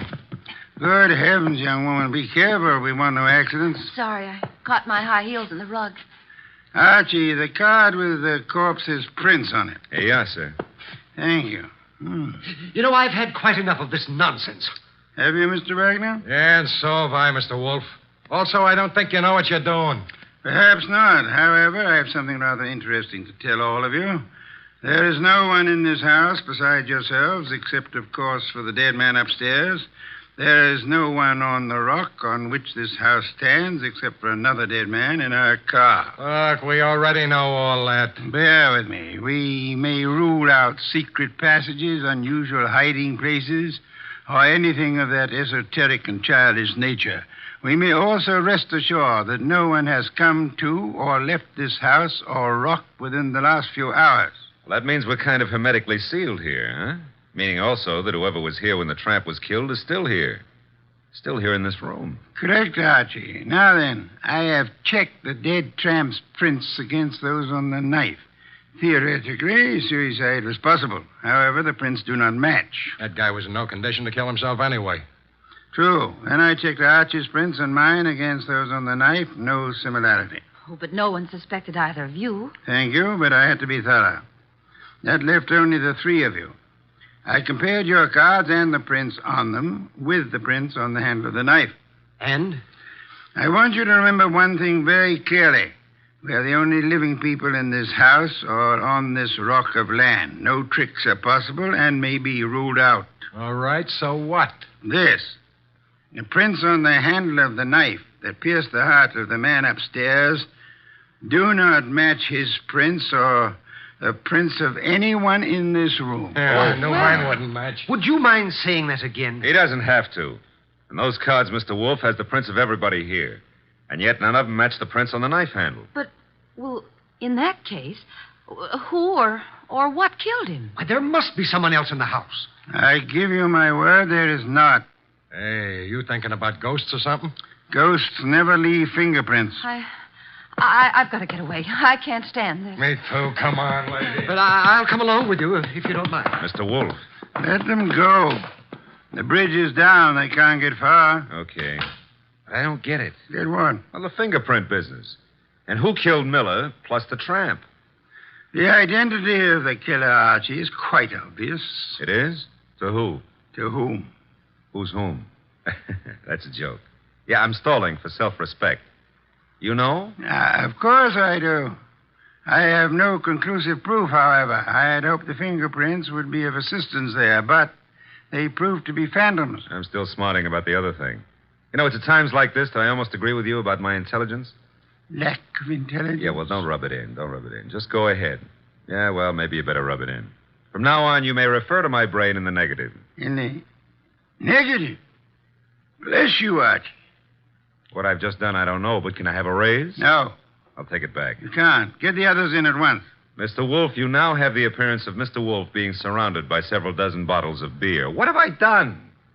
You've explained the fingerprints, Archie. Hurry. I don't want to keep the killer in suspense. I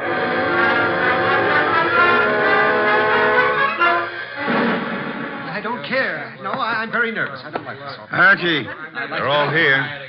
Yes, but they're all making a noise. Stop them. Miss Shirley, Mr. Cregan, Mr. Wagner, will you please shut... Mr. Wolfe, they have. Thank you, Archie. Now then, I have known for some little time which of you killed the tramp and Miller. I lack proof, however. And you have it now? I will admit for a while I was flummoxed by the negative evidence of the fingerprints. They seem to indicate that the tramp was murdered by a phantom. However, the word negative itself has solved the minor problem. Minor to who? To whom? Never mind. Shh. Archie, what is the salient feature of a film negative? Well, I suppose it's the fact that the darks are light and the lights are dark. Huh? Precisely. A reversal, then, of the actual appearances. Now, are there any similarities between filmed images and fingerprints? Oh, in a way. You could call the whorls and hollows that determine the individual characteristics of a fingerprint the lights and darks, huh? You could. I shall. Miss Shirley, would you help in an experiment? Well, of course. Thank you. Archie, I want you to take Miss Shirley's fingerprints once again. Okay. Pad and card. Here you are, Miss Shirley. All right. Archie, quick. Huh? Grab her arm. I got it. Well, usually I don't have to be coached, but... Let go of me. What are you trying to do? Miss Shirley, you already had pressed your fingers on the ink pad once. Why were you about to do it a second time? Well, I just wanted to make a better impression. Phooey. Archie, wipe some of the ink off her fingers. Oh, but then it won't be any good. It'll be very good, Archie. I've done it. And take the print. No, let go of me. Maybe. I never hurt women if I can help it, but right now I won't be able to help it. Mr. Wolfe wants your prints all over again, so down on the nice white card. No. There, thanks. Will you let me have that card now, Archie? Sure. In the meanwhile, hold on to Miss Shirley. A pleasure. Indeed? Would you continue to think so, Archie, if I told you that Miss Shirley's first name is not Peg, but happens to be Josephine, for which the diminutive is Joe?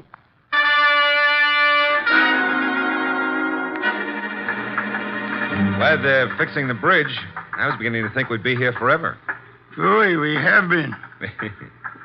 You know, if those black orchids have been holding their breath waiting for you, they're going to be red in the face. Hey, new breed, red orchids, huh?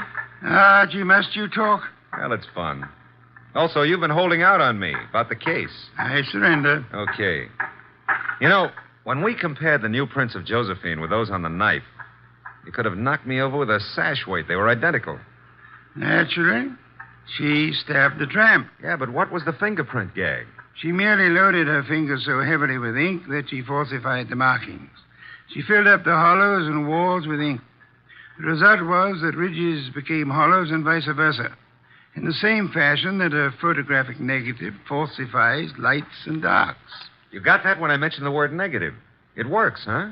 Try it sometime. Yeah, the very next bank I robbed. But you said you knew who killed Miller and the tramp even before you exposed the fingerprint gimmick. How? We knew Miller's murderer lived in this house, had been stealing from him, and so on. Stealing what?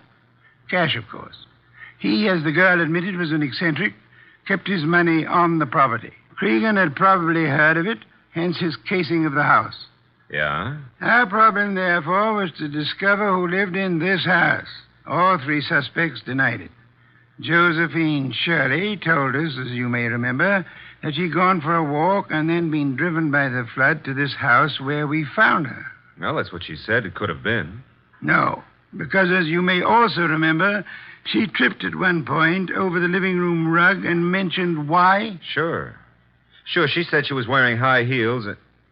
Uh-oh, because out in the country there are no pavements, so girls don't go for a walk in high-heel shoes. Therefore, she hadn't gone for a walk. Therefore, she was lying. Therefore, she killed Miller, and... I should have noticed those heels myself. You should have, Archie. Your trouble, I suspect, was that you didn't notice the feet for the legs.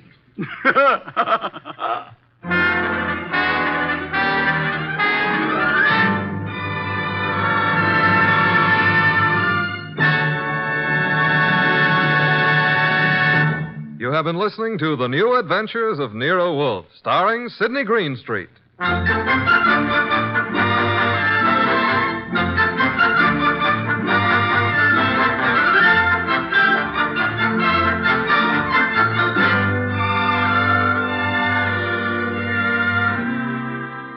Tonight's transcribed story was based on the characters created by Rex Stout. This is an Edwin Fadiman program produced and directed by J. Donald Wilson. In the cast were Gerald Moore as Archie Goodwin and G.G. Pearson, Howard McNear, Tim Graham, and Eddie Fields. Next week at this same time, Nero Wolfe and Archie will bring you The Case of the Vanishing Shells. Don Stanley speaking. 3 chimes mean good times on NBC.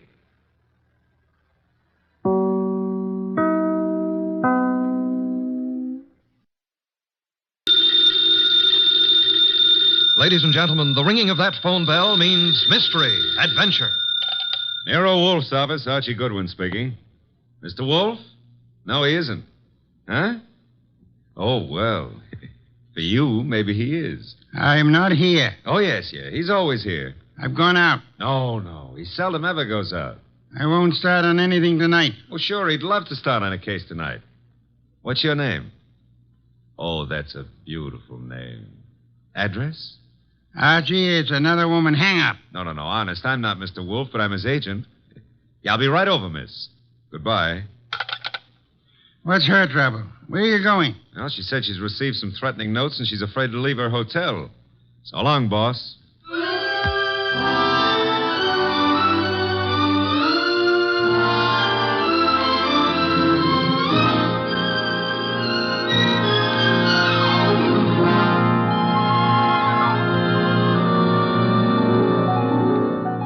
Ladies and gentlemen, it's that genius who is the bulkiest, balkiest, most ponderous, and most brilliant detective in the world.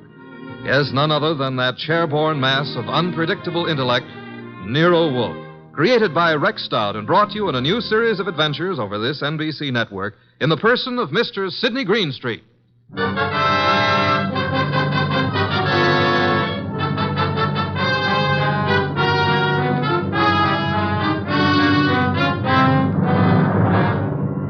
We prefer to call tonight's story The Case of the Vanishing Shells.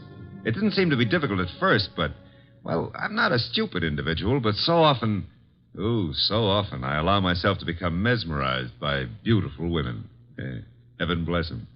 Doris Murray was such a woman. She phoned us first late one afternoon about 5 o'clock, then again at 5:30. Very well, Mr. Goodwin, but I would prefer to see Mr. Wolfe. Well, I said I'd be there at 6, Miss Murray. I don't want to talk any longer on the phone. Please hurry. There's someone at the door. I'll see you in the cocktail lounge at your hotel. At 6 o'clock. That's half an hour. Don't fail. Who is it? Emil Stoner. Oh, come in, Emil. You got my call, darling. Here, let me take your briefcase. I'll just put it here on the piano, Doris. I'm terribly upset about those threatening notes, darling. I know it's upset you, too, but I'm determined to find out who it is. I'm not going to let them bluff me out of my first chance to play the star part in one of your shows. But look, Doris, there's that other part. Is that all I mean to you? But what can they divulge that'll harm us? What? Several things. And I can't afford... I mean at this time... You're frightened, Emil. Doris, I'm going to give the star part to Paula. Paula! You've been divorced for 4 years. Why? Because I feel she can play it better. Is that what you're going to say? Well, I can act rings around her. Now, look, Doris. I know it's a big disappointment to you, but that's the way it is. Get out. Get out. Go on across the hall to Paula. Give her the part. Louse up your show. She and that playwright of hers. Get out, Emil. But, Doris... You frightened little... Get out!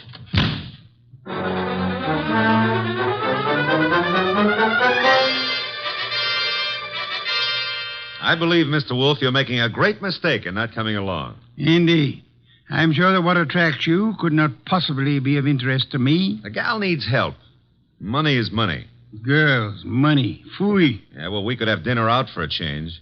They have one of the finest chefs in town at that hotel. You're most impolite. I'm trying to read this book. Poetry. Archie. Yes, sir? Shut up. Well, we need money. That filthy green cabbage is necessary to our existence. This may be a tough case, you know. You're sufficiently intelligent. Sometimes. If I sat around like you do, I'd weigh 500 pounds, too. Archie, leave the room. Besides, it's only 300. What a way to run a business. Orchids, beer, books. Don't keep the charming client waiting. Okay, I'm going. And always remember there is a telephone.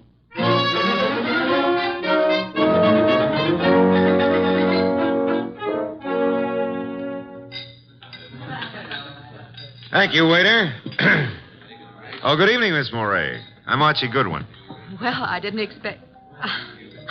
please sit down. Well, I think I should explain the absence of Nero Wolfe. There's so much of him that it's not too convenient to transport it about. I do all the outside work. And I'm sure you do it well. Mr... Well, you know, some women call me Goodwin and some call me Mr. Goodwin, and, Yes? the unattached call me Archie. Hello, Archie. Oh, splendid. I'm glad to hear it. Now we can get right down to the nasty old business that's troubling you, Doris. First, here's the 500 retainer fee. Well, thank you. Now, what's the note about? Well, there are 2 notes, both printed by hand. Uh-huh. Will you hand me my purse, please? Oh, sure. Thank you. Oh, I see. Doris Moray. If you fail to withdraw from the cast of Stoner's next production by start of rehearsals Monday, both you and Stoner will have a blasted reputation and perhaps other injuries from which you will be unable to recover. The other one is like it, only more vehement. Someone or a group of someones are intent on keeping you out of Stoner's shows, huh? It's too bad. His next one is said to be a sure smash hit and a star-making part for the leading woman. Yes, Emil Stoner wants me to play it. He's been planning on it ever since David Banning wrote the play. What does David Banning think of you playing the part? Well, I don't think he's too enthused about it. You see, Mr. Stoner and Paula Kenyon have been divorced for 4 years, but she has continued to be his top leading woman. Now she's engaged to David Banning, who wrote this play. Oh? Makes things a bit difficult. Well, of course, Rick Hunter, Stoner's director, is... Hunter's somewhat in favor of your playing the part. Well, Rick Hunter is very fond of my work. And very fond of you as well, huh? Yes, unfortunately. I like Rick Hunter tremendously, but Emil Stoner has been of greater interest to me. In fact, we're more or less engaged, Mr. Goodwin. Oh, well, had any words lately with the ex-Mrs. Stoner? Paula Kenyon, is that her name? Paul and I were great friends when I first joined the Stoner Productions, but I don't know, I don't think she appreciated the fact that Mr. Stoner and Rick Hunter, the director, took such an interest in me. Tell me, did you ever think you were in love with Rick Hunter? Yes, at first I was thrilled by his artistic imagination. And then as time went on, I realized that he was subject to melancholia. Mr. Stoner was more stable, and I needed someone older to advise me. Well, what's wrong with your reputation of Mr. Stoner's? Well, there's nothing I fear, but I'm afraid Mr. Stoner is somewhat disturbed by these threats. He feels there's something in his past of sufficient import to really harm him. I think it's nonsense. Well, then what we have to do is uncover this person or persons before you end up with ruined careers on Broadway. Where does the ex-Mrs. Stoner live?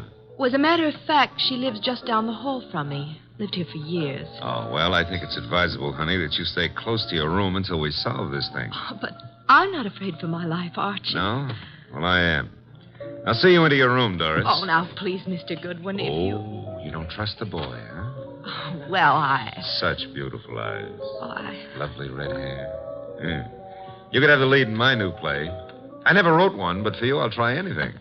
Come along. Here's your bag. Well, hello, Doris. Oh, hello, Rick. Mr. Goodwin, this is Rick Hunter. Hiya, Hunter. Nice shows you've been putting on. I've just been admiring your work, Goodwin. Yeah, oh, well, that's nice. I'm glad. Nothing like encouragement for a beginner, Mr. Hunter. You're ready for the big time from what I saw. Heard from Emil Stoner today, Doris? I talked to him once this morning. Have you been sitting in the cocktail lounge all afternoon? Yeah. That I have, honey. I want to see you play that lead, baby. And I think I just about got it all settled. Dreaming about it won't settle it. Liquor never accomplished anything in itself, Rick. Come on, Mr. Goodwin.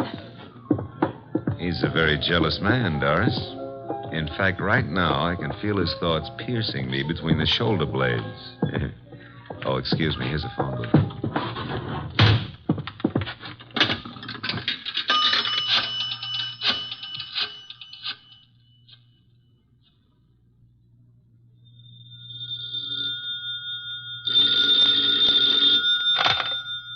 Yes, Archie? How do you know it's Archie? I felt the time was exactly right for you to call. I wish you felt it was time to earn some money. Is this a worthwhile case? Well, she's a beautiful redhead, and, That, of course, makes it very worthwhile. yeah, well, I got 500 as a retainer. Phooey, a pittance, and probably all you'll ever get. What do you mean by that? She's probably guilty. Now, look, boss, she's the victim. Received notes threatening her reputation and her health if she plays the star part in Emil Stoner's new production. Also, they threatened Emil Stoner likewise. The playwright, Dave Banning, is engaged to Paula Kenyon. Incidentally, she lives here at the hotel, too, just down the hall from Doris. I remember her. And the playwright wants Paula Kenyon to play the part. Well, Archie, you have only the beginning. It is probably too late to prevent whatever is going to happen. Like what, for instance? Have you found a body yet? Call me after you find the body. What body? There's no body. But there will be, Archie. There's always a body where you are concerned. Either a body beautiful or a dead one. Right?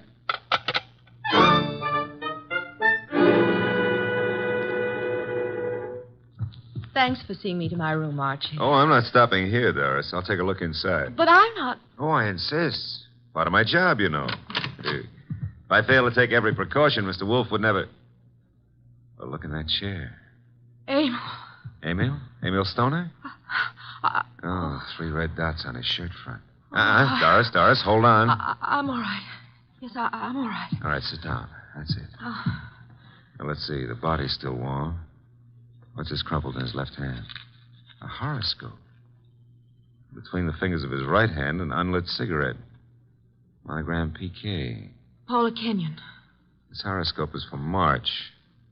Something he picked up from your desk here? I don't believe in astrology. Where'd he get this cigarette with Paula Kenyon's monogram? Poor Emil. Poor Emil. I didn't believe anyone would really harm us. Why was I so stubborn? When did you see him last? Please, shouldn't we do something? Call the police? No, not yet.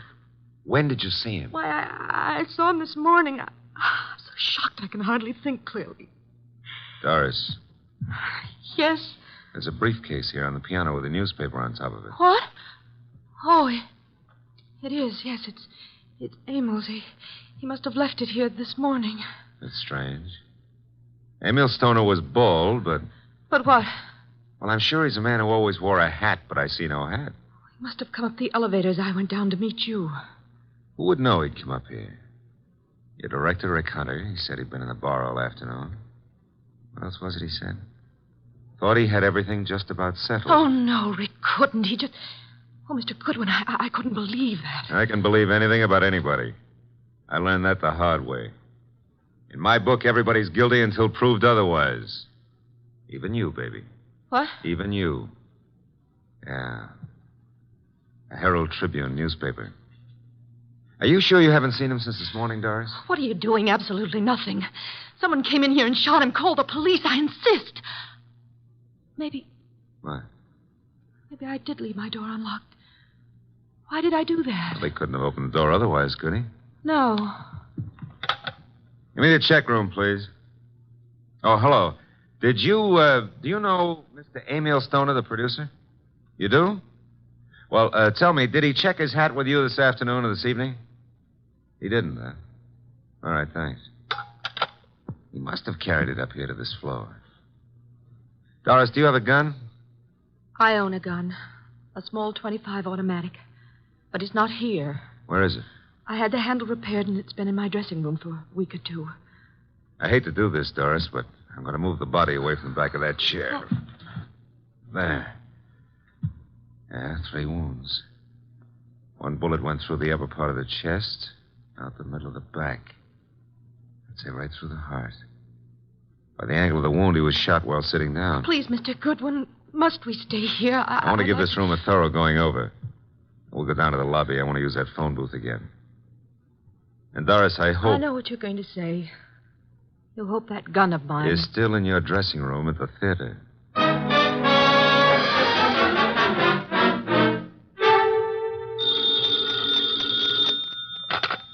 Nero Wolfe speaking. Oh, Mr. Wolfe, may I have your autograph? I'm taking a correspondence course on how to be a detective, and I think you're a wizard. It's so kind of you to say so. I would be just thrilled to have your autograph on the bottom of a paycheck. Why are you calling from a phone booth? What? Who said I was? It's obvious. There's no room tone reverberation. Well, you shouldn't have to ask. You know everything before it happens. You found the body then. Happened just before you got there. Oh, now, look, I took the girl up to her room to be sure it was safe for her to go in, and... Okay. And there, sitting in a big leather chair, was Emil Stoner. Shot 3 times with a small caliber gun, dead about an hour. 1 shot went through the body from the upper part of the chest to the middle of back. Therefore, he was shot while sitting down. The killer was standing, huh? I'm listening. Oh. Well, his left hand was clutching a horoscope folder, and between the index and second finger of the right hand was an unlit cigarette with a monogram on it, PK. Emil Stoner is bald, but there was no hat in the room. However, on the piano was his briefcase, and on top of it, a 4:00 afternoon edition of the Herald Tribune. Better look in the briefcase, Archie. No weapon? No weapon. But Doris Murray says she owns a .25 caliber automatic, and it's in her dressing room at the theater. Also, she claims she hadn't seen Stoner since this morning. You found no empty shells about the floor? None. What did you do with the bullet? What bullet? The one which passed through his chest and lodged in the back of the leather chair. Are you there? Boss, I'm a very stupid fella. Stop bragging. The bullet. Boss, there ain't no hole in the back of that chair. I just realized it. Maybe he was standing up. Then the killer must have been on stilts. Archie, let us pretend, only pretend, that you're very observant.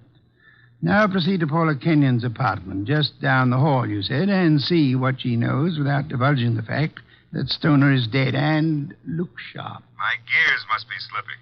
Archie, do you know what great event will be celebrated tomorrow? Yeah, my birthday. What'd you get me? Cuthbert's correspondence detective course in 4 easy lessons. Bye.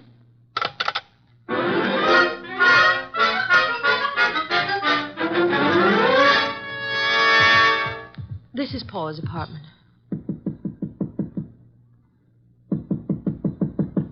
No answer. Let's see if it's open. Oh, there's no one inside. Come on in. Now, look, if anyone walks in on us, we found the door open and we just came in to wait, huh? Which is the truth, isn't it? Yeah, that's right. Oh. Here on the desk we have a stack of horoscopes, Doris. And a box of Paula's monogrammed cigarettes. Mr. Goodwin. Huh? This is Emil's gray fedora hat. Then he was in this apartment this afternoon. What are you staring at? Oh, small pearl-handled automatic. Yes. .25 caliber. Yeah, it's been fired very recently. We won't touch it now. Does it look like yours? Archie, it is mine. Your initials? I found old Jenkins, the stage doorman at the theater, to look in my dressing room, and... well, my gun isn't there. Did you leave the gun out in plain view in the dressing room? Yes, for several days anyway. Then I put it behind the mirror. I suppose many people have seen it, then. I'm sure. I hope, Doris, that your fingerprints are not the only ones on that gun. If they use my gun to shoot him in my apartment, why would they bring the gun back here and leave it in plain Well, sight? maybe they didn't do it just that way. No? His hat's here, the gun is here, and yet he's dead in your apartment. How can you answer that? Well, maybe he was sitting here waiting for Paula, and someone called him out and over to your place and shot him. That's no good. Doesn't make sense. Now, if he was sitting in this chair here and someone entered that door, Hey. What is it? Look in the chair back. Little round hole. Start looking for some empty shells around here. Find something? Now I want to make a call. He was shot with this automatic. 3 shells were ejected. They certainly vanished. Nero Wolfe speaking. Archie, I'm at Paula Kenyon's. She's not here. Found his hat, a stack of horoscopes on the desk, box of monogrammed cigarettes, a .25 automatic which belongs to Miss Moray, recently fired, but not an empty shell in sight. No blood, but a single small hole in the back of the chair near the desk. Doris Moray is with me. I will call Inspector Kramer now about the body and have ballistics check the bullets with the gun. The bullet in the chair back? Did you find anything of particular importance in Emil Stoner's briefcase? Yes, I found... Never mind. Bring the girl here at once. Okay, boss. Say, don't you think I better wait for Paula Kenyon? Uh-oh, here she is. Bye. Bring her along, too, if you can. Goodbye. Hello, Paula. Well, Doris, what are you doing here? I wasn't aware that I left the door unlocked. Seems to be contagious this evening. I left mine unlocked, too. Hello, Dave. Miss Kenyon, Mr. Goodwin. Hello, Doris. Hello. Archie, this is Dave Banning, the playwright. How are you, Mr. Banning? How do you do? I've heard all about your new play, and I wanted to meet you. Doris thought you might be over here, and the door was ajar, so we, well... I just walked in. I hope you don't mind, Paula. Certainly not. I'm used to people just walking in. We were here a while ago and went down to the cocktail lounge for a while. When does the play open, or have you cast it yet? Mr. Stoner handles that part of it. Are you a prospective investor, Goodwin? Oh, I've had a number of flings in the business. Matter of fact, I expect to see Mr. Stoner tonight. You do? Tonight? Here? I don't understand. What's this fencing all about? Doris, you're not just visiting me. We've hardly spoken for... Oh. Is that your gun, Miss Kenyon? It's yours, Doris. Yes, that's right, Paula. It was in my dressing room. When did you see Mr. Stoner last? But I haven't seen him today. I had lunch with him. Why? What hat did he wear at lunchtime, Mr. Banning? Why, the gray fedora. How did it get here? That's Emil's. What is this? What are you two doing here? Where is Emil? Come on, cut out the melodramatics. Mr. Stoner is dead. He's what? Paula. And without any further explanation, I shall have to ask you to accompany me downtown. Police? If you will, please.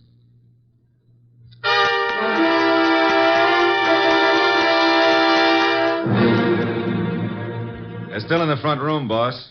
I'll bring them into your office when you're ready.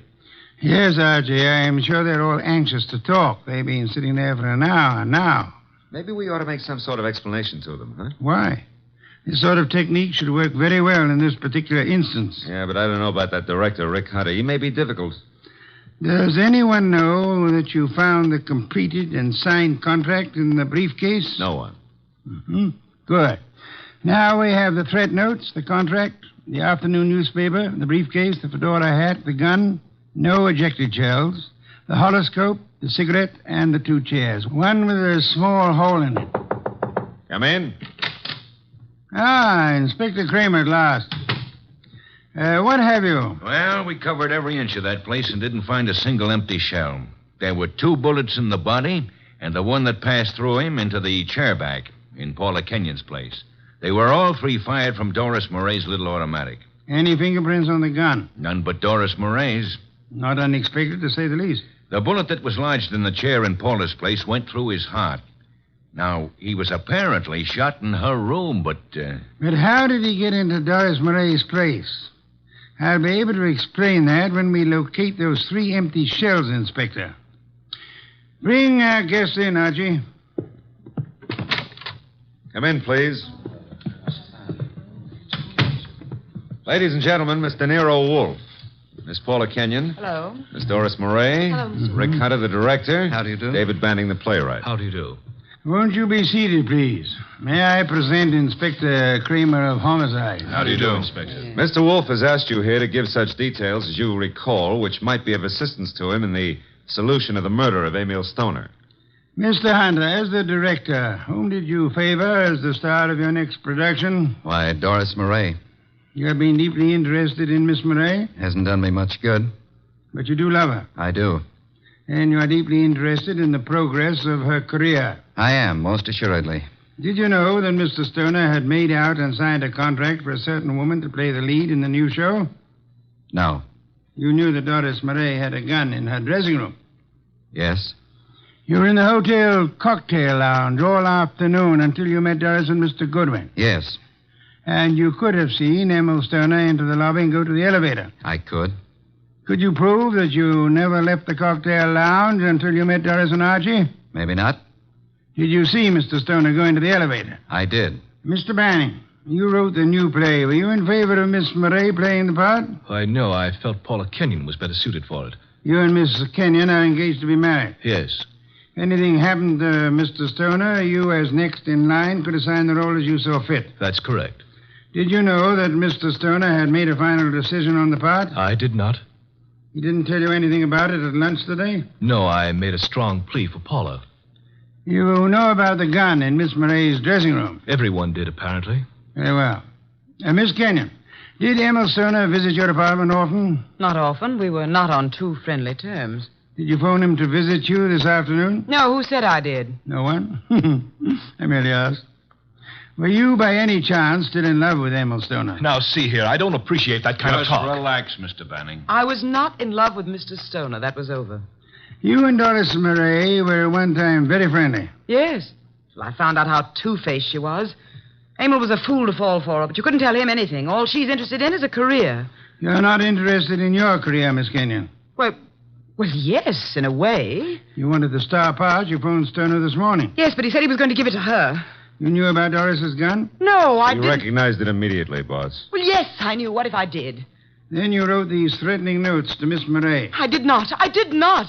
You didn't know the contract had already been signed? No. Then you still had a motive to kill him. I wrote those notes. She had nothing to do with it. You can check them on my typewriter. We know, Mr. Banning. We've already done it. I know how it looks, but Paula didn't do it. I knew he was coming to her place. I called him. I knew Paula was out. I did it. If so, what did you do with the ejected shells? I threw them away. How many? 3. Oh, no, David, please don't. I don't believe you, Mr. Banning. Miss Murray, did you know the contract had been made out and signed? No, You're lying, Miss Murray. You said you didn't see Stoner this afternoon. I didn't. You called him and asked him to visit you. You did get the threat notes, and they frightened you. But you didn't know they would frighten Stoner. I did not phone him, nor did I see him. Yes, you did. His briefcase was on the piano. And he was there in the late afternoon because he brought with him a 4 o'clock edition of the Herald Tribune. What if he was there? I didn't kill him. He told you then about his decision. He left hurriedly, forgot the briefcase, and went to Paula's apartment to wait for her. That's not true. That's not true. Filled with rage, you got your gun, which you said had disappeared from your dressing room, then calmly put it into your bag, walked across the hall, and shot him as he sat reading a horoscope. No. Archie, her handbag. Thank you. Notice, I run my finger through a hole in the corner. She fired through the bag. And see, 3 empty shells. No. And here's the contract made out to Paula Kenyon. Too bad, Miss Murray.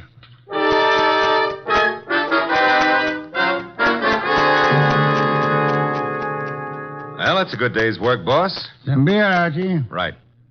Say, tell me, how did Stoner, if he was shot in Paula's room, get back to Doris's room? She couldn't carry him. Oh, now, Archie, that's not too difficult. He walked. Shot through the heart? Impossible. That's a fallacy, Archie. Official medical records show that people have walked a block in such instances. No wonder Doris was so shocked when she saw him back in her room. The shooting took place after she called us, and it seemed unbelievable that anyone would leave the gun and not the ejected shells. Ergo, the gun must have been concealed when fired. Yeah. Paula would have no reason to do that, because she was in her own apartment. And these men are not the type who would have fired through their coats. And Doris, before she started down the hall, would naturally conceal the gun, huh? In her handbag. Where else? Boss, midnight. It's another day. I'm a year older. Yes. Cuthbert's correspondence detective course in 4 easy lessons. Happy birthday, Archie.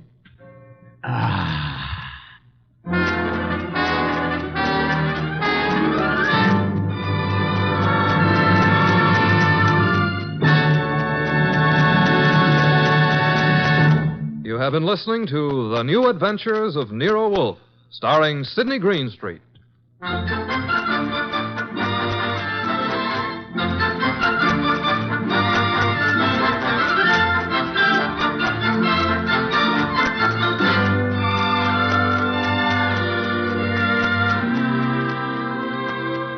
Tonight's transcribed story was based on the characters created by Rex Stout.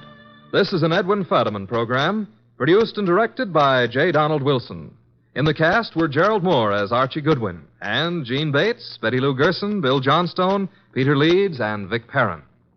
Next week at this same time, Nero Wolfe and Archie will bring you The Case of the Party for Death. Don Stanley speaking.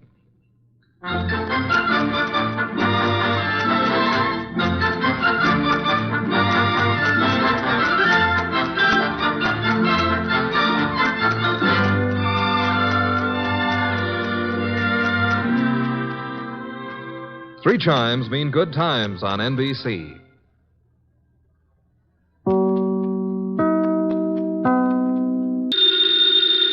Ladies and gentlemen, the ringing of that phone bell brings you mystery, adventure. Nero Wolfe's office, Archie Goodwin speaking. No, I'm sorry. Mr. Wolfe is busy planning a menu. I'll see if he can talk to you. What's the name again? You want to talk to a dame named Mrs. Collins? Hang up, Archie. Do we know a Mrs. Collins? No. I don't suppose you care, but I think her voice is very charming. Doubtless. Every female has a charming voice to you. Hang up. Okay. I'm sorry, Mrs. Collins, but at the moment, Mr. Wolfe is too involved with his digestive system to be interrupted. However, if I may introduce myself, Archie Goodwin, Mr. Wolfe's assistant, if I can be of any help. Archie. Yes, Mrs. Collins, I'll ask you. Cocktail party. Hang up, Archie. Mrs. Collins, I'm afraid it would be better if you didn't expect Mr. Wolfe. Goodbye. Cocktails. Phooey. Absurd. Perfectly absurd. She says you promised to come to her cocktail party, and why aren't you there? Because you are going to attend the cocktail party and the probable unpleasant ending.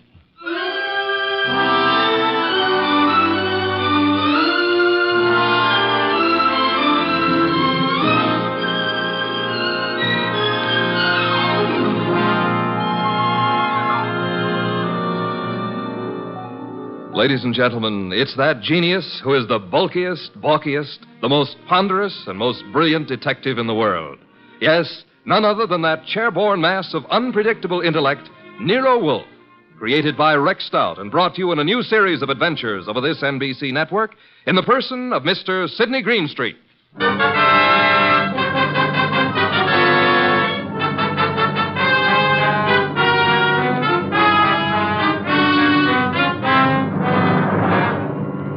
Mr. Wolfe and I refer to this as the case of the party for death.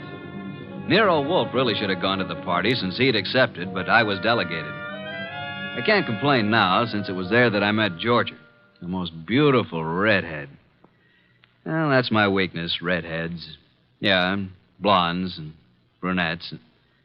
Well, anyway, Mr. Wolfe was adamant about going to the party. I've never been to a cocktail party in my life. You know, I drink nothing but beer. You could take your beer with you, couldn't you? I could not. Do we know a Mrs. Collins whose cocktail party you said you'd go to? The phone rang and I picked it up. Where was I? Exactly. Okay. So a Mrs. Collins with a beautiful, seductive voice conned you into accepting an invitation to a cocktail party that you knew you weren't going to. Archie. Yes, master. Just a little less sarcasm, perhaps. Sarcasm? Call it impertinence, then. Impertinence, master? Exactly. Less of that. Much less. Okay. Continue now. Where was I? You were reading the duck recipe. Oh, yes, the duck. Oh, here we are. Dodine de canard. The dodine is one of the oldest dishes in the repertory of French cooking, being mentioned in books of the 14th century. Le Grand Cuisinier de Toute Cuisine. Hooey, what time is it, Archie? Almost 6:30. Oh, in that case... You going to get up? Here on this card are your instructions, Archie. If you are still alive tomorrow, you may make your report. I helped the huge bulk that was Nero Wolfe out of his specially built desk chair and walked with him to the elevator that would take him upstairs to his orchids. I stepped back to the desk and found the card which bore my instructions. In his small, perfect handwriting, I read, Mrs. Albert Collins, Empire Towers. Arrive at 7, say I sent you. After the murder, telephone me before the police arrive. At exactly 7, I rang Mrs. Collins' doorbell.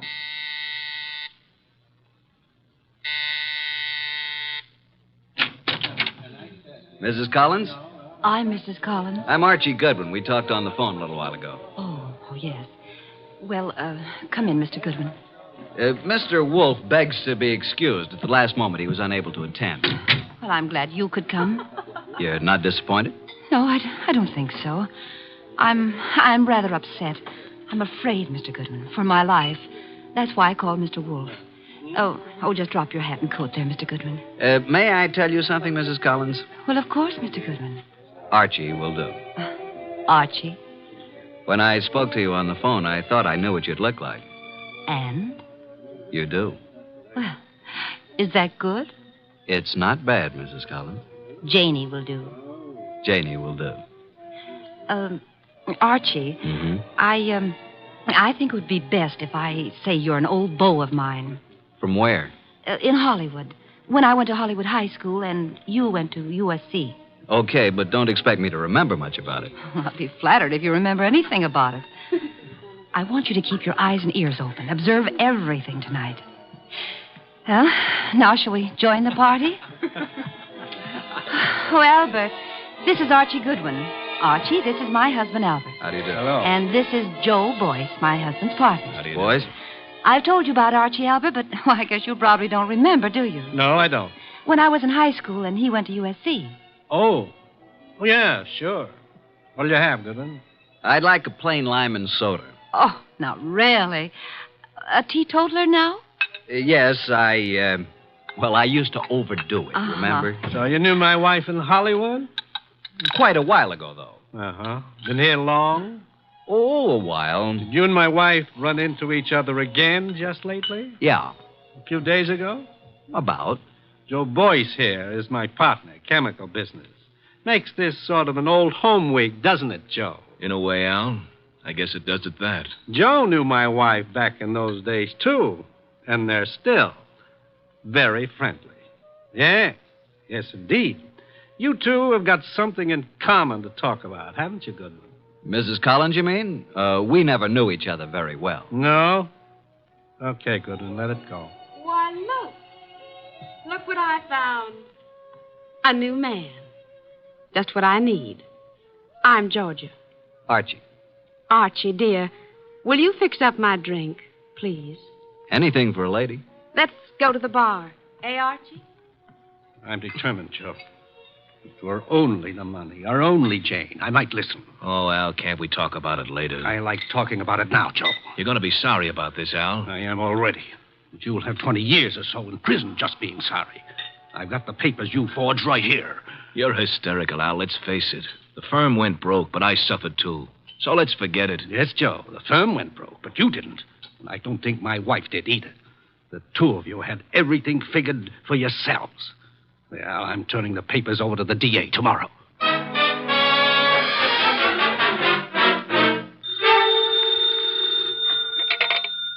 Nero Wolfe speaking. Archie, what do you know about this expected murder, if anything? Has it happened yet? No, but who's supposed to get killed? I haven't the faintest idea, Archie. Then why don't you stop it? That is impossible. I don't even know who's there. You want me to tell you? Not in the least. How am I supposed to prevent it if I don't know what I'm looking for? You're not supposed to prevent it, Archie. I don't think you could. I don't think anybody could. You want to hear what I found out already? No? I'll tell you anyway. Collins thinks his wife and his partner Boyce have been stealing his dough, and he's threatening to send Boyce to the clink. Archie. Yeah? You're wasting our time. Go back to the party. There is nothing you can do to prevent the murder. But I want you to be there when it happens.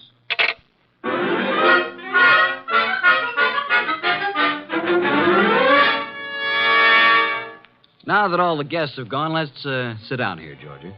When Janie was in Hollywood, she must have had more good-looking boyfriends. Let's get personal about this, Georgia. Yeah, let's. When you say good looking, do you mean me? I don't mean anybody else, Archie. You know, I think you're pretty, too. You'd better not let Jane hear you say that. You think she'd care? I thought you knew Jane. Only slightly. You don't like Jane too well, do you? Why? Why? Why what? Why don't you tell the truth about it? No man as attractive as you ever knew Jane slightly. Either they knew her or they didn't know her.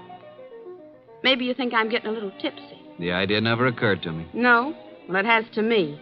Refill your glass? I'll come with you to the bar.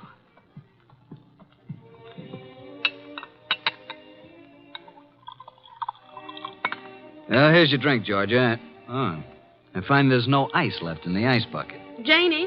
Hey, Janie, no ice. Oh, well, I'll get some. Here, give me the bucket. Mrs. Collins, Janie, I mean. Yes, Archie. May I use the phone in the bedroom again? Oh, of course. Will you excuse me for a minute, Georgia? I'm coming with you. Why don't you just stay here until Jane brings the ice? Well, why don't you go talk to Joe Boyce? I don't want to talk to Joe Boyce. I don't want to talk to Joe Boyce ever. Now, look, Georgia. I'm coming with you, Archie. Is that clear? Okay, come on. Here's where the phone is. I could have found it myself. You don't want me with you, do you? Just sit down here on the edge of the bed and listen, if that's what you want to do. Nero Wolfe speaking. Archie, boss. Well, Archie, what? Just a bit of a report. Go on. At this moment, I am sitting on the edge of one of two twin beds in the apartment of Mr. and Mrs. Albert Collins. Sitting next to me is a gorgeous redhead named Georgia. Georgia what, dear? Boyce. You mean you're the wife of Joe Boyce? Of course. Didn't you know? I am sitting next to the gorgeous redheaded wife of Albert Collins' partner, Joe Boyce. Archie, you annoy me. From what I just learned, I can see there's another friction going on. You mean Georgia and Jane? Yep, fireworks between them. This one no like other one. Have you anything more to say? When I called, I was going to ask if there's any reason why I shouldn't come home now. I wrote your instructions for you, Archie. After the murder, call you. Yeah, that's perfectly clear, isn't it? But what if there isn't any? Don't call me. Simple, isn't it? Hello. He hung up. Archie. What? That was a strange conversation. Do you want me to explain it to you, honey? What was that business about murder? Shall we join the party? Murder. Archie, wouldn't you be surprised if there was one? Yeah? Who's going to do what and to whom? I don't know. Maybe I will. Elucidate, honey. Do you intend to figure as the killer or the corpse? I don't intend to figure as anything. But you never know. Archie, do you think Jane Collins is better looking than me? Nope. Honestly? Honestly. Then what's the matter with me? Nothing. Nothing at all. Oh, yes, there is. Look, do you want to kiss me? Well, I'll tell you. When I graduated from Sunday school, I took a vow. That's what I mean. But if I were Jane, you'd want to kiss me, wouldn't you? No, frankly, no. Why not? Well, when I graduated from Sunday school, Okay, Archie. Let's go back. You boys have such happy faces. Where's Jane? In the kitchen getting some ice. Where have you been? With Archie. Is he an old school chum of yours, too? Do you care, Joe? No. Mr. Boyce. What? How much do you weigh? 187. Why? Then I'll be giving you 5 pounds. Shall we step outside? This I have got to see. Shut up. Mr. Goodwin, you seem angry. Just terribly, terribly hurt. Would it do any good if I apologized? Today I'm a little upset. If I said anything to offend you, I do apologize. Now, if you still want me to give you a boxing lesson, I'm at your service. Let's forget it. I'm sorry, too. Jane Collins came in from the kitchen with a bucket of ice cubes, a tray of fresh glasses, and the strapless gown she'd been wearing. There. I never thought I'd make it. Now I'm going to mix my own drink, and you can take care of yourselves. Ice first. Huh? Whiskey. And soda. It's a simple recipe, isn't it, Archie? All it needs is the ingredients. Well, I drink to the ingredients. Nice. Janie, darling. What, dear? Would you mind very much if I took Archie away from you? Haven't you done that already, dear? To listen to those girls, you'd think, wouldn't you, Goodwin? Me, I never think. What do you do, Archie? I concentrate. On what? On not thinking. I did some serious concentrating on not thinking about Nero Wolfe or about the conflict of the partners, Albert Collins and Joe Boyce, about the jealousies of Jane and Georgia. The next 5 minutes hardly seemed an hour. Jane and Boyce murmured to each other. Collins drank gently but firmly. Why can't you be honest, Archie? What's the matter with me? What, Georgia? You weren't listening, were you? To every gorgeous word you said. What did I say? I want to hear it again, just the way you said it before. I said, why shouldn't there be a murder? Why not? It's an order. It's just not considered the thing to do. Thing to do. Can you think of anything better? No, frankly. I can. My glass is empty. My glass is empty, too. Jane. Jane! Oh, I'm sorry. I'm not much of a hostess, am I? Oh, don't answer that. Oh, you're all empty. But I've only drunk half of mine.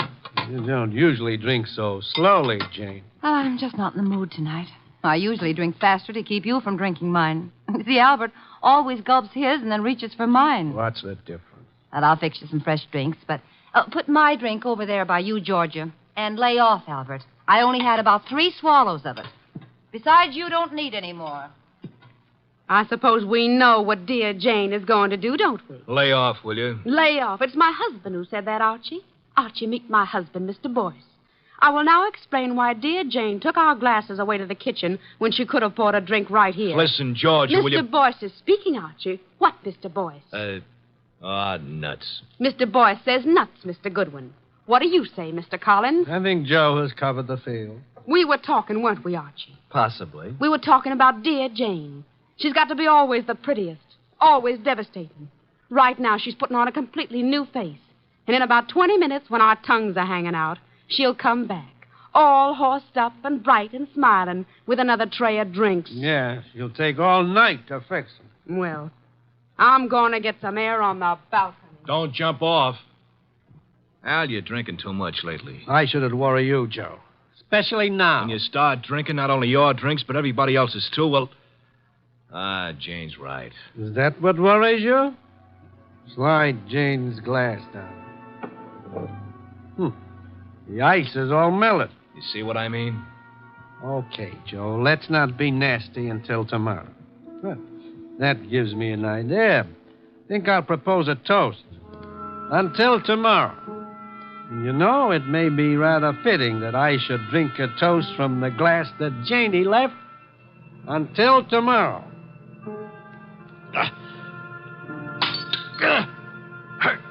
Go!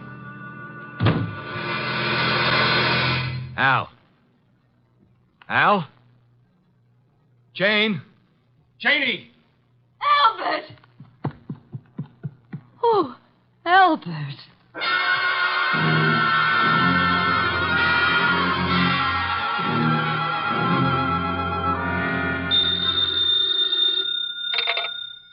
Nero Wolfe speaking. May I come home now? Oh, hello, Archie.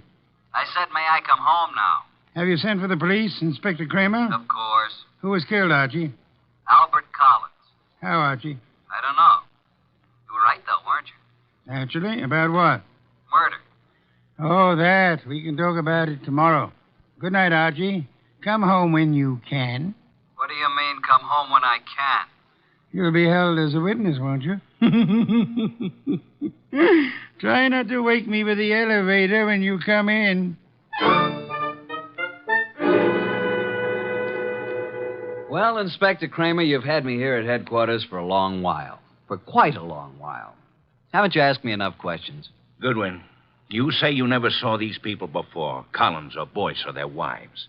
Yet when all the other guests had gone, you were still there. I guess I just don't know how to say goodbye. You didn't know they were partners in a chemical company. You didn't know that Boyce had forged a lot of papers with Collins' name. All I know is what you tell me. Goodwin. Yes, sir? I'm trying to be nice. Yes, sir. Now, I know, of course, that you went to that party because Nero Wolfe told you to. Do you? My question is, how did Wolfe know it was going to happen? Why don't you ask him? I already have. He told you? He says he never heard of Collins or Boyce. Did he say he'd ever heard of me? He says he isn't responsible for you or your shady friends. Maybe he knows I found a poison pellet in George's bag. Inspector, may I make an important call? Go ahead.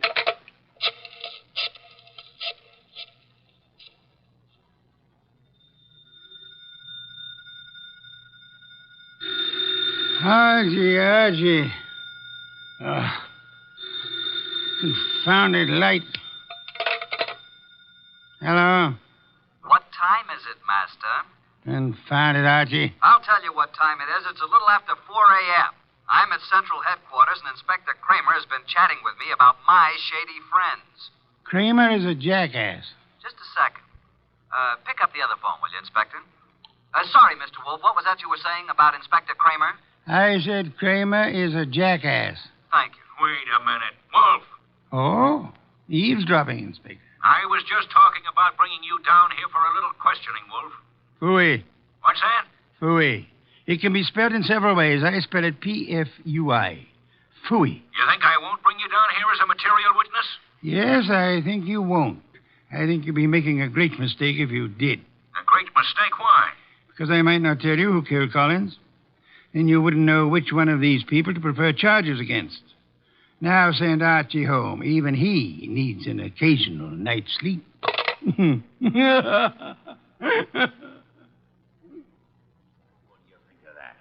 He hung up. So it seems.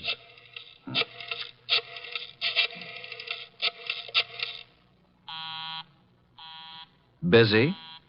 He's probably left the phone off the hook, Inspector. By now, he's probably asleep again. You know I can go out there, don't you? Sure you can. More important men than you have tried it. And where are they now? Goodwin? Yes, sir. I'm going to let you go. I'm sure Mr. Wolfe and I are very grateful, Inspector. You want to know why I'm letting you go? I know why. Why? Because if you're nice and cooperative and don't make too much trouble, Mr. Wolfe will solve this case for you and tell you whom to prefer charges against. Goodwin. Sir? Get out. Thank you, Inspector.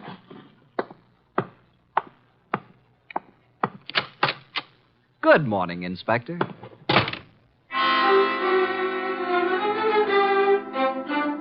At 3 o'clock the next afternoon, I was rearranging the furniture in Nero Wolfe's office while the great man sat behind his desk watching me perspire. Are you finished now, Archie? I guess so. And tell me where they sat. There were 2 couches, like this, in front of a fireplace. Collins and Boyce were sitting together on one couch. When Georgia and I came in, they were looking at some canceled checks. Where was Mrs. Collins? I told you she was getting ice and fresh glasses. Why was she getting fresh glasses, Archie? Where were the empty ones? I don't know. Maybe they were the same ones she brought back, washed and polished. Archie, I trust your powers of observation absolutely. That's why I sent you to Mrs. Collins' cocktail party. Okay, how did you know there was going to be a murder? If it was a murder. It was a murder, Archie. But isn't it obvious? How is it obvious? Suppose Collins slipped a few drops of the poison into his drink himself. It's very strong, very deadly poison, with a remarkably strong odor. Like almonds, I know. I smelled it when I picked him up. Archie, was anything found on the body that might have contained the poison? A fountain pen? Whatever? Not even that. Inspector Kramer found a poison pellet in Georgia's handbag. He thinks she poisoned Collins' drink. Say, could be. But it wasn't his drink, it was his wife's. Then Georgia was trying to kill Jane, and Collins got it by mistake. We shall soon see, Archie. I was expecting a murder because you told me to expect it. I watched every move that everybody made. There's no possibility that Jane's glass, the glass with the poison in it, was tampered with by anybody. Yes, I believe. Okay.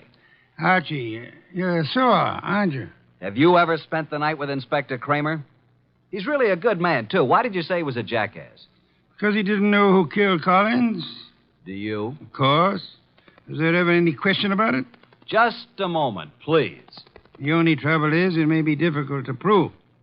That's why we are giving this little cocktail party this afternoon with the help of Inspector Kramer. By the way... Yes? Call Mrs. Collins and tell her to bring a bucket of ice from her refrigerator. Why? Because our refrigerator's broken down. No, it hasn't. I was just out in the kitchen a minute ago. Our refrigerator has broken down. And it would be very helpful if Mrs. Collins would bring a bucket of ice cubes. What makes you think she'll do it? She will. Call her. 6:45.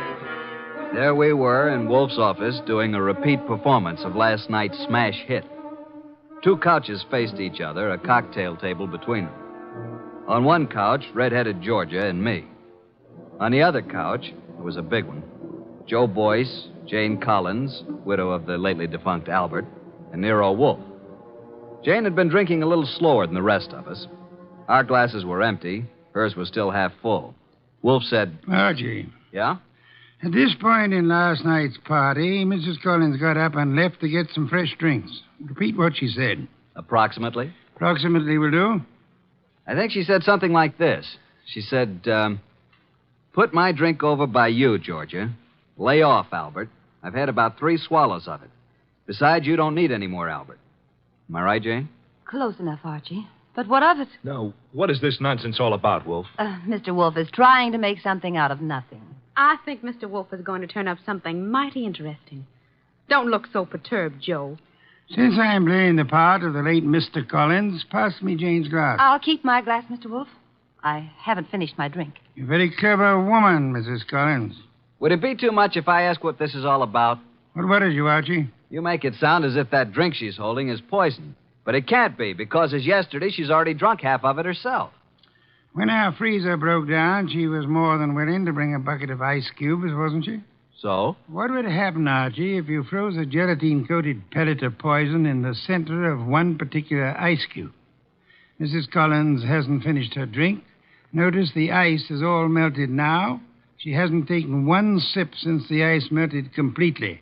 She came prepared in case she was exposed. Smell it, Archie. No, Archie, stand back. I can easily swallow this before you can reach me. Mr. Wolfe, in a few seconds, I'll drink it. But tell me something first. Tell me how you knew. Jane, listen to me. I knew there was going to be a murder last night because you said so. I knew that it was you who would commit the murder because it was you who invited me. You hoped an expert witness would prove that you couldn't have killed your husband. So I sent Archie Goodwin, whose observations are always exact, even when he doesn't know the import of what he's observing. She brought back clean glasses. She poured the drinks out of bottles already open. And if anybody had put anything in or touched one of those glasses, I would have seen it. Exactly. The poison pellet was frozen in a certain ice cube. Mrs. Collins put that cube in her own drink, drank it until the ice had almost melted down to the poisonous pellet center. And then she took all the other glasses away, leaving only hers half full. And as usual, her husband drank it. No, Jane, don't. Too late, Joe. Too late.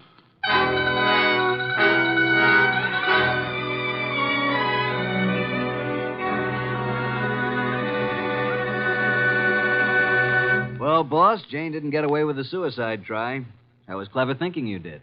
I prepared a cube of ice in which I had frozen a gelatine capsule containing nothing more than a vitamin compound. I substituted for the cube in which Jane had placed the poison for herself. Wonder why Jane Collins wanted to have Joe. He'd stolen practically all the money in the company. He was just a crook. Birds of a feather, Archie. I don't believe Joe Boyce had any idea that Jane was planning a murder. And he still had all the money. Well, the forgeries will put him away for a long time. And poor Georgia could have had it pinned on her if it hadn't been for me. Yes. You knew all along, didn't you, that Jane had planned to have Georgia accused by planting another pellet of the poison in Georgia's handbag. Jane would have gotten rid of her husband and Joe's wife in one stroke. You knew all that, didn't you? Well, how about a bottle of beer, boss? Could you spare the time? Georgia. Beautiful redhead. Wonder where she is tonight. I'm sure I haven't the slightest idea, but in case you do... well, just be quiet with the elevator door when you come in.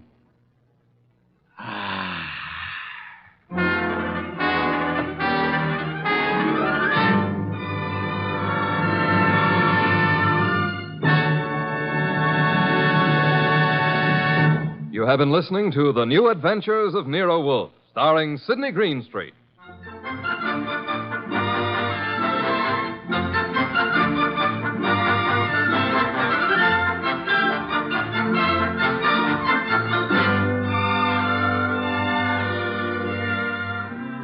Tonight's transcribed story by Mindred Lord was based on the characters created by Rex Stout. This is an Edwin Fadiman program, produced and directed by J. Donald Wilson. In the cast were Harry Bartell as Archie Goodwin, and G.G. Pearson, Herb Butterfield, Peter Leeds, Evelyn Eaton, and Bill Johnstone. Next week at this same time, Nero Wolfe and Archie will bring you The Case of the Malevolent Medic. Don Stanley speaking. 3 chimes mean good times on NBC.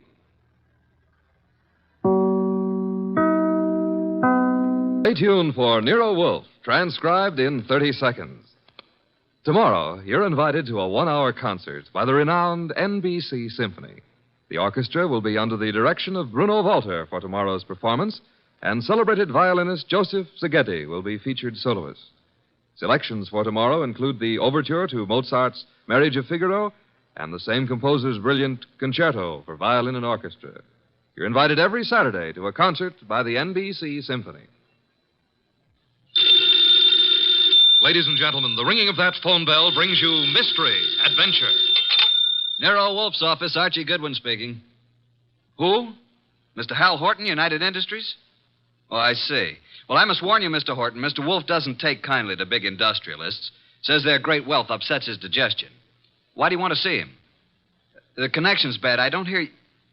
Who? Who? Mr. Horton, who? We're cut off. What is it, Mr. Goodwin? Mr. Hal Horton called. I understand that. I won't see him. Tell him what money I have to invest I put into orchid plants. Mr. Horton wasn't promoting anything. And what did he call you for? The great Horton needs a detective.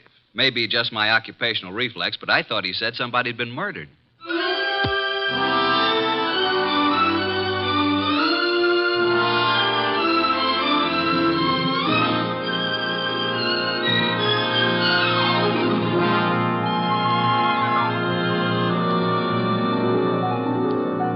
Ladies and gentlemen, it's that genius who is the bulkiest, balkiest, most ponderous, and most brilliant detective in the world. Yes, none other than that chairborne mass of unpredictable intellect, Nero Wolfe, created by Rex Stout and brought to you in a new series of adventures over this NBC network in the person of Mr. Sidney Greenstreet.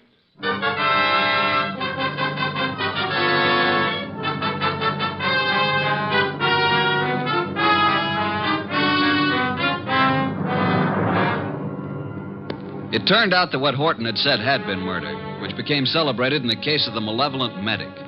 But its solution wasn't a simple matter of following up his accusation.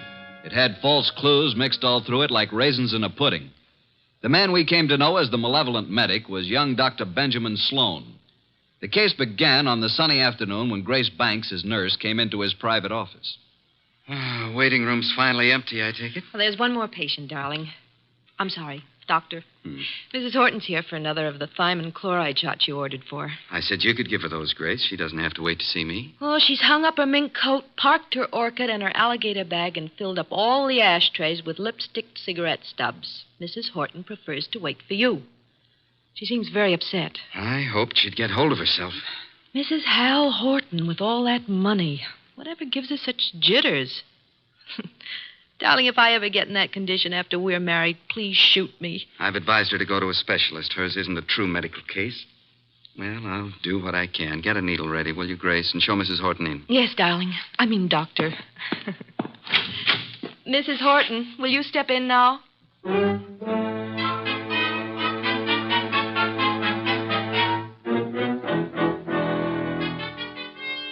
Been in that waiting room for hours. Ben, I wrote you every day this week. Why didn't you answer me? You say your health hasn't improved, Leslie. I'm worse. Much worse. Still chain smoking, drinking, and the sleeping pills? I have to take something. I can't walk the floor all night, can I? Thinking.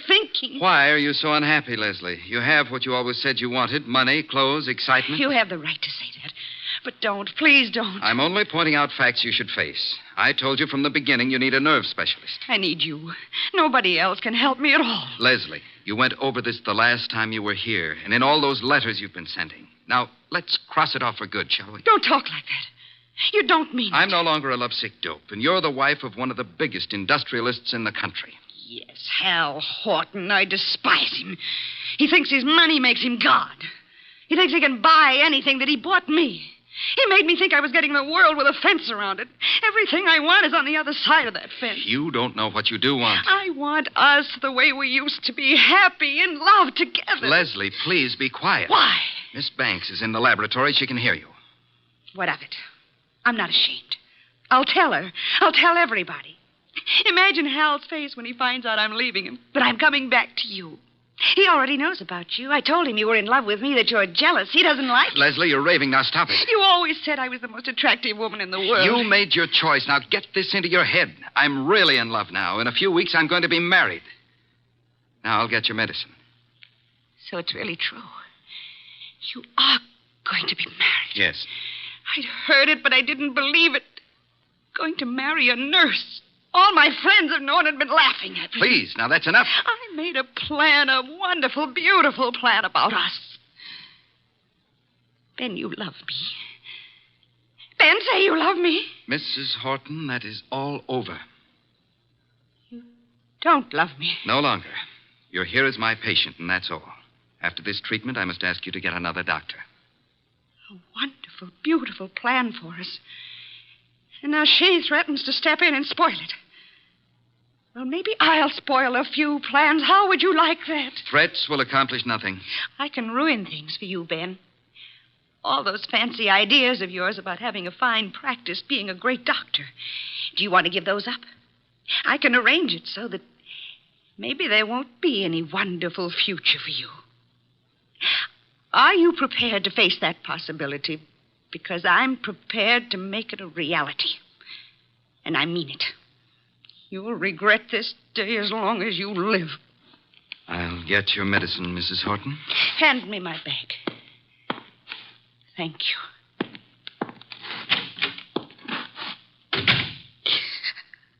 Oh, I hate you, Ben. I hate you both.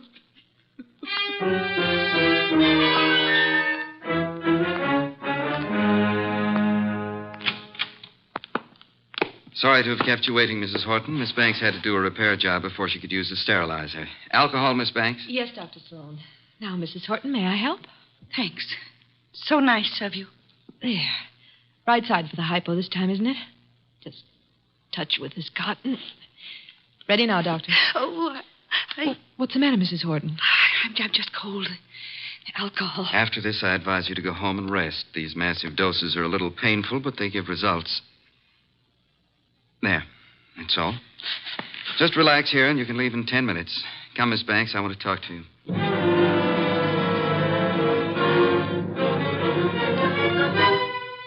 Doctor! I feel sick. I feel very sick. You might as well stop acting. I can't get up. My feet. Ben, look at her. Something's happened. Hysteria. No, her face. Oh, Ben, she's falling. Mrs. Horton, hold on to me. I've got you. Hold her up. Leslie, what is it? Pain. Terrible pain. Where? What from? Sick everywhere. Pain, everything's pain. Pain in my head, pain in my feet. My feet. My feet.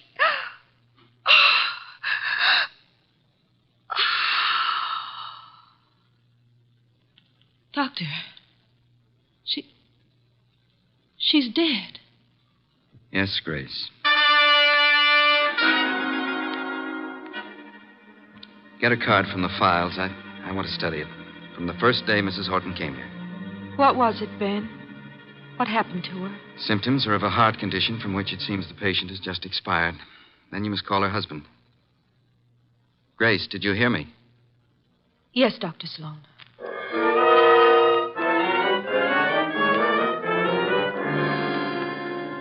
Well, I discourage your visit here, Mr. Horton. I do have a sort of curiosity about the operation of so-called big business.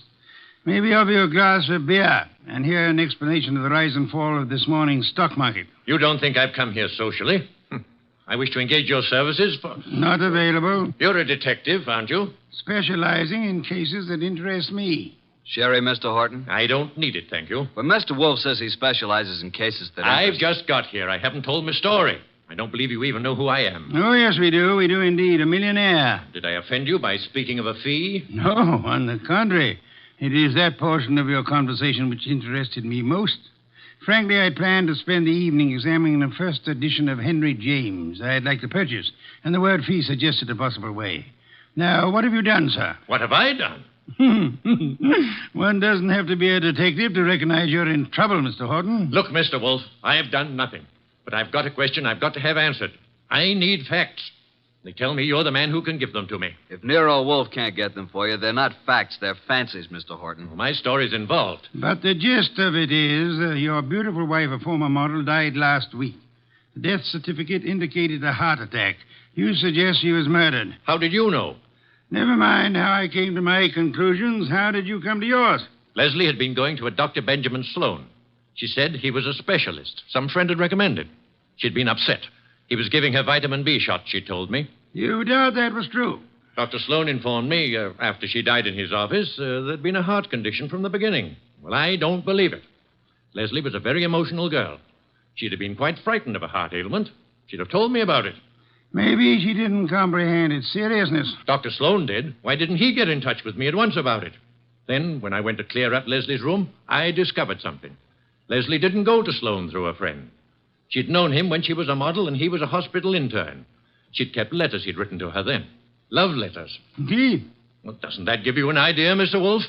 Sloan lost Leslie to me. No man who'd been in love with Leslie would ever get over it.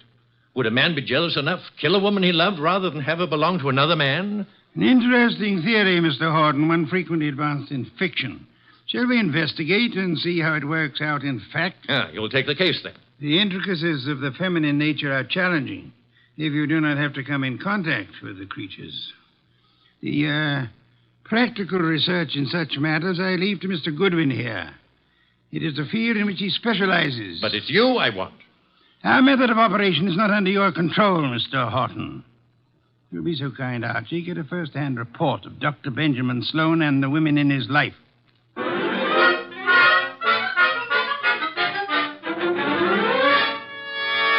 Just came to ask a few routine questions, Dr. Sloan. I don't understand your interest in the Horton case, Mr. Goodwin, is it? That's right.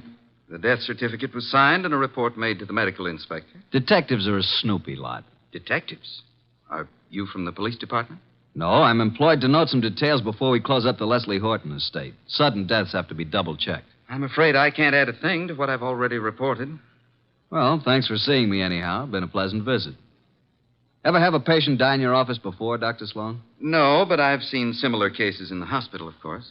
Was Mrs. Horton warned about her heart condition, Dr. Sloan? I discussed her case with her fully and frankly. And her husband, wasn't Mr. Horton alarmed? He didn't know.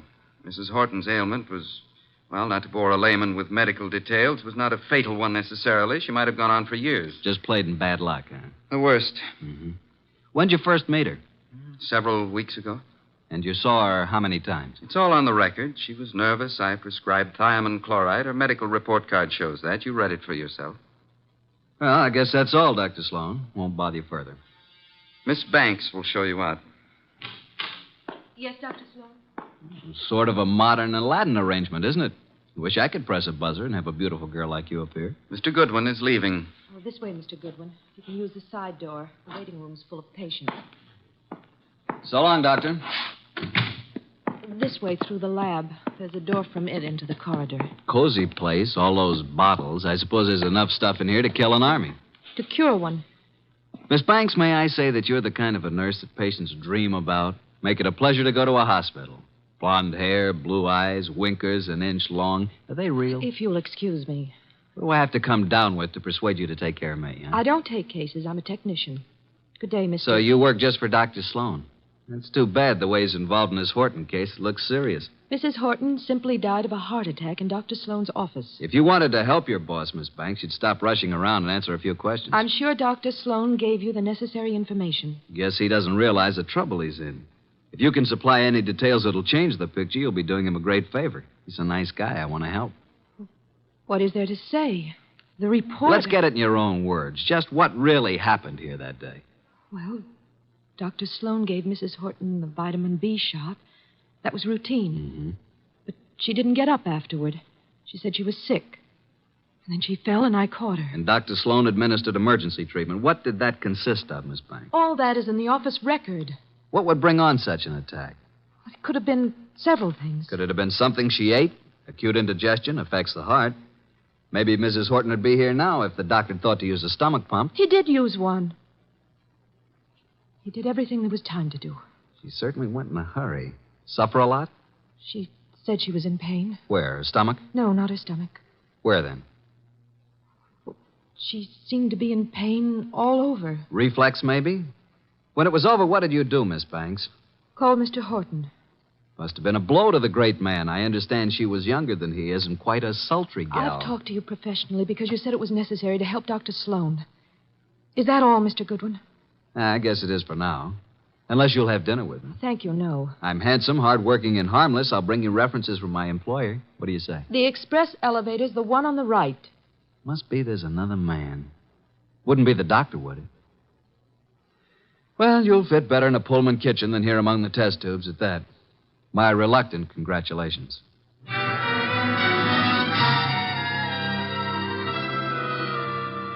Verdict, Archie? Innocent as lambs, both Sloan and the nurse. Evidence to prove it? My unfailing sensibilities, not the murderer type.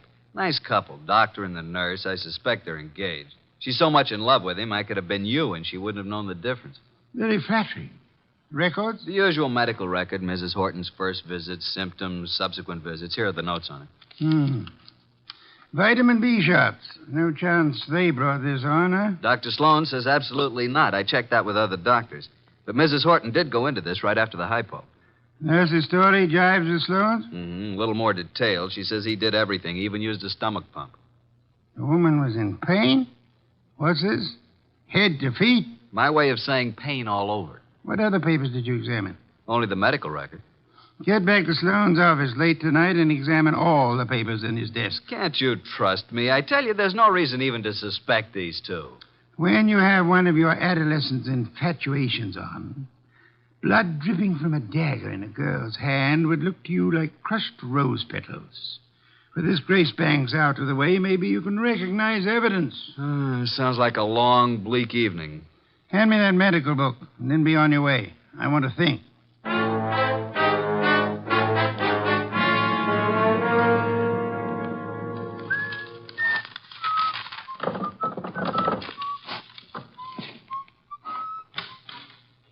Well, good evening, Mr. Goodwin. Oh, good evening, Dr. Sloan. This is a surprise to us both. I didn't anticipate that you'd be keeping office hours after midnight. What are you doing in my office at 2 o'clock in the morning, Mr. Goodwin? Reading your mail and having a ghoulish time surrounded by all these shiny instruments of yours. You've been rifling my desk. I wouldn't do that if I were you. I've put things back very neatly, even the letters from this little secret compartment, which isn't secret at all to anybody who knows about desks. I've kept only Give one. me that Easy. It's the "My darling, mine first, shan't ever give you up one way or another" one. You remember it? I'll bet that nice little nurse you're engaged to never wrote that, did she? What do you intend to do with it? Mark it Exhibit A in the Horton murder case. Maybe you'd like to come with me and explain it to Nero Wolfe. Very moving, very flattering, very interesting if you like women, but also very incriminating, Dr. Sloan. What does it prove? A silly woman with a nervous breakdown imagined she was infatuated with me. A woman who is now dead, you must remember, under, shall we say, unusual circumstances. You signed a death certificate which stated Mrs. Horton died of a heart attack. As you signed it, Dr. Sloan, did you remember she had threatened you and heave a sigh of relief that fate had done you such a good turn? I didn't bear Leslie any ill will. I was sorry for her. You felt adequate to the situation. You called no other doctor, though there are several in your building. My first thought, of course, was that it was some extraordinary allergic reaction to the vitamin dose. It was not until an hour or two after she was dead you decided she expired from a heart attack. Yes. How did you explain the pain? I reported no pain. Miss Banks said Mrs. Horton had pain from her head to her feet. Grace said that? Well, not in those words, but that was the general Dr. Sloan, why did you use a stomach pump on a heart case? Why, I told you I tried everything. Sometimes an acute digestive disturbance. I suggest you did it because to you, as to any qualified physician, the pain in the feet suggested poisoning, a particular kind of poison, an inorganic poison. There wasn't any in her stomach. You maintain that? Archie, get the medical examiner on the phone. Tell him the body of Miss Hal Horton must be examined for any evidence of poisoning. I know you think Mrs. Horton was murdered, but it's impossible. There'd been no one near her. Miss Banks? Miss Banks couldn't have done it. She was working with me constantly.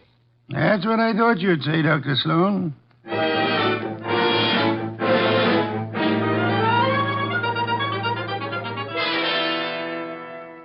Mr. Wolfe, I had to see you. This is the most dreadful thing I've ever heard of. Trying to accuse Dr. Sloan of murdering a patient. It appears he had a reason to want Mrs. Horton dead, Miss Banks. She was that thing the poets write about, a woman scorned. She had sent him this hysterical letter threatening scandal if he rejected her. He couldn't control her.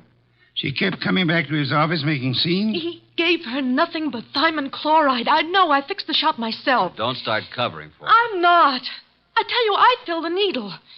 And I didn't put anything but thiamine chloride in it. You haven't any reason to think anybody did, except for that letter you stole. If it wasn't for that letter... Give it to me. Give it to me. Stop it, Archie, quick. Now, drop it, baby. Come away from that fireplace. Why, you little tiger kitten. I didn't think you had it in you. Come on, let go of it. Let go. Give it to Papa.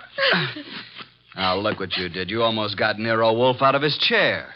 Destroying evidence is a serious offense, young woman. She kept coming to the office, writing and pestering him. I heard her from the laboratory.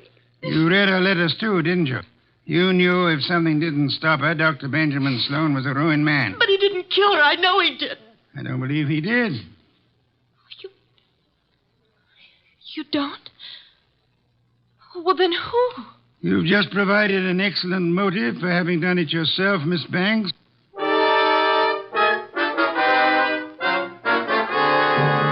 Pears and white wine. Cold, luscious, exotic. Excellent, Fritz, excellent. Best thing that's happened today. I don't like this Sloan case. If you ask me, I think that Horton dame got what was coming to her. Those are not the words of abstract justice, nor the phrases of a gentleman of culture. A good detective never plays favorites. Good night's rest, and you will find your attitude more normal by morning. You expect to have this case solved by morning? It's solved now. Thanks to the expedition I sent you on this afternoon. The arrest can wait. No one will escape. I feel like a murderer myself. If I hadn't wormed it out of Grace about the Horton woman complaining of pain, and if you hadn't jumped at the word feet... That, Archie, my dear fellow, is the purpose for which you exist, to discover pertinent facts. Have we quite finished? Coffee in the study, then. Here's the door. I'll go. Mr. Wolfe in? He isn't seeing anyone this evening, Mr. Horton. Well, he's seeing me. Archie, if that's Mr. Horton, I'll see him. You'd better. Sorry you found Mr. Goodwin so impossible, Mr. Horton. He came to pay you a call this afternoon.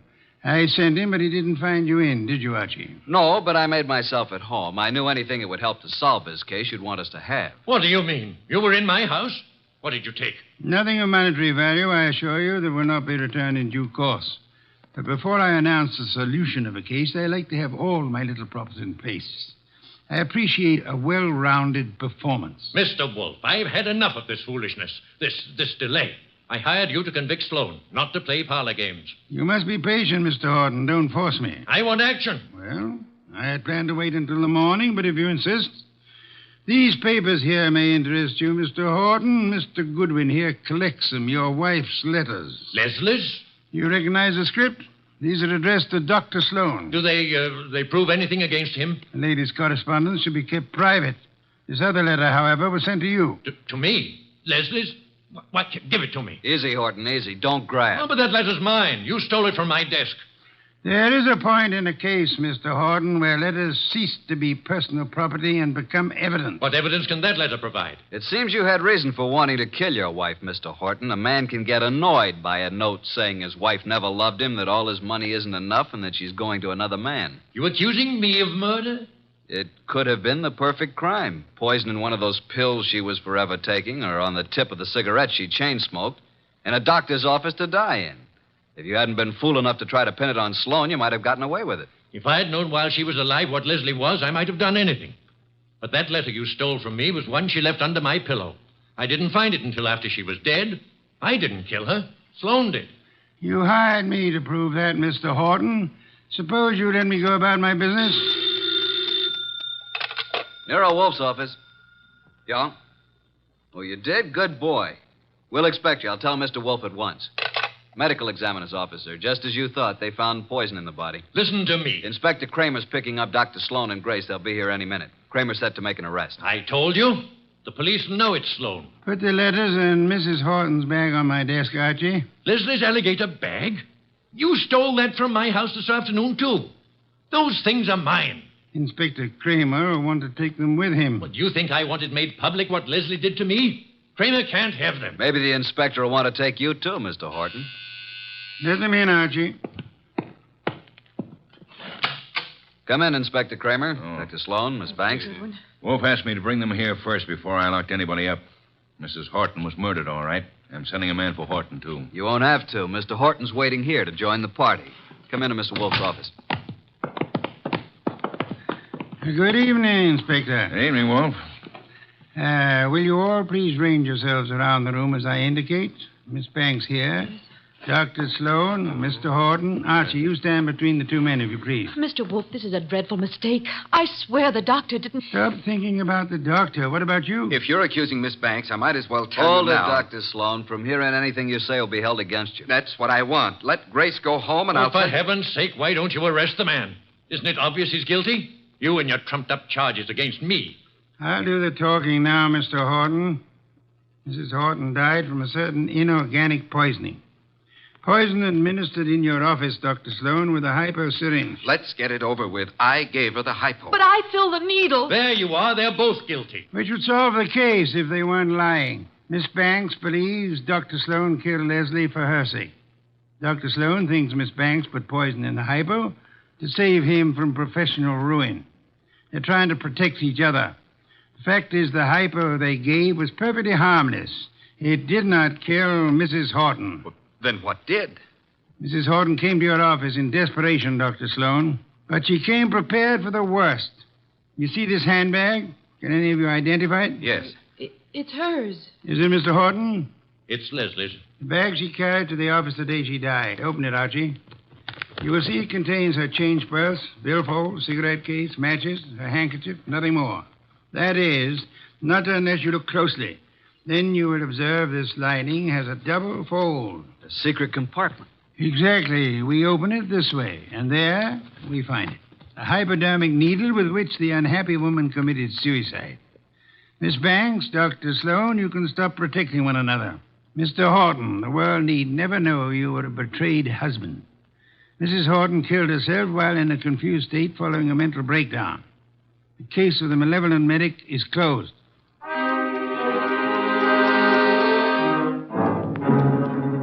How did you ever get the hunch about the handbag, Mr. Wolfe? I know nothing about women, but on my occasional trips abroad, I have been forced to observe their handbags. Monstrosities. They hold anything and everything. Now that our guests have gone, Fritz is bringing coffee to the study. Would you like some beer? I believe I would. Somehow I feel I've earned it. Here you are. Poor fellow, I'm very sorry for you. How so? This is one case in which there is no falsely accused, unattached young lady for you to squire about. Well, here's to your better luck next time.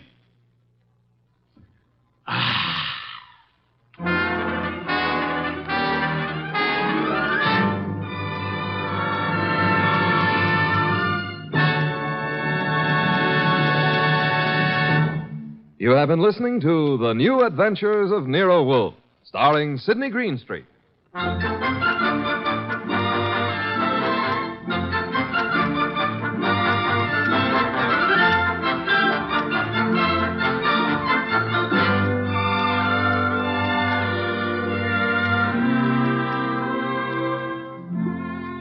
Tonight's transcribed story by Ruth Adams Knight was based on the characters created by Rex Stout. This is an Edwin Fadiman program, produced and directed by J. Donald Wilson. In the cast were Harry Bartell as Archie Goodwin, and Gene Bates, Vic Perrin, Bruce Payne, Bill Johnstone, and Mary Lansing. Next week at this same time, Nero Wolfe and Archie will bring you The Case of the Hasty Will. Don Stanley speaking.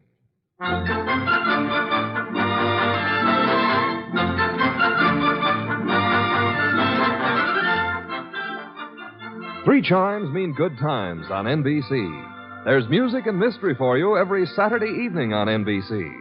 For music, tomorrow, your hit parade brings you the top tunes in the land with Snooky Lanson, Eileen Wilson, and Raymond Scott's orchestra.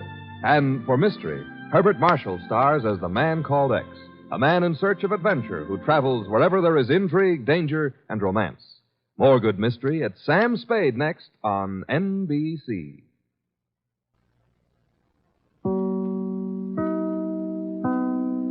Three chimes mean good times on NBC.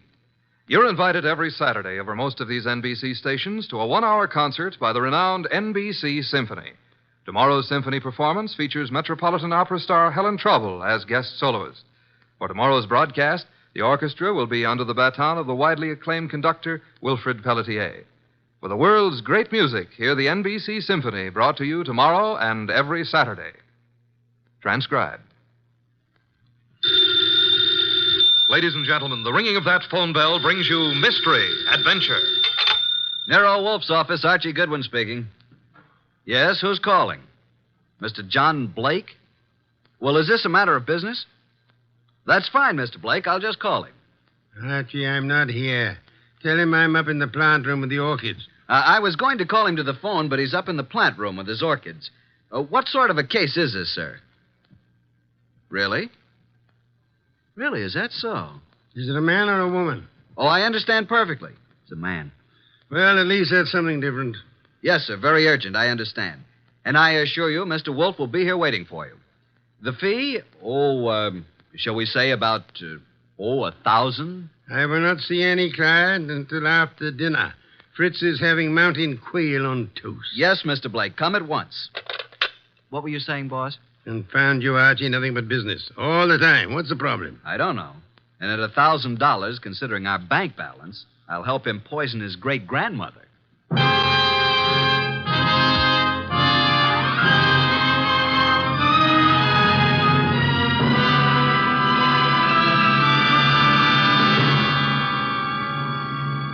Ladies and gentlemen, it's that renowned genius who is the bulkiest, balkiest, most ponderous, and most brilliant detective in the world. Yes, none other than that chair-borne mass of unpredictable intellect, Nero Wolfe, created by Rex Stout and brought to you in a new series of adventures over this NBC network in the person of Mr. Sidney Greenstreet.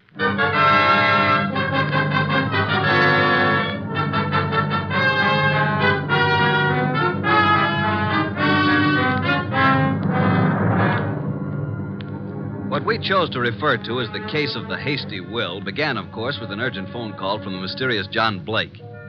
At the moment, Nero Wolfe was seated in his chair, which was specially built for his 300 pounds, and I was giving him a lecture on the importance of money. Archie, that will do. I'm not interested. You will be when you learn you can make no more purchases of beer and Skittles. You've passed up 2 cinch cases now. Each would have meant a healthy fee. Let us hope this Mr. Blake has a nice, fat problem that will take us days to solve. Archie. Yes, sir? Answer the door. Good evening. I'm John Blake. Oh, yes. Come in, Mr. Blake. You have no idea how welcome you are. Archie, show Mr. Blake in and close the door. That draft is unbearable. This way, sir. Mr. Wolfe doesn't care for anything resembling air. Oh, I'm Archie Goodwin. Good evening, Mr. Blake. Mr. Wolfe, I have a little business for you. Now, before you say anything, I know you're not a lawyer. I'm not a member of the bar, let us say, Mr. Blake. Of course. What kind of business, Mr. Blake? I have here a short will, which I have typewritten myself. I haven't signed it yet. Also, I have here a sealed envelope containing a letter which I want you to be prepared to deliver to the addressee. A will and a letter. Very well. Yes. Do you know who I am? Seems that I've certainly seen you before. Same here. I just can't place you. Well, I'm John Blake, president of the Plymouth Building and Loan. Oh, of course. I've seen your picture many times. You have a staff of the best attorneys in the city, Mr. Blake, and this is most assuredly the business of attorney. Perhaps. But in this particular instance, I wanted an individual who had no interest in me, nor previous knowledge of my affairs. I see. Also, I wanted a person who was, shall we say, not too well fixed. Well, you certainly couldn't Archie. Imagine Mr. Wolfe being in need of money. Just why can't your attorneys handle this? You'll know in a moment. But when I leave here, I want you to forget the whole thing, for the time being. Indeed. You have said it. Here's the will. You may read it. Archie. January 25, 1951. To my daughter, Anita Blake, I do hereby bequeath all my property, personal and real, including the portrait painting of her mother, my dear deceased wife, Marcia Blake. This will supersedes any and all instruments previously drawn. So, simple enough, isn't it? That's all. Now, the pen, please, and I'll sign it. Now then, you sign as witness, Mr. Goodwin. You retain the will, Mr. Wolfe, and the envelope here, which is addressed to Hilary Blake, my brother, who is now living in this city. Your brother? He's just recently returned from 25 years in Australia. Though Hilary has written me several times, I have not favored him. We've been estranged these many years over, a certain unpleasant situation which this enclosed letter will clear up. Are you in fear of your life, Mr. Blake? Murder? No, Mr. Wolfe.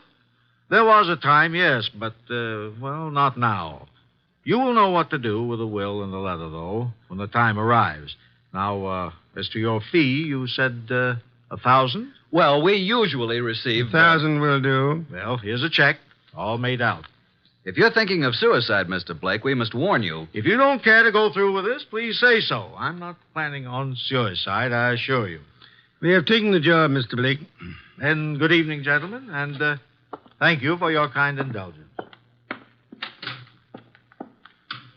Well, that's the simplest little 1,000 we ever made.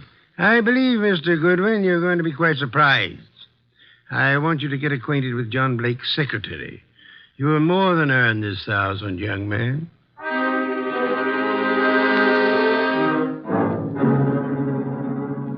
Archie.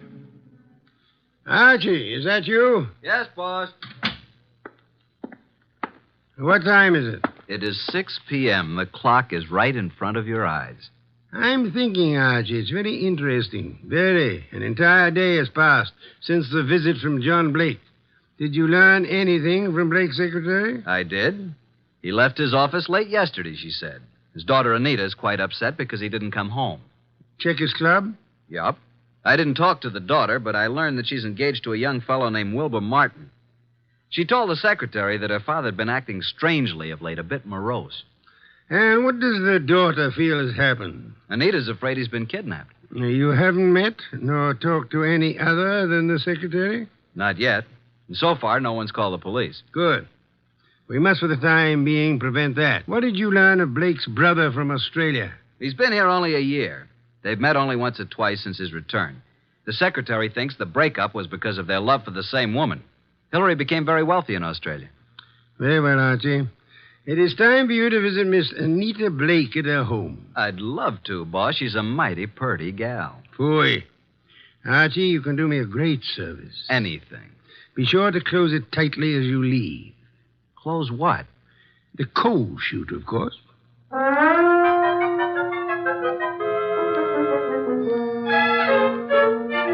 I'm awfully glad you could come, Uncle Hilary. Wilbur seemed to think you might know something about Father's disappearance. No, I don't know, Wilbur. I'm just as nonplussed as you are. When did you see your brother last? Oh, it's been 4 or 5 months. Why? Oh, I just wanted to know. What do you two think has become of him? Surely you know his recent actions better than I. Well, at first I thought he'd been kidnapped. Now I'm afraid it's suicide. Oh, I say, really now. Have you been putting such ideas into our head, young man? On the other hand, could have been murder.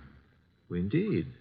Well, I suggest that the police be called. Hospitals, the morgue, every place. Have you thought of doing that, young man? I was going to. Oh, really? Then what are you stalling about? I'll just step into the library and do it myself. Oh, it can't be, Wilbur. It just can't be. Miss Blake, there's a Mr. Goodwin to see your father. Oh, I'll see him. Thank you, Miss Blake. I'm Archie Goodwin. This is my fiancé, Mr. Wilbur Martin. Mr. Martin? How do you do? What is it you want, Mr. Goodwin? Is your father here, Miss Blake? Why, no. No, he isn't. What is your business, Mr. Goodwin? Why do you want to see Mr. Blake? As a matter of fact, I don't really want to see Mr. Blake because I don't think he's here. I came to see Miss Blake. Just who are you? I'm a detective. Police? Private investigator with Nero Wolfe. John Blake has disappeared. I know you're trying to keep it out of the press because you think he's been kidnapped. We have called the police. Oh, what do you think has happened to my father? I think he's dead. Oh, dear. Why do you think that? Yes. Just what do you know, Mr. Goodwin? Oh, Anita, I want to ask you a few questions. I think it's advisable. Mr. Blake. Yes? I thought you were done for. That is, I don't think I... This chap is a detective. I'm sorry about this, Mr. Blake, but curiosity got the better of me. I hope I haven't wrecked things. What are you talking about? You remember the agreement. What agreement? Mr. Goodwin, do you know who you're talking to? Why, yes, John Blake. Oh, no, Mr. Goodwin.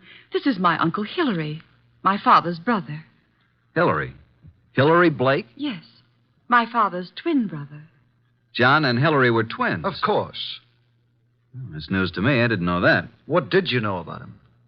Well, now that I look at him, now that I can recall his speech, there is a difference. And now, why do you think John Blake is dead? I've just come from police headquarters. You mean he's been murdered? No. From all indications, he's committed suicide. Suicide? Are you sure? Poor father. Oh, I was afraid of this. This morning, a hat and an overcoat were found on the East River docks near Pier 9. In the coat was a typewritten copy of a will made yesterday. The hat bears the initials J.B. There was a will? Yes. Could you identify the hat and coat, Miss Blake? Well, yes, of course. Very well. Come in, Sergeant. This is Sergeant Hanlon. Miss Blake, do you recognize this coat and hat? Yes. Oh, yes, I do. They were father's. Oh, Wilbur. Suicide? I can't understand it. But the hat and coat are not conclusive evidence. What about the will found in the pocket? Show them the will, Sergeant. Read it, miss. You read it, Wilbur? To my daughter, Anita Blake, I do hereby bequeath all my property, personal and real, including the portrait painting of her mother, my dear deceased wife, Marcia Blake. This will supersedes any and all instruments previously drawn. But no signature. I have the original. Here you are. Where did you get this? Notice the signature of the witness? Archie Goodwin. You witnessed his signature? In Nero Wolfe's office. But Mr. Blake had his own attorneys. Nevertheless, he came to Mr. Wolfe to take care of the will. If we hadn't recognized him from his photos in the papers, I wouldn't have witnessed the signature. Anita, is this your father's handwriting? Yes. Yes, it's his, all right. But this still isn't proof that he's dead, nor that he committed suicide. No corpus delicti. And the body may not be found for days. But this evidence we have here certainly indicates that a body will be found eventually. Maybe not, Mr. Goodwin. It's possible they could have... What were you going to say? Nothing. Miss Blake, in a way, I blame myself for your father's death. How do you mean? I had a sort of premonition. It's obvious now why he came to Nero Wolfe. Is it? He wanted someone who didn't know him personally. His own attorneys would have been able to see through his plan and prevent his carrying it out. But he made a will. Why did he draw this new one? Yes, that's what I don't understand. Well, I still am not convinced that he committed suicide. Mr. Blake, here is a letter he asked to be delivered to you. Oh, well, now. Perhaps it will shed some light on the problem. What does it say, Uncle? Jove. It says, Hillary, 25 years now, jealousy and bitterness have kept us apart. I know why you stayed in Australia all these years. I know you loved Marcia. She was rightfully yours. But I loved her, too, and I couldn't go on without her. I know you've despised us both, and I've pretended to despise you. I had to pretend, because I lied to Marcia. I told her you were engaged to marry a woman in Sydney. Marcia was innocent. I was to blame. When Marcia died last year, and you wrote that you were coming back, I knew then that your resentment had faded, but I didn't answer you, and I've kept away from you because I couldn't face you. I've told you all this because things have happened which you will learn soon enough that have decided me to close my book and write fini. I have made a new will, leaving everything I possess to Anita. Anita is young, Hillary, and I beg you to watch after her as though she were your own, which, but for my selfishness, she might well have been. Forgive me, Hillary. Well, this certainly indicates suicide. But what does he mean by things have happened? That, Miss Blake, is the motive, for which we'll just have to wait. Yes, for that and the body.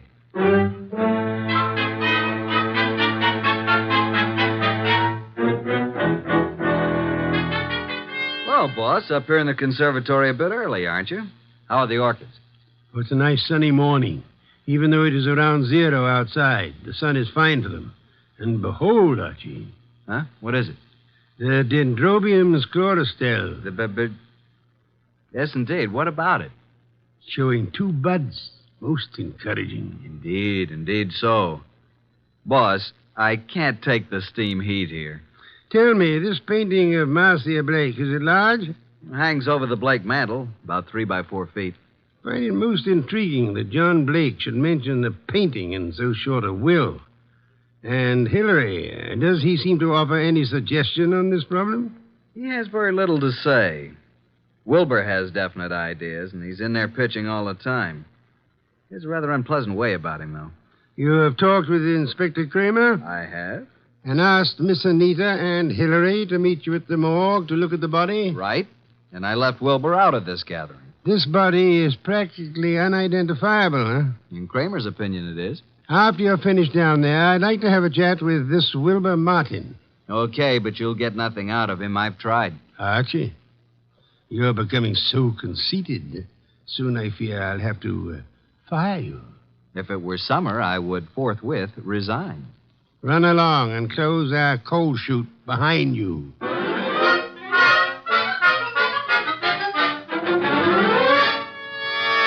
Morning, Inspector Kramer. Up early. Yeah, Goodwin. I'd just love to come down to this morgue. This is Miss Anita Blake and her Uncle Hillary Blake. Howdy do. Good morning, Mr. Goodwin. I hope you don't object too much to my joining the proceedings. Oh, I know, Wilbur. I suppose it's all right. Please, Mr. Goodwin, what's happened? There's a body here. Rather badly bruised and cut and in a bad condition, but I think you should look at it. Oh, I'm sorry, Miss Blake, but I'm afraid it's necessary. very well. I'll be all right. I'd like to come along. Oh, yes, Wilbur, you must. Well, come on. This way.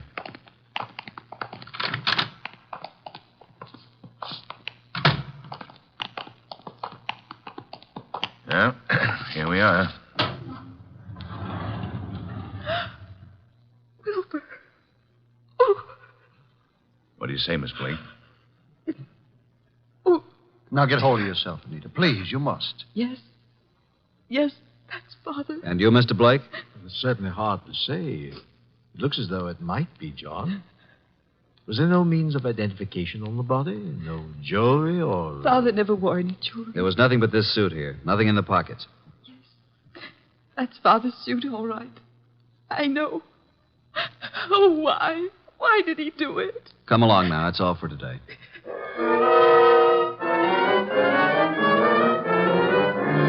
Mr. Wolfe, this is Mr. Wilbur Martin. Ah, yes. How do you do, Mr. Martin? Sit down. Thank you, sir. No. Take the red leather chair. That's right. So glad you could come. Archie, beer first. Tell me, Mr. Martin, you saw the body? I did. Whether it was John Blake or not, I'm not sure. But Anita feels positive enough. You are skeptical about the suicide theory, huh? Well, yes, I am. Are you trying to cast suspicion on someone else? No. He thinks he was murdered. I do? But not by you, of course. Certainly not. But who would know that John came here, signed the will, and gave us the letter to his brother? He must have contemplated suicide, don't you think? Are you positive it was John Blake who signed the will? How interesting. You think it was his brother Hillary who came here, posing as John, huh? It could have been. But the man was quite gray and had no Australian accent. Hillary could have dropped the accent for a short while and grayed his hair, and they were twins. So enlightening, Mr. Martin. Do go on. After he left you here, he could have killed John and thrown him in the river, and left his overcoat and hat on the wharf. And why would Hillary kill John? Well, there may have been several reasons. Maybe because of Marcia. Well, several reasons. Tell me, did John Blake object to your engagement to Anita? No, why should he? I don't know. I merely asked. Anita Blake identified her father's handwriting. She identified the body. You still believe it's murder? Maybe she only thought it was his handwriting. You had best be careful, Wilbur. In trying to make a murder out of this, you might place yourself in a most unhappy position. I checked the letter and the will with papers at John's office, and the handwriting is identical, in my opinion. Maybe Hillary is clever at forgery. Maybe. Did you have the experts check the writing? Not yet. Then how can you tell unless you had a bona fide sample of Hillary's writing? I take it that you found a sample of Hillary's writing? Some letters from Hillary to John? Yes. I found a package of them in John's desk at his home. That, Wilbur, is most encouraging. Here they are. Several of them tied together. Some written in 1928 and a couple in 1948. Now, we'll tell you something. We never thought John committed suicide either. You didn't? No. And before you go, Wilbur, Write your name here on this pad. Very well. Thank you so much. I hope we shall see you tomorrow.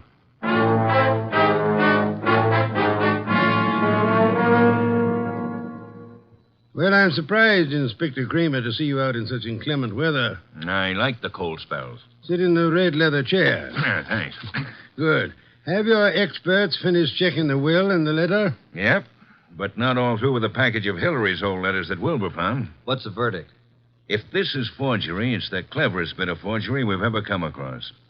My men say the will and the letter you received appear identical with the specimens from John's office. Indeed. The will and the letter then do seem to have been written by John Blake. Yes. But on the other hand, and this is unusual, by comparing this letter from John with a letter Hillary wrote from Australia in 1948, we found characteristics in both men's letters which were definitely similar.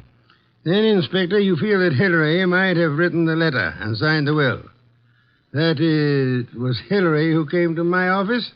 It's a tough thing to prove, but I think that's being on the right track. Inspector, what about the rest of the package of letters I got from Wilbur Martin? They're still working on those down at headquarters. What about young Wilbur? So far, can't see much in him to worry about, but it's a bit early. Archie, phone out to the Blake mansion and tell Wilbur Martin that we've uncovered the whole thing. And if Wilbur's in on it, he'll be gone before you get there. We can pick him up later. Okay. I'll let you know about the rest of Hillary's letters. Good. We won't phone out there until you're finished. And I'll call you as soon as possible. Archie, I want you to look into the affairs of the Plymouth Building and Loan Company. See what you can learn about the actual stability of the company. Okay. Boss, please put on your muffler and overcoat and open a window. A candle couldn't burn in this place. Yeah. I'm on my way.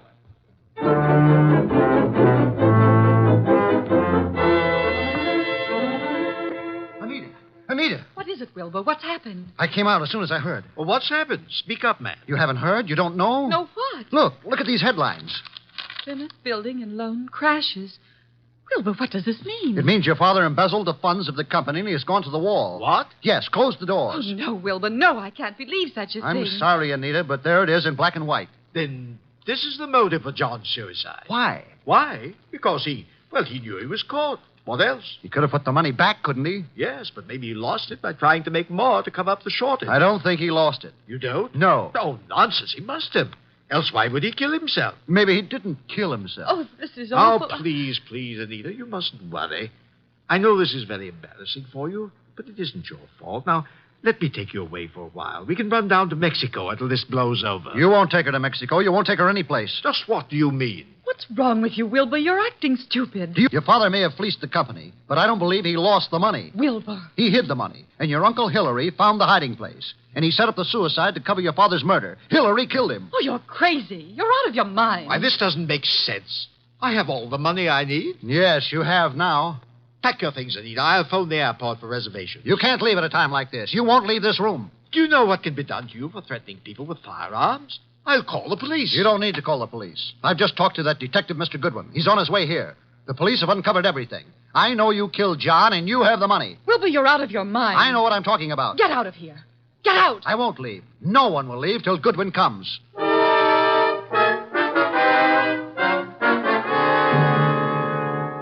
Archie, come in, Miss Blake.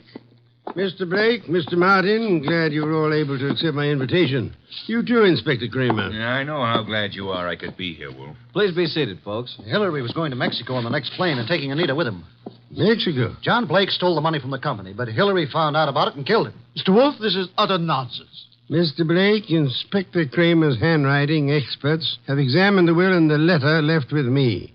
They have also checked them with your recent letters from Australia. Indeed. And your letters from Australia show a definite resemblance, having the same characteristics as the letter and the will you've given me. You mean you think that I signed the will and wrote the letter? Definitely. Ridiculous. But there's something else. The will mentions a painting of Marcia Blake, Anita's mother.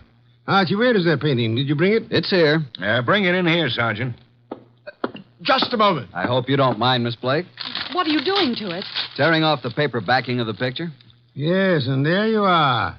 There's the reason for the whole thing. Bonds. pasted in the back. Thousands of dollars in negotiable bonds. Then Hillary did know about the money. He killed John for all this. He had Anita order the picture to be credited for shipping. I did no such thing. Nevertheless, you didn't kill John Blake. Certainly he did. Look at these 2 letters from Hillary Blake to John here in America. What are the dates? September and November 1948. Those were supposedly Hillary's most recent letters to John. And look at these letters, June and July 1928. Notice any difference? All are signed by Hillary, but the ones dated 1928 are not at all like the ones written in 1948. Not the least similarity. The ones dated 1928 were written by Hillary. But those dated 1948 were written by John. By John? How do you mean? Carry on, Inspector. You're under arrest, Mr. Blake. Not for murder, because there's been no murder. You're under arrest on a charge of embezzlement. Embezzlement? Oh, but how can And you, Miss Blake, are under arrest as an accomplice. What? I don't understand. Mr. Wolfe. Wilbur, you yourself unearthed the old 1928 letters, really written by Hillary from Australia. The recent letters are not in the same handwriting. They were poorly forged by John in 1948. Furthermore, we checked with Australia and learned that Hillary Blake died in Sydney 10 years ago. And this man here is really John Blake, posing as Hillary to escape the penalty for looting the company. Anita. It just doesn't seem possible. Anita knew all about it, and they might have gotten away with it if they hadn't come to us, Archie. What a fantastic plan. I'm giving you back your $1,000, Mr. Blake, but I'm afraid it won't do either of you much good now.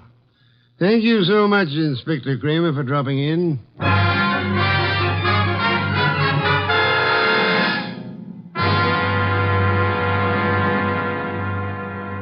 Well, boss, that was a clever bit of deduction. You really think so, Archie? It was quite a blunder for so clever a man as John Blake. Why did he make the mistake of coming to us? There are many holes in the plans of the criminal mind. He must have forgotten about the 1928 letters, or he would have destroyed them. And he underestimated Wilbur's intelligence. And I thought he was a dope, too. But he was half right. He really slipped up on the body in the morgue. Inspector Kramer was most kind to cooperate with us in that little act. Anita was too eager to identify the first body she saw. And the painting. You sensed there was more importance attached to it than the fact that it was a work of art. True. Some beer, please, Archie. Coming up, boss? Now, that brings me to an unpleasant subject. What's that? You were talking about resigning. Are you still in that frame of mind? Resigning? When did I say anything like that? Then you're going to be content with conditions as they are? Why, of course. What are you saying? And you don't mind it a bit as long as this dreadful weather continues? Well, not at all. Don't mind what? Going in and out of the house through the coal chute. You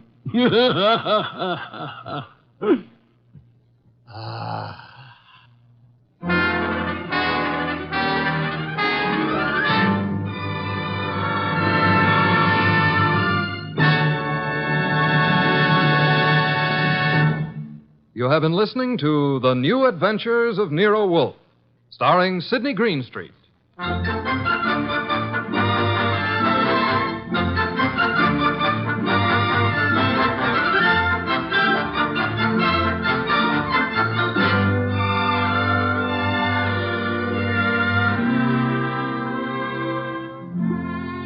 Tonight's transcribed story by John Edison was based on the characters created by Rex Stout and produced and directed by J. Donald Wilson. In tonight's cast were Harry Bartell as Archie Goodwin, and Victor Rodman, Louise Arthur, Hal Gerard, and Bill Johnstone. Next week at this same time, Nero Wolfe and Archie will bring you The Case of the Disappearing Diamonds. Don Stanley speaking. 3 chimes mean good times on NBC.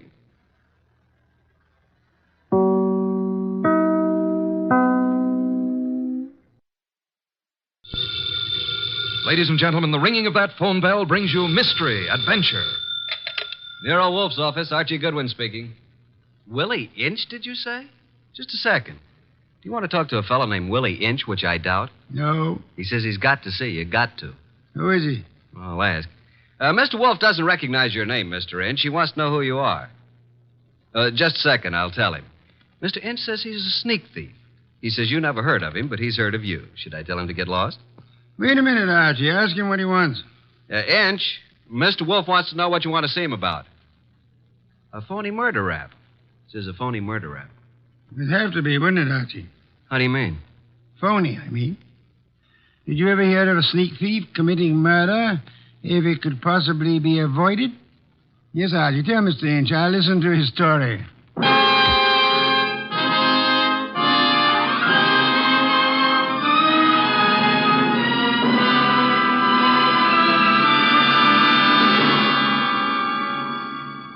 Ladies and gentlemen, it's that renowned genius who is the bulkiest, balkiest, most ponderous, and most brilliant detective in the world. Yes, none other than that chair-borne mass of unpredictable intellect, Nero Wolfe, created by Rex Stout and brought to you in a new series of adventures over this NBC network in the person of Mr. Sidney Greenstreet.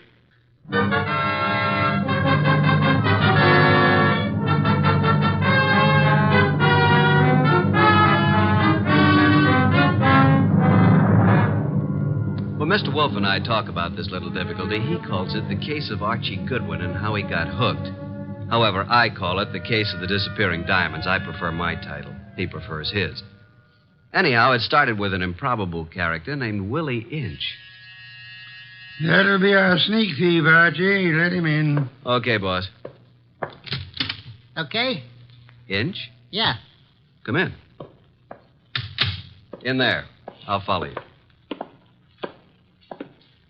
Mr. Wolfe, this is your client. Mr. Inch? Yeah. Tall fellow. Must be over 6'6". Sit down. Where? Archie? Here, Mr. Inch. This ought to be comfortable. Well, Mr. Inch? Look, Mr. Wolfe, they're going to claim that I killed a woman I never even touched. And I'm going to fry for something I never even done. All right, Mr. Inch. How did you kill her? I didn't. I never killed nobody in my life. Mr. Inch, you say you're a thief. Can you prove it? I got a record. Why? I was wondering about that bulge in your pocket. Oh. Oh, here? It's a silver cigarette lighter, ain't it? I guess it sort of dropped into my pocket as I was going by. You see the way it happened? Never mind, Mr. Inch. Now tell me how you didn't kill the woman for whose murder you will fry. Well, Mr. Wolfe, sir, it was like this. There was a window half open, you see, and I happened to crawl inside the house. But hey, now. Well, Mr. Inch? This is just between us, ain't it? Possibly. How do you mean? Explain, Archie. Mr. Wolfe said possibly. Oh. Well, okay. So I happen to find myself in the bedroom, see? So I happen to sort of roam around, and I hear there's like a party going on. You know, people and music. So I lock the door. So go on. Let him tell it his own way, Archie. Well, Mr. Inch? So that's the mistake I make. Mistake? Maybe I leave my fingerprints on the door. So? So later, a dame gets herself knocked off in the same room, and they look for fingerprints, and they find mine. I'm it. That's all. I got a record. So the chair. I see. Pitiful case, isn't it, Archie? Very, very mournful. Inch. Yes, sir. I presume you came away with some souvenirs? Oh, nothing. It wasn't worth the trouble. You know, just odds and ends, junk. Have you got the junk with you? Yeah. Let me see. Here. Cigarette case, platinum. Lighter, gold. Vanity case, gold. That's all? Positively. Junk, the man says. I promise nothing, Mr. Inch, but it might be better if you told the truth. Me? You. Oh, well.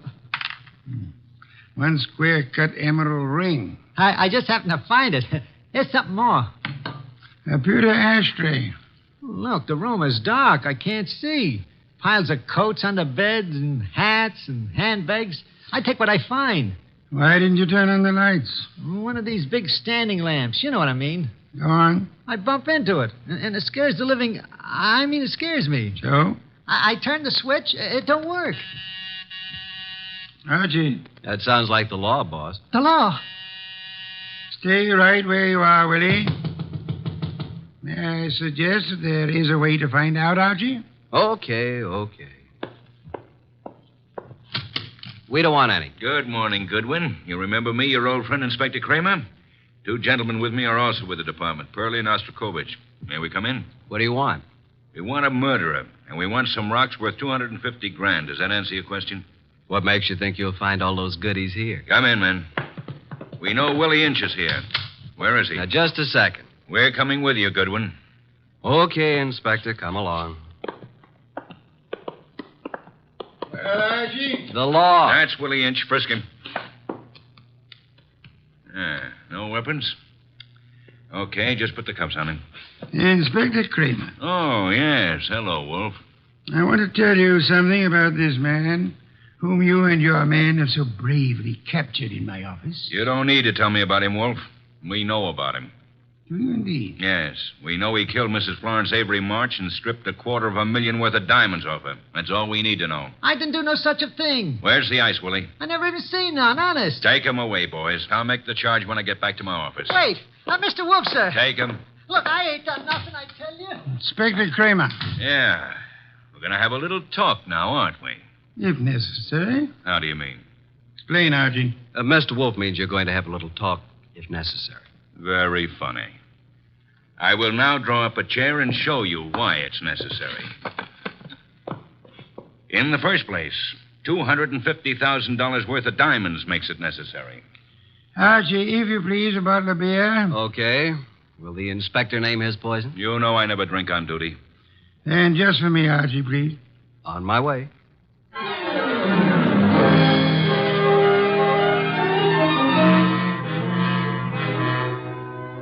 While I opened a bottle of imported beer, it occurred to me that I had something to be grateful for.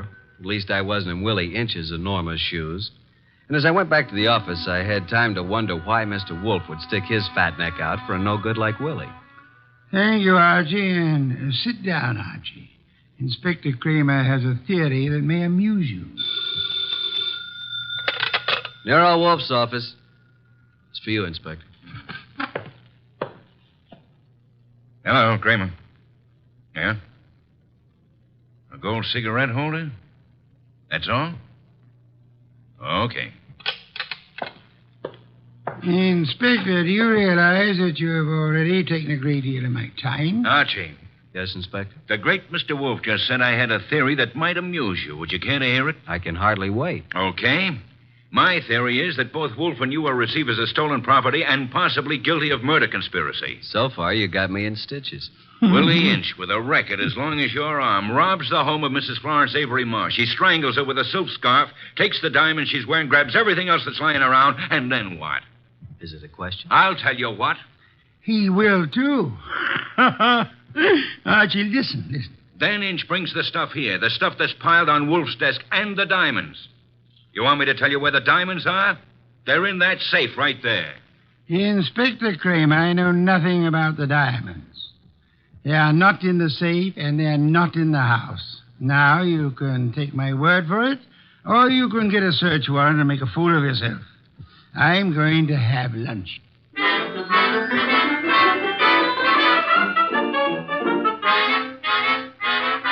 By 2 o'clock, the newspapers were full of the murder of Mrs. Florence Avery March. The suspect was already in custody, caught at the home of Nero Wolfe, well-known private investigator. Some of the stolen jewelry had been recovered, but not the diamonds. Then we had a visit from Mr. Anson Stark, who had opened Mrs. March's door and found her dead. Stark was a big athletic guy of about 30 or so, with the large, capable hands of a surgeon or a laboratory worker. He seemed annoyed at the inconvenience we caused him, but that was only natural. That's the story, Mr. Wolfe. I don't see how I can add anything more to it. You had known Mrs. March for several years, huh? Casually. When you broke the door open, was it difficult? Not very. You were the first into the room? There were 3 or 4 of us. We pushed in together.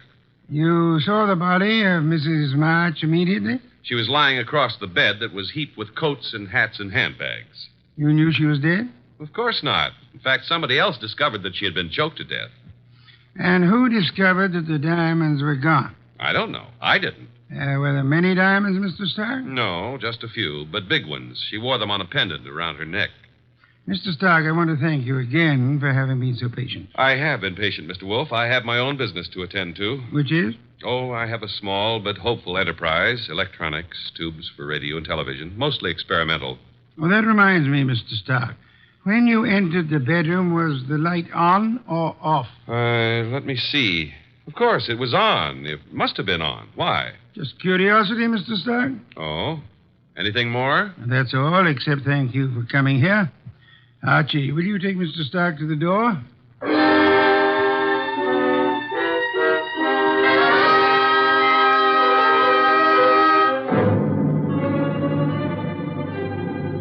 Mr. Stark departed like a man who'd been delayed by a petty annoyance.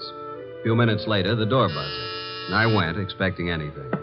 Anything but what was standing on the threshold when I opened up. A honey blonde. Or, to put it another way, a blonde honey. I said hello. No, more like hello. Are you Mr. Wolfe? I'm his assistant, Archie Goodwin, and what can we do for you? Well, I'm Valerie Ladd. And I'm Archie Goodwin. Or did I tell you that? Well, that's exactly where I came in. Well, I mean, where I thought you were going to ask me to come in. Oh, come in. I'm sorry. Well, is he here? Wolf? Mm-hmm. Does he know you? No. Is he expecting you? No. I see. Of course you don't see, do you? Well, this is it, Mr. Goodwin. I'm a writer. Well, I may not look like it, but that's what I am. And I want to do a profile, a character study of Mr. Wolfe for a magazine. Uh-oh. Well, what's wrong? Well, you see, there's a writer named Rex Stout. Oh, I know. He's written a lot about Nero Wolfe, but, well, can't I write about him, too? I don't know if he's going to like it, but you can't be shot for trying. Come on. Mr. Wolfe, this is Valerie Ladd. Pardon me for not rising, Miss Ladd. It is not impolite. It is merely impracticable. Miss Ladd wants to write about you for a magazine. Please, Mr. Wolfe. Nonsense. Mr. Wolfe, if I could just spend a few hours with you, that would be enough. Would it indeed? Oh, yes. Have you written much, Miss Ladd? Oh, reams. You know, the habits of writers interest me. The habits? Yeah, the writing habits. For instance, do you use a pen or a pencil? Do you dictate, or like most writers, do you do your own typing? Mr. Wolfe, if you knew the hours and days and years that I've pounded a typewriter. Of course. Archie. Yes, sir? Why don't you take Miss Ladd up and show her the orchids?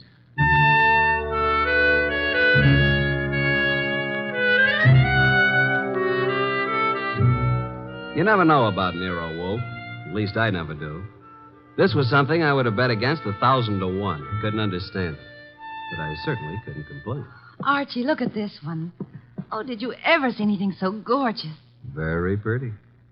They're all just beyond belief. Yeah? But you're not even looking at them, Archie. What? Oh. Archie, are you always like this? What do you mean like this? Well, so distant and preoccupied. Honey, you got me wrong. Completely. I was thinking. Oh. Yeah, about telephone numbers. It's a lovely thing to think about. What can you think about telephone numbers? I was thinking how some girls have them and some don't. Oh, I see. Archie, I apologize. For what? I did have you wrong. You're not a bit distant. I can be a lot closer than this, honey. What is it? What's what? The number. Oh, well, it's in the book. Yeah? No wonder. Sound as if you don't believe me. Oh, I believe you, but here's a telephone book here. Let's look it up together, shall we? Archie. Yeah. I'm afraid I lied to you. I was afraid of that, too. Are you angry? Well, I can take no for an answer, honey. Even when it's hard to take. Archie, I've changed my mind. I want you to have my number. And I want you to use it, too. You know, honey, I'm beginning to take an interest in this dialogue. Let's have it. Okay. Olympia 93659. And a very, very pretty number it is. Valerie Ladd. 2 D's? Mm-hmm. Olympia 93659. Honey blonde. Gorgeous. Oh. Spelled gorgeous. There. What are we doing tonight, Olympia 9? And I said that you were distant and preoccupied. We were talking about tonight. All right, Archie. Yes, I'd love it. Oh, these orchids, they're really beyond belief. And you won't even look at them. True. I'm too busy looking at you. Well, how do I look, Archie? Beyond belief, honey. Beyond belief. Well, there goes the Goodwin luck again. It's a house phone, partner. Mm-hmm. Yes, sir. Okay. He wants us to come down. Archie, Yes, dear. even if he says no, we still have a date? Honey, though the heavens fall.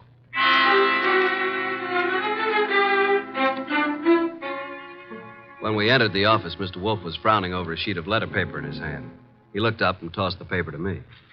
That is a peculiar thing, Archie. The sheet of letter paper just arrived. Since Miss Ladd is interested in detection, show it to her. Thank you. Well, some sort of code, isn't it? QWERTYUIOP. That's all. What do you suppose it means? You're kidding. Archie. Oh. What? Did I say something wrong? No. Miss Ladd, I'm sorry, but I'm afraid I haven't time for an interview just now. Goodbye, Miss Ladd. Oh, but Mr. Wolfe. Goodbye, Archie. Say goodbye to Mr. Wolfe and let's go, honey. Goodbye. That's the way things can be around here. Well, here's the door, and shall we pause for station identification?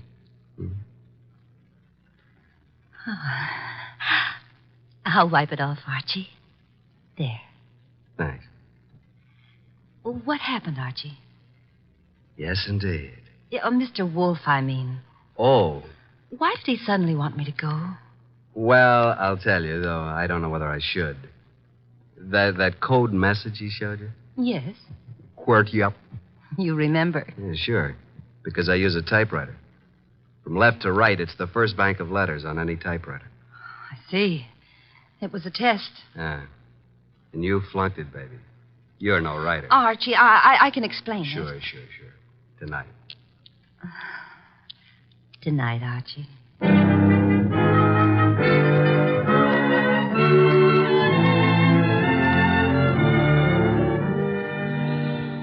You do believe me, don't you, Archie? Oh, of course, baby, of course. Well, it's just that I was there at the party, when poor Florence was murdered.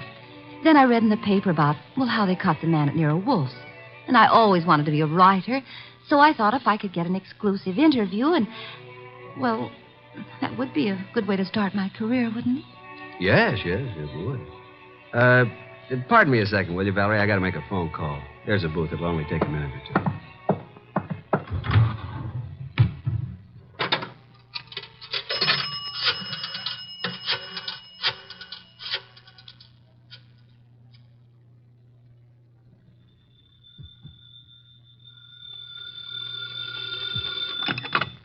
Nero Wolfe speaking. Archie, I'm at the Riviera with Valerie Ladd. I'm happy for you, Archie.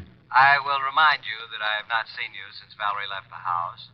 I was otherwise occupied, Archie. With orchids. With orchids? What do you want, Archie? Look, with that typewriter gag, you practically told me she was a phony, didn't you? Of course. Just for the record, how did you know? Have you looked at her fingernails? She never touched a typewriter in her life. I wanted to be sure. Okay, now do you want me to tell you something? You mean that your charming companion Valerie was at the party when Mrs. March was murdered? How did you know that? Simple, Archie. I got a list of the guests from Inspector Kramer. Among them was the name of Valerie Laddway. Simple? Laddway. Ladd. Yeah, sure. Okay, what am I supposed to do about it? Just hang on, Archie. Just hang on.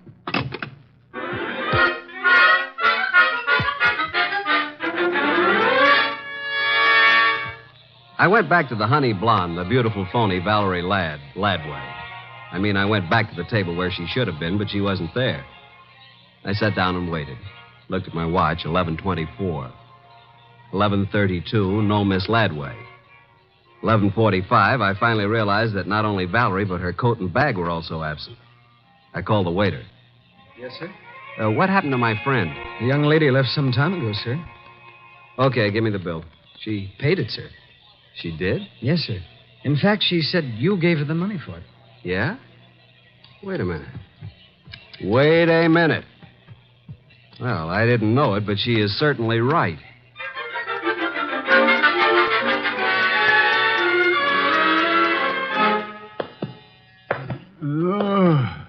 Oh, my. Well, Archie, this is most thoughtless of you. Sorry, I lost my keys. My money, too. Your keys, Archie? Yeah. Glad you were still up. You lost Miss Laddway, too? Definitely. I'm going to bed. Good night, Archie. You think it's funny, don't you? Yes, Archie. Yes, I do. Good night, Mr. Wolfe. Archie, Yeah? before you retire, one thing. What? Open the safe, will you? And leave it open. Why? Because there's nothing in it of importance. And it's a valuable safe, and I don't want it damaged. Good night, Archie.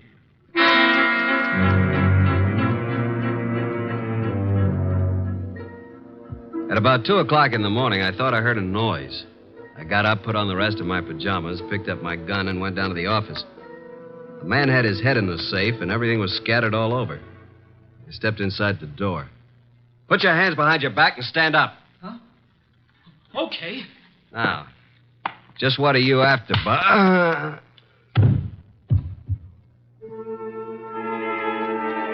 When I woke up, I was alone on the office floor.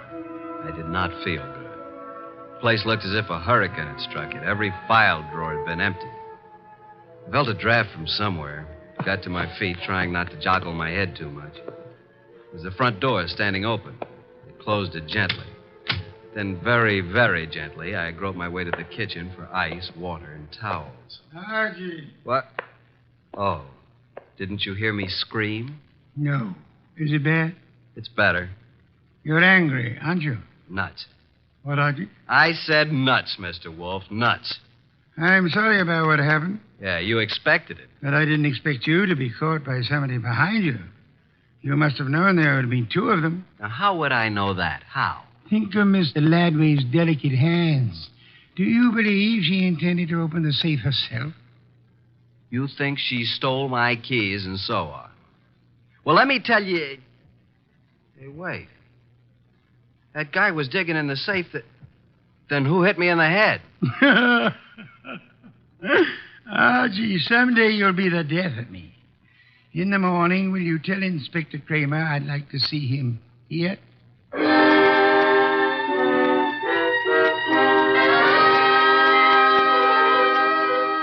Fuming and protesting, Kramer arrived about 1:30.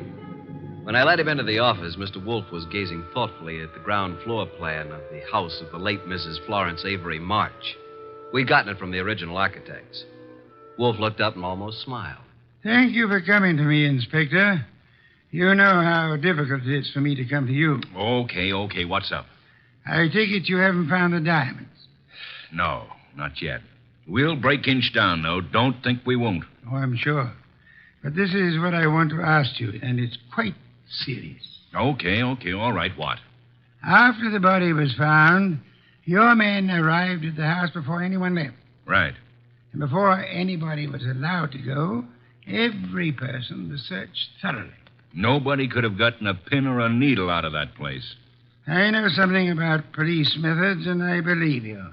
Now, how thoroughly did you search the house itself? Wolf, look.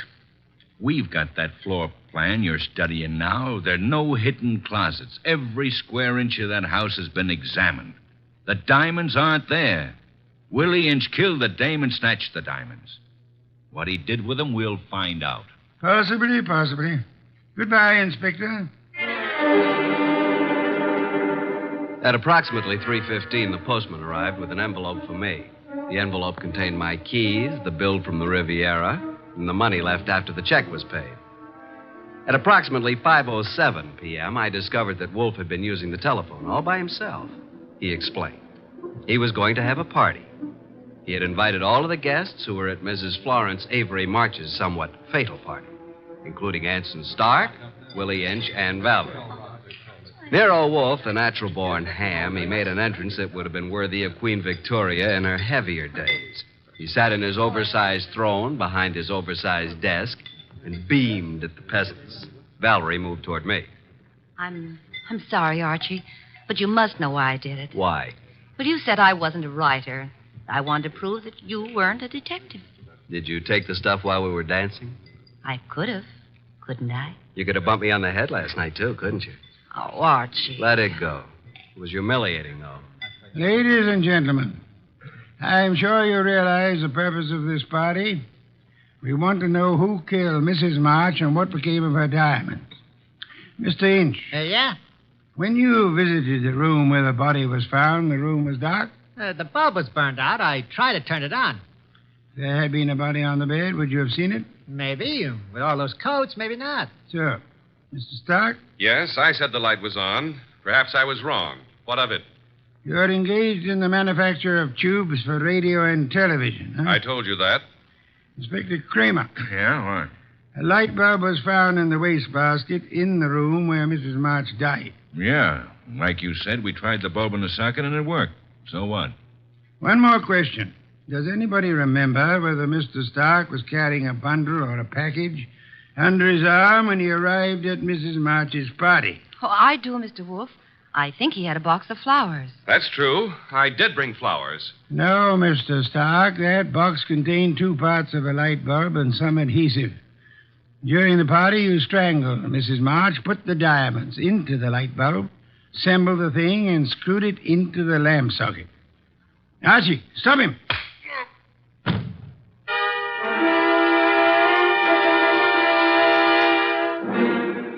Really, Archie, it was quite simple. Light bulbs are only a stem glass bowl and a brass sheath. Yet nobody, including the police, would think of looking inside one. Mr. Stark could come back and collect his treasure any time after the excitement had died down.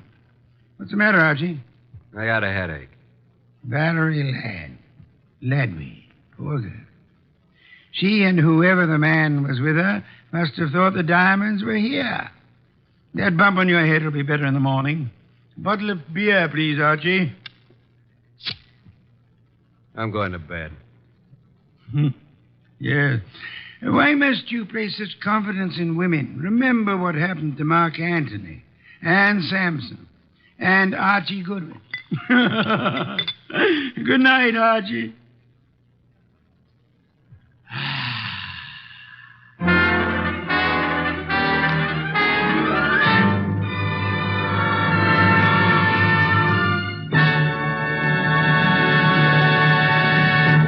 You have been listening to The New Adventures of Nero Wolfe, starring Sidney Greenstreet.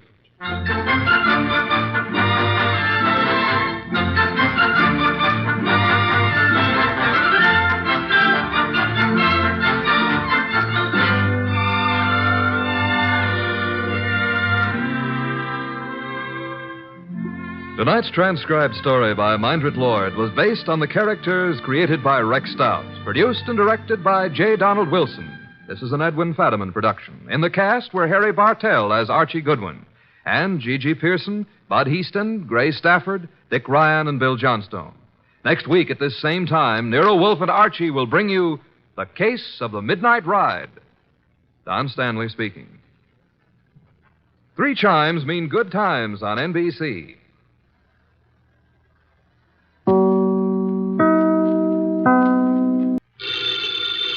Ladies and gentlemen, the ringing of that phone bell brings you mystery, adventure. Nero Wolfe's office, Archie Goodwin speaking. Who? Oh, yeah. Hello, Doc. How are you? What? In trouble? You? More trouble. You attract trouble, Archie. Hang up. It's our dentist, Dr. Thrummig. Let him wait. We never can find him when we need him. Tell him it's after office hours. Doc, you're talking so fast I can't make head nor tails of it. Look, listen, Doc. Come on over here and we'll be able to hear you. It'll only take you a few minutes. Right. You consistently disobey me. I want to work on my paper about odontocosms. Doc Thrummig has a friend who's in some trouble, and he needs our advice. Besides, we owe Doc a fair-sized little bill, remember? Money again, Archie. Money is the curse of our times. Yeah, man. Bring on all the curses that is available.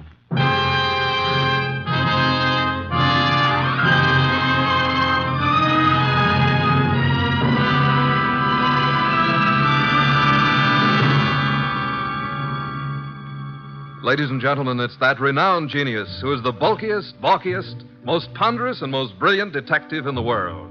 Yes, none other than that chair-borne mass of unpredictable intellect, Nero Wolfe, created by Rex Stout and brought to you in a new series of adventures over this NBC network in the person of Mr. Sidney Greenstreet.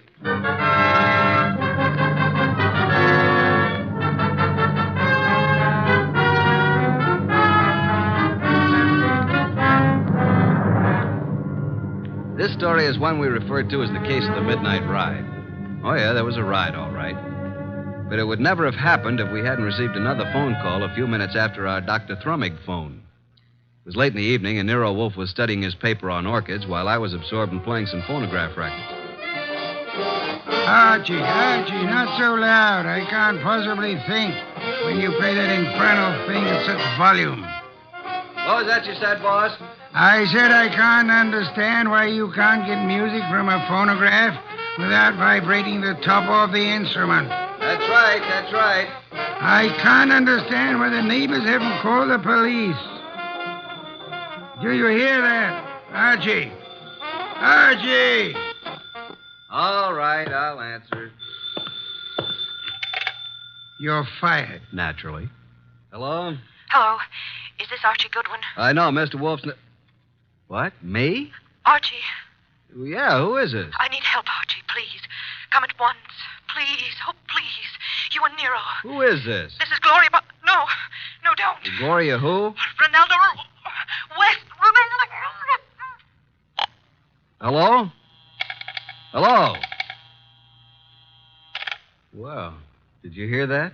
Another female bar. What happened? Boss, who do you know named Gloria? Gloria?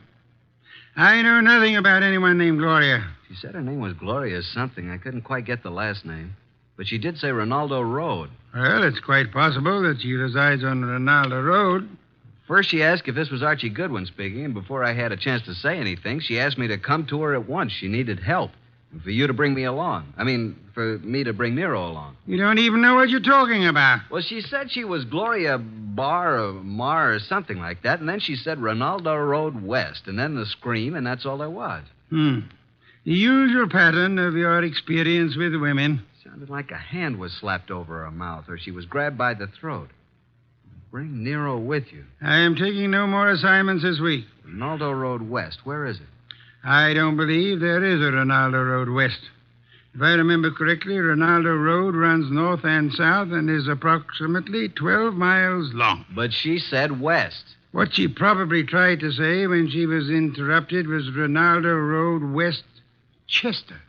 Westchester, of course. Asked Inspector Kramer to try to check on that phone call. I'll ask him to try. By the way, do you expect to find this Gloria alive, Archie? I certainly hope so. And are you aware that if someone strangled her, then they must have heard her speak your name? Yes, and yours, too. Shall I open it, boss? Why not? Let us face it, Archie, huh? It's me, Archie. Wait till I slide the night chain off, Dr. Thrummig. My nose. I forgot all about you, Doc. Where have you been? It's only been 3 or 4 minutes. I have never had such a disturbing night since I had my first patient. But at first I was afraid to leave the house. And why were you so afraid, Dr. Thrummig? Well, there were 2 men sitting in front of my place in a car. Oh, good evening, Nero. Were they waiting for you, Doctor? Well, why not? It's very likely. Since she called me, I've been so completely unnerved. Here, that Doc, here. Have some brandy. Oh, no. You know, I never... well, that is, a small one. I am upset. You understand, Archie. Well, that's better. Just who called you and upset you so? Oh, hello, Nero. Did someone call me? When? You phoned me frantically that a woman called you. I couldn't understand you on the phone. Oh, yes, poor Gloria. She was cut off. Oh, Gloria. Did you say Gloria? Well, didn't I? I thought I did. Oh, dear. What did you say? I said Gloria. Oh, my, isn't that strange? I thought that's what I said. No more, please. We just had a call from Gloria. Who is Gloria? Well, you remember. We all went to school together. That is... you do, too, remember. Gloria, she was... Just what is Gloria's last name, Dr. Thrummig? Well, it was Gloria Barnsworth. I don't know what it is now. That's what she was trying to say to me, Barnsworth. Did she tell you where to find her? No, she didn't. Oh, dear me. She was just about to tell me when I said I'd call you and Archie and get your help. And then she was cut off. How do you know she's the Gloria Barnsworth you knew and I'm supposed to know? My. Could you open the windows? Why, yes. Archie. Oh, sorry, Doc. The air outside's contaminated. Oh, is that so? With what? Oxygen. These factories. Oh, well, I found her picture in an old class photo. Here it is. Oh, yeah. now I remember. But, Doc, you and this gal were several years ahead of me in school. I'm not in this picture, so she must be about 40 now. Well, gentlemen, you both seem to have the situation well in hand now. So, if you'll excuse me, I will retire to my room. Oh, yes, but we don't have anything figured out yet. But you will. Let me know in the morning how successful you have been. Good night. Well, anyway, a woman called here, and just as she was about to tell me who she was and her address, she was cut off as though she was strangled. Yeah, Archie, did you say someone strangled her? I don't know, Doc. I hope not.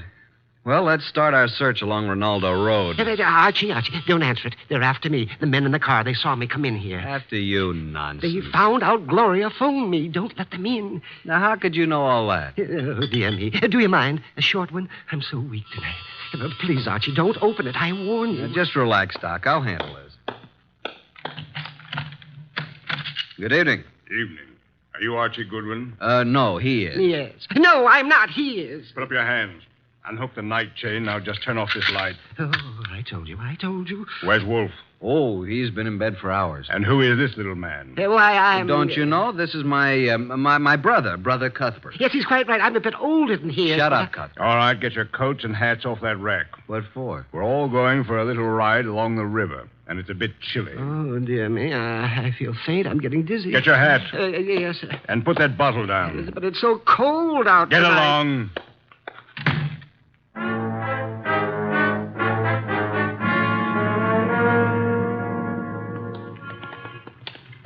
Here's the car. Now, Mr. Goodwin, hand over that gun in your pocket. But I haven't got...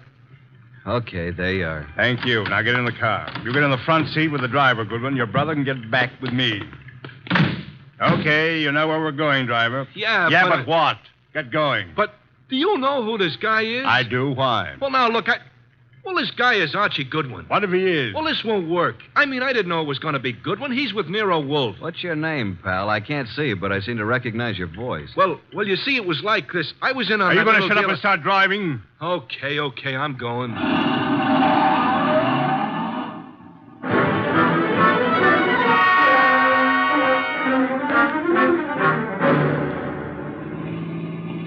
Now, see here, it's getting very late. I don't like this.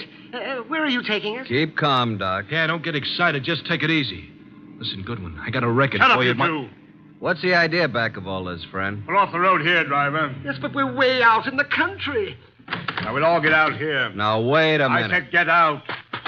You too, driver. Oh, now, wait a second. What's the big idea? Now, all of you start walking over to that clump of trees. Go on. What's he going to do? What do you think? Okay, that's good. Just stand there. Now, get out your gun, driver. Oh, now, wait a minute. This isn't Get the out way your you said- gun, and don't turn around, driver. Now, let him have it. Go on, or I'll kill you. I don't go in for this kind of stuff. Besides, Shoot someone and is... empty your gun into them. Go on. Now, just drop your gun on the ground. There. Now, I will take Goodwin's gun, and after I finish with it, I'll just toss it over beside his body. You what? Hey, now, wait a You minute. will notice I have gloves on.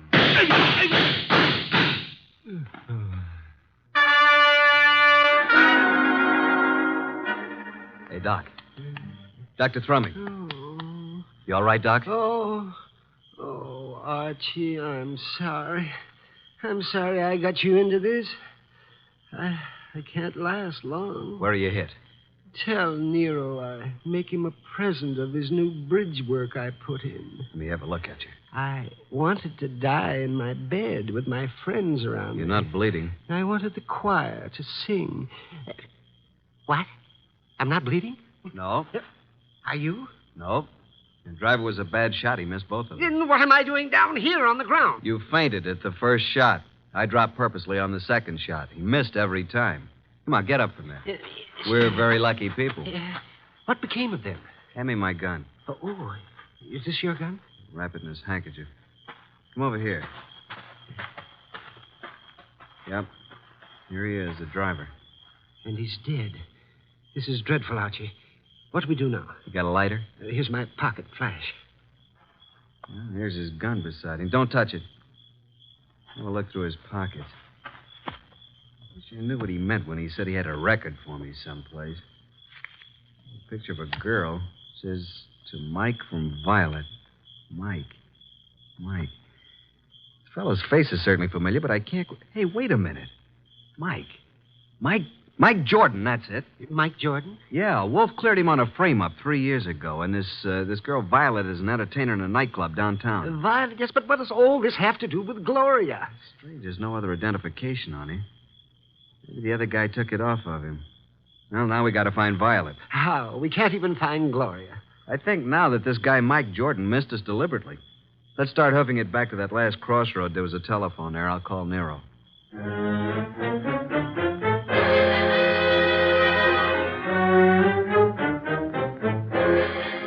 So that's the story so far, Mr. Wolf. Sorry to wake you up, but we wanted you to know. Yes, we did. Oh, such a night. What was your reason for telling the man that Dr. Thrumming was your brother? Well, I didn't want him to know that it was Doc because Gloria had called Doc, and he must have known about it. And the driver turned out to be Mike Jordan. And what did Mike say to you in the car? Well, he didn't finish, but he said, I got a record for you, Goodwin. And then the man shut him up. And when you located Violet at her place, she was cataloging recordings, Bring her in here now, Archie. Sit down, Dr. Thrumming. Yes, I am a bit weary. Come in, Violet. Violet, this is... Hey, wait a minute. You're Nero Wolfe. Sit down, Miss Violet. Oh, what's the idea, Mr. Goodwin? Why'd you bring me here? Will you look at this photo? It says to Mike from Violet. Where'd you get this? I got it, Violet. What we want to know is, where's Mike now? What's he doing? Can you tell us where he lives? What's Mike done now? Can you tell us his address? Maybe. Do you know who he has been working for? Yeah. A guy with a big car and a lot of dough. You've seen this man? Yeah, kind of a good-looking guy. I think his name is Durant or something like that. I understand you've been occupying yourself with cataloging some phonograph recordings. Yeah, that's what I was doing when Mr. Goodwin came in. Mike's got a home recorder over at his place. Do you have all the records that have been made on the machine so far? No, just what we made in the last week. Lots more at his place. Do you and Mike know of a woman named Gloria? No, at least I don't remember. It was on Rinaldo Road. Gloria Barnsworth was her maiden name. Where is this Rinaldo Road? I don't know. It's in Westchester, we think. I've never been there. What has Mike done, Mr. Wolfe? Is it bad? As a matter of fact, Mike is in the clear. Good. There is no charge against him, and there never will be. You haven't seen him for a couple of days? No. And I never go to his apartment unless him and some guests are there. Do you know where he is? Will you give me the address of his apartment? Okay. 324 East 35th Street. Thank you very much, young lady. What's all so mysterious? Oh, something's happened to Mike. I can tell by the way you talk. Very well, Archie. You have a special visit to make. Look for the machine, and it's quite late, so you had best hurry. Well, I'm going with you, Archie. Good night, Nero. Good morning. Oh, I don't even know what day it is. Come along, Violet. We'll drop you at your place first.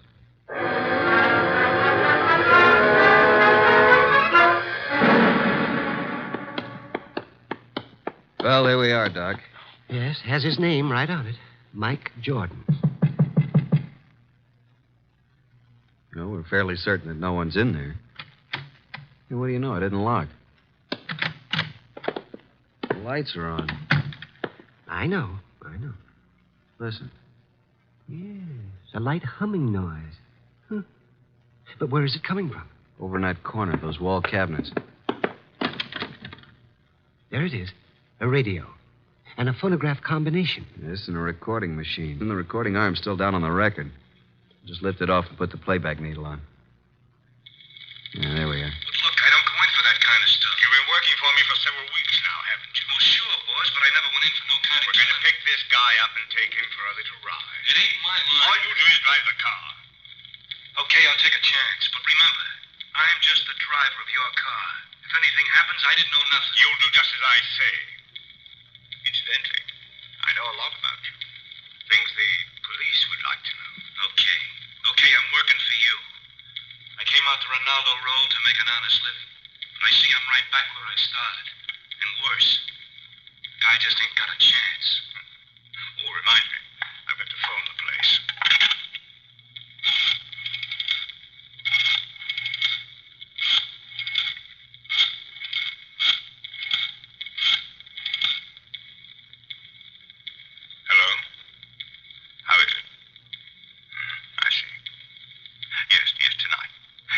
just as planned. Oh, yes, he's all right. All right, don't worry. Goodbye. Have you got a gun? Sure, but I never used it. You won't need it. But I want you to bring it along just in case I do. Now, you've got nothing to worry about. I'll take care of everything. And nothing will be traced to either of us. You got your money? Let's go, Mike. It's getting late. Well, Doc? He did say Rinaldo Road. That's where our Gloria called from, so they're all tied in together. Come along, Doc. We're going back to Mr. Wolfe again, and we'll just take this record with us.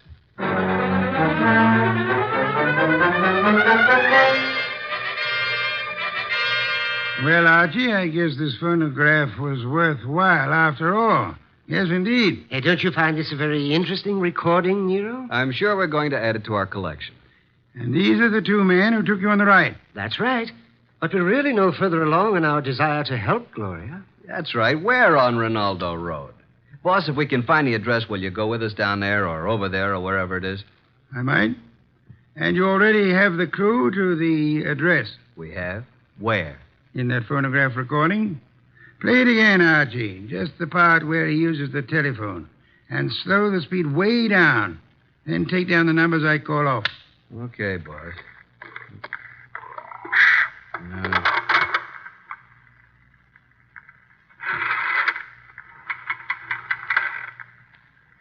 Six. 5. 3. 2. 2. 3. That's enough. By slowing down the record, we were able to count the clicks of each number he used on the dial. Now, there's the number the man called. We hope it is on Rinaldo Road. Have Inspector Kramer get the address of that number combination, and we are ready to make our assault. I'll call Kramer, and then I'll get the car out. It hadn't been out for weeks. Maybe it won't start. No such luck, Archie, I assure you. No such luck.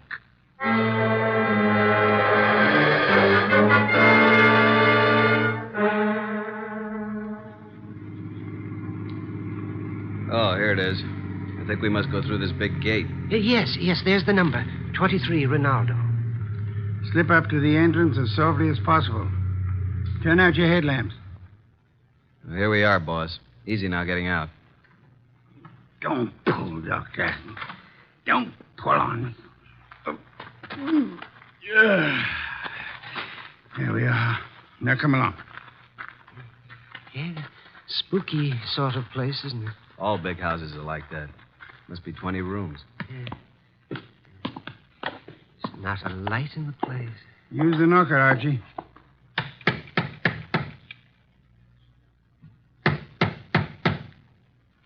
Uh-oh, stand back. Here comes somebody. Yes? Is Gloria in? What? Gloria? And who are you? We are here to see Gloria. Come. It's this hour of the night? Certainly not. Just a moment. She's an old friend of mine. Yes, and his too. He's Archie. My good man, what is your name? Jennings, sir. And the household is in bed at this hour. What is it, Jennings? Who's at the door? They're asking for you, Miss Gloria. For me?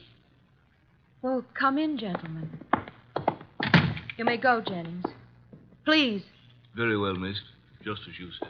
Now, what did you want? Say, Doc, is this the Gloria? Well, I don't know. It doesn't seem... Are you Gloria? Yes. Well, why did you call us? Oh, then you're Archie Goodwin. Yes, and I'm Dr. Thrumming. But you are... I called you because I need your help. Desperately. Gloria, what is going on here at this hour? Oh, and who are these gentlemen? Well, you see, Uncle, Mr. Goodwin came... Came to see you? Why? Well, because I think you'd better go to your room, my dear. Don't you think that is best? Your room and rest? No, I don't want to. I won't. Go to your room. No, I won't. I can't. All those people walk in and out. They want to kill me. Jennings, take her to her room. Yes, sir. Come along, miss. No, I won't. Let me go. There are hundreds of people. They'll kill me. Come along. No, please. No. I'm so sorry, but there's nothing we can do with her. Now, Mr. Goodwin. Yeah? What is it you wish? The girl called you Uncle. Oh, pardon me. I'm Nero Wolfe. How do you do, Mr. Wolfe? Yes, she called me Uncle, but I'm not really a relative. I'm Dr. Gunther, retained by the family. As you can see, the girl is quite ill. Oh, well, we're old friends of Gloria's, and we'd like to see her. But you just saw her. We don't refer to this young lady. We have in mind the elderly Gloria. Now, come, Dr. Gunther. You know to whom we refer. What? You mean the girl's aunt? Well, it's very strange. If you are a friend of the aunt's, that you are not aware of her condition. Her condition? Yes. The aunt has been bedridden for nearly a year. Paralysis. And it seems to be most coincidental with your visit, but she passed away this afternoon. Died? Gloria? This afternoon? But how could that be? We'd like to see the remains, Dr. Gunther. Yes, we'd like to see the remains. Just where are they? They are here, Mr. Goodwin. And if you and your brother and Mr. Wolfe will step this way to the small parlor. There you are, gentlemen. I'll leave you alone. I'll be in the library.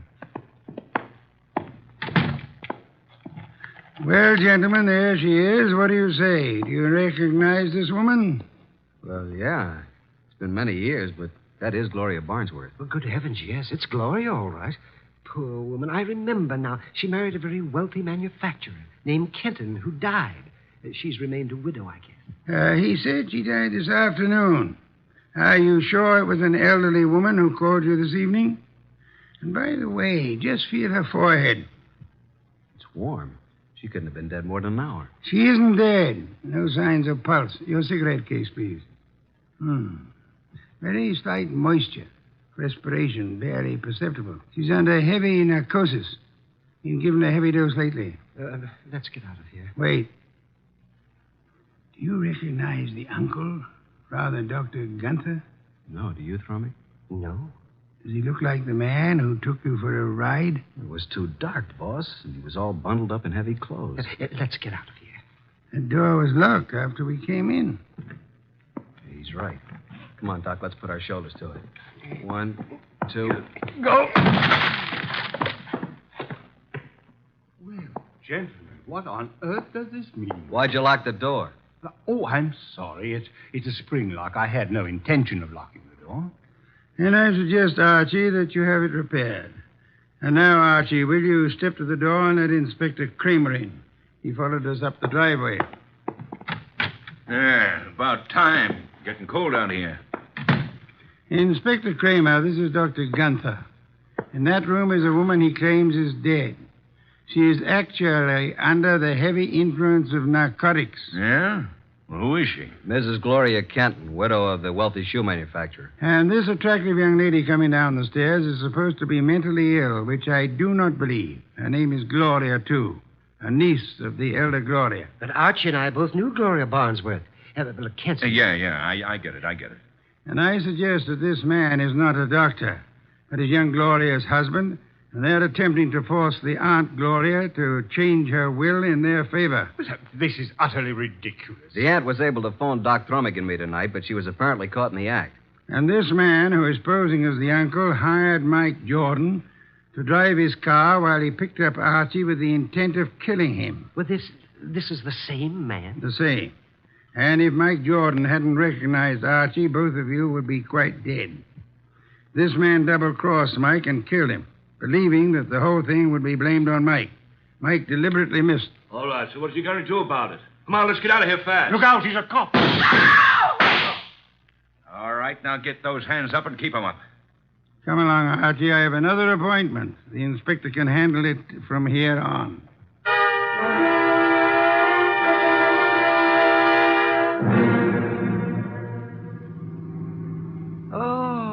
Oh, dear me.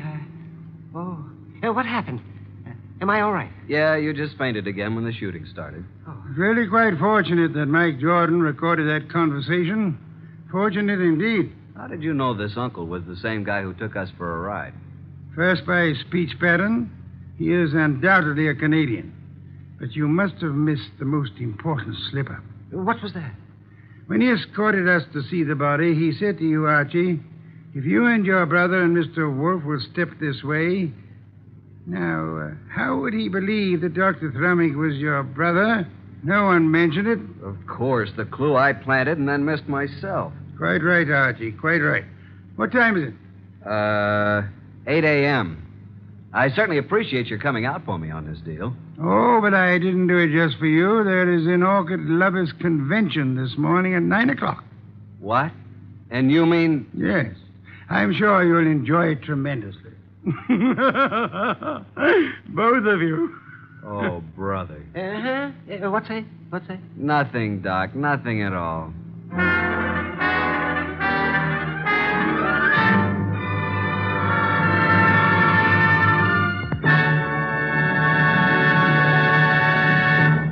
You have been listening to The New Adventures of Nero Wolfe, starring Sidney Greenstreet.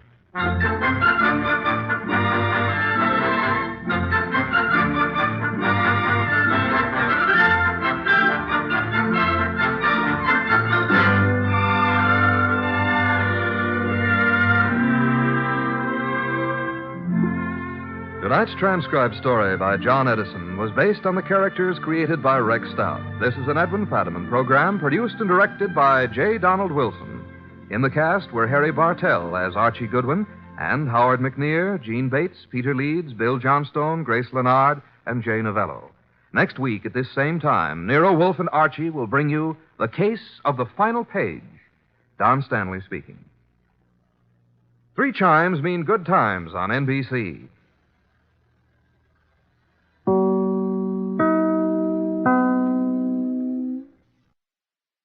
Transcribed. Ladies and gentlemen, the ringing of that phone bell brings you mystery, adventure. Nero Wolfe's office, Archie Goodwin speaking. What? Oh, Fritz. Yeah, I thought it was the outside line. Yeah? Yes, thanks. I'll be right down, Fritz. Boss, Mr. Wolfe, will you please hurry? You're well aware that it will avail you nothing to hurry me.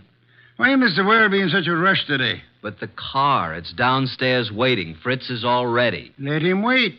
Isn't it enough that I've agreed against my better judgment to leave the comforts of home to go rushing through the crashing traffic of the city? To a dinner? That should be an inducement. Fritz could have prepared a delicious dinner. He has truffles in the pantry. Well, why did you promise Arthur Merle? You didn't have to accept the invitation. Quite so. He's an old friend. Besides, he does set an excellent table. It's just that I don't like the traffic. Traffic?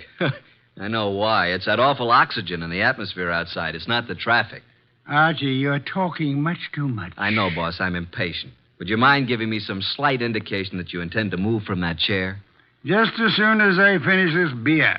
Sure you wouldn't care for half a dozen sandwiches before we go to dinner? If we were going anywhere other than to Arthur Merle's, I'd agree with you. He's the only person in the world I know of, except myself, of course, who has a proper appreciation and respect for the art of preparing good food.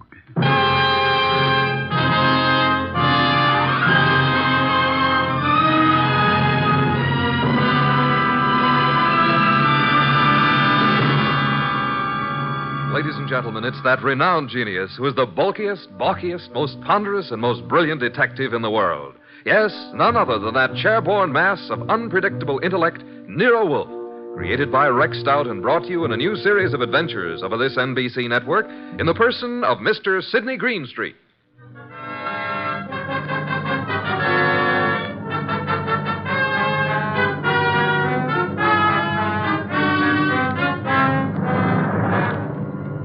We usually refer to this story as the case of the final page. Under normal circumstances, the last page of a manuscript would be absolutely worthless unless you read all the preceding pages. But in this instance, the final page held the answer to a murder.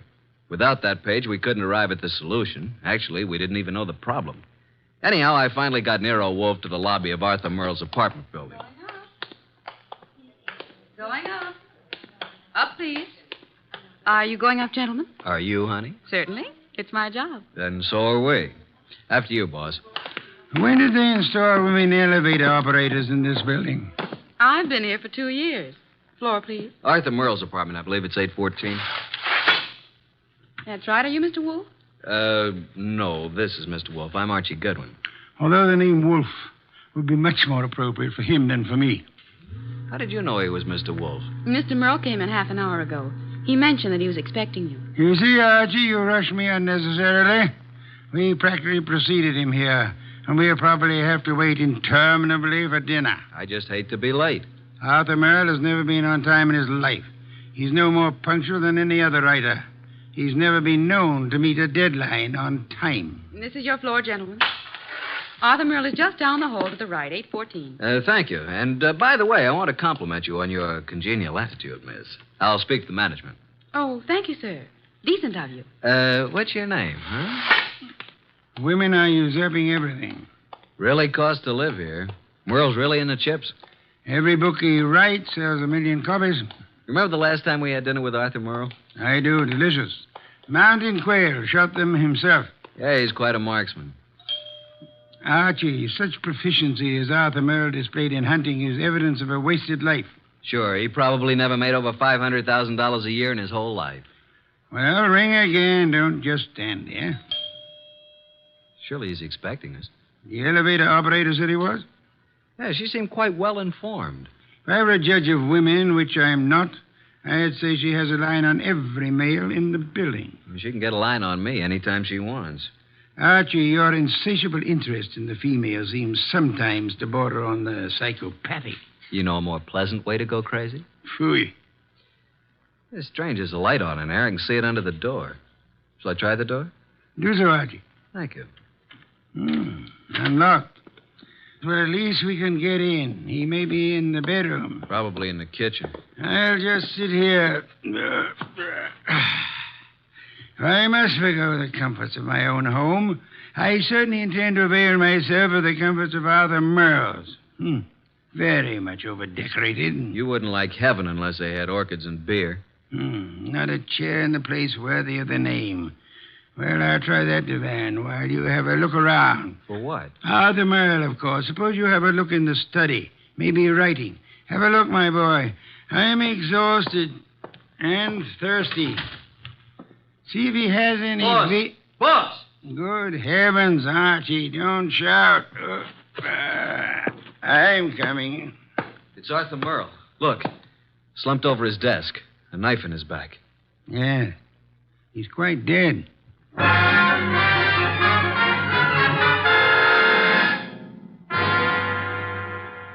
You haven't touched anything? Certainly not. I've been around long enough to know that. Well, you just call Inspector Kramer at homicide. How long do you think he's been dead? I'd say a half hour. From all appearances, yes. And perhaps only 10 minutes. I can't understand it. Why would anyone want to kill Arthur Merle? Everybody liked him. Last man I'd expect such a thing to happen to. The answer is probably a considerable distance from the question, Archie. Inspector Kramer, homicide. Archie Goodwin, Inspector. Just a minute. Nero Wolfe wants to speak to you. Oh, no. Don't tell me you two have stirred up something on a night like this. It's 10 below zero. I'm sorry. Here you are, boss. Hello, Inspector. Yes? What is it this time, Wolf? Find a dead body under Grant's tomb? I'm sorry you'll forgive any apparent failure to find humor in your little witticism. But I'm at Arthur Merle's apartment. I suggest you come here at once. Seems that Arthur finally met a deadline.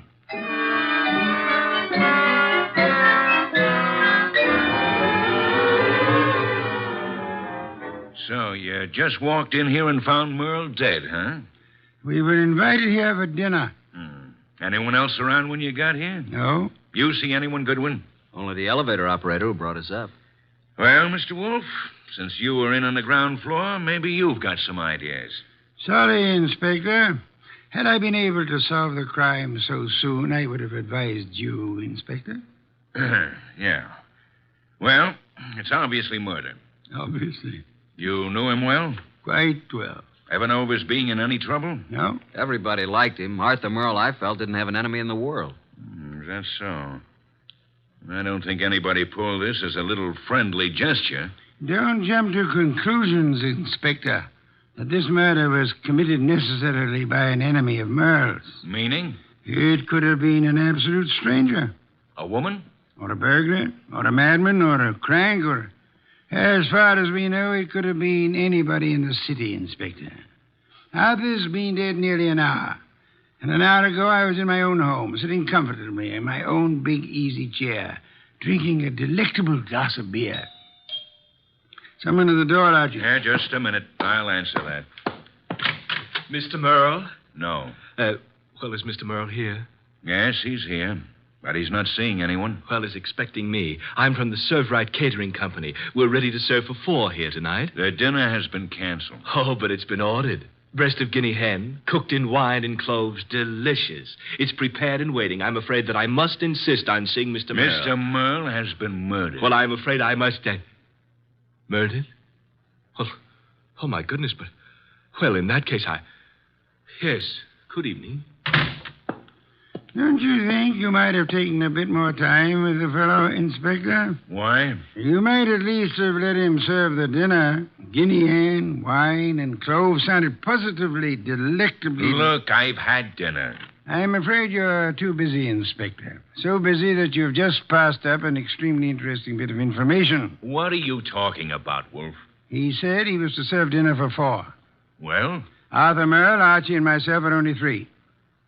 Well, who else was supposed to be here? A 4th guest who either hasn't arrived yet or who arrived earlier and left. Oh, I see what you mean, Wolf. Good. In that case, I'll leave you to pursue your deductions from that premise. Archie, will you please stay with the inspector and be of any help that you can? As for myself, I'm going back to my own home, which I should never have left in the first place.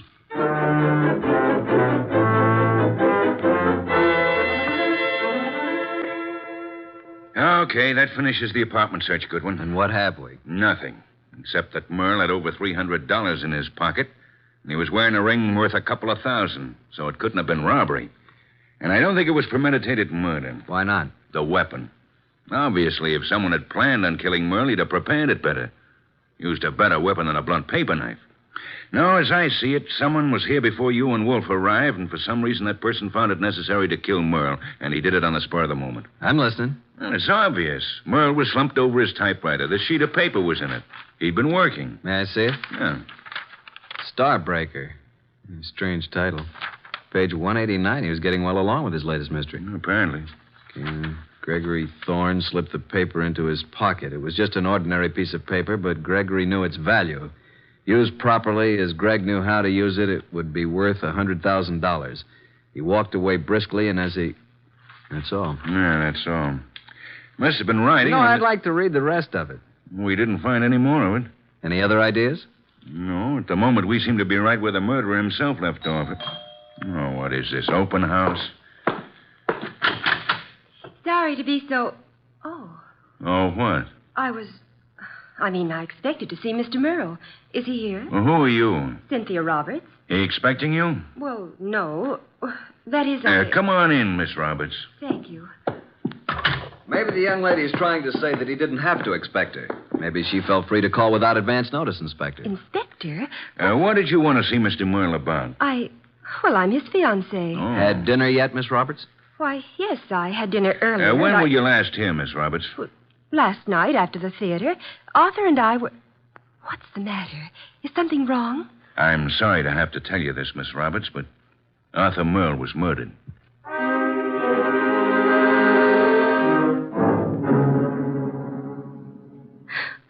And you say you hadn't talked to Mr. Merle all evening. Is that right, Miss Roberts? Yes, that's right. You didn't have a date with him tonight? Oh, no. Then why did you come here? I told you we were engaged. I just came by, that's all. I see. Any more questions, Inspector? None for the present. How about you, Goodwin? Nope. But maybe Wolf. Let me call him. Yes, I guess under the circumstances, we can't very well leave him out. Go ahead. Oh, Arthur, I just can't believe it. Why would anyone want to kill him? That, Miss Roberts, is a question we'd all like to know the answer to. Nero Wolfe speaking. Archie, boss, I'm still at Merle's. We haven't found out anything new except that Arthur's fiancée dropped in a few minutes ago. Did she know anything of interest? I don't think so. What does the inspector plan to do about it? Just a minute. He wants to know what you're going to do with her. Well, hold her, of course. He's going to hold her. Let me speak to him. Okay. He wants to talk to you, Inspector. All right. Hello. Inspector, I suggest you let the young lady go. Are you crazy? I haven't got enough suspects in this deal to be letting the hottest one go free. You can't consider her a suspect simply because she knew Arthur. Now, see here, Wolf. If you go around arresting people at random, you will certainly be tipping your hand to the real murderer, admitting that you don't have a real clue to go on. And just what do you suggest? Find a motive, Inspector, find a motive.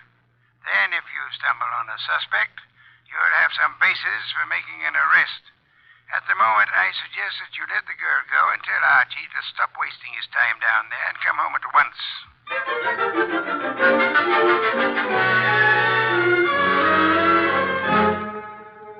So that's the story, boss. We went over that place with a fine-tooth comb. Nothing. There's not a single suspect. The last person to see Arthur alive was the elevator girl.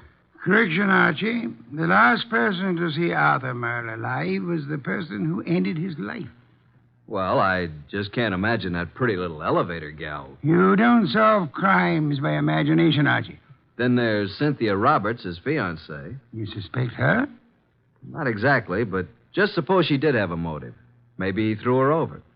Wouldn't it have been very clever of her to come back to Arthur's apartment after the police arrived, allegedly looking for her? I thought you were the admirer of the fairer sex, Archie. So far, the best you can do is practically accuse the elevator girl and Arthur's fiancée of murder. Well, who else is there? Certainly the fellow who came with the food doesn't count. I repeat, who else is there? The entire population of the city, Archie. Thanks. Well, that's all I get. Oh, there was something else. What? This. Page 189 of what appears to be Arthur's latest novel. It was in his typewriter. As you can see, he just started the page. Starbreaker. Very interesting. What's the rest of it? That's all we found. What? And there was something missing. Archie. Yes, boss? First thing tomorrow morning, get the address of Mr. Morton, who publishes Arthur's books. Then get over to see him right away.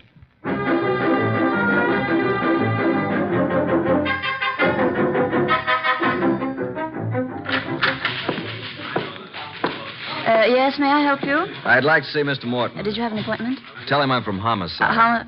Oh, yes, sir.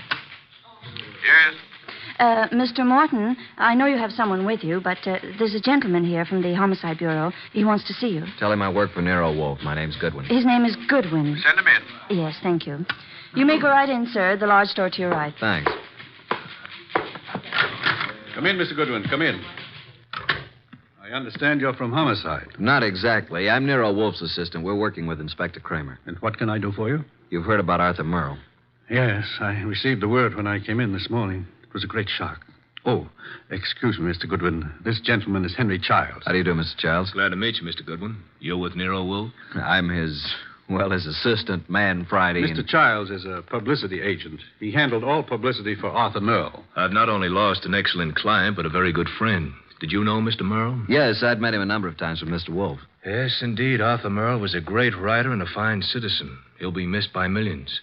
Mr. Goodwin, when was the murder discovered? Last night, shortly before dinner. Well, what did the police, what do you think the motive was? Don't know as yet, Mr. Childs. A little early for that. Well, it's certainly a shame. I wanted to ask you a few questions, Mr. Morton, privately. I hope you don't mind, Mr. Childs. Oh, no, not at all. I was about to leave. I'll run along now, Mr. Morton. See you again soon, Mr. Childs. Good morning, gentlemen. Well, Mr. Goodwin? You did a lot of business with Mr. Merle, Mr. Morton? I published every one of his novels for the past 8 years. And you intended to publish his new one, the one he was working on? Yes, we had a contract. The usual agreement between you. Naturally. Although I didn't know the story, I was always sure that if Arthur wrote it, it was good. Mr. Merle's name on a novel was a guarantee that it would sell 1 million copies. You don't know what this last one was about? Haven't the faintest idea. We relied completely on Arthur's judgment. Not even any carbon copies, huh? Not that I know of. Why? When Mr. Merle was killed, the only thing missing from his apartment was the novel. The novel? The first 188 pages. All we found of it were a few lines of page 189 in his typewriter. He must have been working on it when the murderer stabbed him. The rest of it's gone. You mean, Goodwin, the novel's gone? Oh, this will cost me $1 million. Well, it cost Arthur Merle his life. Arthur Merle dead and his novel gone. I can hardly believe it. Well, thank you, Mr. Morton. Oh, I hope I've been of some help, although I'm don't sorry quite... you haven't. But we may call on you again. Before it's over, you may be a great help.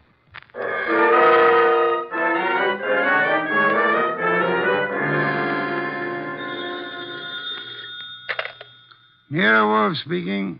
Archie, boss. I just finished with Morton. He doesn't know a thing. Merle never discussed his stories with anyone, and as far as Morton knows, he never made carbons. I see. Where do I go from See Cynthia Roberts. Oh, then you haven't dismissed the possibility that she may have had something to do with it. Being his fiancée, she probably knows more about Arthur than anyone else. She may know who the fourth guest was to have been last night. And she also may know what Merle's novel was about. Right, boss. I'm anxious to know what the novel was about, too. I personally don't give a hang what the novel was about. What I want to find is someone who does know the story. Because I have a hunch that whoever knows that is the person who killed Arthur Merle.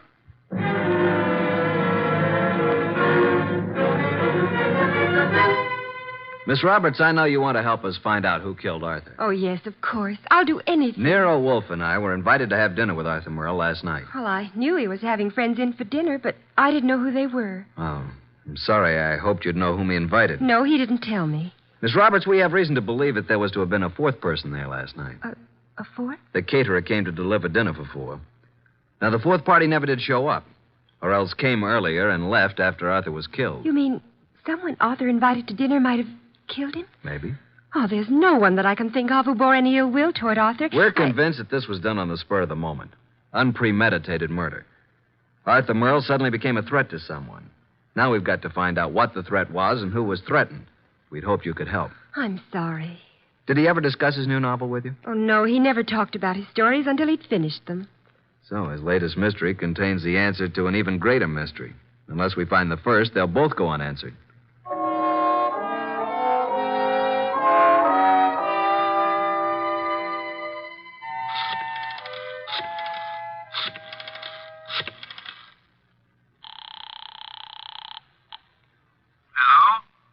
Mr. Morton? Yes? Nero Wolfe speaking. Oh, yes. Your man Goodwin was here to see me.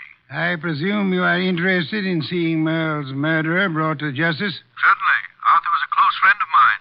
And his death cost you a bestseller, I know. Now, would you be willing to help a bit? Why, yes, if I... I've prepared a statement for the papers. I want you to call the literary editors first thing in the morning. Here's what I want you to tell them. Got a pencil and paper? Yes? And take this down.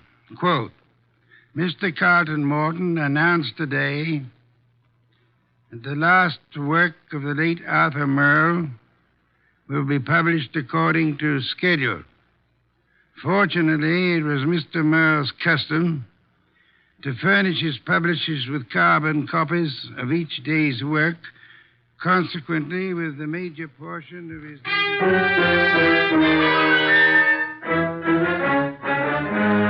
Boss! Good heaven, Archie. Please don't be so loud. Look here. In this morning's paper, why, that rat, he lied to me. That...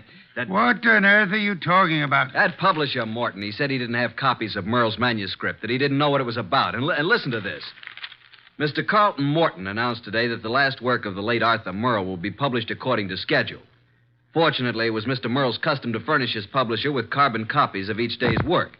Consequently, with a major portion of his latest work, Starbreaker, in the hands of his publisher, together with a complete synopsis, including the denouement, it will be possible for a ghostwriter to complete the novel. It will be published posthumously and proceeds with... Boss, did you hear that? I did, and it couldn't have been more to my liking if I'd written it myself. Now, excuse me. I want to make a telephone call. Who? Publisher Morton.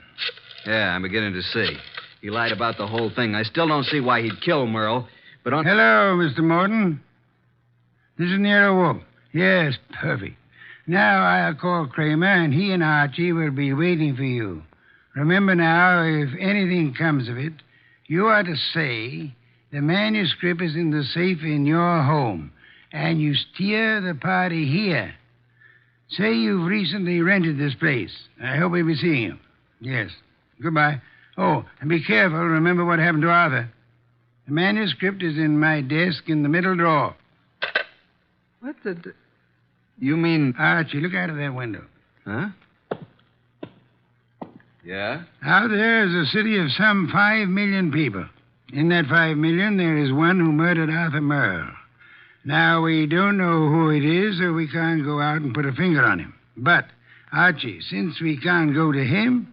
we have only one other choice, make him come to us.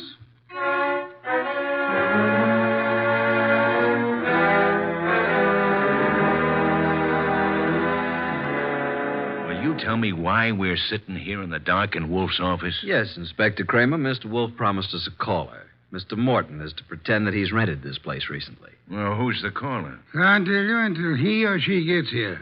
You seem certain he'll come. I'm quite certain. I'm just hopeful. You trying to tell me that Morton killed Merle? You're almost as dense as Archie was. No, Morton didn't do it. Unless Mr. Wolfe is very wrong, which is doubtful, before the night is over, Morton will know who did. And it won't be long until we know, too. You should get on a quiz program. You're so good at guessing games. Shh. Listen. Huh? Someone's coming. A brilliant deduction, my dear Kramer. I hope there are two of them. Inspector, behind these drapes. Quick! I'll get behind the screen. All right, Mr. Morton. So far, you've been very cooperative. Just keep it up. I have no intention of doing otherwise. Your gun has me completely convinced, Mr. Childs. Get the manuscript. Yes, just a moment. It's in my desk. Wait a minute. I thought you said it was in the safe. A mistake, Mr. Childs. I don't have a safe. Shall I get the manuscript? Yes, but no tricks. You be careful. I'm being exceedingly careful, Mr. Childs.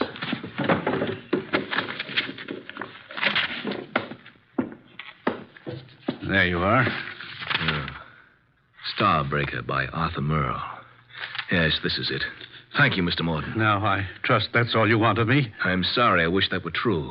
Unfortunately, you see, it's not the actual novel that I want. Oh? My interest in this copy is the same as it was in the original. And that is? That no one should ever learn the content. I take it you know what it's about, then. Yes. You see, Mr. Merle made the mistake of telling me when I called a bit early at his apartment for dinner last evening. I was forced to deprive him of his life once I learned the storyline of this novel. This story must be kept secret. Why? Most of you people in the publishing business know me as a public relations and publicity agent for several prominent writers. Yes? Actually, I've been as successful as I might in this business.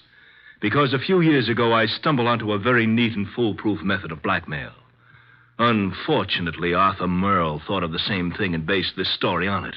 If it got out, I'd be exposed and sent to prison. So you can see why I had to stop it, why I had to kill Arthur, and why...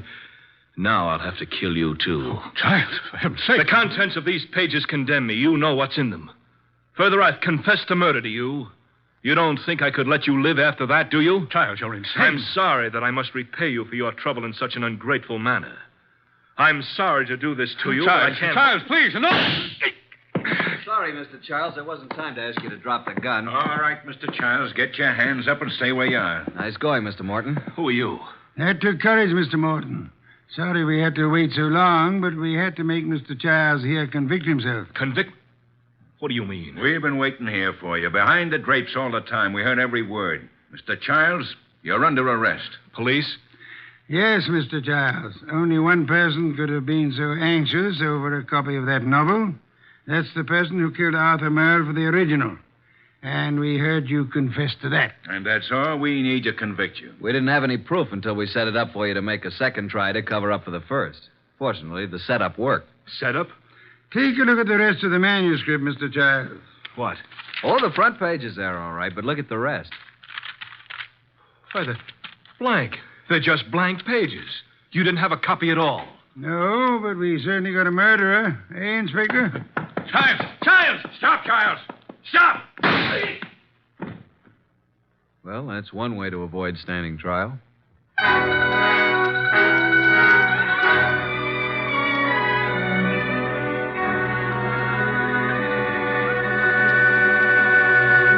Well, Archie, I'm glad you and Kramer got Childs. Some beer, please. That was a clever scheme, boss, making him think there was a copy. Yes. In a way, though, I wish it hadn't been just a scheme. Meaning? I wish there had been a copy of Arthur Merle's novel. Why? You never read detective stories. No, but I've drummed up so much curiosity over this one, I'd like to know exactly what that blackmail gimmick really was. Good night, Archie.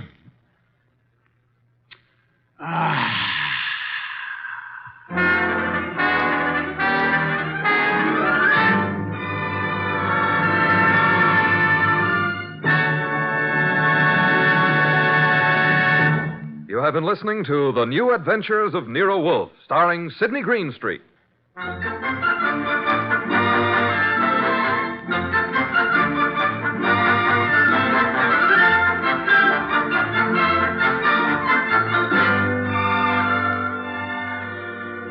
Tonight's transcribed story by Don Arthur was based on the characters created by Rex Stout. This is an Edwin Fadiman production and is directed by J. Donald Wilson. In the cast were Harry Bartell as Archie Goodwin, and Evelyn Eaton, Peter Leeds, Lucille Alex, Marna Keneally, Herb Butterfield, and Bill Johnstone. Next week at this same time, Nero Wolfe and Archie will bring you The Case of the Telltale Ribbon. Don Stanley speaking. 3 chimes mean good times on NBC. There's excitement for you Sunday when talented servicemen compete on The Phil Regan Show. And Sunday on NBC also means another delightful adventure with Cary Grant and Betsy Drake when they star as Mr. and Mrs. Blandings, the proud but bewildered owners of the famous Dream House. The chimes are your invitation every Sunday to Mr. and Mrs. Blandings. Tomorrow for excitement, hear Herbert Marshall in The Man Called X on NBC.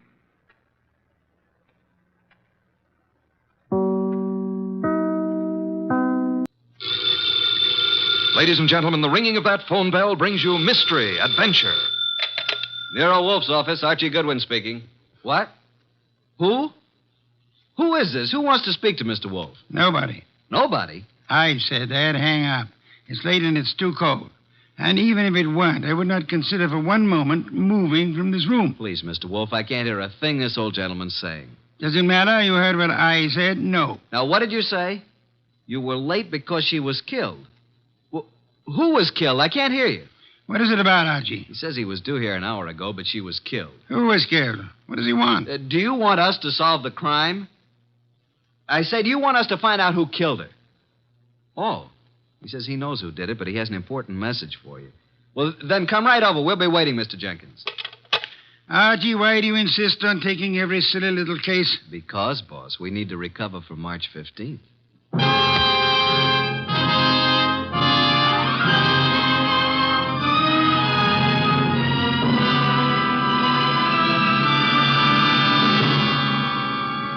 Ladies and gentlemen, it's that renowned genius who is the bulkiest, balkiest, most ponderous, and most brilliant detective in the world.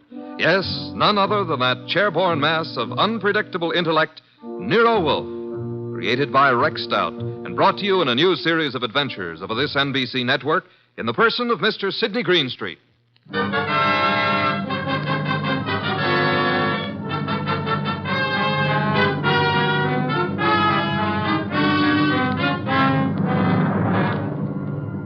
This case I like to refer to as the case of the Telltale Ribbon. Perhaps a better title would be Wolfe Goes A-Hunting. For in a way, this was one of those unusual instances in which my boss, of his own free will and without any coercion, actually decided to leave the house and go to the scene of the crime. It started when the strange old gentleman who phoned us finally arrived. Well, there's our client, Mr. Wolfe. Evening. It's me. Who's me? Oh, I just phoned you. I'm Jenkins. I got a dispatch for Nero Wolfe. Oh, you're Jenkins. Well, come in. Mr. Wolfe, this is Mr. Jenkins. Says he has a dispatch for you. Yep. Yeah. Are you Wolfe? I am. Where is the dispatch from? Don't know. You don't know? How come? Oh, I know, but I'm supposed to say I don't. See? That's my job. What is? Just to say I don't know. What about the murder? Yeah, who was killed? Oh, my goodness. It was a terrible thing. We were just crossing the turnpike, and this fella come at us out of nowhere. The killer? Yeah. Must have been drunk, I guess. Well, how did it happen? Did he shoot her, stab her? Oh, no. He ran into her with his car. And she was only 9 years old. Your granddaughter? No, it was Bessie. But the police got him. I have to appear, I guess. Probably get 90 days, he will. For murder? Murder? Was somebody murdered? I must have missed something. Look, we're talking about Bessie, and what do you want us to do about it? Nothing. Bessie's my old horse. Oh, no. But say, who was it that was murdered? Nobody yet. Good night, Mr. Jenkins. I thought you said it was important. It might be. At least that's the way I was told. What might be? This here letter I was bringing to you. This dispatch. Well, gotta get along now. Goodbye. Well, get him. What a pixie. What is in the envelope? Mr. Wolfe, look. 5 $100 bills. And the note says, Mr. Wolfe, your services are desperately needed. Come up this weekend as my guest. Signed E. Malott. Edward Malott, the wealthy manufacturer, Well, looks as though you're going out this weekend. Well, Archie, pay my respects to Mr. Malott, and I hope you enjoy the weekend. Good night.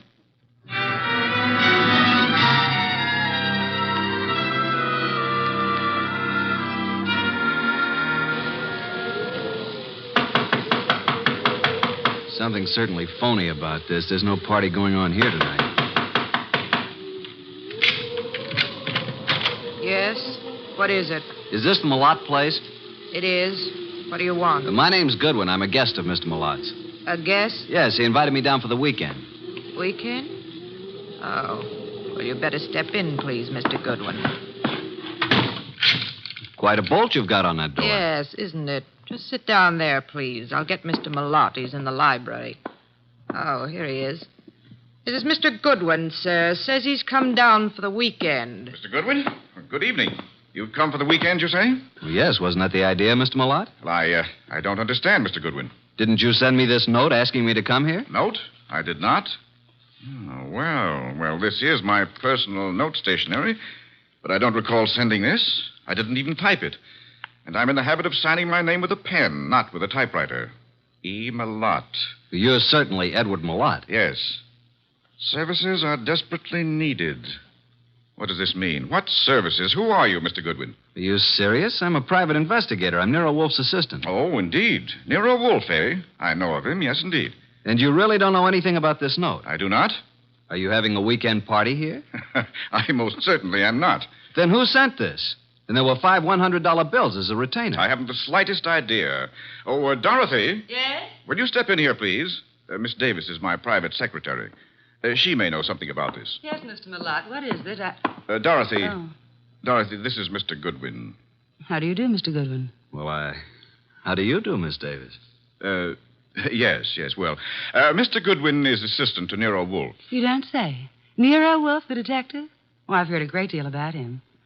And about you, too, Mr. Goodwin. Well, now I'm mighty glad to hear you say that, Miss Davis. Mr. Goodwin has a note here. Is anything wrong, Edward? I heard voices.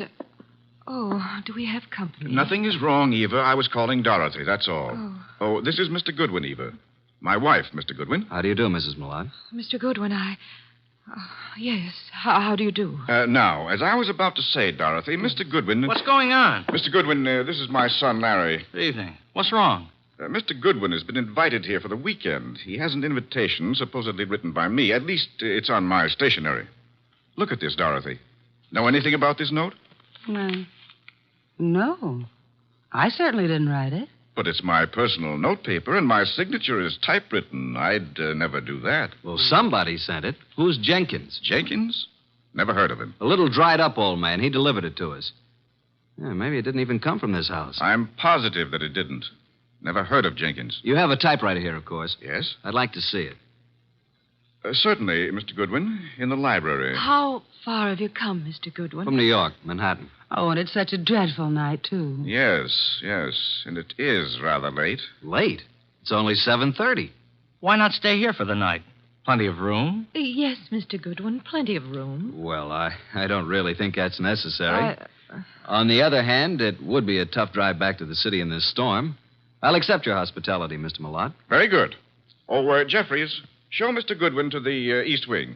And take care of his car. Yes, sir. Good night, Mr. Goodwin. You mean you're all going to retire now? I haven't even had my dinner. We retire very early here. But Jeffries will prepare anything you want. Good night.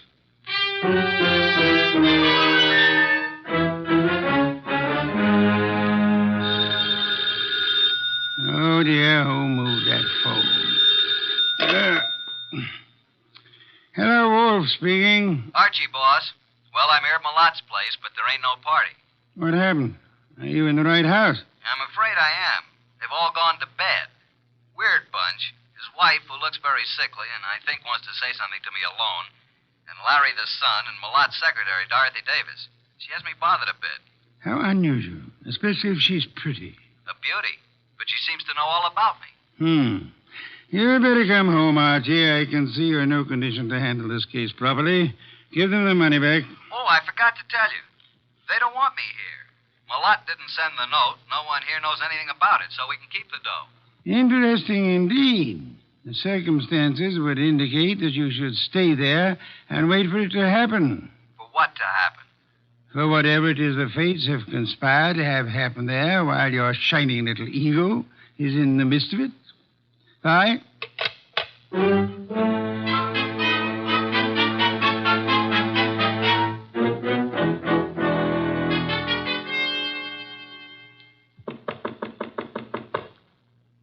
is it?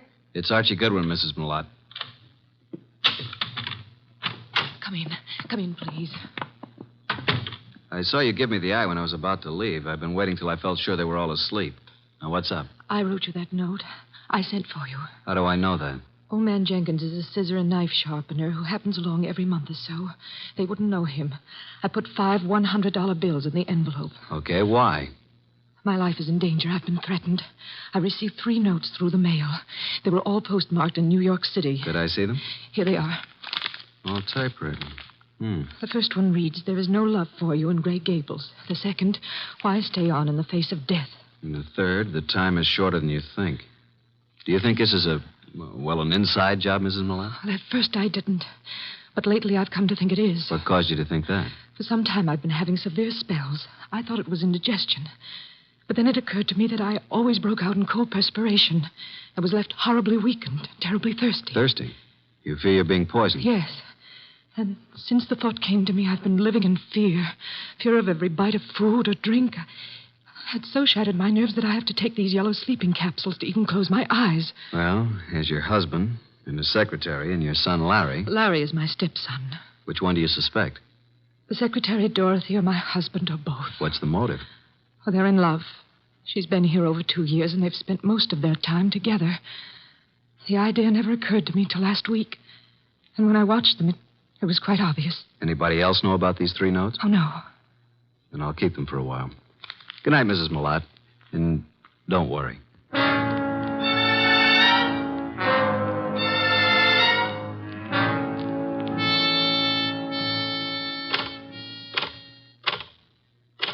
What are you doing, Mr. Goodwin, snooping around in Father's library? Well, Larry, I was just trying to find out if this Remington was the machine you used to type those notes. What? What notes? The notes you sent your stepmother. Why, I don't know anything about any notes. Then why were you so startled? I'm not startled. Why would I threaten her? So you do know about them. I didn't mention the contents of the notes. I just happened to see them on the table in her sitting room. You don't care too much about your stepmother, do you? Oh, she's all right. You don't care too much about Dorothy either, do you? I certainly don't. Why not? Well, I don't like her tactics, making a fool out of my father. If anybody here sent those notes, she did. You think Dorothy would have a motive? I certainly do. Of course you wouldn't have a motive, would you? No. Well, I'm inclined to think you would. Well, just what motive would I have? You don't seem to like any woman who's too close to your father. Maybe because you'd resent anyone sharing in the estate if your father died. If I were you, Mr. Goodwin, I'd leave. Tonight. And the sooner the better. Good night.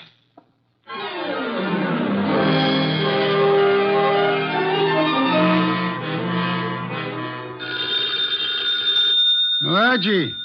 Archie. Oh, confounded boy. Yes, Archie? You have the wrong number. This is Sherlock Holmes speaking. Why don't you go to bed like the others? You don't have to push it. It'll happen. Eva Malott thinks she's being slowly poisoned. Suspects her husband and his secretary. She could be right. What are the symptoms she suffers? Gastric disturbances, weakness, thirst. Indeed. What about the son? Have any ideas? He doesn't like his stepmother and is decidedly against his father's secretary, Dorothy. He knew all about the notes Mrs. Malott had received, saw them on her dressing table. He believes Dorothy's the culprit. Then I should say that Dorothy should be the next on your list. You can say that again. Be careful, Archie. Use your head this time. Incidentally, Larry advised me to leave the place tonight. Bit of a threat it was, too. What shall I do, Mr. Anthony? Do nothing. The trouble will come to you. Bye.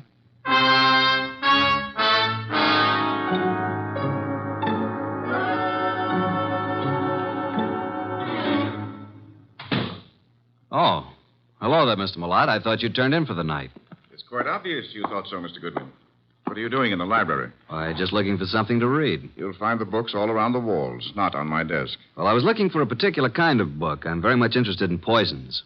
Poisons? Yeah, a hobby of mine. You happen to have any books on toxicology? I do not. And what's that book on the 4th shelf right beside you? Why, toxico... Where did that come from? Never saw it before. Perhaps it was in that assorted collection I bought a couple of weeks ago. I hadn't noticed it. Larry probably put them on the shelves. Mr. Malott, how long have you known Dorothy, your secretary? A little over 2 years. Did it ever occur to you that she might be, infatuated, in love with you? What? Well, of all the... Now, see here. I don't know what you're up to, and I don't know how you got hold of my stationery to write that fake note. It isn't a fake note, Malott. I'm only trying to find out what's back of it. Mr. Goodwin, there is nothing going on here that requires the services of a detective, and Dorothy is not in love with me. I didn't say she was. I asked you if you thought she might be. Well, since this conversation seems to concern me, I suppose I am at liberty to come in? Oh, you're still up too, Miss Davis. Did you hear what this man said, Dorothy? Yes, I did, Mr. Malott. And I'd like to have a few words alone with Mr. Goodwin, if you don't mind. Mr. Goodwin, would you mind coming with me for a few minutes? No, not at all. And, well, it's rather late, Mr. Malott. Don't you think you should retire? It's a heavy day tomorrow. Well, yes. Yes, I suppose I should. And please, don't let this upset you. Mr. Goodwin has been misinformed. I'll straighten him out. Come on, Mr. Goodwin. The bar is right across the hall. I'll fix you a nice, soothing drink. That'll be nice. Well, now, what would you like, Mr. Goodwin? In the way of drinks? Oh, well, some 7-Up. Really? Well, just sit down over there. Okay, what do you want to talk about? Well, where did you get the idea that I was in love with Mr. Malott? First, suppose you tell me if you are in love with him. Yes, I am. But until a few minutes ago, he wasn't even aware of it. I worship him and his work. I never wanted him to know because he's married. It would have caused trouble, and I'd have had to leave here. But now he knows it's true. Well, now that he knows, what will happen? Well, I'm going to leave tonight. Now. I see. And since I don't own a car, Mr. Goodwin, I'm going to ask you to do me a very great favor. Would you run me into New York? I want to leave without a word. If I wait till morning, I'll have to explain to Mr. Malott, and, well, that would be most embarrassing, Archie. Oh, now it's Archie. You don't really mind, do you? No, I guess I don't. I should, maybe, but, Don't you like your drink? What'd you put in this drink? What do you mean? What'd you dope it with? Archie, why would I do that? Might be several reasons. There's nothing in that drink. No? Then suppose you drink it. Why? Give it to me. I'll throw it out. If you want another drink, fix it yourself. I'll have my things ready in 5 minutes. Are you going to take me? Sure. Certainly I'm going to take you. But are you sure you have to go tonight? I must go tonight. Now. Wish I knew why. Mr. Wolfe's always so right. What? Just talking to myself. Dorothy! Larry! Jeffries! Come upstairs. What's happened? Call Dr. Hauser. Something terrible has happened to Eva.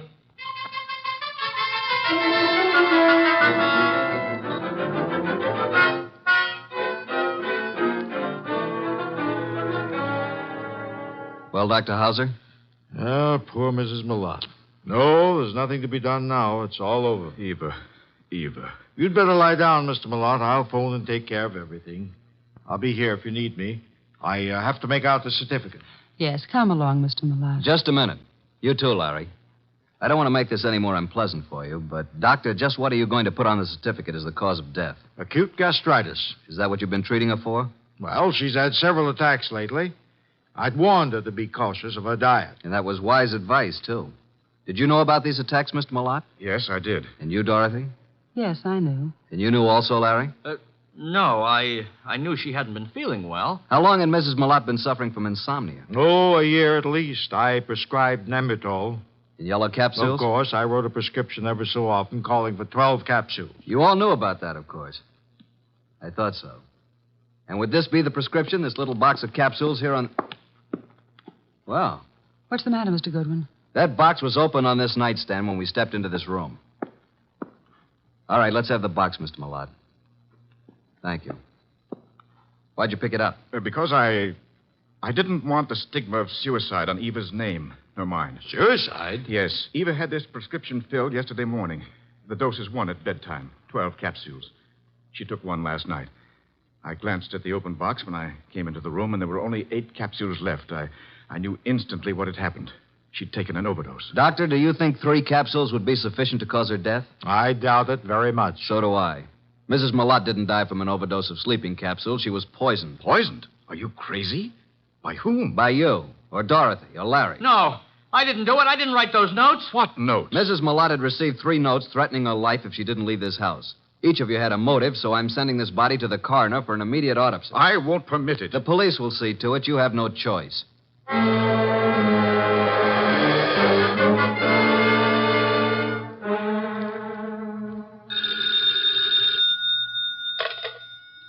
Yes, Archie. What now? Do you know who did it? How do you know anything's happened? Let us call it extrasensory perception. Well, Mrs. Malott was right. She's dead. Her doctor knew nothing about the spell she was having as being caused by anything but indigestion. How about an autopsy? It's all in the works. Looks like a metallic poison, all the symptoms. Oh? Did you search the house carefully for such a poison? I did. And I'll check the drugstores in the morning. Somebody in that house will purchase some poison. Let me know when the autopsy report is in. Right. Let's see now. We have Mr. Malott, Dorothy Davis, and Larry the son. He's Mr. Malott's son, but not the child of Eva Malott, remember? Yes. Is it true that Dorothy is in love with Malott? Yeah. Dorothy admitted it to me, but claimed Malott wasn't aware of it until tonight. And earlier this evening, Dorothy tried her best to get me out of the house, insisted that I drive her into town. She tried to give me a drink, which I think might have contained knockout drops. You don't say. Archie, I should have Fritz drive me up to the Malott place at once. Archie, are you there? No, boss. I just fainted.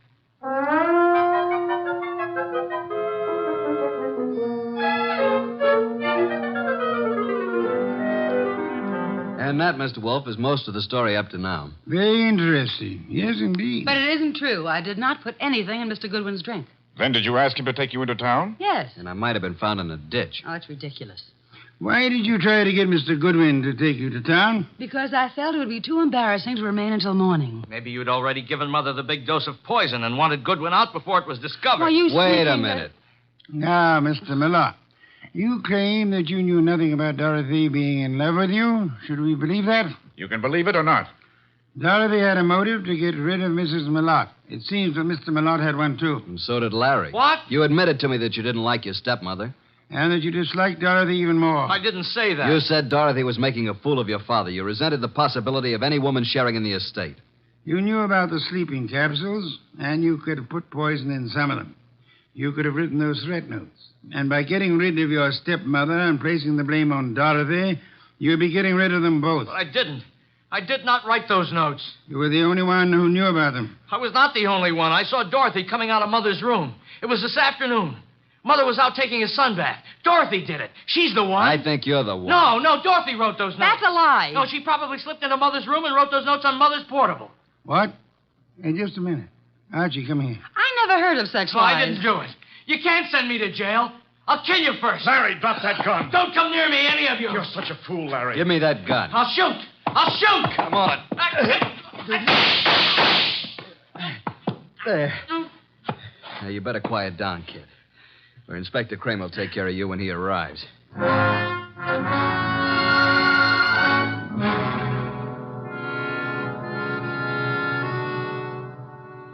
Well, Mr. Wolfe, what goes on here? Where's Goodwin? I sent him upstairs, Inspector Kramer, upstairs to Mrs. Malott's room to check on something. Here he is. Yeah? What have you been doing, Goodwin? This, Inspector, is the pièce de résistance. This is what Mr. Wolfe has been waiting for. This little black box contains a typewriter, a portable noiseless Remington. Mrs. Malott's typewriter. What? I didn't even know she had a typewriter. Larry knew she had one. And this is undoubtedly the very typewriter the threat notes were written on. All three of them. You were right, boss. Oh, I knew she had a typewriter, but I didn't write those Oh, notes. shut up. Archie, how do you know the notes were written on this typewriter? I've compared the type and the ribbon. They're both the same. These notes were written on this Remington. It was Dorothy. Larry, I don't believe a word you've been saying. Dorothy couldn't possibly be guilty of such a thing. If anyone is guilty, you yourself certainly have all the earmarks. Everybody's against me, even my own father. But I'm innocent, I tell you. Let me get it. I think I know who it is. Hello? Yeah, just a second. You better take it, boss. Wolf. Oh, yes, go ahead. Let's have it. Yes? He's here, but he won't mind. Yes? I see. Uh-huh. You just finished? Oh. Good. Right. Bye. Was it the coroner? The coroner, reporting that poison was found in the sleeping capsules. And the body. Did they find poison? They did. You're right again, boss. I'm going up to Mrs. Malott's room for a while. I want you to come along with me.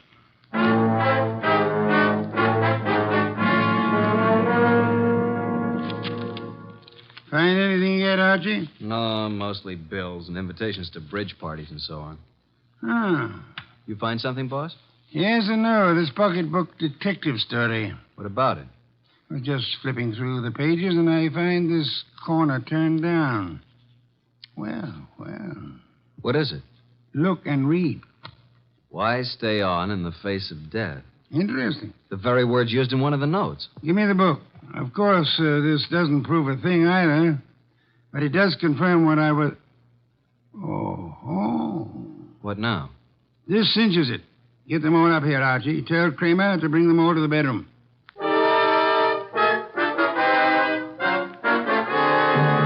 Well, Mr. Wolfe, what now? As you all know, Mrs. Millot was poisoned by someone who had an opportunity to put it in the sleeping capsule. Someone in this household. Yeah, but which one? The kid? I never bought any poison in my life. Be quiet, will you? No, Inspector, it wasn't Larry. And I suppose you think I put the rest of that rat poison in your drink, Mr. Goodwin. No, Dorothy, it wasn't you. But how did you know it was rat poison? I didn't. I just guessed. I can think, too. Then if it wasn't Dorothy or Larry, you must mean me. No, Mr. Lott? No, wait a minute. It had to be somebody. Yes. This is going to be painful for you, Mr. Millot. Well, you mean that Mrs. Millot did commit suicide? It was more than suicide. It was suicide with an attempt to have both you and Dorothy convicted of murder. She planted things? She did? I can't believe it. Show him the pocketbook, mystery. Here's the proof. Some of the threat notes were lifted bodily from this novel. But look on the back cover. Isn't that Mrs. Millot's handwriting? Yes, and this is the other note. The one to you, Mr. Wolfe. Composed in pencil before she typed it out on her machine. Then, Wolfe, the note you received was the same typing as the threat notes. See for yourself, Inspector. Then why the dickens didn't Archie compare them right away? Just one of those things, Inspector. There are times when even a good detective is a bit on the, shall we say, dull side. Don't you find that often true, Inspector?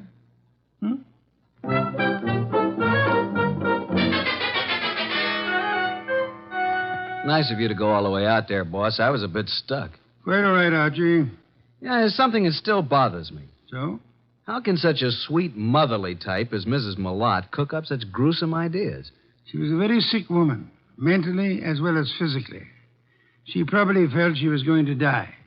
And her warped mind seized on the opportunity to make sure that this Dorothy didn't get her man after she was dead. And speaking of Dorothy, she's a mighty pretty... Yeah. Some beer, please, Archie. If you were so certain that Dorothy wasn't guilty, what was the idea of spending so much time questioning her? Huh?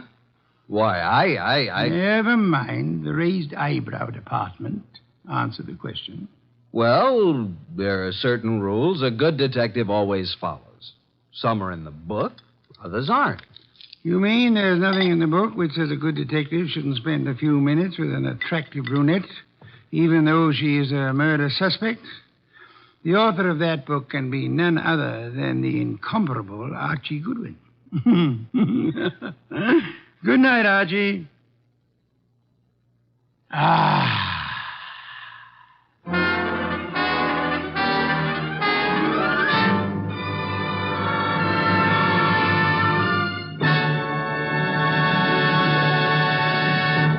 You have been listening to The New Adventures of Nero Wolfe, starring Sidney Greenstreet.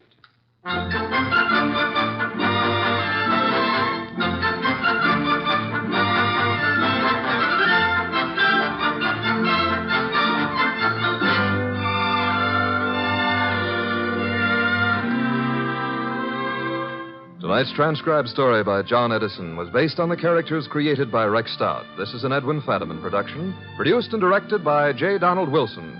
In the cast were Harry Bartell as Archie Goodwin, and Gene Bates, Irene Winston, Ted Von Eltz, Jerry Hausner, Vic Rodman, and Bill Johnstone. Next week at this same time, Nero Wolfe and Archie will bring you the case of the shot in the dark. Don Stanley speaking. 3 chimes mean good times on NBC. There's music in the air tomorrow evening, music and fun brought to you by Dennis Day, Judy Canova, and Grand Ole Opry. Charming and boyish Dennis gets himself tangled in another bewildering situation, while Judy Canova gets together with her comedy pals for some mountain-style goings-on. And Saturday also means a kilocycle trip to Nashville for Grand Ole Opry. Friday's fun includes Sam Spade and, of course, the magnificent Montague on NBC.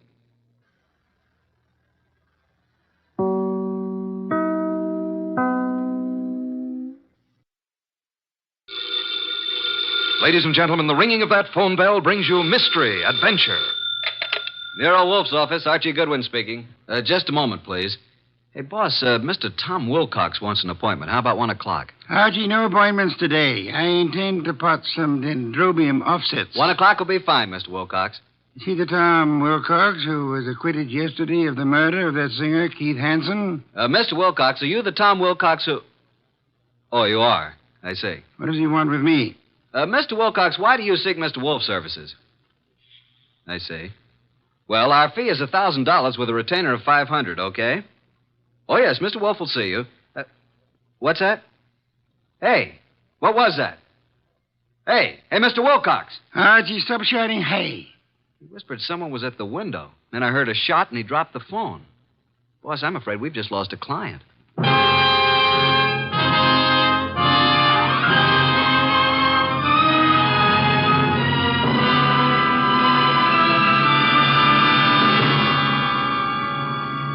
Ladies and gentlemen, it's that renowned genius who is the bulkiest, bulkiest, most ponderous, and most brilliant detective in the world. Yes, none other than that chairborne mass of unpredictable intellect, Nero Wolfe, created by Rex Stout, and brought to you in a new series of adventures over this NBC network in the person of Mr. Sidney Greenstreet.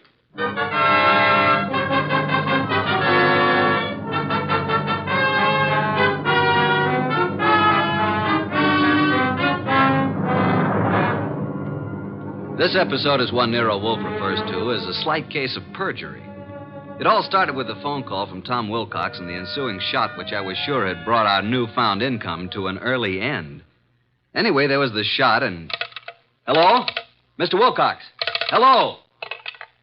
Well, boss, I've certainly waited long enough for him to come back to the phone. We may have just lost a nice bankroll. Nonsense, Archie. Other clients will rescue us. Now for a cold bottle of beer, Archie. We're almost out of beer. I better get over there and see what happened to Mr. Wilcox. The beer first. Nero Wolfe's office, Archie Goodwin speaking. Oh, Wilcox, you all right? Well, was that a shot? It was, huh? I'm glad it missed. Tell him to come right over here. Yeah, you dug the slug out of the wall. Well, come right over. Boss, the police never found the gun that killed Keith Hansen. No gun was found. Wilcox said he thinks he was shot at with a .32. He dug the bullet out of the wall. The murderer of Hansen must now be after Wilcox. If Wilcox is telling the truth. He was acquitted. The society gal, Mrs. Patricia Park, established his alibi, said she was with Wilcox at the time the murder was supposed to have occurred. I read the papers, Archie. Where's last night's paper? Wow, boss, look at her picture. Ooh, she's a honey. Archie, will you get me some beer? Well, if you move your arm 6 1/4 inches, you can't possibly miss it. Mr. Wolfe, this is Tom Wilcox, our new client. How do you do? Archie, the red leather chair for Mr. Wilcox. Mr. Wolfe, I'd like your aid in finding the murderer of Keith Hansen. Indeed. Why do you suppose you were shot at this morning? I gave a statement to the press last night, which was printed this morning, saying that I was going to seek out the killer of Keith Hansen.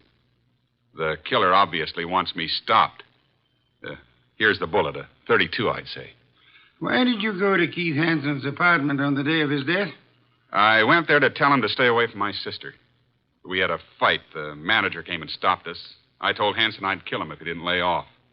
The manager heard this. Then I went home. What time was that?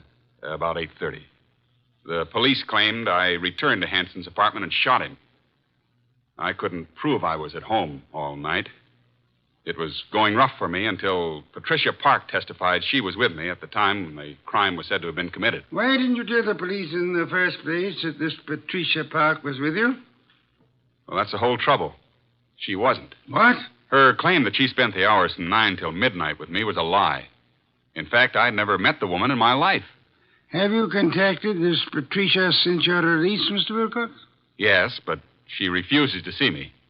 Archie, phone Mrs. Patricia Park and tell her that she must see you at once for her own good. Time is of the essence.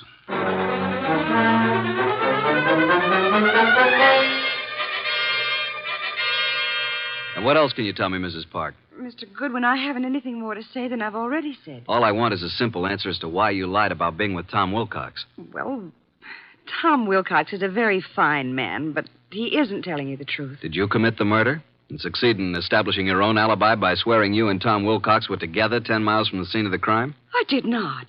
Do you own a gun? Don has one around. Who's Don? Don's my husband. Oh, is he here? I doubt it. He's never here. Spends most of his time at the bookies, throwing away every cent he can get his hands on. I've had to cut his allowance to practically nothing. Doesn't he work? No. He studied medicine, but gave it up. He was an illustrator for years, but gave that up when his eyes were burned in a plane crash. Mm-hmm. Where's the gun? It's in the desk. It used to be in here. What caliber? I don't know. Where were you at 10 o'clock this morning?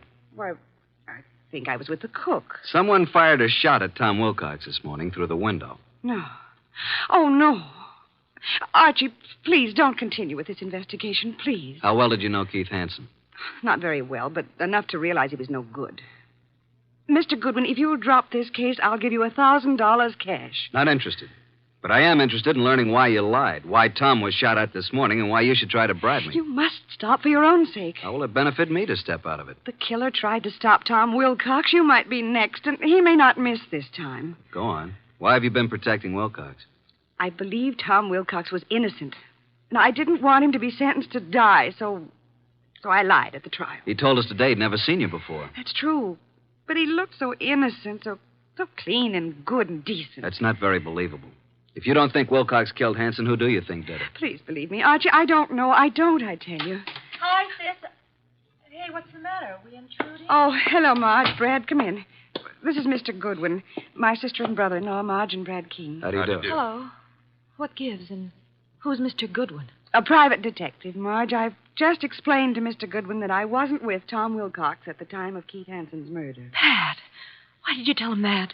Mr. Goodwin, I hope you will not use this knowledge against Pat. Did you all know Keith Hansen? Yes. And my husband and Keith went to school together. Keith, Don, and I were on the same polo team. Where were you at the time of the Hansen murder, Mr. King? He and Don were attending a horse show at Madison Square Garden. Marge and I didn't want to go. We stayed here. Where were you at 10 this morning, Mr. King? Why, I had an appointment with my dentist, Dr. Flagg, Rockefeller Center. And you, Mrs. King? I was shopping. Ilsa's salon, a sale on dresses. Why all this questioning? Marge, someone tried to kill Tom Wilcox this morning. What? May I use the phone, Mrs. Park? Yes, of course. First door to your left. Suppose you try to find the gun. Marge, that gun is missing from the desk. I haven't seen it. Do you know the caliber, Mr. King? 32, I think. It must be in the house. For your sake, I hope you find it.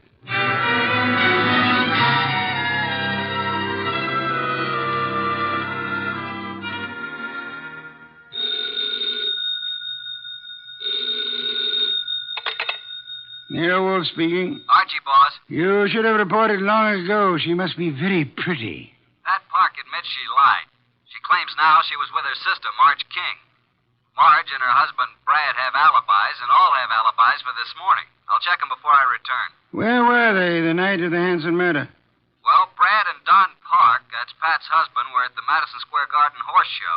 Pat and Marge were together here at the house. Impossible to verify the Madison Square alibi at this date. Check all the rest and come home for lunch. It's Oysters Rockefeller. Has Inspector Kramer arrived yet? He has, and left the police records on the Hansen murder. He has taken the bullet Wilcox brought to be checked at ballistics. Good. Pat had a .32 caliber gun in the desk in the library. It's now missing. Indeed. And, boss, Pat just offered me $1,000 to quit the case. When I refused, she said if I didn't lay off, something might happen to me.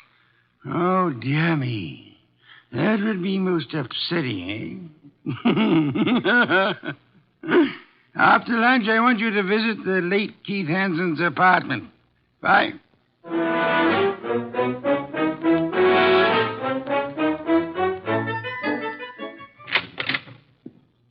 Before you join the others, Mr. Goodwin, I want to talk to you. All right. Close the door, Marge. Pat didn't mean anything when she offered you money, Archie. And she wasn't threatening you, honest. I'm convinced. Why the pressure? Well, why don't you sit down? Here, by me. Okay. What's on your mind, huh? Archie, I can add another 1,000 to what Pat offered. Wouldn't that be enough, Archie? I can give it to you right now. Brad will write a check. Does Brad want me to stop, too? He said you couldn't be persuaded. Every one of you seems to have had a reason for killing Hanson. None of you apparently liked him. Now be a good little girl, Marge, and stop trying to act like a Delilah. If you're innocent, you have nothing to worry about. You're stuffy. I hope you do get hurt. Thanks a million. Now let's join the others. Well, Pat, did you find the gun? I can't find it anywhere. Oh, Mr. Goodwin, this is Don Park, my husband. How do you do? How are you? Have you seen the gun, Mr. Park? Not for ages. You're a detective, huh? Yeah. May I ask where you were this morning about 10? Why? Well, frankly, I was at my bookie's. Where's that?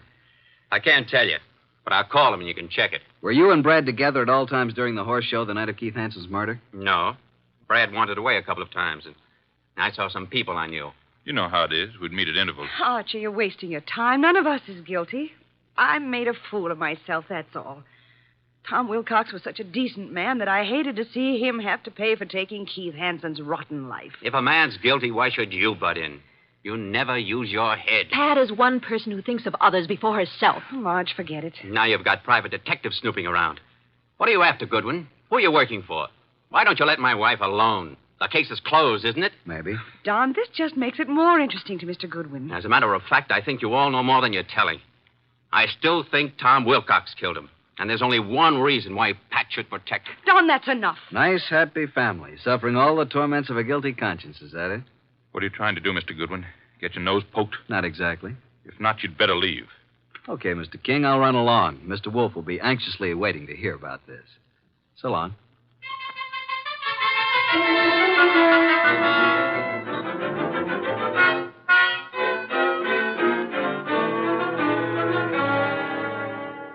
Pat Park's cook verified her alibi for 10 o'clock this morning, then. What about the other alibis? Well, Brad's dentist said that he didn't get to Brad until about 10:30. His appointments had run over. He wasn't sure if Brad was there at 10 or not.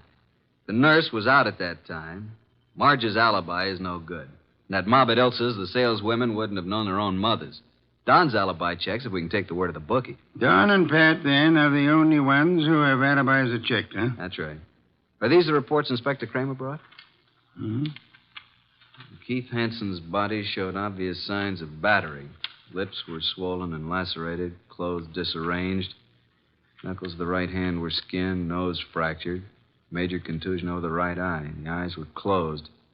.32 caliber bullet was embedded in the left chest wall. Wow, what a battle. I am of the opinion that Hanson was battered by two different people.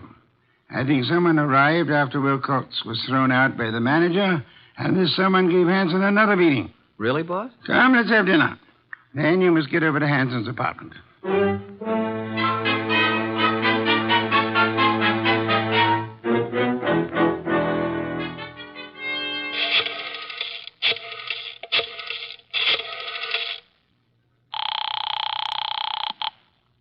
Boss? Yes, Archie.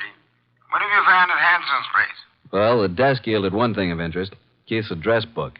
And Marge's name is in there. Apparently, he'd known her before she was married, when she was Marge Van Cott. I see.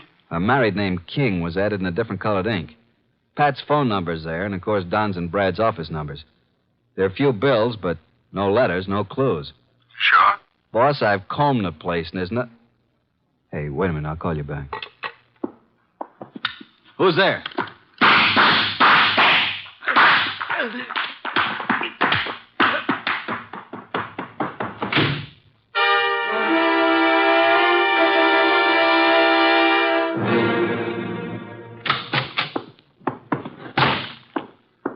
Archie, you know I dislike the banging of doors. Sign of ill breeding.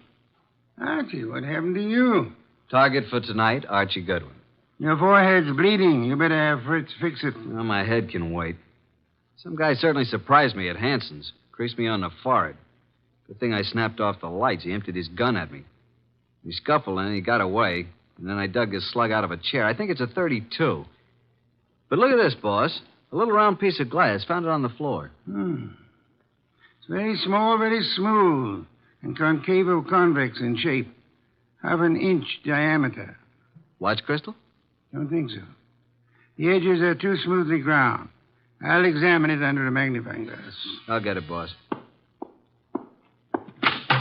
Oh, hi, Tom. Come in.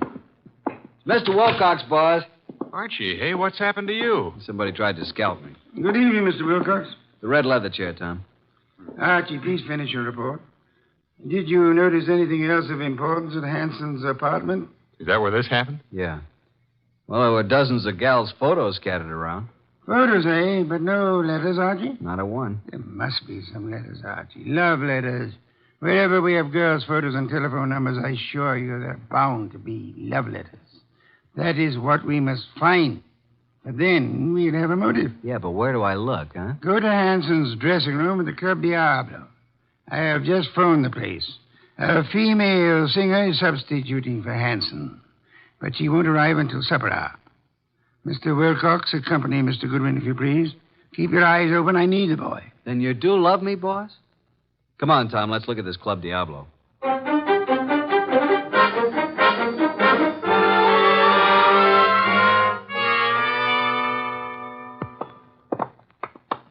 Well, I fixed it up with the stage doorman. Here, this is Hanson's dressing room. What a layout. This dressing room's fancier than most of the Met stars get. Hanson fixed it up himself. A bar, refrigerator, hot plate, television set. He could live here. Some of this stuff could be the new girl singers. I don't think so. Well, let's get to work, Tom. Take the drawers in his dressing table first. What are we looking for, Archie? Mr. Wolfe says the motive. He means letters.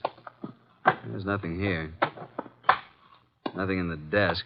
New singer must have cleaned it out for her things. Nothing in the books. Don't pass up that refrigerator. Nope, empty. Hey, there is something here. Back of the ice cube trays. Come here. Oh, wow. Mr. Wolfe said there had to be letters, and so there are letters. Lots of them. Hey, here's one from Marge. And another. And look here. Really confidential letters from a dozen society gals. There's something else in the back. Bank book. What do you know? A singer like Keith didn't make this much. No, that kind of money didn't come from crooning. This guy Keith was really shaking these babes down. Archie, someone's coming. Listen. Quick, behind the door and grab him. Douse the lights. Run,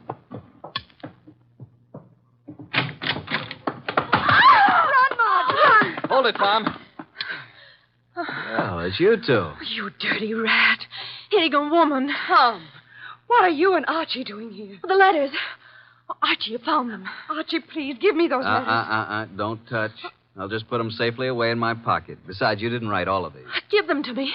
At least give me my letters. I'll tell you what. You go on home and stay there, and we'll leave it up to Mr. Wolfe. Tom, take him outside. I want to use his phone. Come along, ladies. Let us oblige Mr. Goodwin. I'll meet you at the stage door, Archie. Right.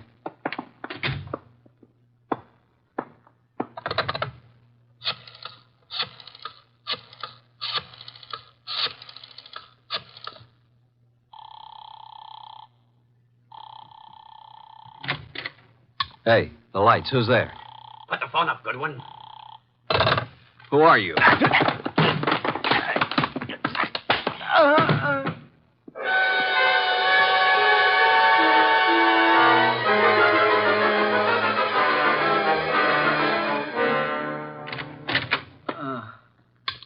Archie, what happened? Are you hurt? Here, let me help you. I'm all right. I guess. Ooh, my head. Did you see anybody? No, I didn't. I shouldn't have left you. Turn out the lights before I saw him. He whispered. Got away with all the evidence. Where are the girls? I sent them home in a cab. Well, let's get over to Mr. Wolfe. This is tough luck. If I'm not mistaken, his next move will be to have a little get-together with all concerned. Come on.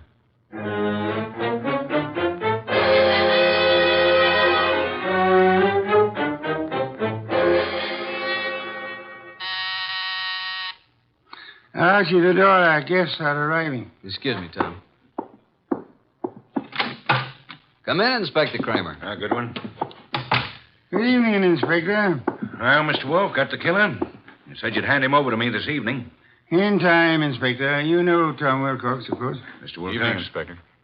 What about the ballistics report, Inspector? The bullet was shot from the same gun that killed Hanson. And that gun, I am certain, came from the home of Pat and Don Parks. Marge and Brad King also had access to it.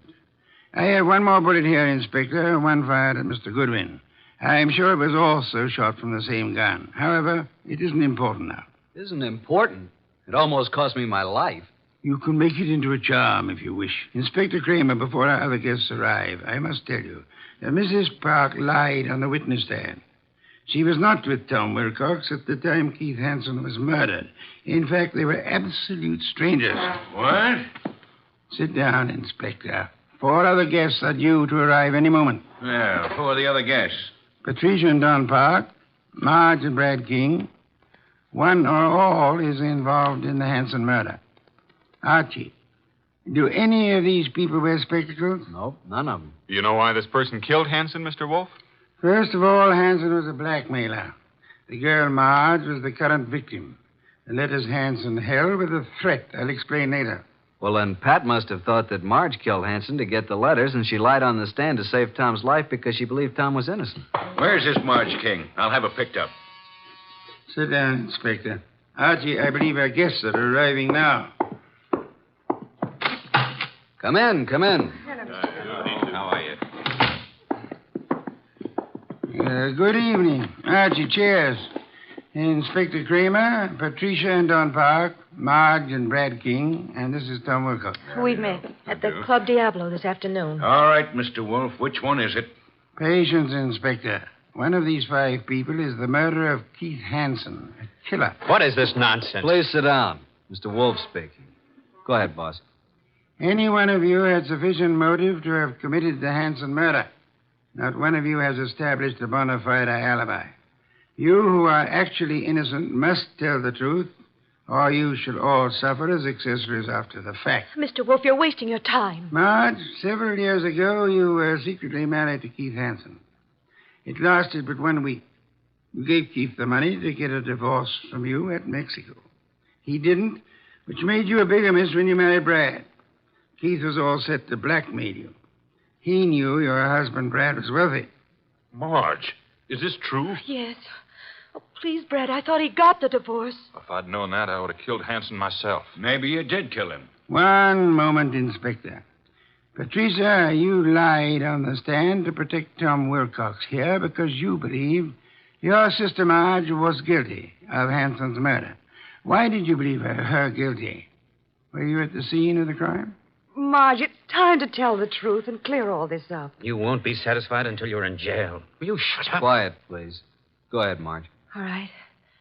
Keith Hansen was shot from the bedroom while I stood talking to him in the living room. You went there to buy back your letters? Yes, Pat drove me to his apartment. There was no place to park, so she said she'd drive around the block until I came out. That's why she's never been sure whether I killed him or not. That's right. Because I feel I might have shot him if I'd been in your place.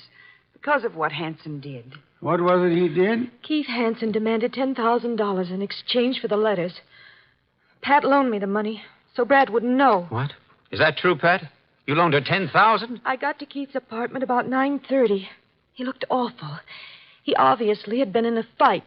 The room was mussed up and his nose was bleeding. Yes, go on. He went to the bedroom to get the letters and came back saying they were gone. I didn't believe him. Keith said he knew who had taken them and he'd have them back by morning. He grabbed the money from me and put it in his pocket. He was just about to tell me who took the letters when there was a shot from the bedroom door. Keith Hansen fell to the floor, but I didn't see anyone. I wanted to get my money from his coat pocket, Pat's money, but I couldn't touch him. His staring, wide-open eyes were horrifying. I ran. Poor baby, why didn't you tell me? I think you're lying, young lady. You took the gun from your sister's desk, and when Keith Hansen didn't produce the letters, you deliberately shot him. You didn't even offer him any money. You kept it yourself. No, I didn't. Oh, Pat, don't believe him. Inspector Kramer, she's innocent. I know who did it. Oh, no, Brad, stop. Oh, Brad, what are you saying? All right. Break it up. Yeah, so do I know, Brad. That's why you left the horse show.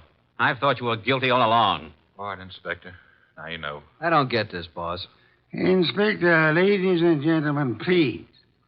First, which of you had some medical training? Medical training?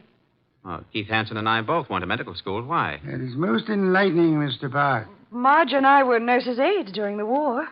Then perhaps you can interpret this medical phraseology for me. These few lines from this little medical book. Archie, hand it to Don Park. Will you read it, please? Top of page 75. It says the form of pernicious anemia commonly found in the human is... Now, Don, hold your hand over your right eye and read on. What? Also common to the many lower... Now, cover the left eye and read with the other. What is this? Go ahead. Well, many lower animals and this light isn't so good. Step close to me. Yes, thank you. Mr. Park, here is the contact lens for your right eye. I'm sure you've been tremendously handicapped without it all day. Inspector Don Park is your murderer. Don't move, Park. Keep away, I warn you. Drop that gun, Park.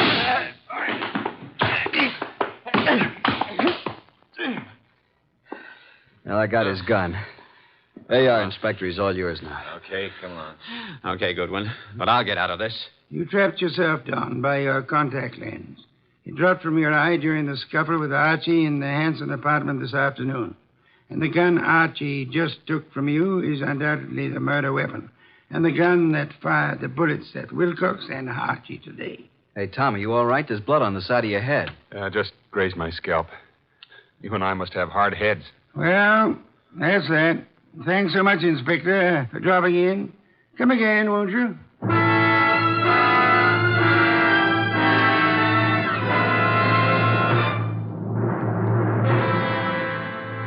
This was a rough day's work, boss. Some beer, Archie, please. Right. Hey, what was that business about the medical training? Marge said the body of Keith had staring, wide-open eyes, preventing her from touching the body. But the police found the eyelids closed. How did they get closed? Well, he must have bothered Don, too, and he closed him. His medical training. Right. A layman would never touch the eyes of the dead.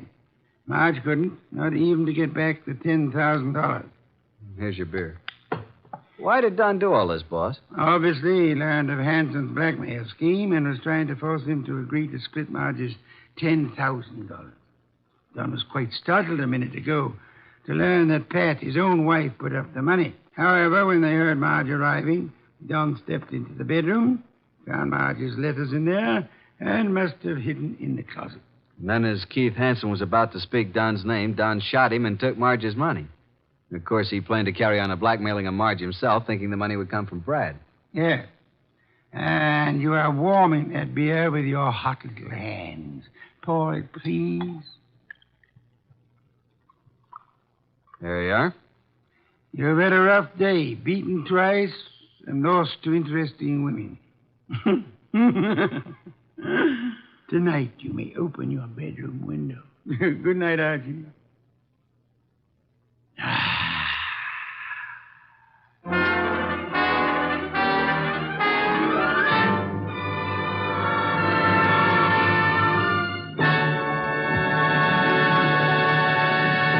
You have been listening to The New Adventures of Nero Wolfe, starring Sidney Greenstreet.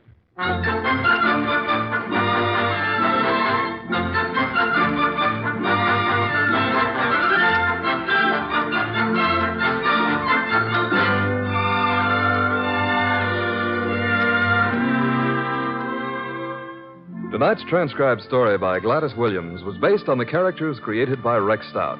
This is an Edwin Fadiman production, produced and directed by J. Donald Wilson. In the cast were Harry Bartell as Archie Goodwin, and Mary Lansing, Gene Bates, Paul Marion, Barney Phillips, Ken Peters, and Bill Johnstone.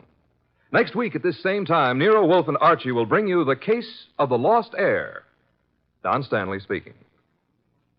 3 chimes mean good times on NBC.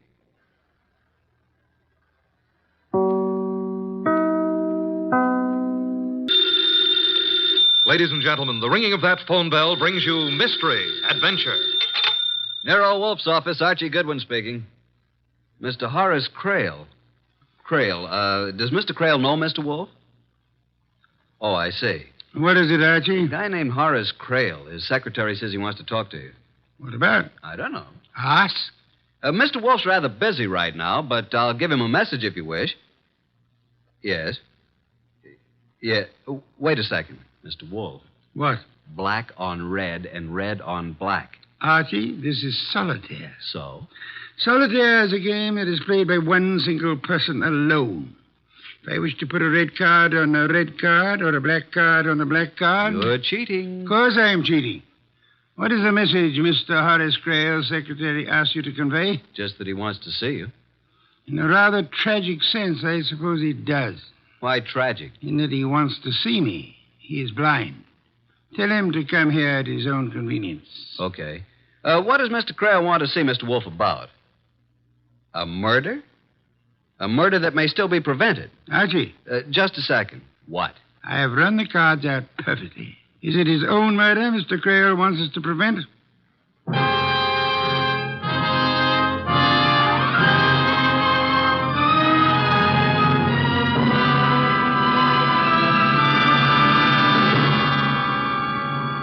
Ladies and gentlemen, it's that renowned genius who is the bulkiest, most ponderous, and most brilliant detective in the world.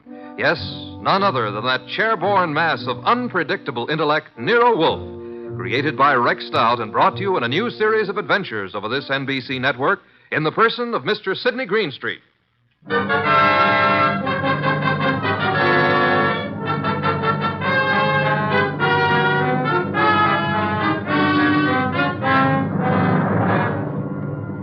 Once in a long while, Mr. Wolfe and I talk about this affair. When we do, we call it the case of the lost heir.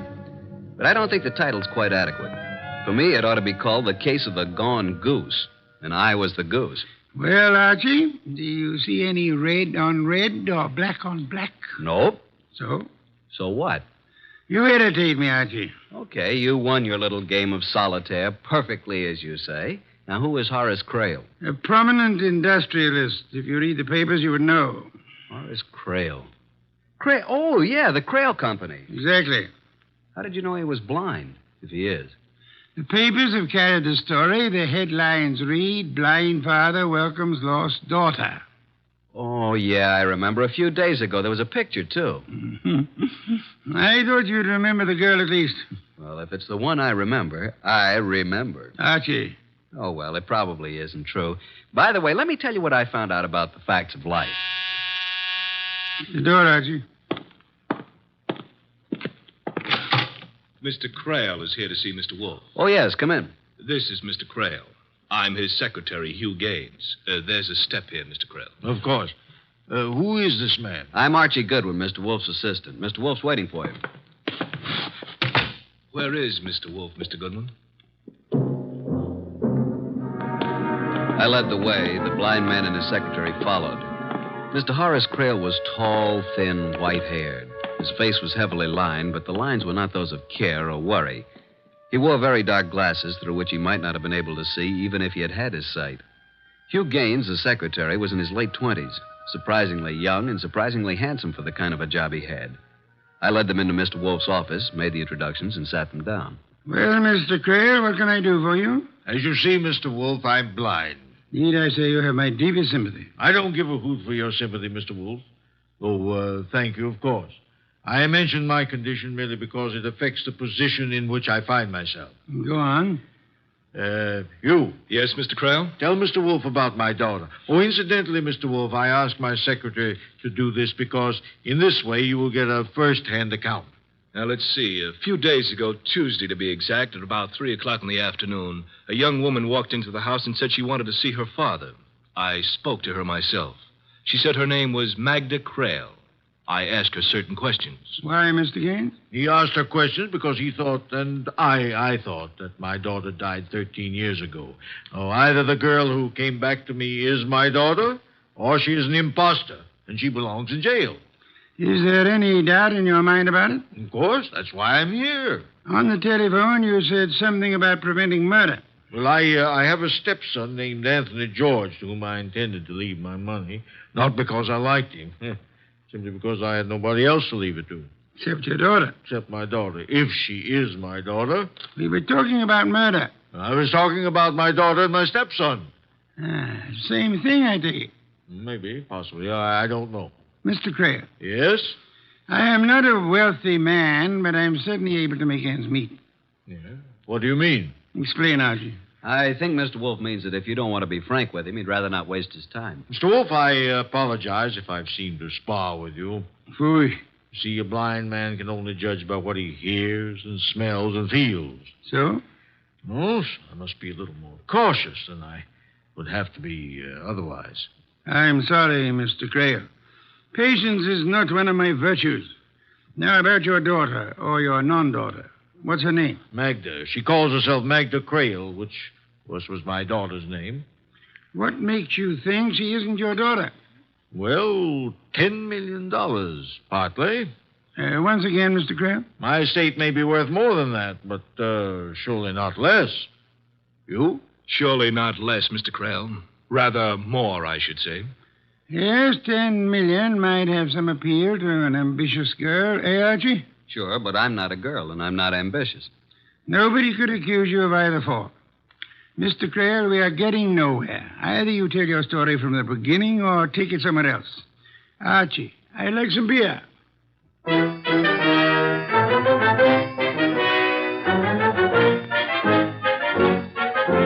When I went out for the beer, the kitchen was a mess, and incidentally, I saw what was being prepared for lunch.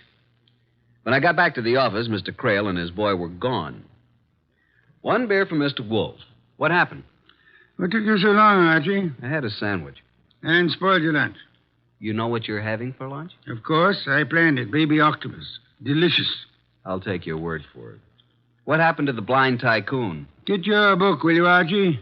I want to give you a few notes. Oh, just a second. Okay. Item. You needn't repeat everything after me. Yes, master. Item. Horace Crail was born blind. Item. His wife and their 6-year-old daughter, Magda, disappeared in their private plane 13 years ago. Magda returned last Tuesday. Item. No matter what he says to the contrary, Horace Crail is afraid he's going to be killed. I think Mr. Crail is right.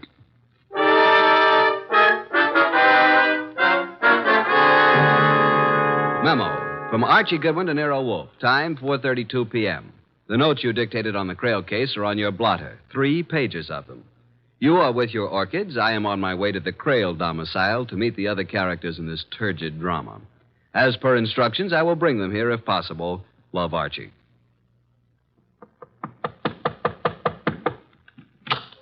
Yes, sir? My name is Goodwin.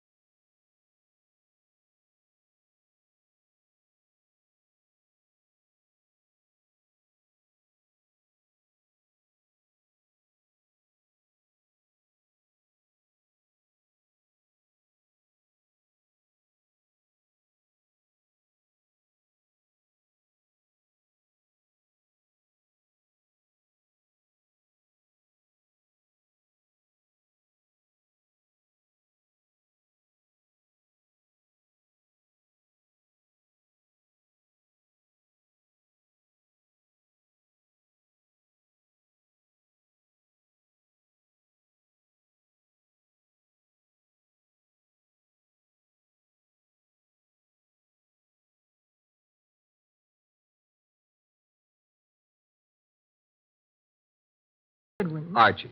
Oh, we could get along together, Archie, if that's the way you are. It's the way I am. I can't seem to do anything about it. Where's Anthony? Anthony? Oh, Anthony George. Well, I thought both my repulsive half-brother and I were supposed to meet Nero Wolfe. I'm here in case anybody wants to know. Over there in the shadows, listening with all his ears.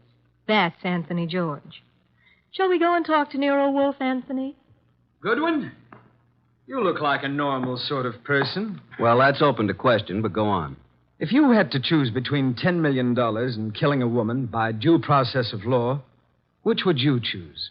I'll think about it between now and July 1994. Now, shall we go talk to Nero Wolfe?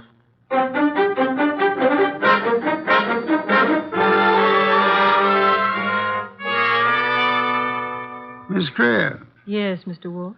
Why did you wait until last Tuesday to let your father know that you were living? Does it make any difference? I think so. 13 years ago, I was 6. What she means is that she was 6 when she died. But I didn't die, Anthony Sweet. Obviously. But Magda Crale did. With my mother. His mother. Anthony says he doesn't remember me as a child. But I remember him, the brat. What about me? When I was about 4 or 5, you were 8 or 9, I suppose. Do you remember dressing up in one of Daddy's tailcoats, a sword, and Mother's hat with a plume? Suppose I did. You're still not my sister. Don't worry, Anthony. When poor Father dies, I'll support you. Archie. Sir? I made a mistake. A mistake? You? I thought I wanted to talk to these young people. I don't. Take them away. Take the young lady to a nightclub. On my salary? As part of our investigation, it will be charged to Mr. Horace Crale.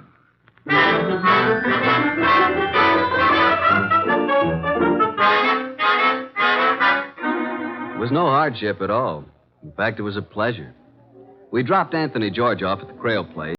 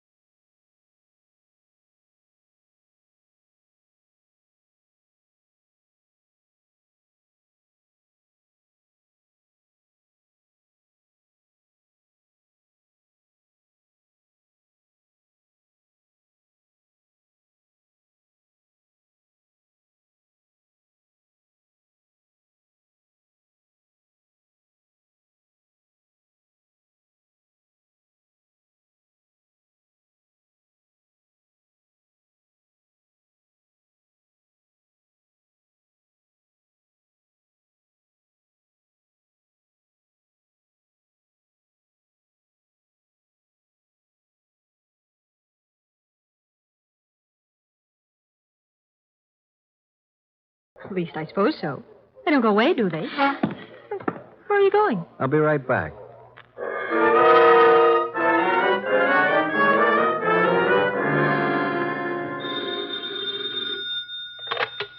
Nero Wolfe speaking. Archie Goodwin. I'm with Magda Crale. No doubt. What? No doubt, I said. But never mind. What do you want? Want to ask a question. Go on. You don't think Magda's Horace Crale's daughter, do you? I don't think anything. You're stealing your lines from me. Never. All right, then, no.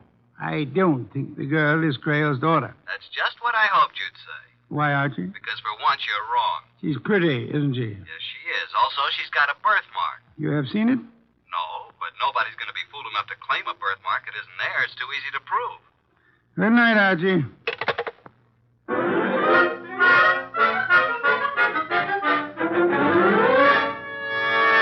You deserted me, Archie. Well, you know Hugh Gaines, don't you? Hello, Gaines. Hello, Goodwin. Making hay while the moon shines? You know, if you work that into a routine, it could be pretty dull. You don't like me, do you? Do I have to? No, not in the least. Well, that's good. Mr. Wolfe and I feel it's wrong to like any of our clients, especially in nightclubs. Really? Why? Because they might sit down at your table while you're making a telephone call. Oh, I'm sorry. Never mind. Finish your drink. Once again, I'm sorry. Forget it. Mr. Crale seems to think that Magda's trying to rook him. Apparently. What do you think? Boys, I'm here too, you know. Quiet. What do you think, Mr. Gaines? Well, to me, it's a matter of no importance, one way or the other. As for Mr. Crale, what he wants is absolute proof. And, of course, there's no such thing as proof that is absolute. Do you want me to add it up for you? Yeah, that's exactly what I want you to do for me. Add it up. 13 years ago, Mrs. Crale and her small daughter, Magda, boarded a chartered plane in St. Louis to fly across the Ozarks to Hot Springs, Arkansas. Mm-hmm. They took off, and that's the last that ever was heard of them, or the pilot, or the plane. Okay, add some more. Mr. Crale had the whole area searched for months. The search itself cost almost $50,000. And the plane was not found. They finally decided that it must have fallen into the Mississippi, where it would sink to the bottom and stay forever. Now, wait a minute. Magda. Yes, Archie? Don't you remember anything about this trip? Nothing. Not a single thing. The last I remember is Mother putting me to bed in a strange city, in a hotel. And that's all. Okay, what's the next thing you remember? Archie, dear, Yeah, didn't my father go over this whole business with Mr. Wolfe? I suppose he did. Then do we have to do it again? There must be some reason why he wanted me to take you to a nightclub. Because I might say something I haven't already said 100 times? Maybe. What's the next thing you remember after your mother put you to bed in a strange city? Archie, I have a confession to make. This I believe. Go ahead. $10 million is a lot of money. So I've been told. I don't really remember a single solitary thing before I was 6 years old and going to school in Rogers, Arkansas. Not Anthony George wearing tails and a sword? It was one of the pictures in the album. Not your mother putting you to bed in a hotel in St. Louis? $10 million, Archie. So you're not Magda Crale? Well, of course I'm Magda Crale. Oh, I may have...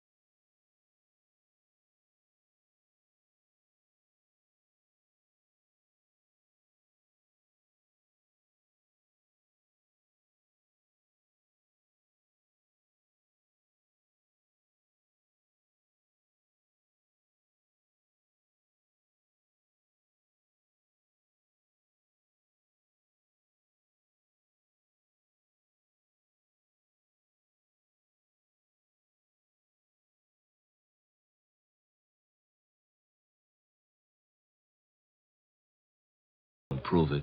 We were talking about the diary, Archie. Okay, what about it? Archie, I don't even claim the handwriting is mine. What's handwriting when you're 6 years old? Still, the first page is one of those things that has name, name of parents, home address, and like that. Color of hair, eyes, you know. Sure, I had one myself. Certainly. Every child had one. One or a dozen. Maybe they still do. You fill in the first page, and then you never write another word. Honey. They were cheap. I doubt if they cost a quarter, and there was a place that said, my first date, favorite pastime. Look, baby. Oh, he calls me baby, Mr. Gaines. Yes, I noticed that. I think he'd believe your story no matter what you told him. Get lost, will you, Mr. Gaines? What's that? Get lost. Drop dead. Turn blue. Well, I can take a hint. Good night, Archie. And Miss Lomax. Prissy, isn't he? Prissy is the word. He doesn't seem to believe your story. He believes what he's told to believe. It's his job. Sure. You believe me, don't you, Archie? Honey, you're beautiful, just the way you are. Now, let's talk about the diary. I hate you. I hate you, too. Shall we dance? The diary. Oh, dear. Where is it? Do you call this romance? No, I call it working overtime. Where is it? Here, in my handbag. Here. Push over. We look at it together. I'm not crowding you, am I? What's a little crowding? Cozy, isn't it? Now, look at the cover first. My diary, 1934. I suppose somebody gave it to me for my 6th birthday. Let's just not suppose anything, shall we? All right, Archie. Page 1. Name, Magda Crale. Date of birth, October 11th, 1928. But you read it. Or can you read? Anything you can write, honey. Date of birth and so on. Father Horace Crale, Mother Mabel Crale. Hair black, eyes green. My favorite pastime, playing with dolls. Playing has a Y in it. You know what I think, Archie? You wouldn't call that writing, would you? Not real writing. It's more like printing. I think my mother guided my hand when I wrote that. Yeah, that's the way it looks, all right. Well... Dance now? Dance now. While we danced, while I held that disturbing girl in my arms, I tried to believe the case was just as simple as it seemed. Somehow she'd survived a plane crash, a head injury, and then a normal life with a couple who naturally wouldn't tell her that she wasn't really theirs. I tried to believe it. I was trying hard when... Archie, don't look. There's Anthony George. Oh, yeah, alone in the corner. You've had a lot of experience, Archie. Do you think he's a killer? A what? Do you think he'd commit murder? I don't think anything about him, but why should he? For $10 million? I see what you mean. Are you worried? Not with you around, Archie. Not with you around.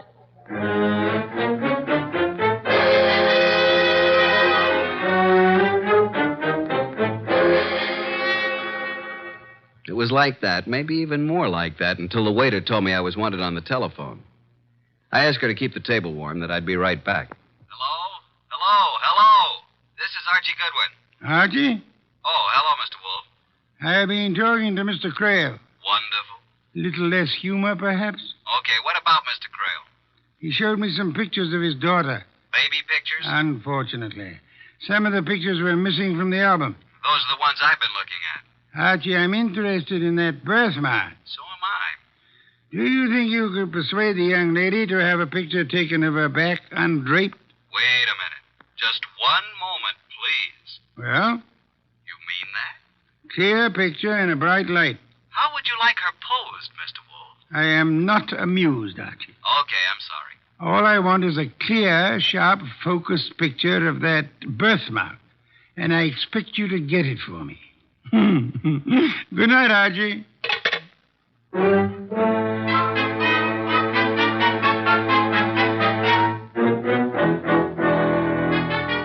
Hello again. Dance? No.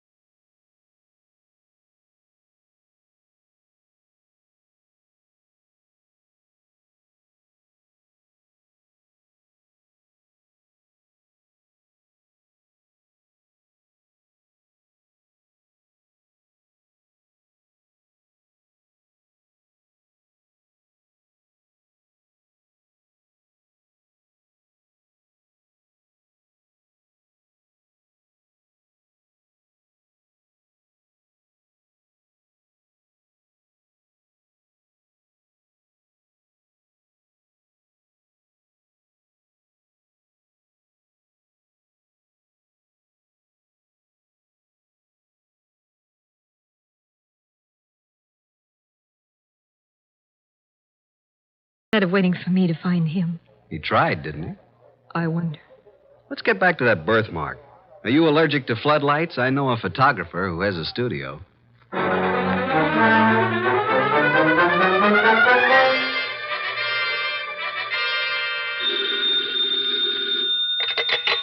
Confound it, Archie. How did you know it was going to be me? Because nobody else would dare to call me this late. What do you want? I got the pictures. They're drying now. If you come home, bring them with you.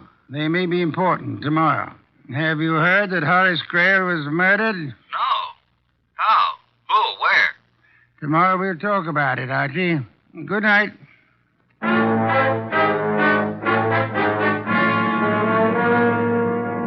At 4 p.m. the next day, there was quite a lot of confusion in Nero Wolfe's office.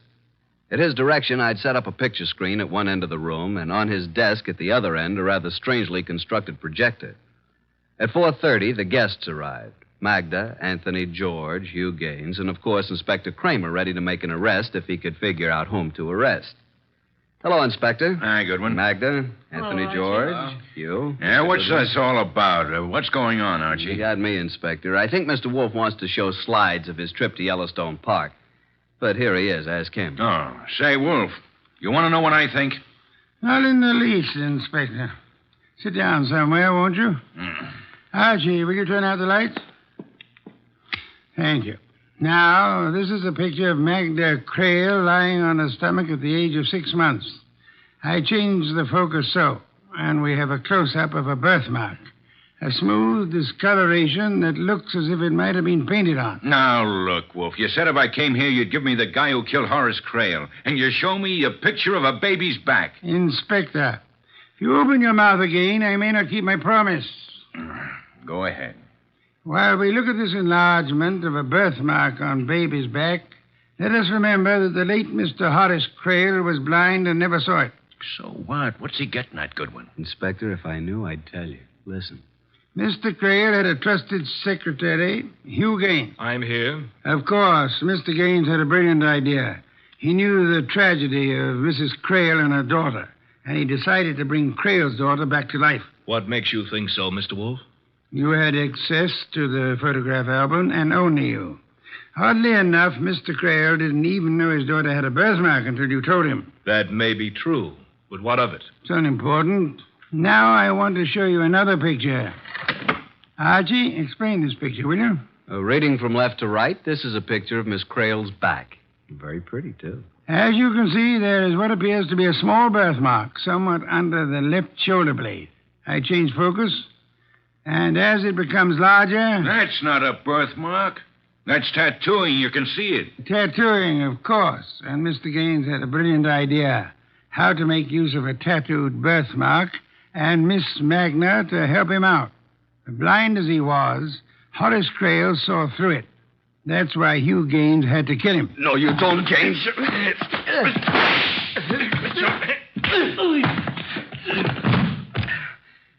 Mr. Wolfe. Mr. Wolfe, you all right? Of course I'm all right. Well, Inspector Kramer, Mr. Gaines is your man.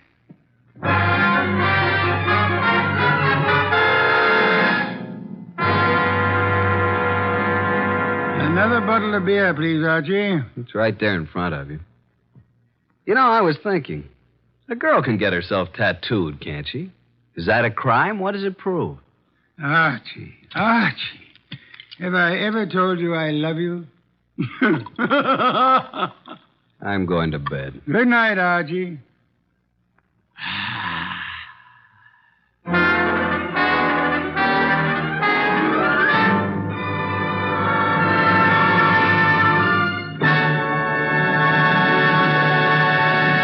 You have been listening to The New Adventures of Nero Wolfe, starring Sidney Greenstreet.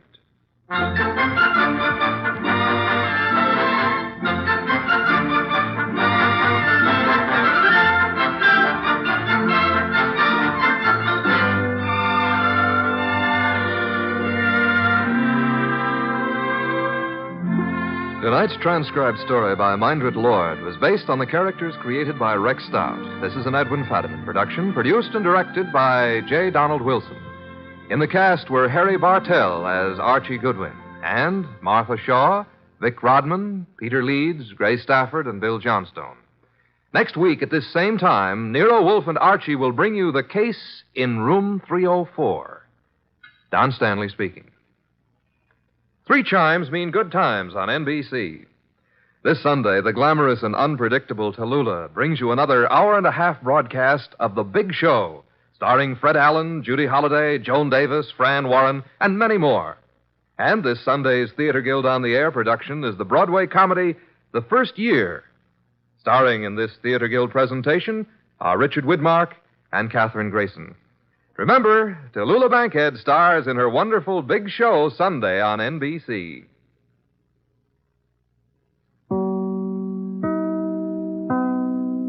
Transcribe. Ladies and gentlemen, the ringing of that phone bell brings you mystery, adventure. Nero Wolfe's office, Archie Goodwin speaking. If it's for me, I'm not here. What if it's a case? If it is, tell them no. I will not. Confound you, Archie. Do as I say. Hello? Hello, is this Mr. Wolfe's residence? Yes. Is this Mr. Wolfe? Yes, Mr. Wolfe speaking. Oh, I am in very much trouble. Could I see you, please, immediately? Well, now, yes. What kind of trouble, miss? Give me that phone, Archie. No. Hello? Sorry, I had to turn the radio down too loud, you know. Oh, may I see you right away? Well, I'll pay you $1,000 as a retainer fee. Yes, indeed. I'll take the case. Come right over. The address is 601 West 35th Street. I cannot, Mr. Wolfe. I just cannot come there. Well, where do you live? I am staying at the Pole Hotel, room 304, and I... Hello? Boss, that was a shot. Hello? Hello?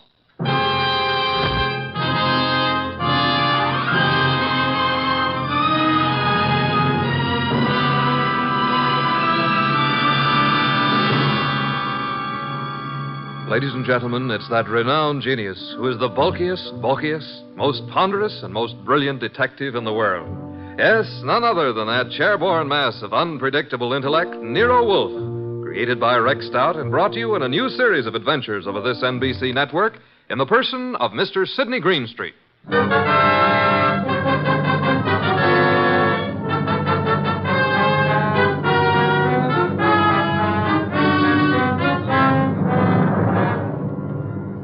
We've usually referred to this story as the case of room 304. The girl on the phone had a decided foreign accent. I wasn't quite able to decide what nationality she was, but it sounded like French. Anyway, there was what sounded like a shot, and then dead silence for a second or two. Hello? Hello? Hello? Well, Archie, another woman? Bah. Mr. Wolfe, I heard a shot, and then the line clicked off. Trouble. Women always trouble. I said I heard a shot on the phone. Indeed. I'm going over to her hotel and see what goes on. By all means, Mr. Wolfe. Yeah. Huh? Now that I've been insulted to the tone of being called a radio... I'm sorry, Mr. Wolfe, but we needed the money, and this was $1,000. If you'll excuse me, I have to attend to my orchids, Mr. Wolfe. What about the girl, the shot? Fascinating, isn't it? You figure it out. Okay. I've got to get over there. Room 304, Pole Hotel. So long, boss. Good luck, Mr. Wolfe. Please phone me from time to time.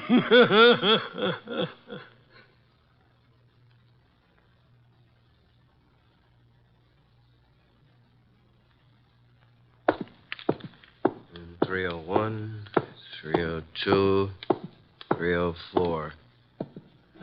What do you know? The door's open. Oh, hello. Who are you? Archie Goodwin. Now it's your turn. I'm Jay Bream, pilot for Jan Airlines. You seen... Yeah, I guess you have. This girl's been shot. Oh, that's all? Yeah, dead. Real dead. What do you know about this? I don't know anything. Say, who are you? Looks like you're in a spot, pal. You better start digging, hadn't you? I got here a few seconds before you did. I knocked on the door. The door was partially open, so I pushed it wide. And... Go on. Well, there was no answer. I couldn't see anyone, so I came in, and there she was. You know her? Well, yes. Why do you think I came here? That's what I'm trying to find out. Look, what right have you got asking me all these questions? What's it to you? Did you ever hear of Nero Wolfe? Of course, who hasn't? Like I said before, I'm Archie Goodwin, Wolfe's assistant. Now, would you rather talk, or should I call the police? I've told you all I know. Who is she? Helen Rennie. French? I don't know. European, anyway. Why'd you come here tonight? I have a dinner date with her. You mean you did have? Yeah. Let's turn her over. There. Got an automatic in her hand. Yeah. I never saw it before. Hey, I wouldn't use the phone. Fingerprints. It's okay. I'll use this handkerchief. Who are you calling? My boss. Oh. Nero Wolfe speaking. Archie, boss. Archie, I thought you were Nero Wolfe. You sound very much like him. Please, boss, be serious. Oh, but I am. I'm here at the girl's apartment, the one who called me. She's dead. Beautiful? Yes, was very beautiful. She would be. How did it happen? Shot. Neat round hole in her right temple. She's married and looks like she shot herself. When I turned her over, I saw a wedding ring on her finger and a .32 automatic still in her hand. Are you alone? No, a fellow named Jay Bream, a pilot. He was here when I arrived. No one heard the shot? Apparently not. No one showed up yet. Very interesting. What do you do now, Mr. Wolfe? Should I call Inspector Kramer? No, say nothing to anyone. Get over here at once. And bring Mr. Breen, the pilot, with you. Goodbye.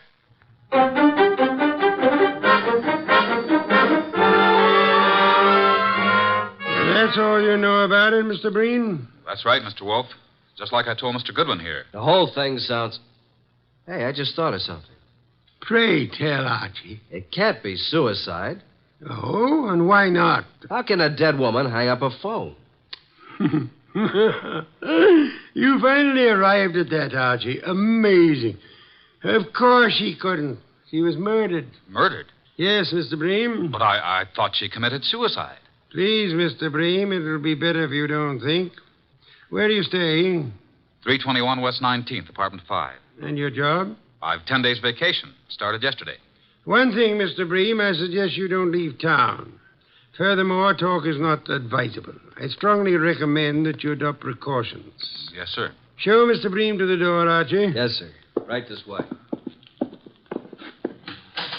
Good night, Mr. Wolfe. Good night. I didn't want to tell you in front of Mr. Bream, but I found this in her purse when I sent him for a sheet to cover the body. $1,000 check. Made out to Mr. Nero Wolfe. Well, boss? I think it's time we phoned Inspector Kramer. Should I? Who else, Archie? Who else? My apologies. I forgot how heavy that phone really is. Archie. Oh. Do you want me to talk to the inspector? I'll do the talking. Should I hold the phone for you? You can get me some beer. Inspector Kramer. One moment. Here you are. It's Nero Wolfe, Inspector. I think you had better go over to the Paul Hotel. Yeah, why? I believe you'll find a dead woman there. A dead woman? What is this, a gag, Wolf? I'm afraid not, Inspector. Well, how did you know about it? Have you been over there? Telepathy, Inspector. Mental Wolf, I'm too busy today to listen to nonsense. Telepathy. Don't give me that kind of stuff. If I find a body, I'll lock you and Goodwin up. You watch your blood pressure, Inspector. Never mind about my blood pressure. One thing, Inspector. Yeah? Would you hold off the press for the present? Why? What are you holding back, Wolf? Will you stop your idiotic jabbing to what I ask? Okay. By the way, Wolf, I suppose you know the girl's room number. Naturally, Inspector. It is room 304. So hurry. Oh. Dear Inspector Kramer, he's so fond of me. Archie. Yes, sir? I suggest you call the bank in the morning and find the person who is handling Miss Renee's account. Try to bring all her canceled checks over here. And what if they won't hand them over? Then Kramer will get an order issued to do so. Simple?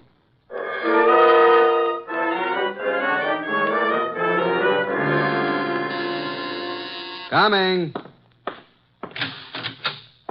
Well, where's Wolf? Where do you think he'd be? In his big chair. Good evening, Inspector. I expected you before this, Inspector. What kept you so long? If I told you I had a flat tire, would you believe me? Now start giving, Wolf.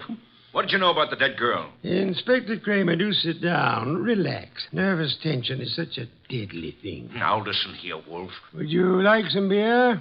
Most soothing, you know. Come on, what's the dope on this case? Fill the inspector in on the details, Archie. I was here talking to the girl over the phone. There was a shot, and then I went over to her hotel and found her the same as you did, dead on the floor. And the phone was placed back on the hook. Come on, Wolf. There's more to this than that. Let's have it. Really, Inspector? Who was she? You don't know? I mean, what do you know about her? Now get this straight, Wolf. Please, Wolf. What's this all about? A girl's been shot. Her name is Helen Rennie. What's the dope? Did you have a ballistics report made on the gun? Well, not in this short time, but I will. How did you make out your report? Suicide, naturally. Archie was talking to the girl on the phone at the time she was shot. So she chooses to kill herself talking to your assistant. Why, you big, flat-footed... Inspector, precisely how can a dead girl hang up a phone? Why, she, You see, Inspector, quite impossible. And now I suggest you make out your report murder. Murder? Wolf, tell me, why is it you're always mixed up in these cases? That, Inspector, would be as difficult to answer as it would be to convince Archie of the danger of the female of the species. Oh, what's the use? No one ever answers my questions. I give up. Oh, Inspector, I do hope you will bring the girls' canceled checks tomorrow if they don't turn them over to us. What? The inspector is just going, Archie. Please see him to the door. I'm not helpless. Good night, Inspector. Good night.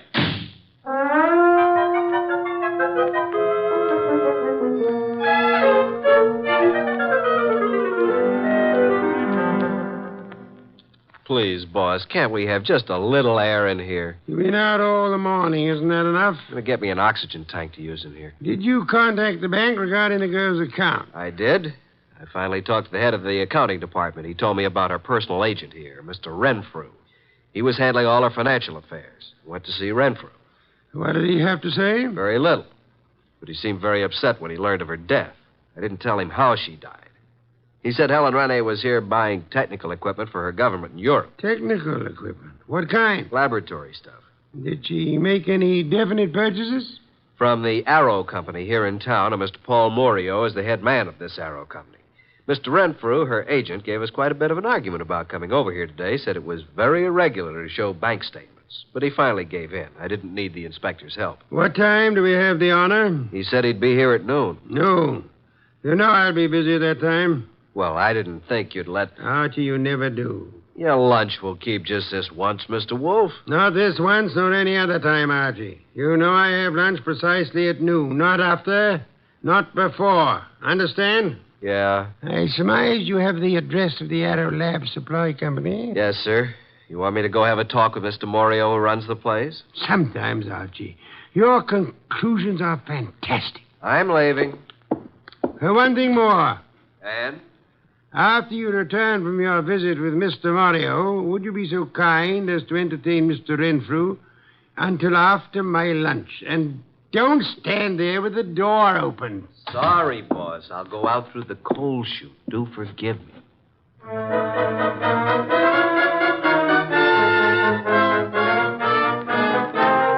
Arrow Supply Company.